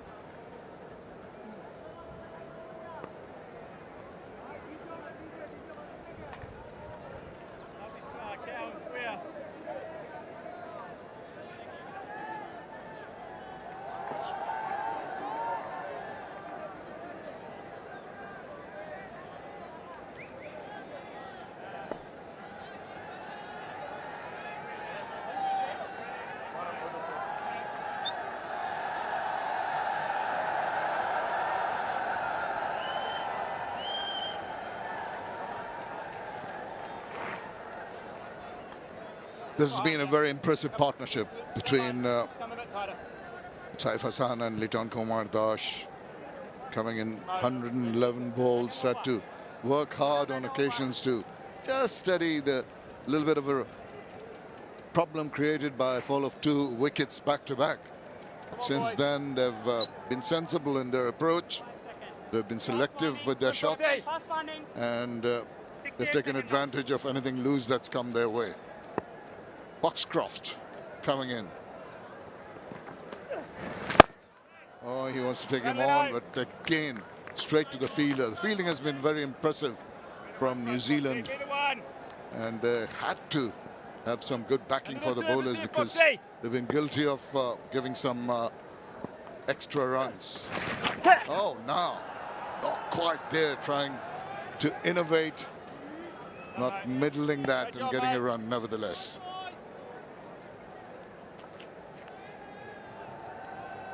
Come on, boys. 5.5 and 6s, lads. Come on. Yeah, at times you see the ball doing a little bit more on that occasion, a bit of a bounce. Yes, Foxy. Beautiful. But you can see the difference when New Zealand batted and now when the Bangladesh is batting, trying to chase. They know these conditions a little bit better than the opposition, for sure. It doesn't really surprise them, just moves away. And they should come back for the second. Doesn't really surprise if there is inconsistent bounce, because they know it can happen. That makes such a difference for teams coming from overseas rather than teams playing in these conditions just like Bangladesh playing in home conditions. So it's a little bit more easier for them to cope with it, so they can stay a little bit more patient. Absolutely. I think that's the way to go. They have been guilty. You can say that Tanzid Tamim going and trying to go for an extravagant shot, and Chanto not really there for the first ball he faced. Other than that, these two have been selective now. They're getting a move on here. Lovely shimmy down the wicket and thrashes it over the top for another Nexus pay for. Delightful looking shot from Litton.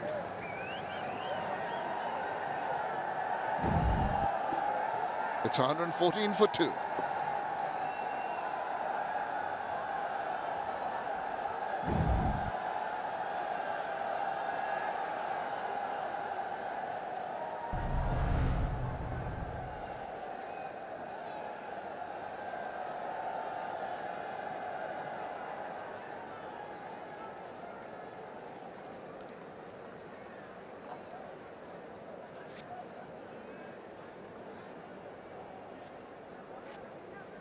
You got to listen to me properly, please. I said always.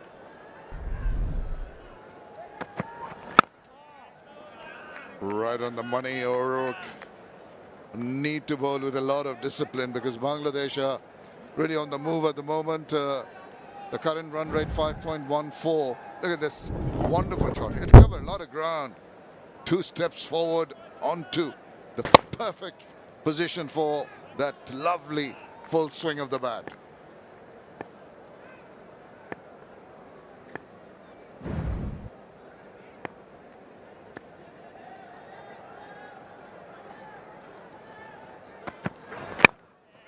Right behind it. Good balls. They have paid heed to the good balls. That's been very good from the Bangladeshi perspective.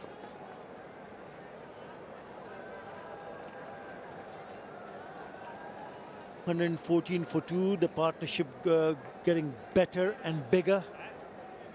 Saif Hassan, remember he played a practice match between the A and B where he's carried his bat, scoring 138 unbeaten, opening the batting on this very ground. Well, this should be taken, and it is. Finally a wicket, and the partnership broken through, probably thinking of hitting it over the top of the infield. He thought he was in business, but in the end, it's the bowler who has the last laugh. Yes, indeed. I think just missed timing. He went for it. The ball just did not arrive and allowed that catch to be taken by Clarkson. No problems there, and a big wicket. They needed to break this partnership. They've managed it with Saif Hassan gone for 57. It's 114 for 3.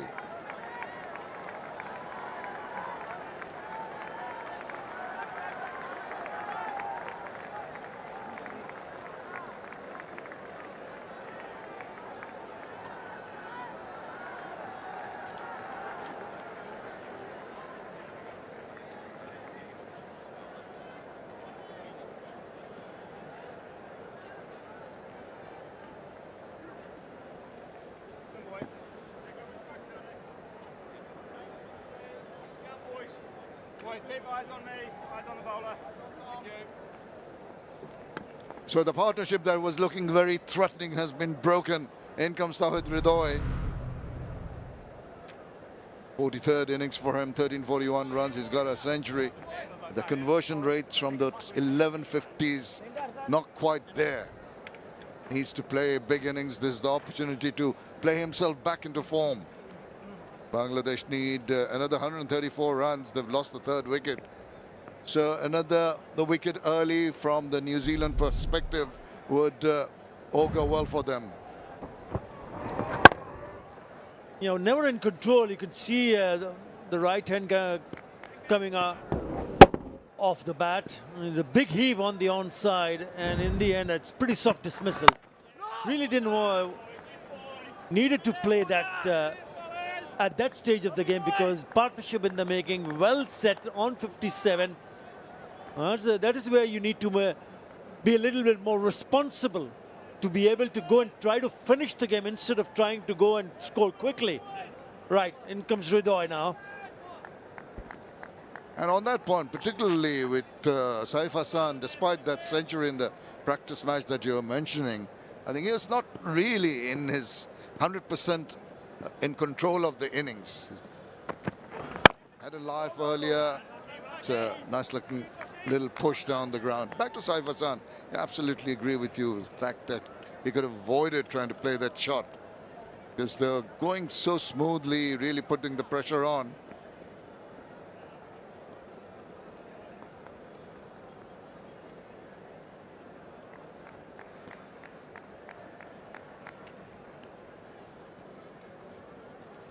Tawhid Ridoy. Now this has turned out to be an excellent over from O'Rourke.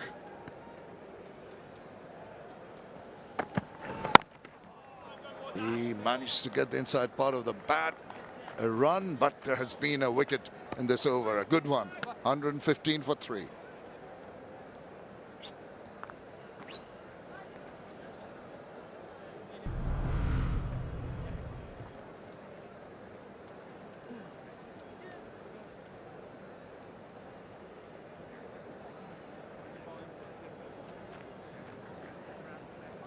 Yeah.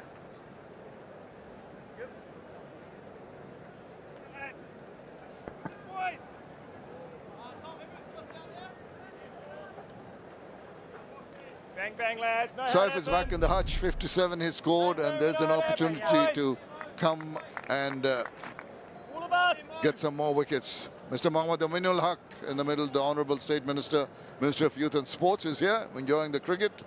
And to the left of him, Mr. Mahdi Amin, who is the advisor to the Prime Minister of Bangladesh. They must be reasonably happy with what has transpired. Bangladesh have done well on this one now, lads. so far. They need to carry on. Now, boys. Take us to 4, Foxy. Yeah, looks like Tamim Iqbal, the president of the Bangladesh Cricket Board ad hoc committee, in the president's box. Right, they have to bat well from here on, because the reason for us to say that he should have taken a little bit more responsibility is because he spent some time and he knew exactly what was going on.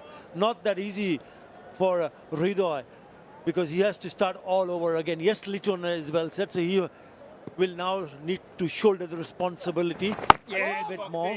Beautiful that, Foxy. You need to, as a bowler, just keep it tight. Make sure that you don't Quality, lads. bowl loose deliveries.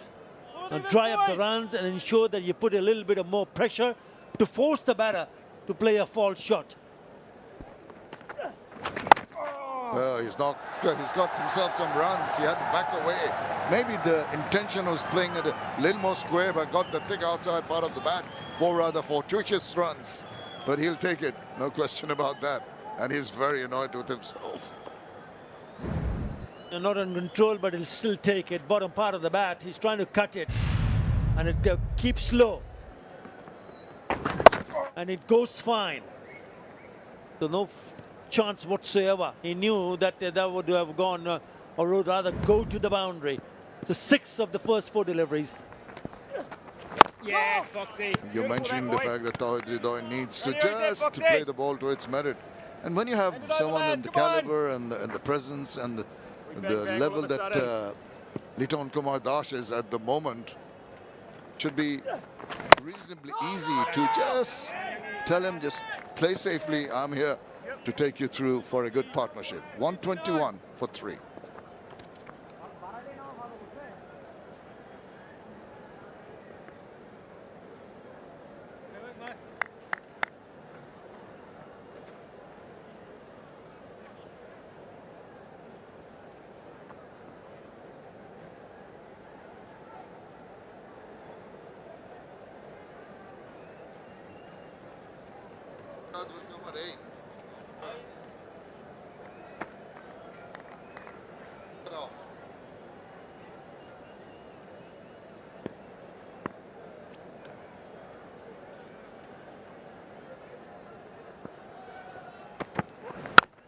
Nicely behind it. Just the ease with which he plays the shots. Oozing with confidence. Liton Kumar Das moves on to 40. Come on. Well, the New Zealand team has been exemplary. They've been so good diving around. It's been hot, it's been humid, but look at the efforts made in the field. Saved so many runs. A lot of those efforts you could see. Little glide down the side of the pitch, and appreciation definitely from all the bowlers. Raises the spirit of a bowler when you see a piece of good fielding. Straight, and once again straight away, and no is the call from Hridoy. The dignitaries there up in the president's box. Bangladesh in a happy position. I'm sure they will be pretty pleased with how it's gone so far. First match of the Dutch Bangla Bank ODI series.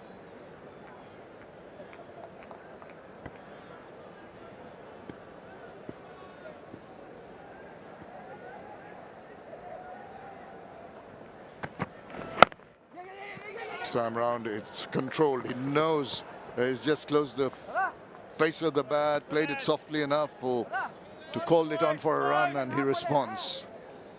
Yeah, Liton has already moved on to 40, and in the first two matches in that series against Pakistan, his scores were 41 in the first one-day international, 41 also in the second. Then had to bat for a longer period of time, unbeaten on 3. So once again, he's getting that start. Important that he cash in and ensure that he stays on, because they still need 125 runs. Still a lot of overs to be bowled here.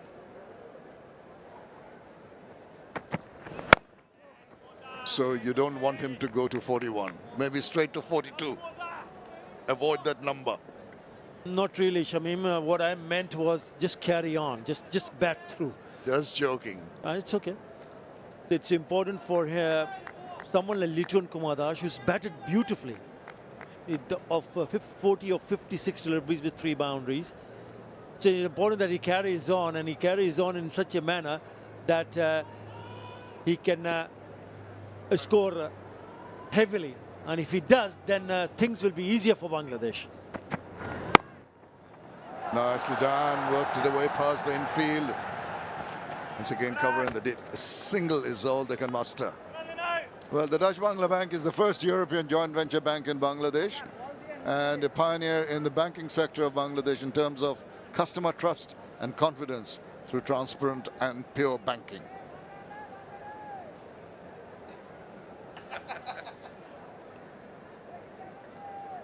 The lights are on here as the sun goes down.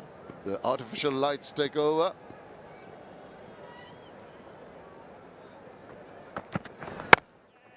Nice, good, tight bowling. Keep that batter quiet. Don't give him the opportunity. Overdone 3 from it. 124 for 3.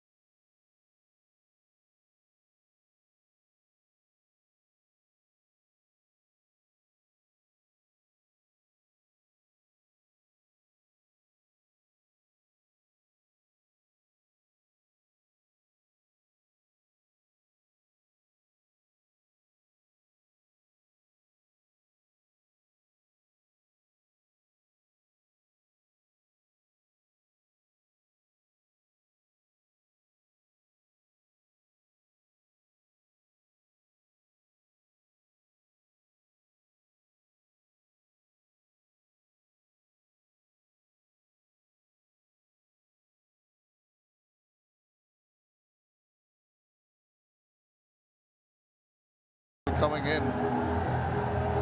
And a lot of breaks because of the weather, because of the heat. It's been tiring for the players. Humidity is high. Not the best of conditions when it comes to long day in the field and lots of replenishment. It's rehydration required here. Here the fall of wickets. Yeah, the first one was Tanzir Hassan, and what happened next was they lost another wicket of Nazim Shanto, so he was on a hat-trick, Nathan Smith. But then that partnership got 93 runs, and after getting set, it was Saif Hassan who wanted to just hit it over the top of the infield and managing to hit it straight on to him.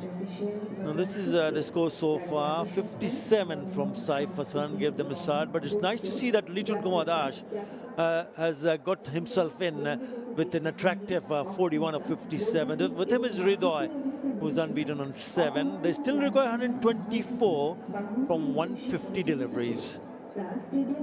New Zealand, Smith, those 2 wickets was very impressive. 2 for 19, 1 to Willow Rook. Yes, they've tried 6 options so far.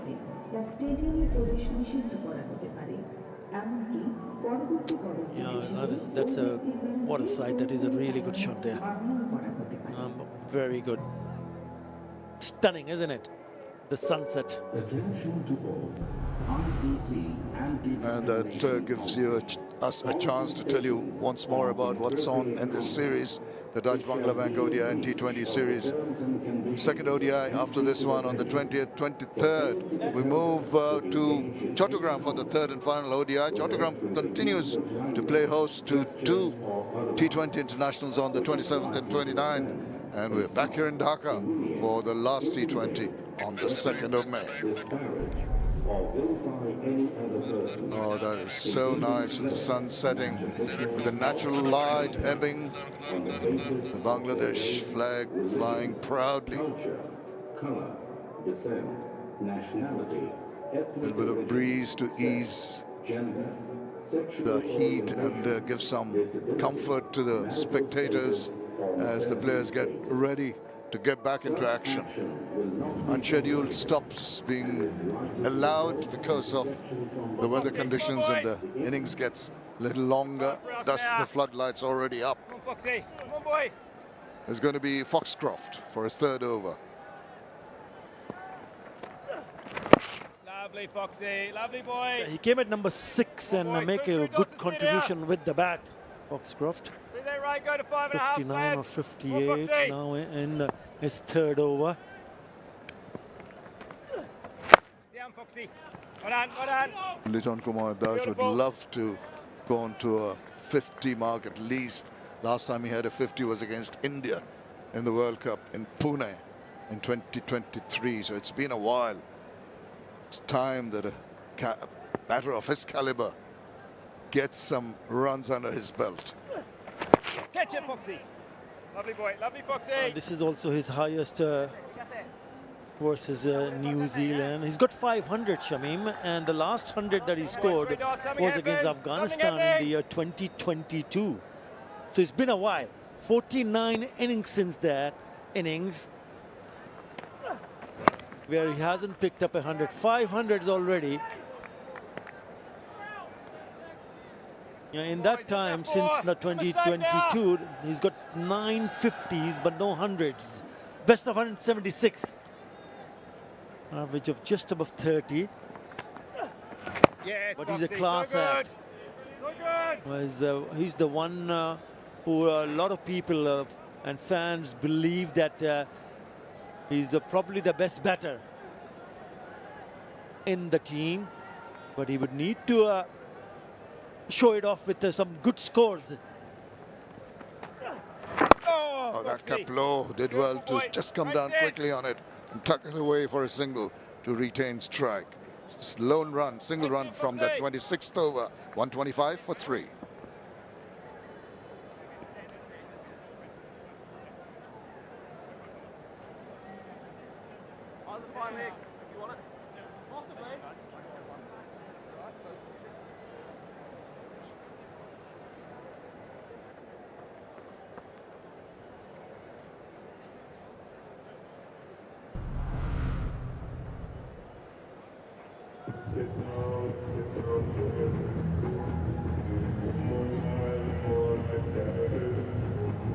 2020 is when he got his highest score against Zimbabwe in Sylhet, and with scores of 136 against Afghanistan, Zimbabwe, another century. Also in Sylhet, that one I mentioned, Dubai scored against India. So boundaries, hundreds there that he's got. But I think this is the ideal platform for him today, Arthur, to try and get to that three-figure mark. Yeah, that was my point earlier on, because if you get a guy this kind of a start and the credentials that he has, that he possesses, yes, he should have scored more runs. We know that. We understand that. We believe he's a much better player than what he has done so far in international cricket. But now that he's got a bit of a start, now then, is that a cramp, or it looks a little bit uncomfortable? He's holding on to his back. So when you have this kind of a start, you would want him to go bigger in terms of his what he can do with the bat, in terms of runs that he has to score for his team. I hope he's okay, because he looks a little bit uncomfortable. Yeah, when you're not feeling 100% fit, it can play on your mind. There he's stretching, reaching out, something in back spasms of sort. Just had a drink a short while earlier. Maybe not cramps, maybe a little slight bit of pull, but that's definitely going to affect the manner in which he approaches his batting. Yeah, at this stage of the game, New Zealand were 127 for 2. Bangladesh, exactly the same number of runs, but they've lost one more wicket. I think there's going to be a lot more of that touch cricket that we get so much delight from seeing from the bat of Liton Das. Again, just feeling his back. Oh dear, last thing you want when a batsman is all set to be encumbered by some problems. So the body not quite fit, so if he tries to go big, might just aggravate that little niggle he seems to have got at the moment.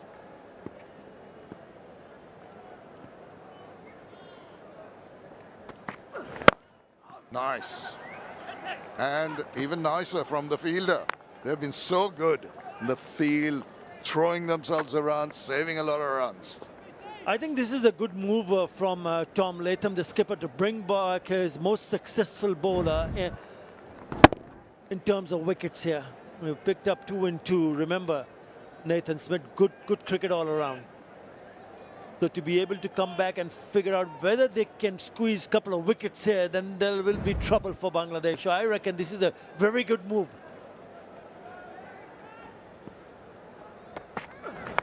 Oh, tentative, lucky also. Induced the inside edge, could have gone anywhere. Gets himself a rather fortuitous single. Not looking very comfortable at all. Yeah, what New Zealand will also need to understand is, rolling the fingers over, the required run rate is above 5 runs in an over, and they're going just above 4.8 at the moment for Bangladesh. Yes, they do have 7 wickets in hand, a well-set Litun Kumar Das, but if they can manage to pick up a couple of wickets here, then it might just turn in their favor. Again, drifting down leg, little tickle around the corner for another single. Turns it into a 6-run over. 27 done. 131 for 3.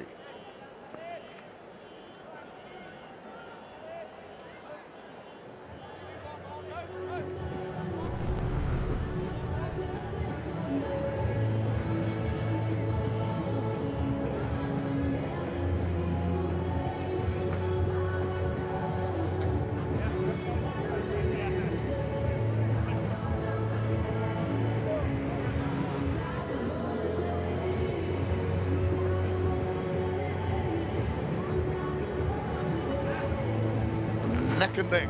That's what the game is at. All to play for.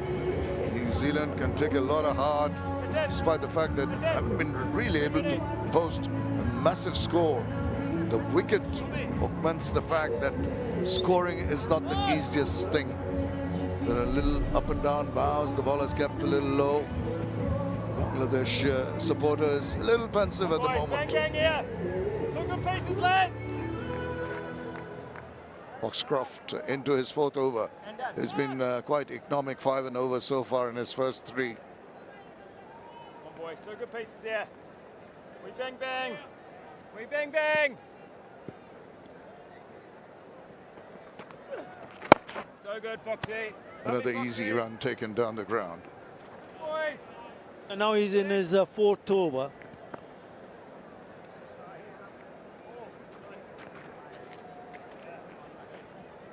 Yes, please, after this delivery, if possible, please. An off spinner in operation. Boys, stay down this end now. Come on. Has bowled 6. Smith, who bowled the last over, has bowled 5.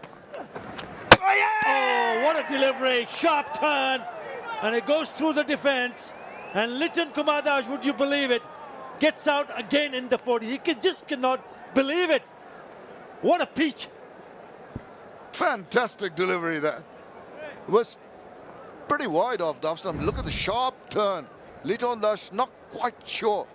Managed to find the gap between bat and it hit the timber at the top of the off stump. What a splendid delivery to get rid of a batter who was looking threatening. Liton Das misses out again on a 50. Goes for 46. It's 132 for 4. Conditions of entry to the venue for any ticket holder to engage in any conduct, whether through the use of language, gestures, or otherwise, which is likely to offend, insult, humiliate, intimidate, threaten, disparage, or vilify any other person, including players, match officials, or spectators, on the basis of their race, religion, culture, color, descent, nationality, ethnic origin, sex, gender, sexual orientation, disability, marital status. Taking wickets at regular intervals. That's what the job done by the New Zealand team. As soon as the partnership was brewing, they made sure that they sent the batter back. It's Afif Hussain, left-handed batter, 686 runs, 350s, a lot of early promise in his career. Has been in and out of the team. This is the opportunity to make a name for himself. Yeah, he's here because of a terrific piece of delivery. I just thought there was a puff of dust also, a bit of a grip. And you can see the surprised look on his face. He just could not believe that it would turn so much, bounce and then clip the top of the stumps. And he just keeps on waiting. Brilliant, boys. That's the rewards, lads. He's still standing. He's not moving. He just cannot believe that it's gone through the defences. Foxy. Yes, Foxy. So there is purchase. There is something on the surface where not just the seamers but also the spinners can make you work really hard. Terrific from Foxcroft. It's his first wicket in his ODI career. He's played one match before but didn't bowl on that occasion. But what a time and what a prized wicket of Liton Kumar Das. Just couldn't believe his eyes when he saw that off bail been thrown away. He stood there, pondered, how did that happen? Unbelievable. He just stood and said, can't believe it, but he's got to go. Backs away nicely and plays a lovely looking shot. There is cover in the deep. Going to get a couple of runs. Now this is where they need to apply a little bit more pressure, New Zealand, because now there are two new batters in the middle. Ridoy has scored 12 or 15. Yes, he's faced 15 deliveries. Afif have just come in. So how do you apply a little bit more pressure? Do you bring in an extra fielder in the catching position, or you just go and do the job that you've been doing for the last few overs? Yes, Foxy. That's you, boy. Nice finish to the over, which is a wicket taking over. After 28, it's 135 for 4.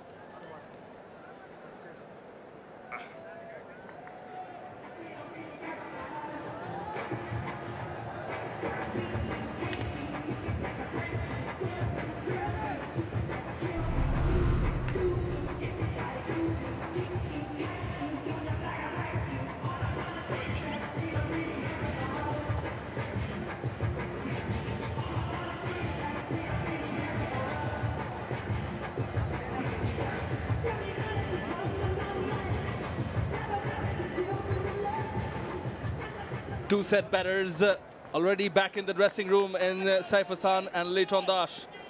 As far as New Zealand are concerned, it's game on. Two new batters in the middle for Bangladesh. Afif, the latest addition in the middle.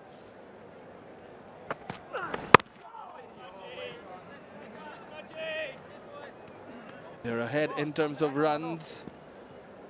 Just by a few runs though, Bangladesh, as far as the innings comparisons are concerned. Required run rate still below 6. Need 113 as the messages, tips coming in from the dressing room also. Can be quite important messages. Right, Hamish? Yeah, looks like we've got the electrolytes coming out as well. See a number of players struggling with this heat today. It's bowled beautifully as Foxcroft. And so is Nathan Smith. Backed up a strong performance with the bat. Obviously got those 2 early breakthroughs, but it's come back beautifully in the second spell. They're just 2 runs ahead at this point of in time. Bangladesh 135 for 4. Job not yet done. It's that partnership at the top which has scored the bulk of the runs, 93 between Saif and Leighton. Now it's over to Afif, Ridoy, likes of Miraj and Rishad to follow. It's also a golden opportunity for the likes of Tawhid Ridoy and Afif Hussain. Tawhid Ridoy were more or less a regular member of the setup, but Afif making a comeback. Well, they've got some purchase of the surface here. Yeah, that shows Nathan Smith, the swing he was able to produce earlier on the day. Can't see him swinging at the into the early evening though. Looks to be bowling a little bit more change-ups. Cross seams as well.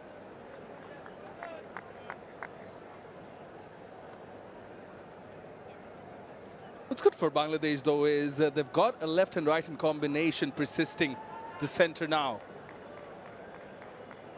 Just have a feeling can try and rotate the strike and not let the pressure get to them. Required run rate still below 6. Not give away too many dot balls. That's a good length. Very consistent from Nathan Smith. Yeah, he's spot on that.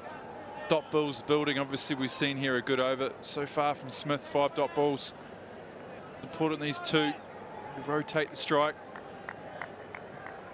They won't want to see that required run rate get over 6s. And vice versa, obviously, in New Zealand, they'll be looking to bowl as many dot balls as they possibly can. Keep talking about that rate getting over 6 and over. Last 5 overs, 14 runs, 1 wicket. Caution applied by Afif Hussain. After 29, it's 135 for 4.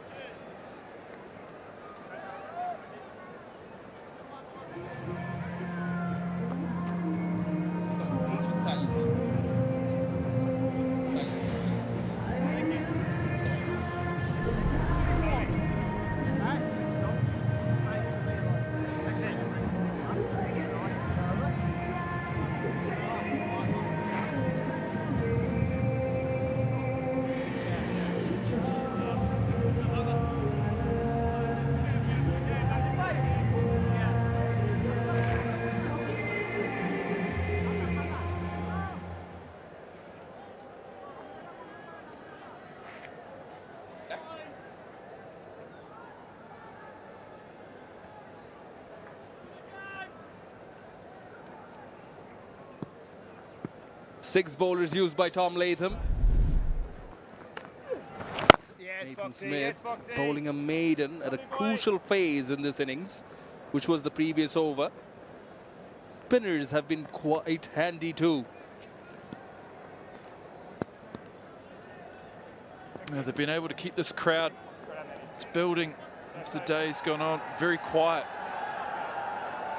But as we know, they'll respond to a couple of boundaries. It's built nicely, this crowd. Going to see a good game of cricket this evening. Yes, Foxy. Yes, Foxy. Another reason to be quiet is that there's been a bit of a boundary drought. 34 balls since the last boundary hit. They are feeling the pressure, Bangladesh. Foxcroft is getting fielders in position now for the left-handed Afif. Got 3 fielders inside the circle. Short cover. Mid-off is, long off is also there. Oh, that's a gem of a delivery. Some extra bounce. They've just moved the slip out as well, put him into an extra cover, and Foxcroft produces a beauty. Puffer dust again off that surface. Good piece of keeping from Latham. Rode nicely with it. Spin and bounce. Hasn't brought a change in the field though. Well done. Brilliant, lads. Haven't really seen too many drives either, but also goes on to show that New Zealand bowlers have been more or less on the money. Been quite consistently bowled at that length. Go, Foxy. We'll squeeze a single out of this. Lovely boy. That's what they want to do, these two. Rotate the strike. Just beautifully to this. Team Foxcroft delivery. Gain a bit of bounce. Hit the glove, able to get one.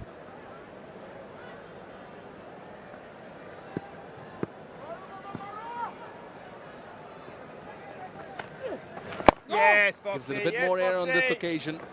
Good job. Toss it down slightly, ends a very good over. After 30, it's 137 for 4.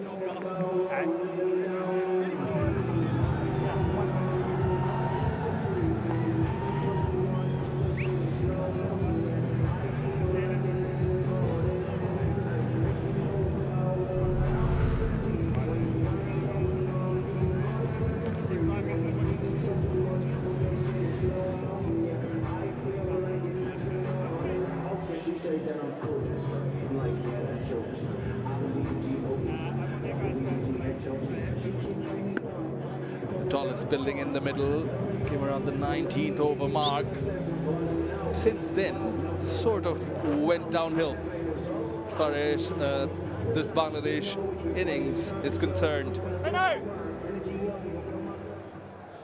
Game still not done and dusted. Required run rate 5.55. Current run rate 4.57. That's going to be spin to operate from both ends. Lennox replaces Nathan Smith. His left arm spin. This is an over. Something's got to give. Afif has been there for 13 deliveries now for 2 runs on the board. Can play the sweep. Oh, was well bowled. Was there something from the blade of Afif? Into the attack, Lennox. Just looking to guide it. Certainly a noise through the earpiece. Down. Right down, Youngie.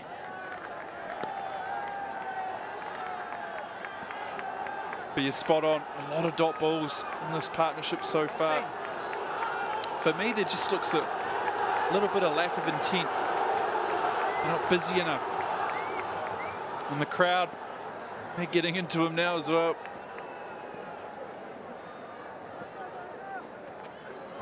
Yes. Brilliant. Doesn't help the situation, does it? That's how passionate these fans are. They're loud. They feel the game. Stay coming, lads. Little do they know, as a fan, that as a batter, you've got enough noises going on in your head telling you need to get on with it. Lovely. Outstanding, Lino.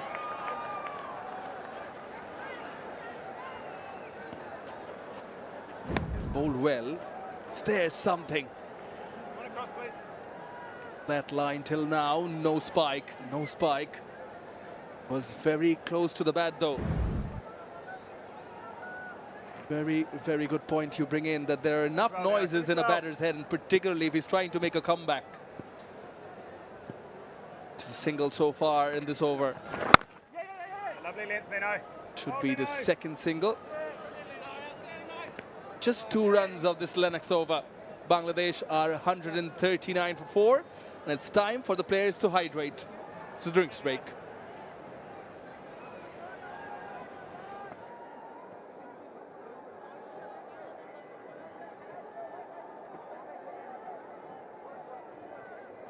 বাংলাদেশের টাইগারদের জন্য জোরে একটা চিৎকার শুরু করো সবাই, তালি বাবা একসাথে। বাংলাদেশের টাইগারদের জন্য অনেক অনেক শুভকামনা। Discrimination Policy. Attention to all. ICC Anti-Discrimination Policy. Policy statement on inappropriate conduct. It shall be a breach of the terms and conditions of entry to the venue for any ticket holder to engage in any conduct, whether through the use of language, gestures or otherwise, which is likely to offend, insult, humiliate, intimidate, threaten, disparage or vilify any other person, including players, match officials or spectators, on the basis of their race, religion, culture, color, descent, nationality, ethnic origin, sex, gender, sexual orientation, disability, marital status or maternity status. Such action will not be tolerated and is likely to result in ejection from the venue, the imposition of other sanctions, such as being banned from the venue in the future, and possible further action, including criminal prosecution. Yeah, it is the Dutch Bangladesh series between Bangladesh and New Zealand. Powered by Rocket co-sponsor Nexus Pay, first ODI. Chasing 248, these are the wickets to fall, coming down the track, and stumps getting cleaned up. Courtesy of Nathan Smith. First ball, Shanto was gone, he was on a hat-trick. And then loses his balance, shape, his composure. Saif Hassan batted well before he departed. Oh, yeah! Then a peach of a delivery from Foxcroft to get the better of the set. Liton Dash on 46. Because they've lost 4 wickets, that prompts the Bangladesh captain to come out, have a knock, get a feel of the situation. Miraz Rishad to follow, and then the tail will be exposed. 109 to get of 114. Equation not too difficult. The circumstances not easy either. 139 for 4. 1/2 century from Saif. Liton 46. They need more. Goes on to tell you how important those knocks from Henry Nichols and Dean Foxcroft have been. Sorryful too was phenomenal with the ball. The match still alive and still could go either way. Important point Hamish Rutherford was bringing up in the previous over, when even the crowd got involved and got going. Never easy, especially when a player is off form. For the right-handed Ridoy, long on, deep mid-wicket in place. A bit squarish, deep fine. The deep point on the offside. Turn, kept low, managed well. Above all, these two at least need to milk the runs and make the most of the situation, having the left and right hand combination in the center. Yeah, it's cliche and sounds very simple, doesn't it? But cricket's a lot easier game from the non-strikers end. So you want to try and get down there as often as you possibly can. I mentioned it a few overs ago, there just looks to be a lack of intent to almost be waiting for that bad ball, and so far this partnership between Foxcroft and now Lennox, they haven't bowled that many bad balls. So how can they maybe put a little bit more pressure on these New Zealand bowlers?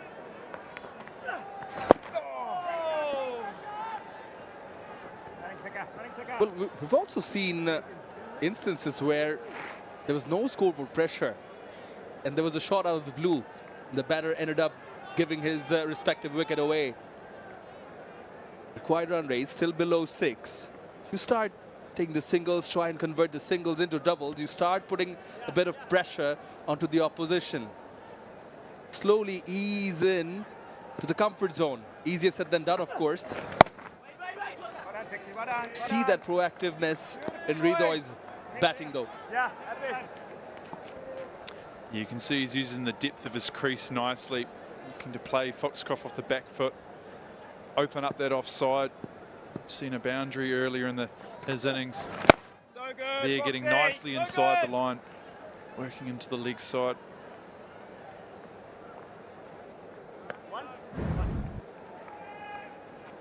Here's a good example of that feet movement. Slightly coming out of his crease, then back quickly to open up the offside.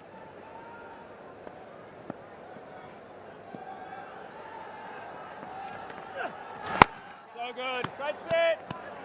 Great set. Will be another single. 32 gone. It's 1-4, 3 for 4.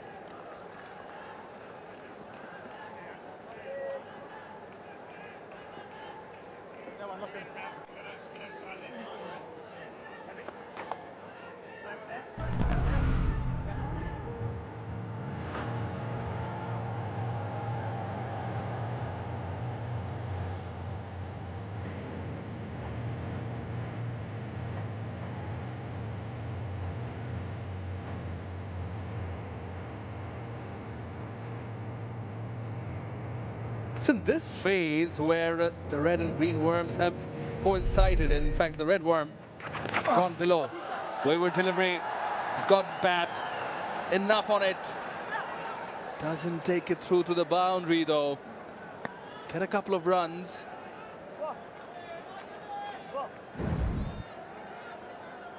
He's done well to get bat on this. But as mentioned, just the 2 runs off the bat. So good. So good. Go. Oh, nearly a run out. You sense the tension, don't you? It's 51 balls now since the last boundary. 51 deliveries it has been. Sends the body language. Tom Latham is doing right by operating spin from both ends, is slowing it down even further. He's asking the batters to take the challenge.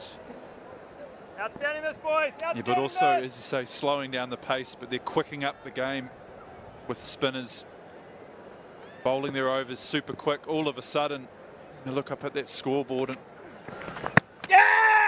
beautiful piece of bowling. Latham thinks he has his man.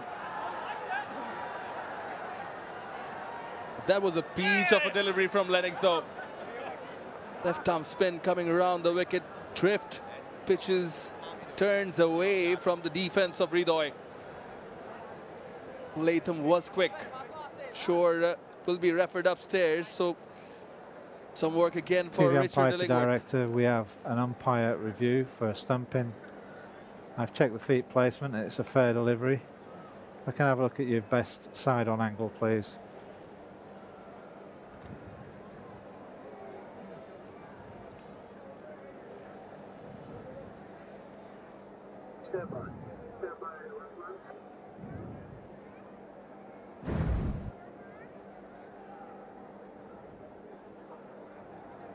Okay, just roll through nice and slowly. Okay, can we have a look at the other side as well, please?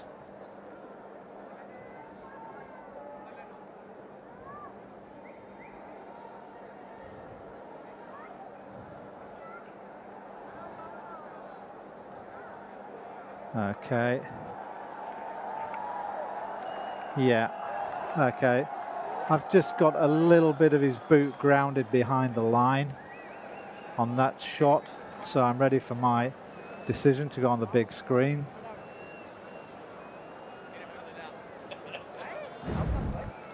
Dutch Bangla Bank decision pending.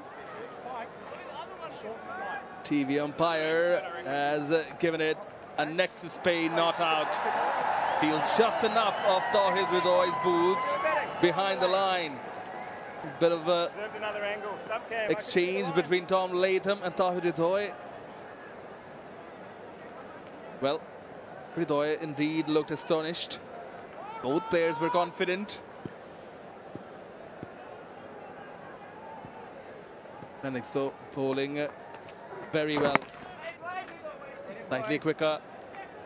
Looking to get a single. Not there. Not there. Brilliant, lads!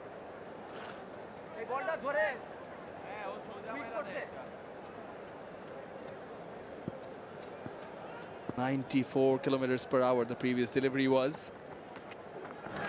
Down. Well done, Young. Inside Well done, out. Young. They've got the field placements right.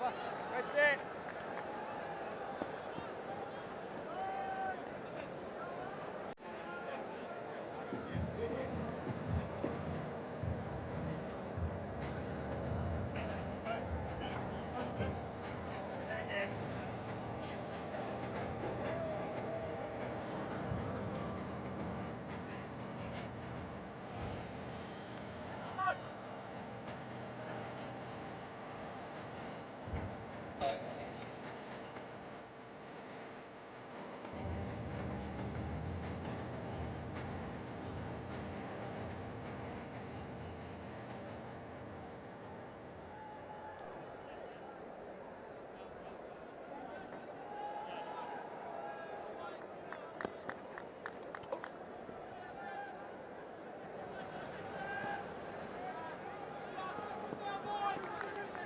Now this partnership between Afif and Ridoi, 14 of 34. It has taken its time. Required run rate has moved up to 6.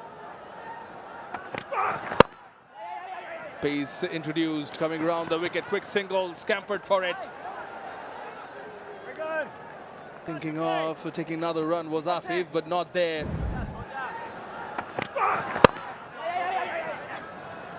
Yeah, took him back into the attack. Maybe quite didn't get it right in his first spell. Looked to bowl, pace on, change up, mixed his pace beautifully. It's back into the attack. He loves bowling in these crucial overs. Nicely picked away. Chases on. Brilliant effort. Brilliant effort in the deep. It's Kelly there. Well, they've run 3. Each run matters in this sort of a chase. Yeah, looked uppishly flicked. Was it a chance? Diving to his right. I think the fielder, Will Young there. And again, a great piece of work in the deep. Nick Kelly. Putting his body on the line. Saved 1 run. Bowler pretty fizzed up with it too. A bit of a collision in the middle. Tauhid Ridoi and Blair Tickner. The previous delivery though, Bangladesh reached a 150 mark. What's good is that both players seem to be fine.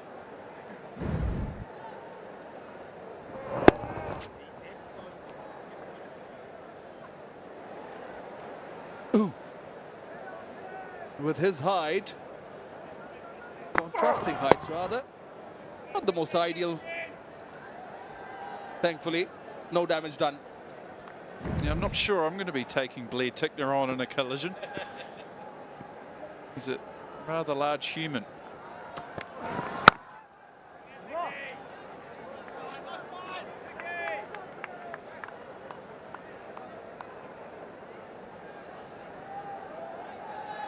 But glad nothing too serious happened with that. See the funny side of it. He's probably thinking, here's the variation we've seen today from Tickner. The first there on the left, an off spinner. Almost a cross seam change up. So he's bowled them beautifully. Developed them beautifully over the last few years, Tickner. Added a couple of strings to his bow. And the final one there on the right. It's a straight up cross seam. Looking to bowl it hard, back of the length, hoping for a little bit of variable bounce. Some good variations on show today.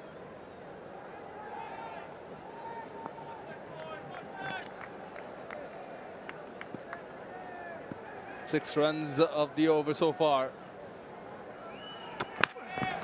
Oh, off the surface, surprised the batter.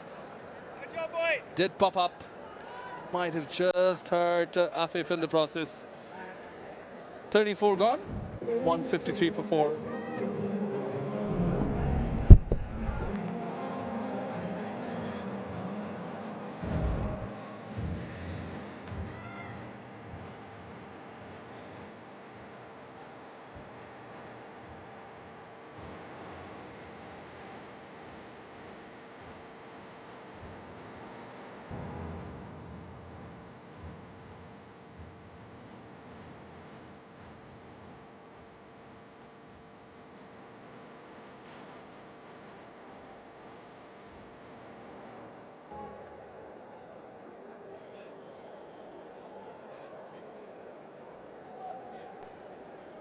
.153 on the board. The third 50, again contrasting, took the most time. It's when they lost the wickets.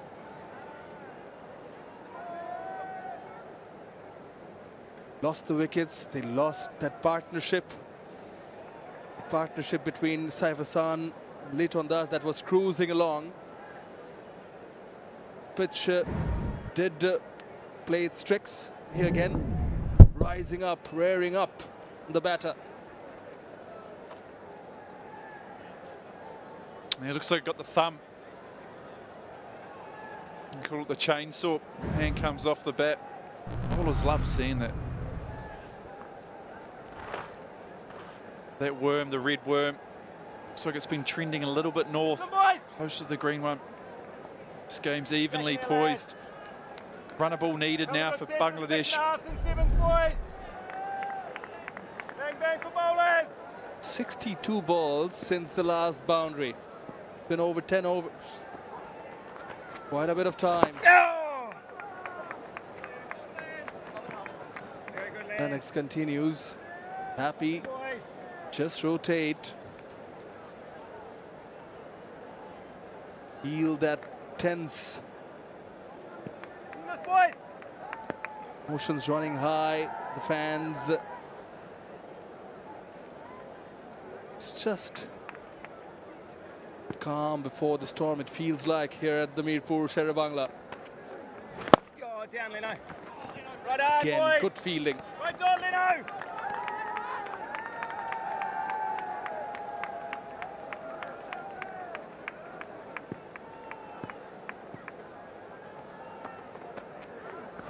Oh, so good, Lino. Outside edge, good call from Afif in particular.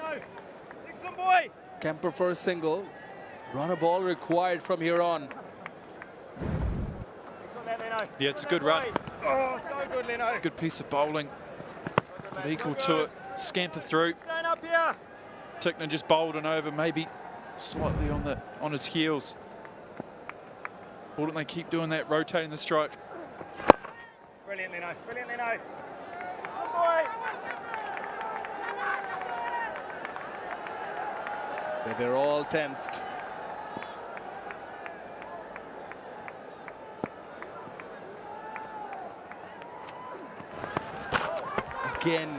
Again, and it's Afif again.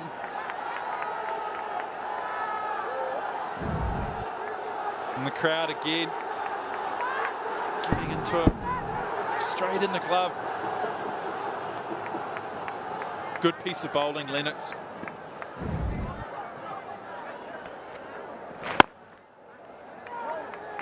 Again, good fielding of his own bowling. Very good over, just 2 singles here. 155 for 4.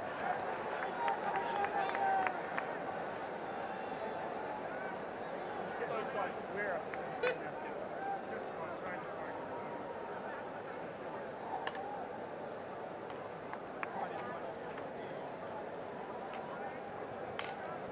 Right on, Tixie boys!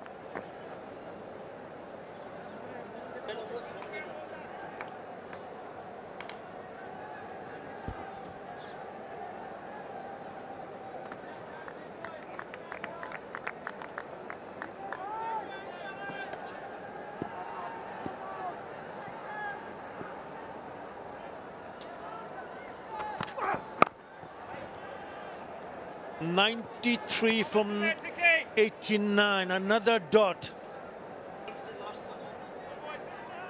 The last 10 overs, New Zealand bowlers have been brilliant.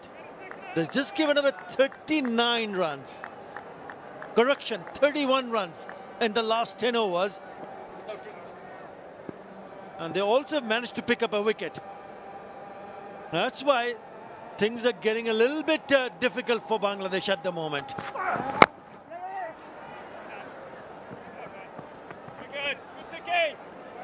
With that single, he moves on to 22. The problem is with Afif Hussain, the left-hander, who's only managed to score 12 of 30 deliveries that he has faced. No boundaries since the last 70 deliveries. HD, good evening. Yeah, good evening. That's how I think Bangladesh will look back and think we were cruising. We were cruising at one stage while Lytton Das was at the wicket with safe. But credit to New Zealand, they've stuck to their guns. They've known how difficult it is to score when you just walk to the wicket. And when they made a breakthrough with that partnership, they've made it extremely difficult for Bangladesh. They've clawed their way back into the game now and probably sit, you don't want to hear me say this, but they probably sit as favourites at the moment. While Tawad Ridoy is there, Bangladesh can chase anything.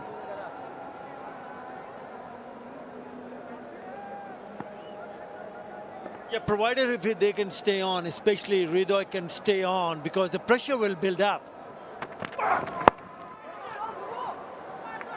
And again, it's been difficult, especially for Afif Hussain to even rotate the strike. And what it does to your partner is then he starts to think, okay, let me see what's the required run rate is here from here on. It's just almost touching 6.5 runs in an over from here. So if you fail to rotate strike, then you're thinking about boundaries. And that's when things can go horribly wrong.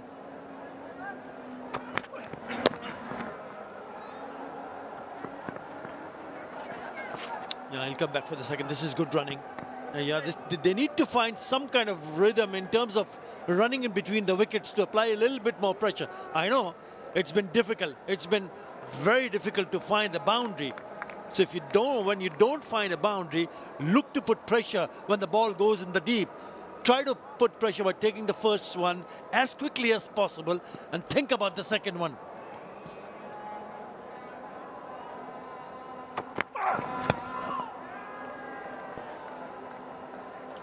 Another excellent over.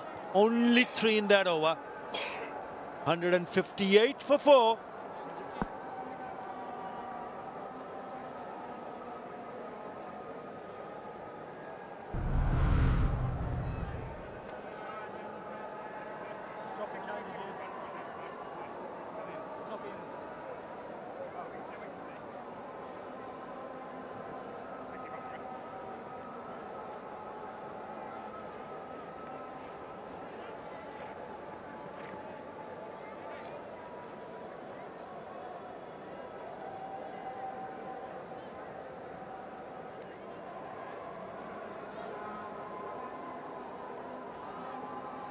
Yeah, those 2 wickets, Safe and Lytton Das, has seen things change around pretty significantly.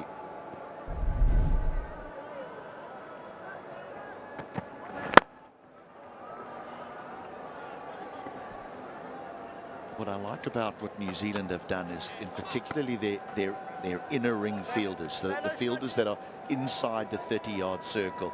You don't see them sitting on the edge of the circle with their heels on the edge of the circle. They're in tight.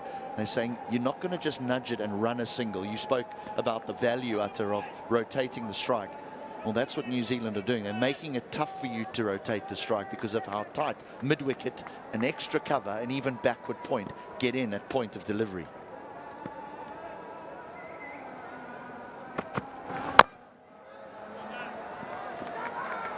Yeah, whenever Ridho is on a strike, he gets off strike pretty quickly. But it has been a struggle for Afif.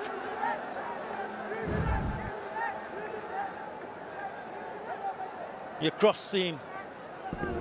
He's mixing it up.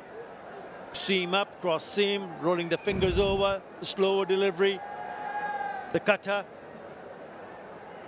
Well, they've done wonderfully well, the Kiwi bowlers.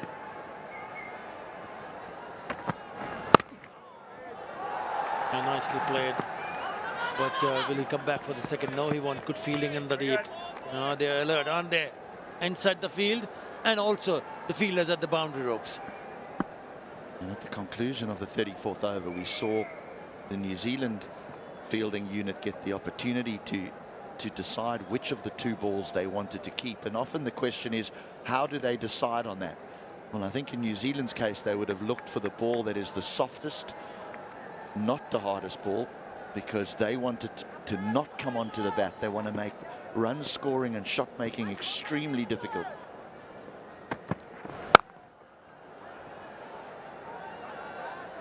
So they would have tried to choose a ball that is soft, that the seam is soft, that maybe it's a little bit scuffed, gives them an opportunity to maybe reverse swing the ball later on in the piece, but they certainly wouldn't have wanted the newer of the two balls.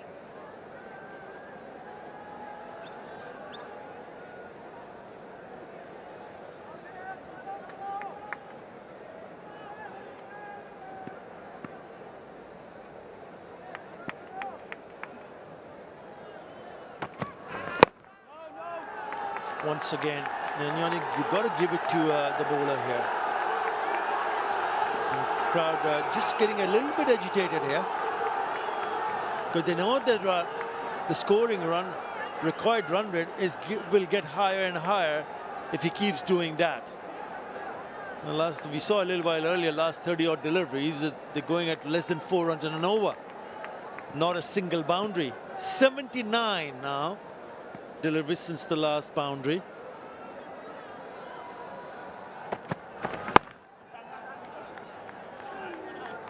And what he does, he takes a single, which means he will nick the strike. He will face the next over.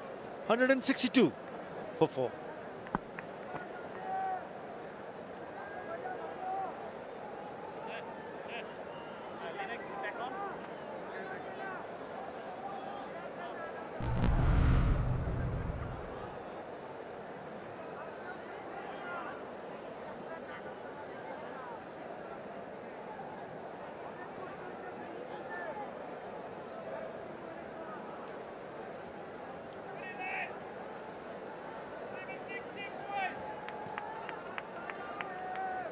After that fall of last wicket, the run rate has just gone below in comparison. That'll be a wide. And it all depends when one of them tries to decide, yes, this is the time that I have to take a few chances. I mean, if you look at the field for Tickner,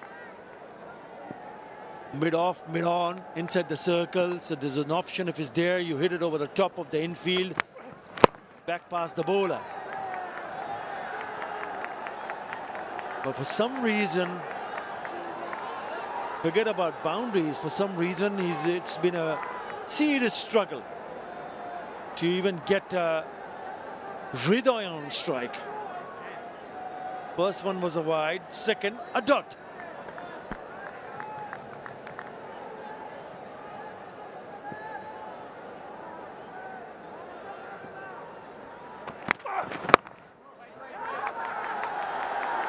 Look how tight they're getting. So close.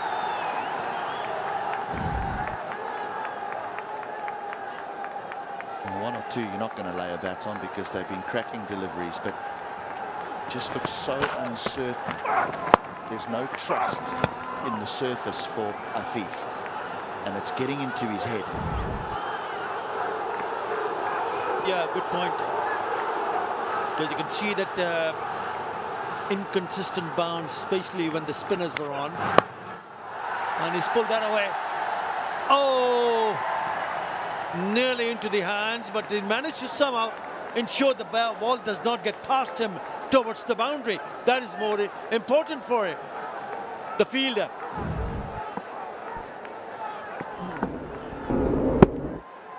Smith had fine leg. He had a decision to make. Do I try for the catch, don't I? In the end, he just decides I'm going to try and save the boundary by getting something in the way. And they get through for 2.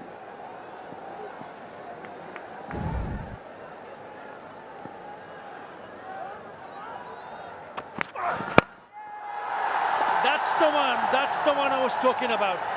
It's a chip. It will not go for a boundary, but what it does, it just might just give him that impetus, that extra confidence that, okay, I managed to hit one over the top of that infield. Can I do better next time around? And the question is who blinks first here? Does Latham blink and send one of mid-on or mid-off back? Or does he say, go again? Because you're struggling. Even there, you couldn't find the boundary. Or does Afif say, I'm going to go again? It's worth the risk. Required rate, 6.5. Oh, this is good batting. At least he's not wasting deliveries. He's trying to rotate strike. He's trying to look to pick up singles and order 2 here and there. 6 in this over. They go in a rate of a 4.44, but the required rate is just creeping up, 6.5, just above 6.5 runs in an over. And we know that a couple of good overs can certainly bring that down. Important for Bangladesh not to lose wickets. If they do, then that run rate shoots up. He wants the single, he's not happy. Sent back by his partner Afif. 6 in that over, 168 for 4.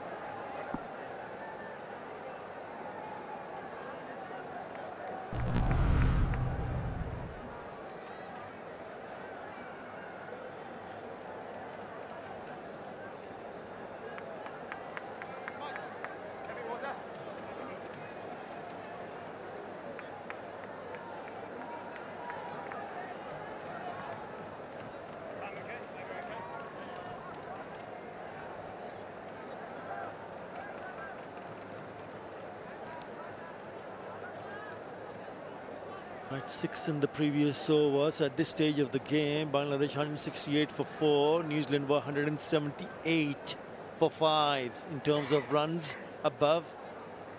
In terms of wicket, also one more they had lost. But then there was Nathan Smith who played that innings when he remained unbeaten, 21 of 22, and also Foxcroft picking up his maiden one-day international 50. It makes such a big difference. Remember, the last 10 overs, they managed to score 62. Makes a huge difference, doesn't it? There's still a long way to go, but he's been there for a while, and one would imagine that now things might just be a little bit easier, but has not been the case.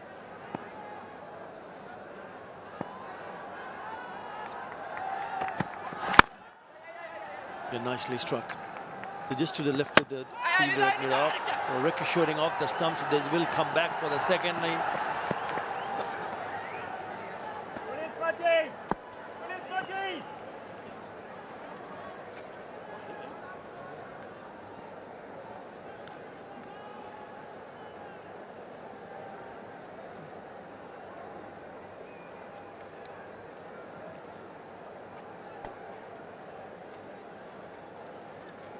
Umpire's review.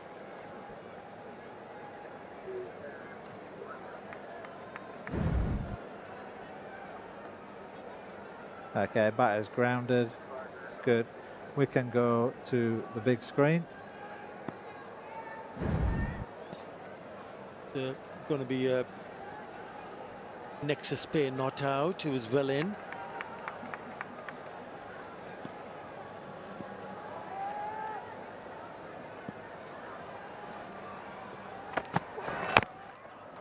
Okay, inside edge, but will still manage to bring Hridoy on strike. As a batter, when you go in HD, and when you come across surfaces like this, there's so many things go into the batter's mind. And it's important to play to the merit of the delivery, because if you're thinking too much, then you're not playing your natural game. Maybe the case for Afif Hussain.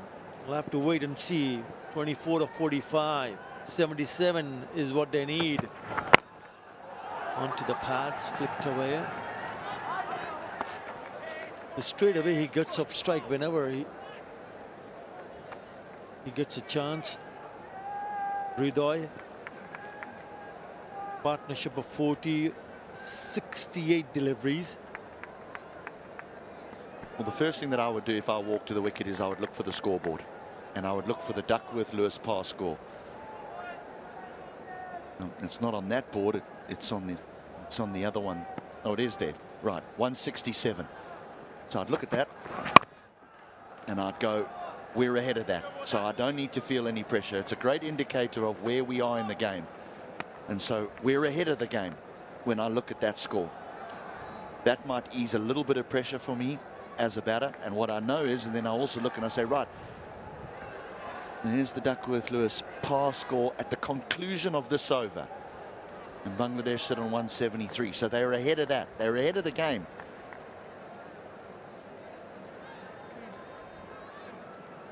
And they have one wicket in hand also. Oh, nicely played. Beautiful piece of timing. That is a cracking shot under the circumstances. Taking them 90 deliveries. Not to wait 90 deliveries for a boundary. That comes from the bat of Hridoy. We've seen him play some expansive innings over the course of his career, Tawad Hridoy. I think the whole of Bangladesh is waiting for him to play a real responsible one. He's got an opportunity here tonight. That one is just guided for 4 past backward point. He needs to be there at the end.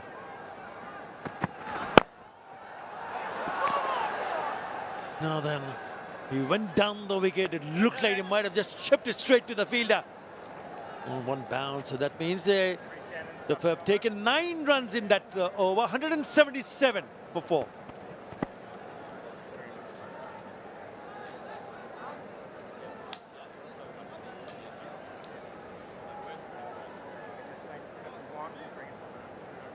Yeah, cool. I think it looks like that, but if my length's good, I think it's not bad. You know, like. What are they reviewing? Oh, the cat.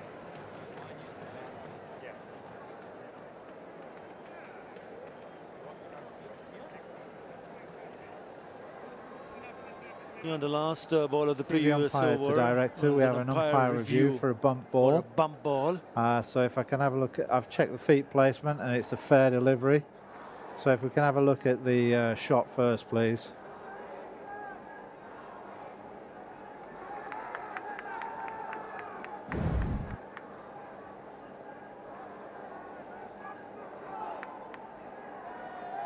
Yeah, okay, that's fine. Can go up to the big screen with my decision.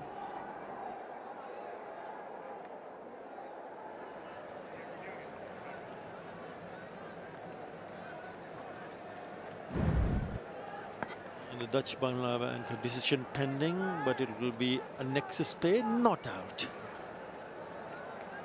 Right, straight on the surface. Or took it on the full. He will be disappointed that he didn't put that away, HD.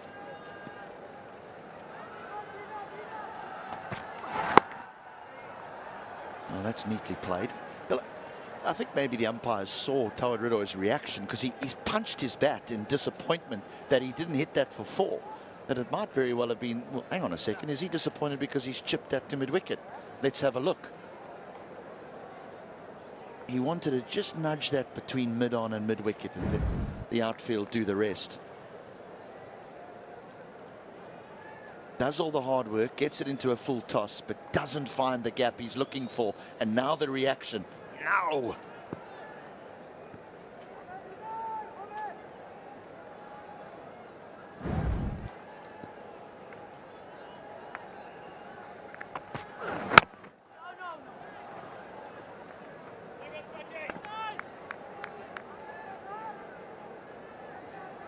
Yeah, both of them now will be realizing that yes, it's not been easy, but they're still there. That is the important part of this partnership. Yes, it's taken its time. It's been struggle to pick up those boundaries, but they're still there. 46 is the partnership of 73. And it's also important for them to take it on and try to finish the job for their team instead of waiting for someone to come and finish the job for them. That's why this partnership will be very crucial. Because one big over, one good over can certainly change that required run rate.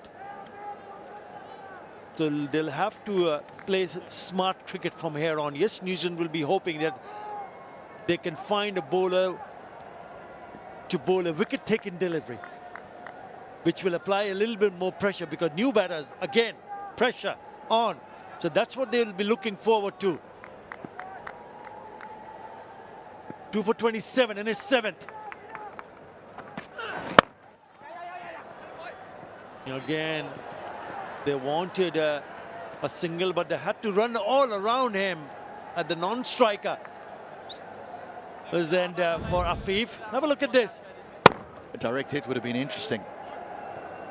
Oh, run straight into his back, and he would have been gone.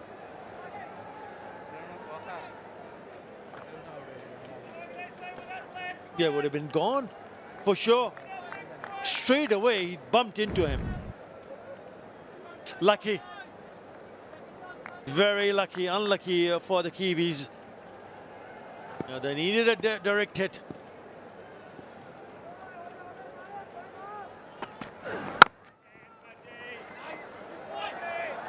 If there was a direct hit, many would have pointed towards the spirit of cricket, but it would have been out. It would have been out because Nathan Smith at no point tried to get in his way. His back was turned. They just happened to go in the same direction.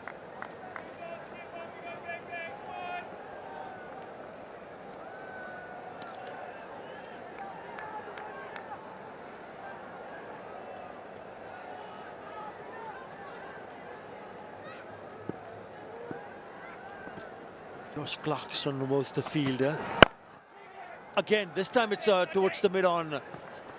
And he'll pick up a single, and this will also make him retain the strike. 181 for 4.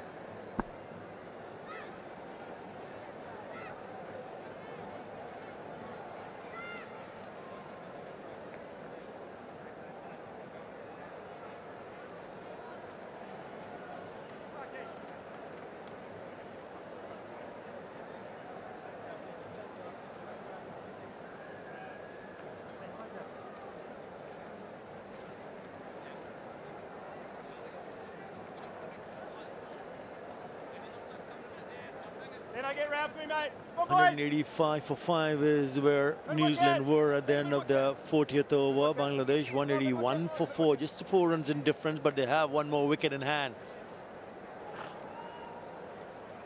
Last 10. Partnership now 49. Yes, somehow New Zealand require a wicket here.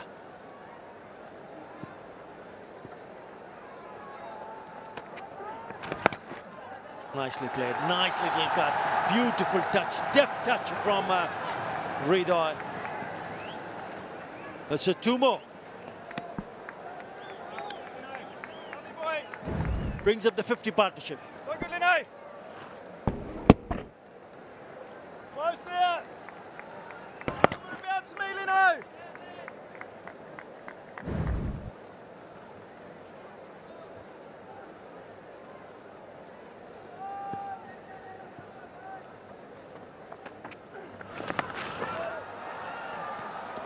This time onto the pad, so he sweeps.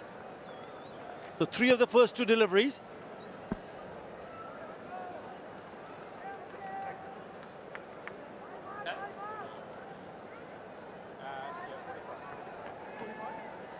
What do you want him there? So you want him across?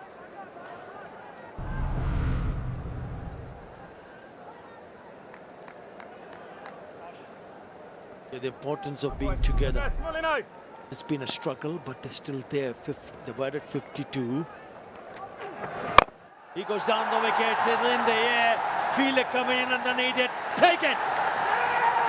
That's just Afif Hussain, who's finally decided is I'm going to take on Lennox. Not enough legs, so he has to go. Every time you think Bangladesh are just edging ahead in the contest, someone gives it away. This time it's Afif. And Innings has bowled well. He's deserved this wicket. It was a struggle for Afif Hussain tonight. 27 from 49 deliveries. Surely they're not stumbling. 184 for 5.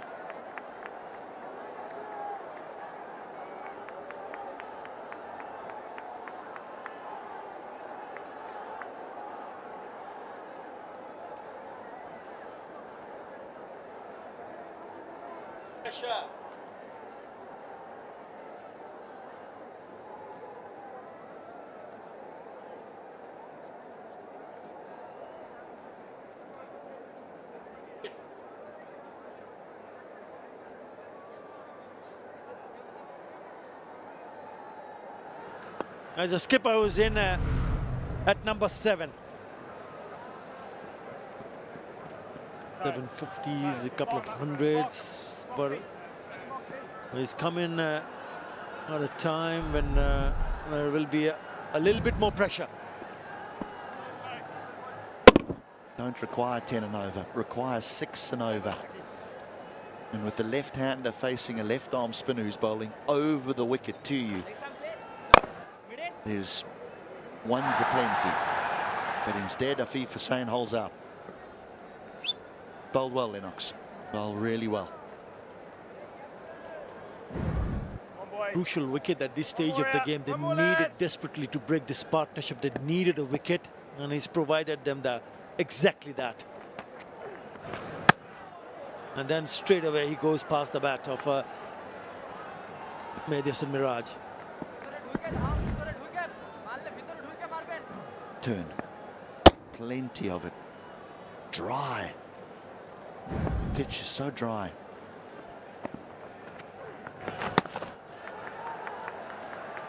Now all of a sudden looks a different bowler.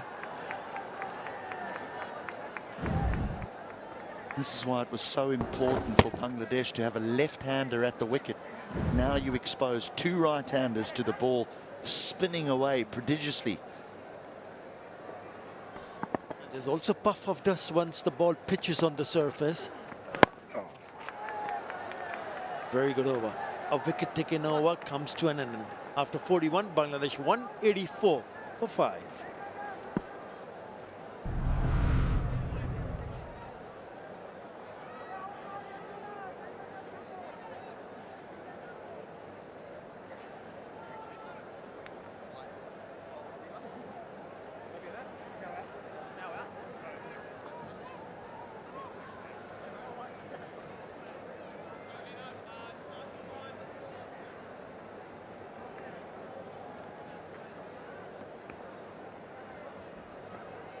Yeah, we mentioned right at the top when New Zealand managed to score 247, we said it's going to turn out to be a competitive total.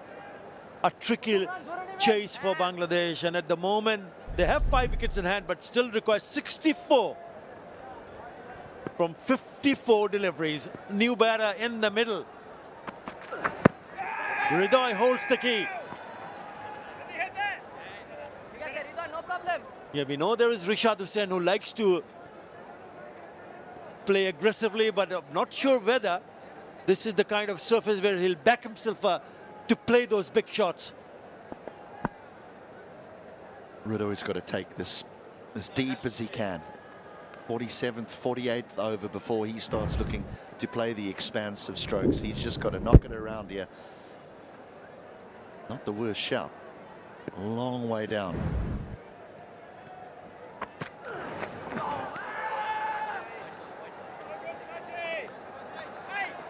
Took his time, but in the end, his signals are wide. Yeah, I'm with you on that, HD.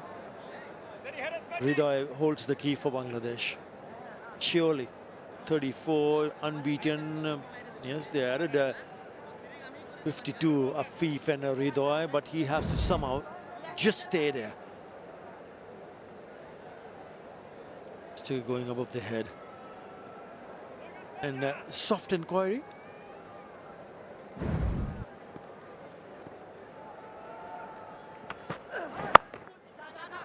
Okay, just gets a little bit high, extra bounce there, but he's done well here. Managed to pick up a single also. A couple of balls ago, this wasn't the worst. Didn't think it was the worst shout, but he goes a little inside edge. My umpiring has been horrendous tonight, to be honest. But I am a long way away from the action.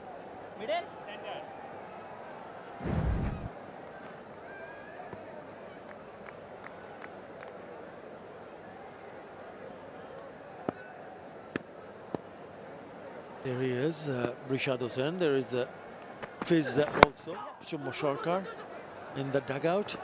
Now then, is he going to come back for the second? Yes, no, in the end, right call. Off the mark with a single, skipper.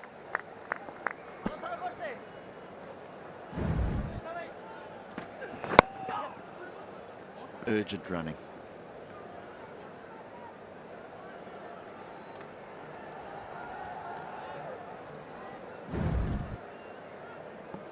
Just have that feeling that this might just go down the wire. 61 and 51, Mohammad Ashraful, batting coach for Bangladesh. Short one pulled away, but there is a fielder in the deep. So only a single. Yeah, good from Hriday because he was in a position to hit it in the air and try to think about, okay, can I put that away for a 4 or even a 6? But he does well, places on top of the ball and makes sure it's a safe shot in the end. Miraz has got to be a little bit careful about trying to work the ball leg side here because Smith will be targeting the stumps. He'll be trying to go as straight as possible. He wants to hit that front pad.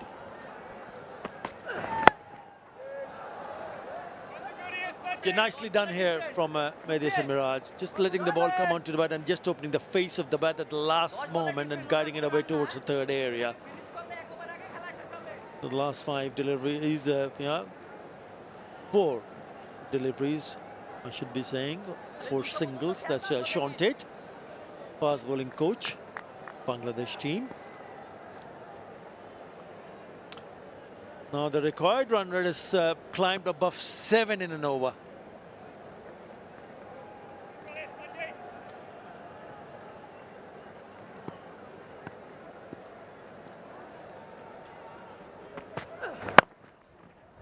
Good looking shot for no run. 189 for 5.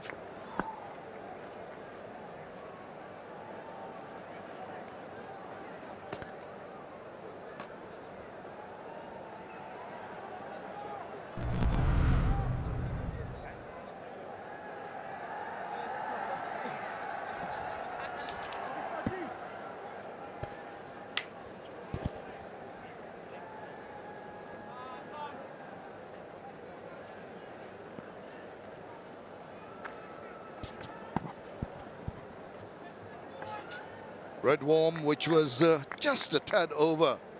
The green worm has taken a dip. It's not too far apart, but a lot to play for Bangladesh.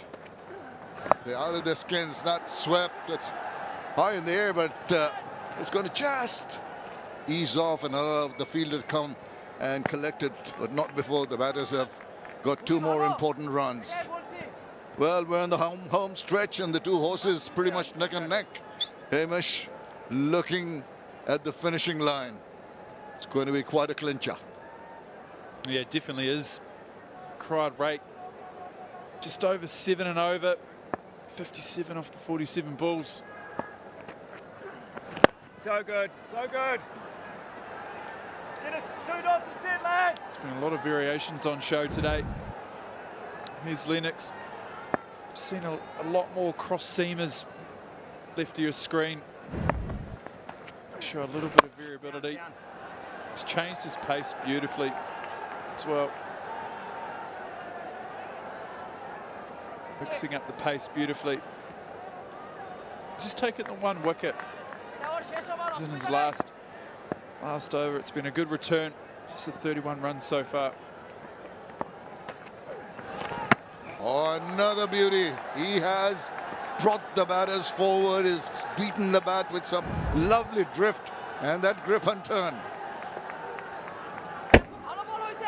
How close was that?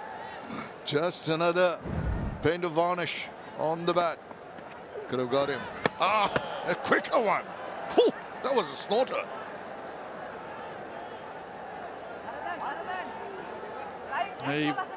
He wishes he's got another over. Back to back. Absolute beautiful. Turn and bounce. Oh, that got blow. That was a grass cutter. Goodness, how did he manage to get some bat on that? Survives a brilliant over from Lennox. It's 192 for 5.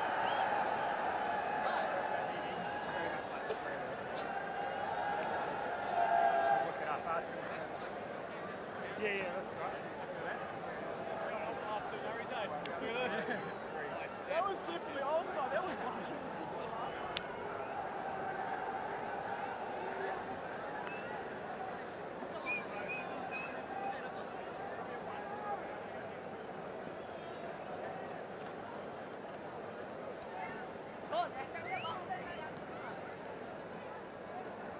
Wonderful example of spin bowling. 1 for 32 in 10 overs, and he's really given his team the chance of a win here. Excellent stuff. That'll raise the spirits, that'll encourage the other bowlers to replicate what he's done. Deserves that drink. Got a little cooler outside now with evening setting in. Not very cool for the Bangladeshis in the middle. Tentative, not getting a run. That asking rate keeps on creeping up. It's over the 8 mark now. Yeah, the crowd, they're feeling the pressure as well. Edge of their seat. See Tom Latham, the New Zealand skipper, just kept the men in the ring. As I say that, they pushed out long on. They've bowled a number of dot balls.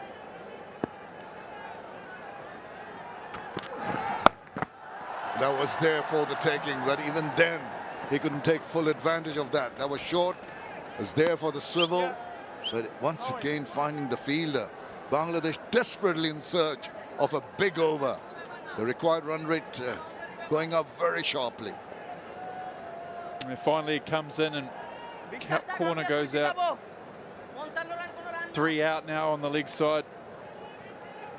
Tickner, he'll be looking to bowl potentially straight Yorker, back of a length, change up.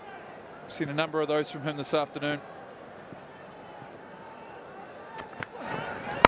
Oh, I waited on that one and did manage to get some bat. Had to really reach for that one. The ball kept on going away from the edge of the bat. He's pretty happy. It was just the 3 runs so far. Mehdi Hasan Miraj, and in particular Tawhid Hridoy, who's done all the hard work. 37 of 49. Really need to throw caution to the wind. It's getting difficult. Got to take a few risks. And that's innovation, and that does not pay. Tried something fancy, but what a good take from Tom Latham. And on top of the game, the New Zealand side. This has been exemplary. Really forced him to play that improvisation shot. Are you cool for it? Looking to change it up. looking to loft it up over the offside. Only managing to fall into the safe hands of Tom Latham, the skipper. A good diving catch to his right. Bangladesh, they lose another at a crucial time. The skipper goes for 6. 194 for 6 now.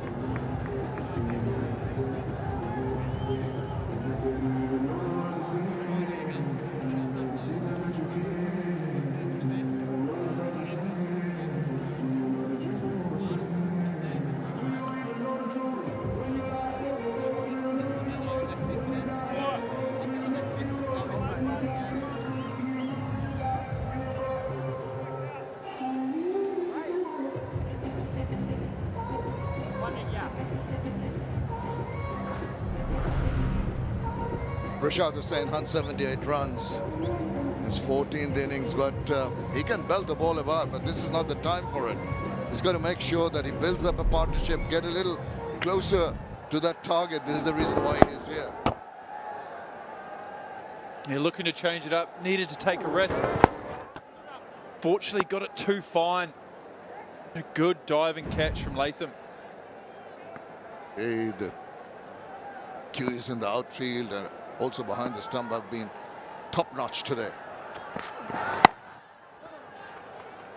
Bogged down, not quite sure what kind of shot they're going to play. Very apprehensive in their approach. The captain back in the hutch. Concerns in the crowd. Very disappointed, the big crowd that has gathered here at the Sher-e-Bangla. Under normal circumstances with this day of T20 matches, you'd say 54 of 37 is gettable. But the whole scenario and the situation is very different. And Rashad Hussain is expected to try and play big shots. It just gets the single run for that.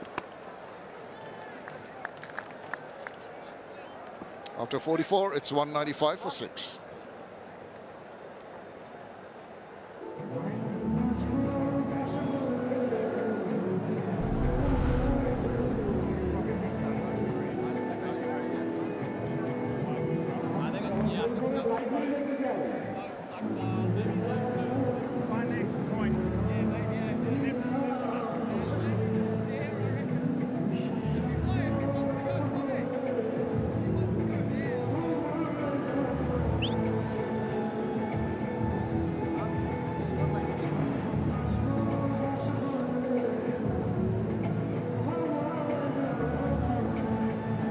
Despite the middling target of 248, Bangladesh batters never got going, and all credit must go to some disciplined, accurate, sensible bowling by the Kiwi bowlers. And they keep on doing that, bowling within themselves and ensuring that nothing is given away. It's the wonderful accuracy they've consistently maintained right through the innings that has really got to be appreciated. Yeah, for me, that looks like they started a little bit slow. The first 10 overs, Bangladesh got away to a good start. But ever since then, it's been a real workman-like shift. And the trying conditions, really, it must be said, nice and warm, they won't be used to it. Nathan Smith in particular, it's bowled very economical. See the 2 early wickets. Throwing his 20 runs at the end of the batting innings. It's been some workout today. Been good in the field as well. As have all the Kiwis. Saved a number of runs. I wonder if that'll be the difference today. Oh, definitely, definitely. The manner in which they've fielded, thrown themselves around, saved so many runs. Oh, cuts it fine. There's going to be cover. A single is the only result of that shot. 1 run, 3 balls gone, and we're in the 45th over. Running out of balls, Bangladesh need 52 of 33. Gets tougher and tougher as the Kiwis turn on the screw. Good bowling, accurate bowling, brilliant support in the outfield, great catching, and defending only 248. Those even new band of New Zealand players have put up their hand here. Nah, not anywhere near the middle of the bat. Have to scamper through for a single. One's a good.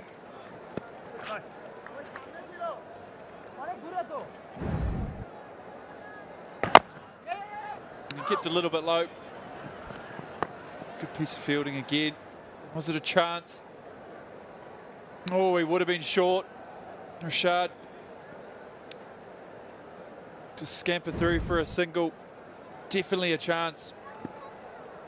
Yeah, there was a chance. Maybe he'll ride his luck.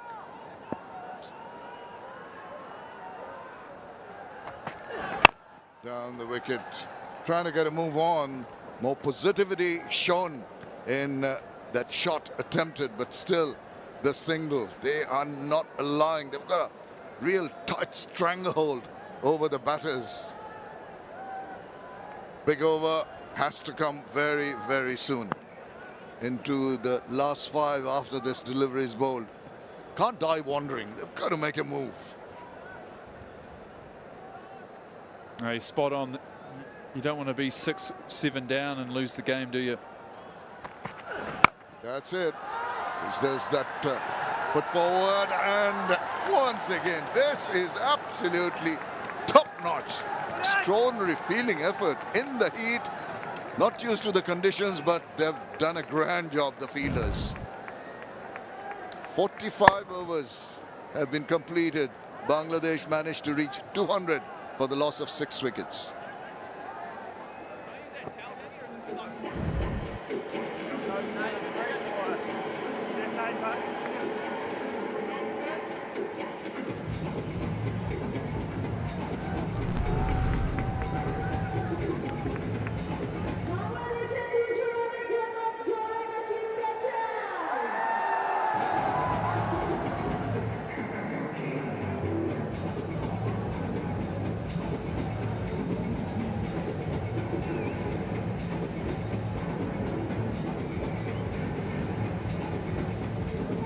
Keep on looking at those two homes, been pretty close to each other right through this match, and it's going to end up in a similar kind of position. It's a question of which one is on top at the end of the 50 overs.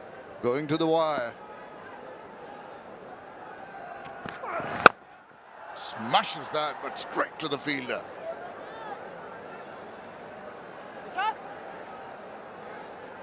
We're nearly at 10 and over, aren't we?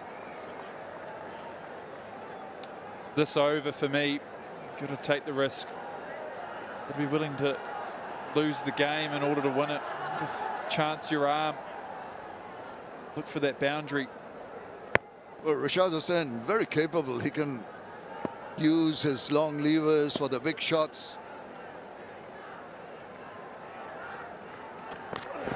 There he goes, and he's found the gap in the infield, but there is the deep fielder and the covers, and just another single. Runs just not coming in the manner that Bangladesh would like it to come, as the required run rate goes over the 10 mark. It's 10.07 now. More and more difficult it is getting, and you can sense the feeling amongst the QE fielders and the skipper. They know they've got a tight leash control on this game.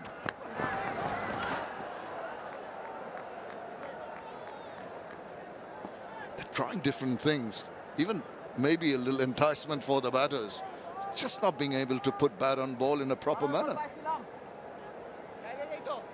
Yeah, there looked like a slower ball bouncer from Tickner. Good bit of bounce, not able to get any bat on it. There are opportunities out there for scoring, but just haven't been able to pierce the gap and find the boundary. The wicket has to check. Exposed his intentions a little too early. Equal to the task. The bowler Tickner just pulls it a little short. Does not allow him to free his arms and go big. Excellent stuff. The manner in which they've used their brains, the bowlers, and their skill sets in containing the required run flow of the Bangladeshis.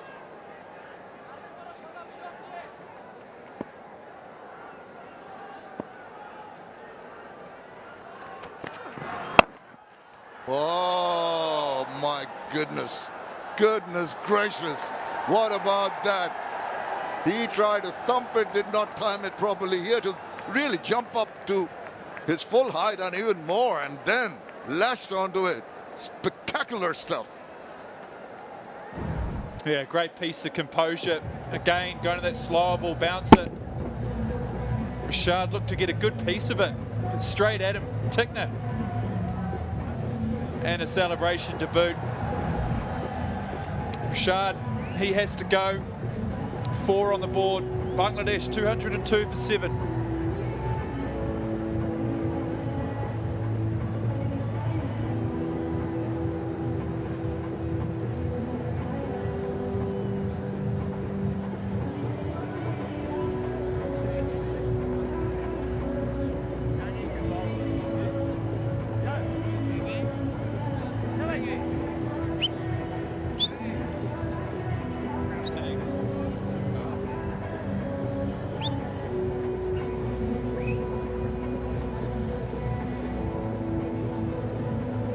It's done well with the ball. It's time to perform with the bat.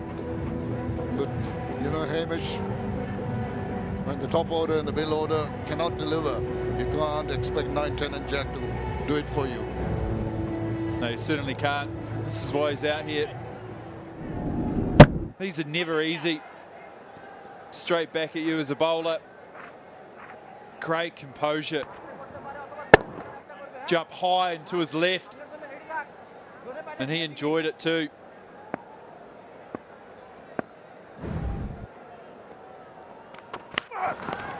Oh, that's possibly a wide, yeah, signal by the umpire. Just adds one more to the score, but it keeps on. It looks, that 248 looks so very distant now. 45 needed of 25 balls, 3 wickets in hand, batter struggling, no boundary for 42 deliveries. It's a period when there were no boundaries for 90 deliveries. Can you believe it in a one-day match? It's amazing, isn't it? You almost think, where's the outside edge? Get a little bit of a rough bit of luck, but not to be. And another one. 2 in the over. Blair Tickner. Shariful in, Shariful out. Quick stay ends.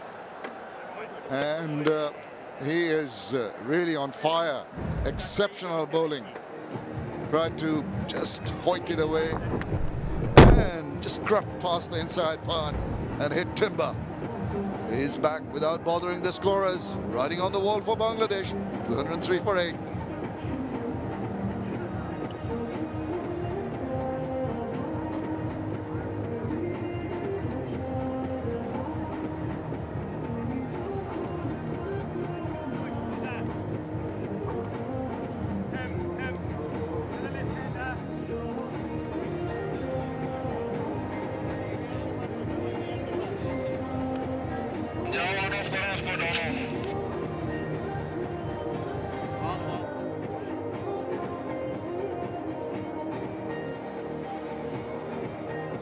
Still got over to go. 3 for 38. Blair Tickner has been shown us some top-notch bowling. Containment, didn't allow the batters to really go after him. Very economical. And then what was important is he kept on taking wickets, particularly in the last over, 2 of them. Taskin Ahmed is there because of this. Yeah, good change of pace. Shariful looking to get on with it.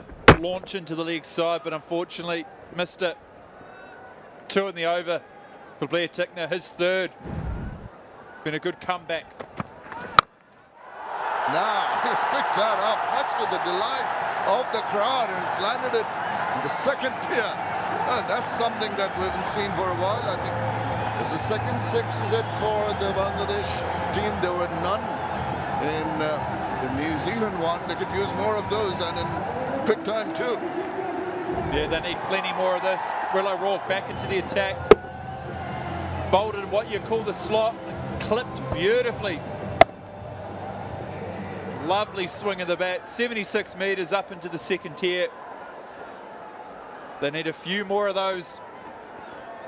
Uday has decided it's time to go. He's running out of partners. Goes again. Doesn't quite time it. Decides not to take a run. He's trying to hog the strike. I can understand that. Can't depend on Tuskin to give the runs. Maybe that's a reasonably wise move.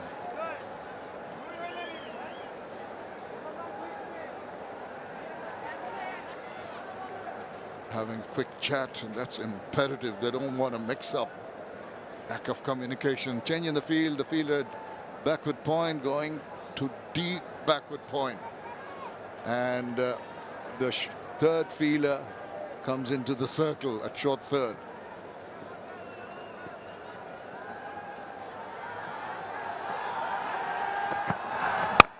That was the target for the change. He was wise to that fact once again. This time he decides to take a run.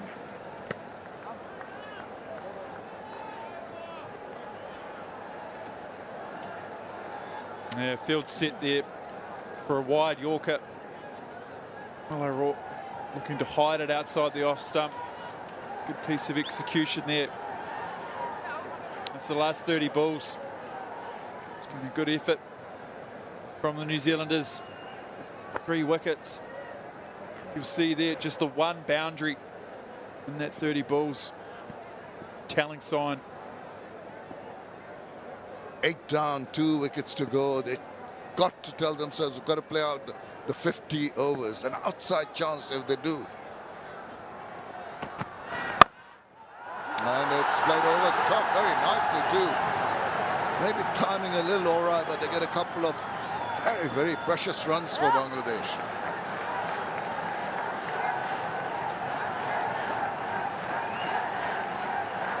That's a beautiful shot from your number 10. Lifted over the offside. They love it, the crowd. They're looking for a couple more. A nice stroke.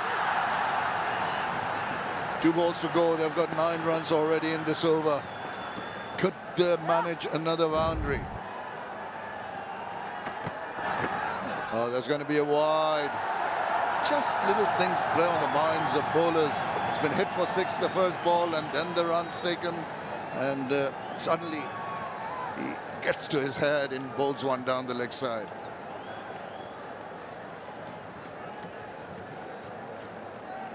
You feel the New Zealand side are ahead of the game here, but it's a funny game. You never know. A couple of extras, a couple of wayward deliveries. All of a sudden it gets a little bit closer. Oh, he comes back with the terrific delivery. Just going over the top, a tentative little push at that one, not making contact.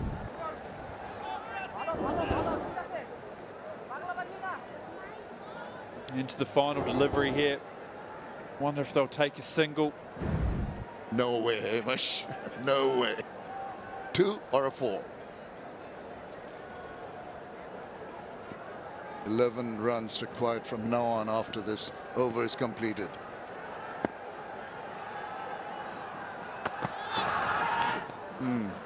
Dot ball to finish the over. 10 runs from it, 213 for 8.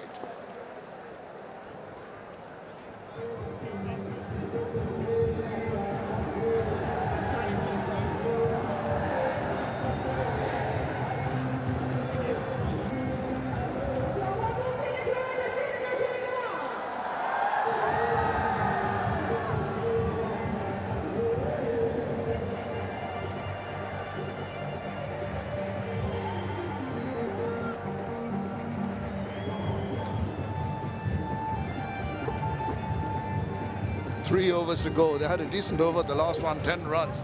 They need to replicate that or even more. This is the over I think that's going to decide the course of the match. And on strike now Tawhid Hridoy on 48 of 56 balls. Gimri Tickner for his last over.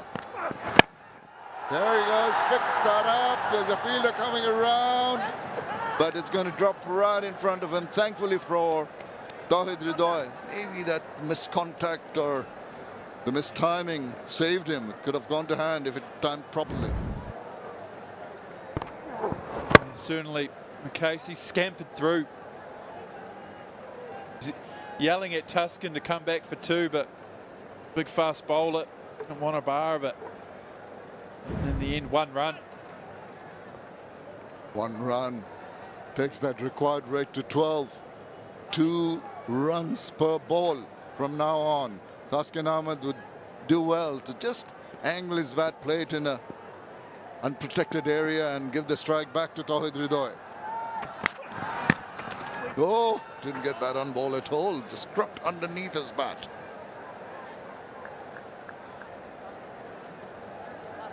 He's bowled well today, Blair Tickner. 3 wickets. Here's a look at his pitch map. It's a lot of variety. Talked a lot about the different deliveries he bowled. There's some short balls. You look at that and you think not a lot of consistency, but on a pitch like this and from his height, pace and bounce creates a lot of variability. He's bowled well today. Oh, he's cracked it onto his stumps. He tried to just pull it away, gets the lower part of the bat and crosses in to the stumps, and he gets his 4. Magnificent bowling by Tickner. Again, slower ball, short ball, not really getting up. Taskin looking to launch it into the leg side. Only managing a chop on, drags it onto his stumps. Belated celebration from Tickner. Bangladesh, they lose another. 214 for 9.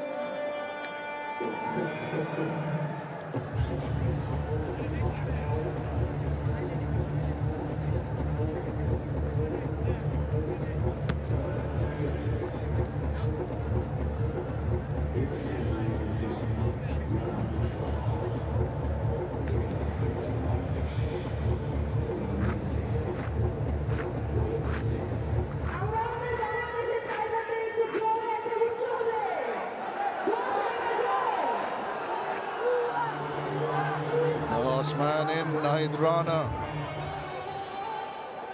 As we expected Taskin to give the strike back, he decided otherwise and had to pay the price. Nahid Rana needs very quickly to give the strike back to Hridoy if Bangladesh have an outside chance of trying to go for the remaining 34 runs. Oh, tried the Yorker just on the leg side, gives that single, but what also does is give an extra ball to Tickner. Yeah, this was his 4th. His 4th of the evening. Just dragged it on. Very belated celebration. Not for Taskin. He's disappointed. But 4 wickets. Good return so far. He'll be hunting that 5th. Spectacular stuff. So much in control. He's oozing with confidence. Tickner is bowling the ball exactly where he wants to put it. That area, the block hole. No way a batter is going to get that away. Particularly not number 11 for Bangladesh. He can afford to smile a bit, can't he?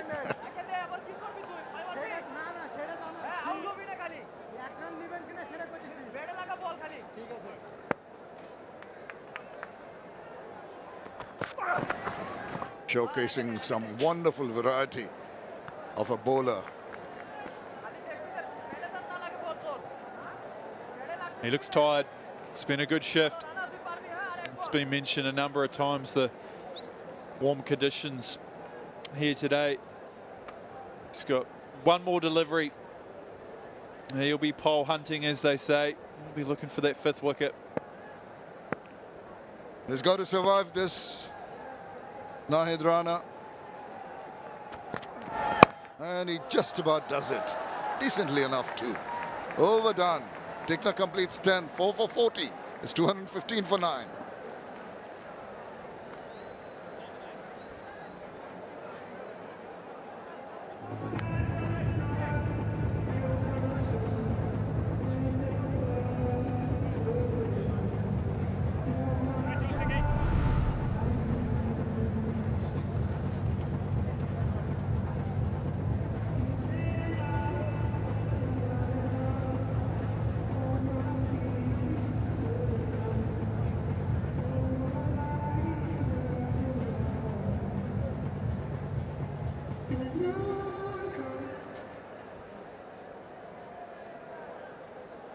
4 for 40, 10 overs. This is absolutely top-class bowling, very impressive. Manner in which taken important wickets has not allowed the Bangladesh batters to come back into this game. 2 more overs left. He has got to go, and he makes sweet contact with that one. That's what Bangladesh need, and more of those. Another maximum. 50 up. What a way to bring it up. His 12th in ODI cricket. Fantastic swing of the bat. Yeah, and it's also his first ODI 50 versus New Zealand. Crowd at last have something to cheer about. He moves across. Does toe in that one. He's not going to bother to take a single. Each of his shots from now on, it's either got to be a boundary or over boundary or a brace. No singles or threes. 25 dots in his compilation. And this is the manner in which he got to his 50. Very convincing, very comfortable. But his time running out for Bangladesh.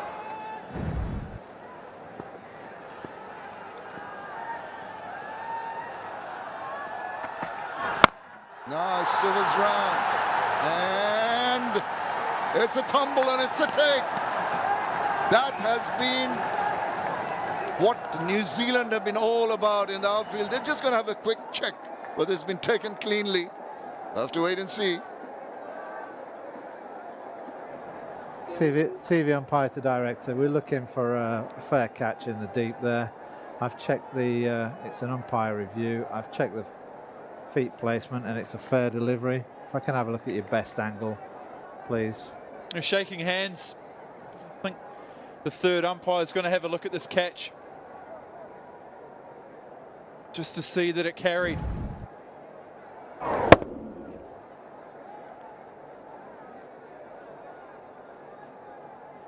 Oh, it sure does. Yeah, have you got a front-on shot? That was pretty evident, and from the celebration you knew straight away. Wrapped around it. Here's another look. Yeah, nicely ball's done. gone in cleanly, and he's in roll it through, all the way through. Yeah, he's in control of the ball when he releases it. It's a fair catch. We'll go to the big screen with my decision pending, and it's going to be rocket out, and that is the last man out. New Zealand are all smiles because they've played a difficult match. They didn't put enough runs on the board, but what a wonderful manner in which their bowlers came back with terrific support from their fielders. They showed their skill sets, they showed their mindsets, because at points during the match there was a tremendous amount of mental pressure on both the teams. Bill Simmons congratulating the winning skipper. It has been a superb all-round performance by New Zealand. Yeah, it really has. Very workmanlike, scrapped away to get to a total that they thought was enough. 248 for Bangladesh to chase. They weren't able to chase it down. Good piece of fielding. Saw throughout the afternoon from the Black Caps. It's a good effort with the ball as well. Shared around the wickets. He took 4. But a good first outing for the New Zealand side. It sure is. When you just think back to the start when they came in with the alien conditions, very difficult, hot and muggy. They gave it all, and got to take a lot of credit. We all know that a lot of regular New Zealand players are playing in the IPL and the PSL. Maybe not the strongest team. Despite that, they've won this quite convincingly by 26 runs.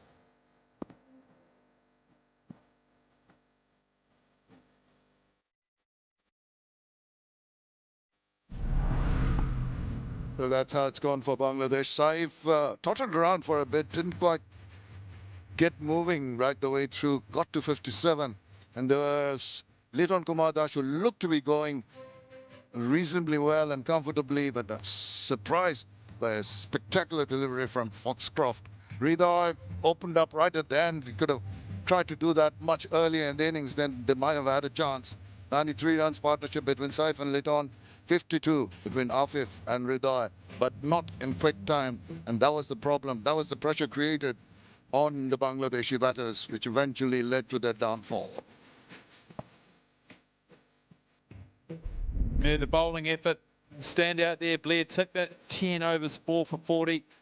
Set up with Smith at the top with the 2 early wickets. O'Rourke was expensive today in his first outing back. The spin of Lennox and Foxcroft combined nicely, 16 overs for 2 wickets.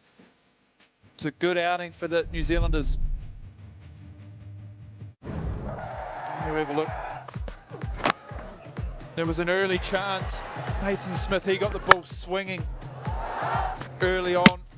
As the Bangladesh side looked to chase down 248. That was the first wicket. And straight away, back-to-back wickets. We saw a little bit of a rebuild. 93 put on for the 3rd wicket. Some good shots throughout. So a little bit of luck is with a little bit of spin. But as the ball got older, it became a lot more difficult to score. It's very impressive from the Kiwis with a lot of good efforts in the field, some lucky runs. Saif Hassan went down the wicket on a couple of occasions, took a few chances. This time, hands off, no proper contact, easy take.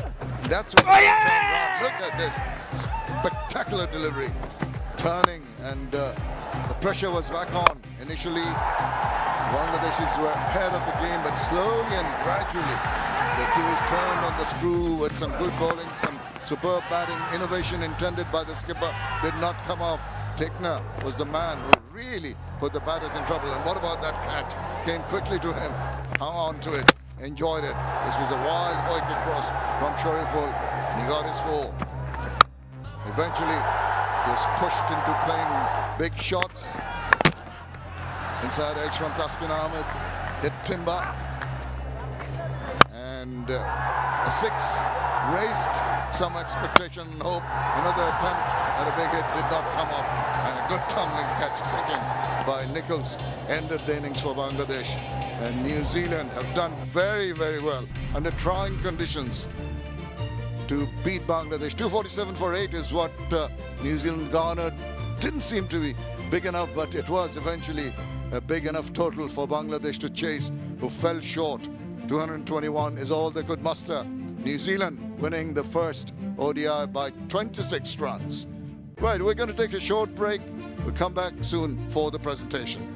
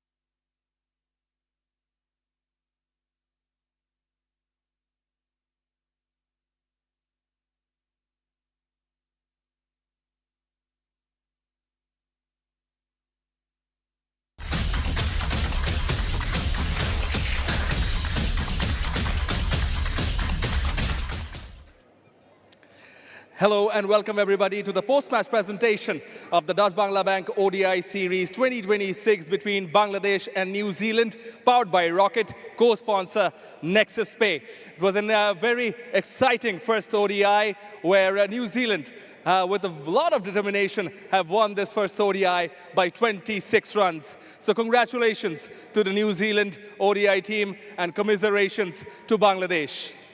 Before we move on with the presentations, I'll take this opportunity to introduce the presentation party. On my left, Mr. Israfil Khosru, Director, Bangladesh Cricket Board and Chairman, Finance Committee of the BCB.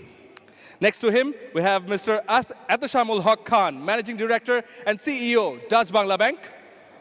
And last but not the least, Mohammad Rafiqul Islam Babu, Director of Bangladesh Cricket Board and Chairman, Grounds Committee of the BCB. Thank you, gentlemen, for joining us. First and foremost, I'd like to have a chat with the captain of the Bangladesh cricket team, Mehdi Hasan Miraz, please.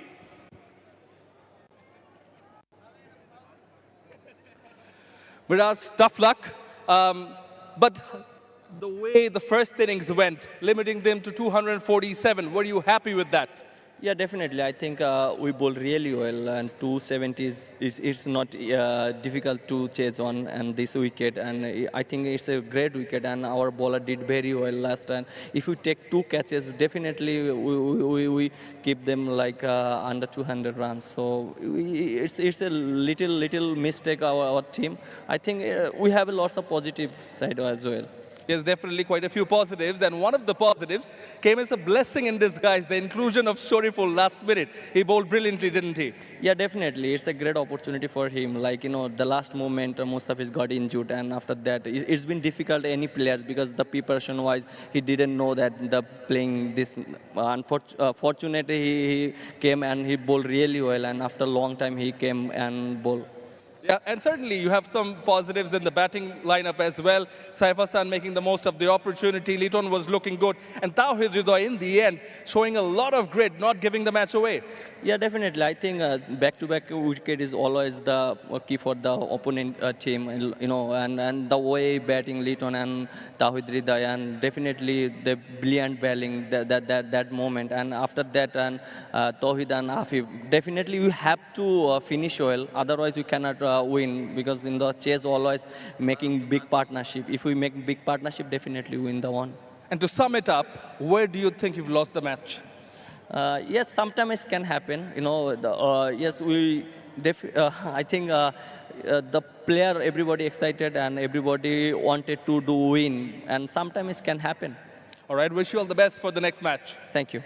Mehdi Hasan Miraz, the captain of the Bangladesh team. Now for the player of the match, as we've had quite a few performers, but for his all-round performance, the player of the match is Dean Foxcroft, 59 runs, 58, and then an important wicket.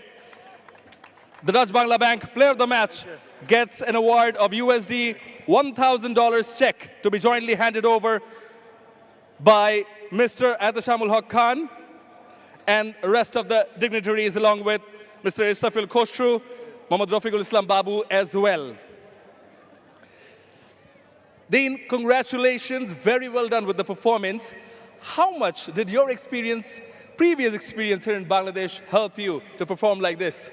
It's obviously played a couple of games here last year with the New Zealand A team. It's obviously helped quite a bit for us and in terms of preparation and stuff. But yeah, proud of the boys. Great team performance today, I think, with the bat and the ball, and even in the field, I think it was just outstanding day for us. So yeah, I think in the past, obviously the past tours helped quite a bit and gets us to obviously prep us for these series coming up. Yeah, and speaking of the boys, you know, you showed a lot of grit and determination in the field, as you mentioned. What was the word around? Did you have the confidence with the total on the board?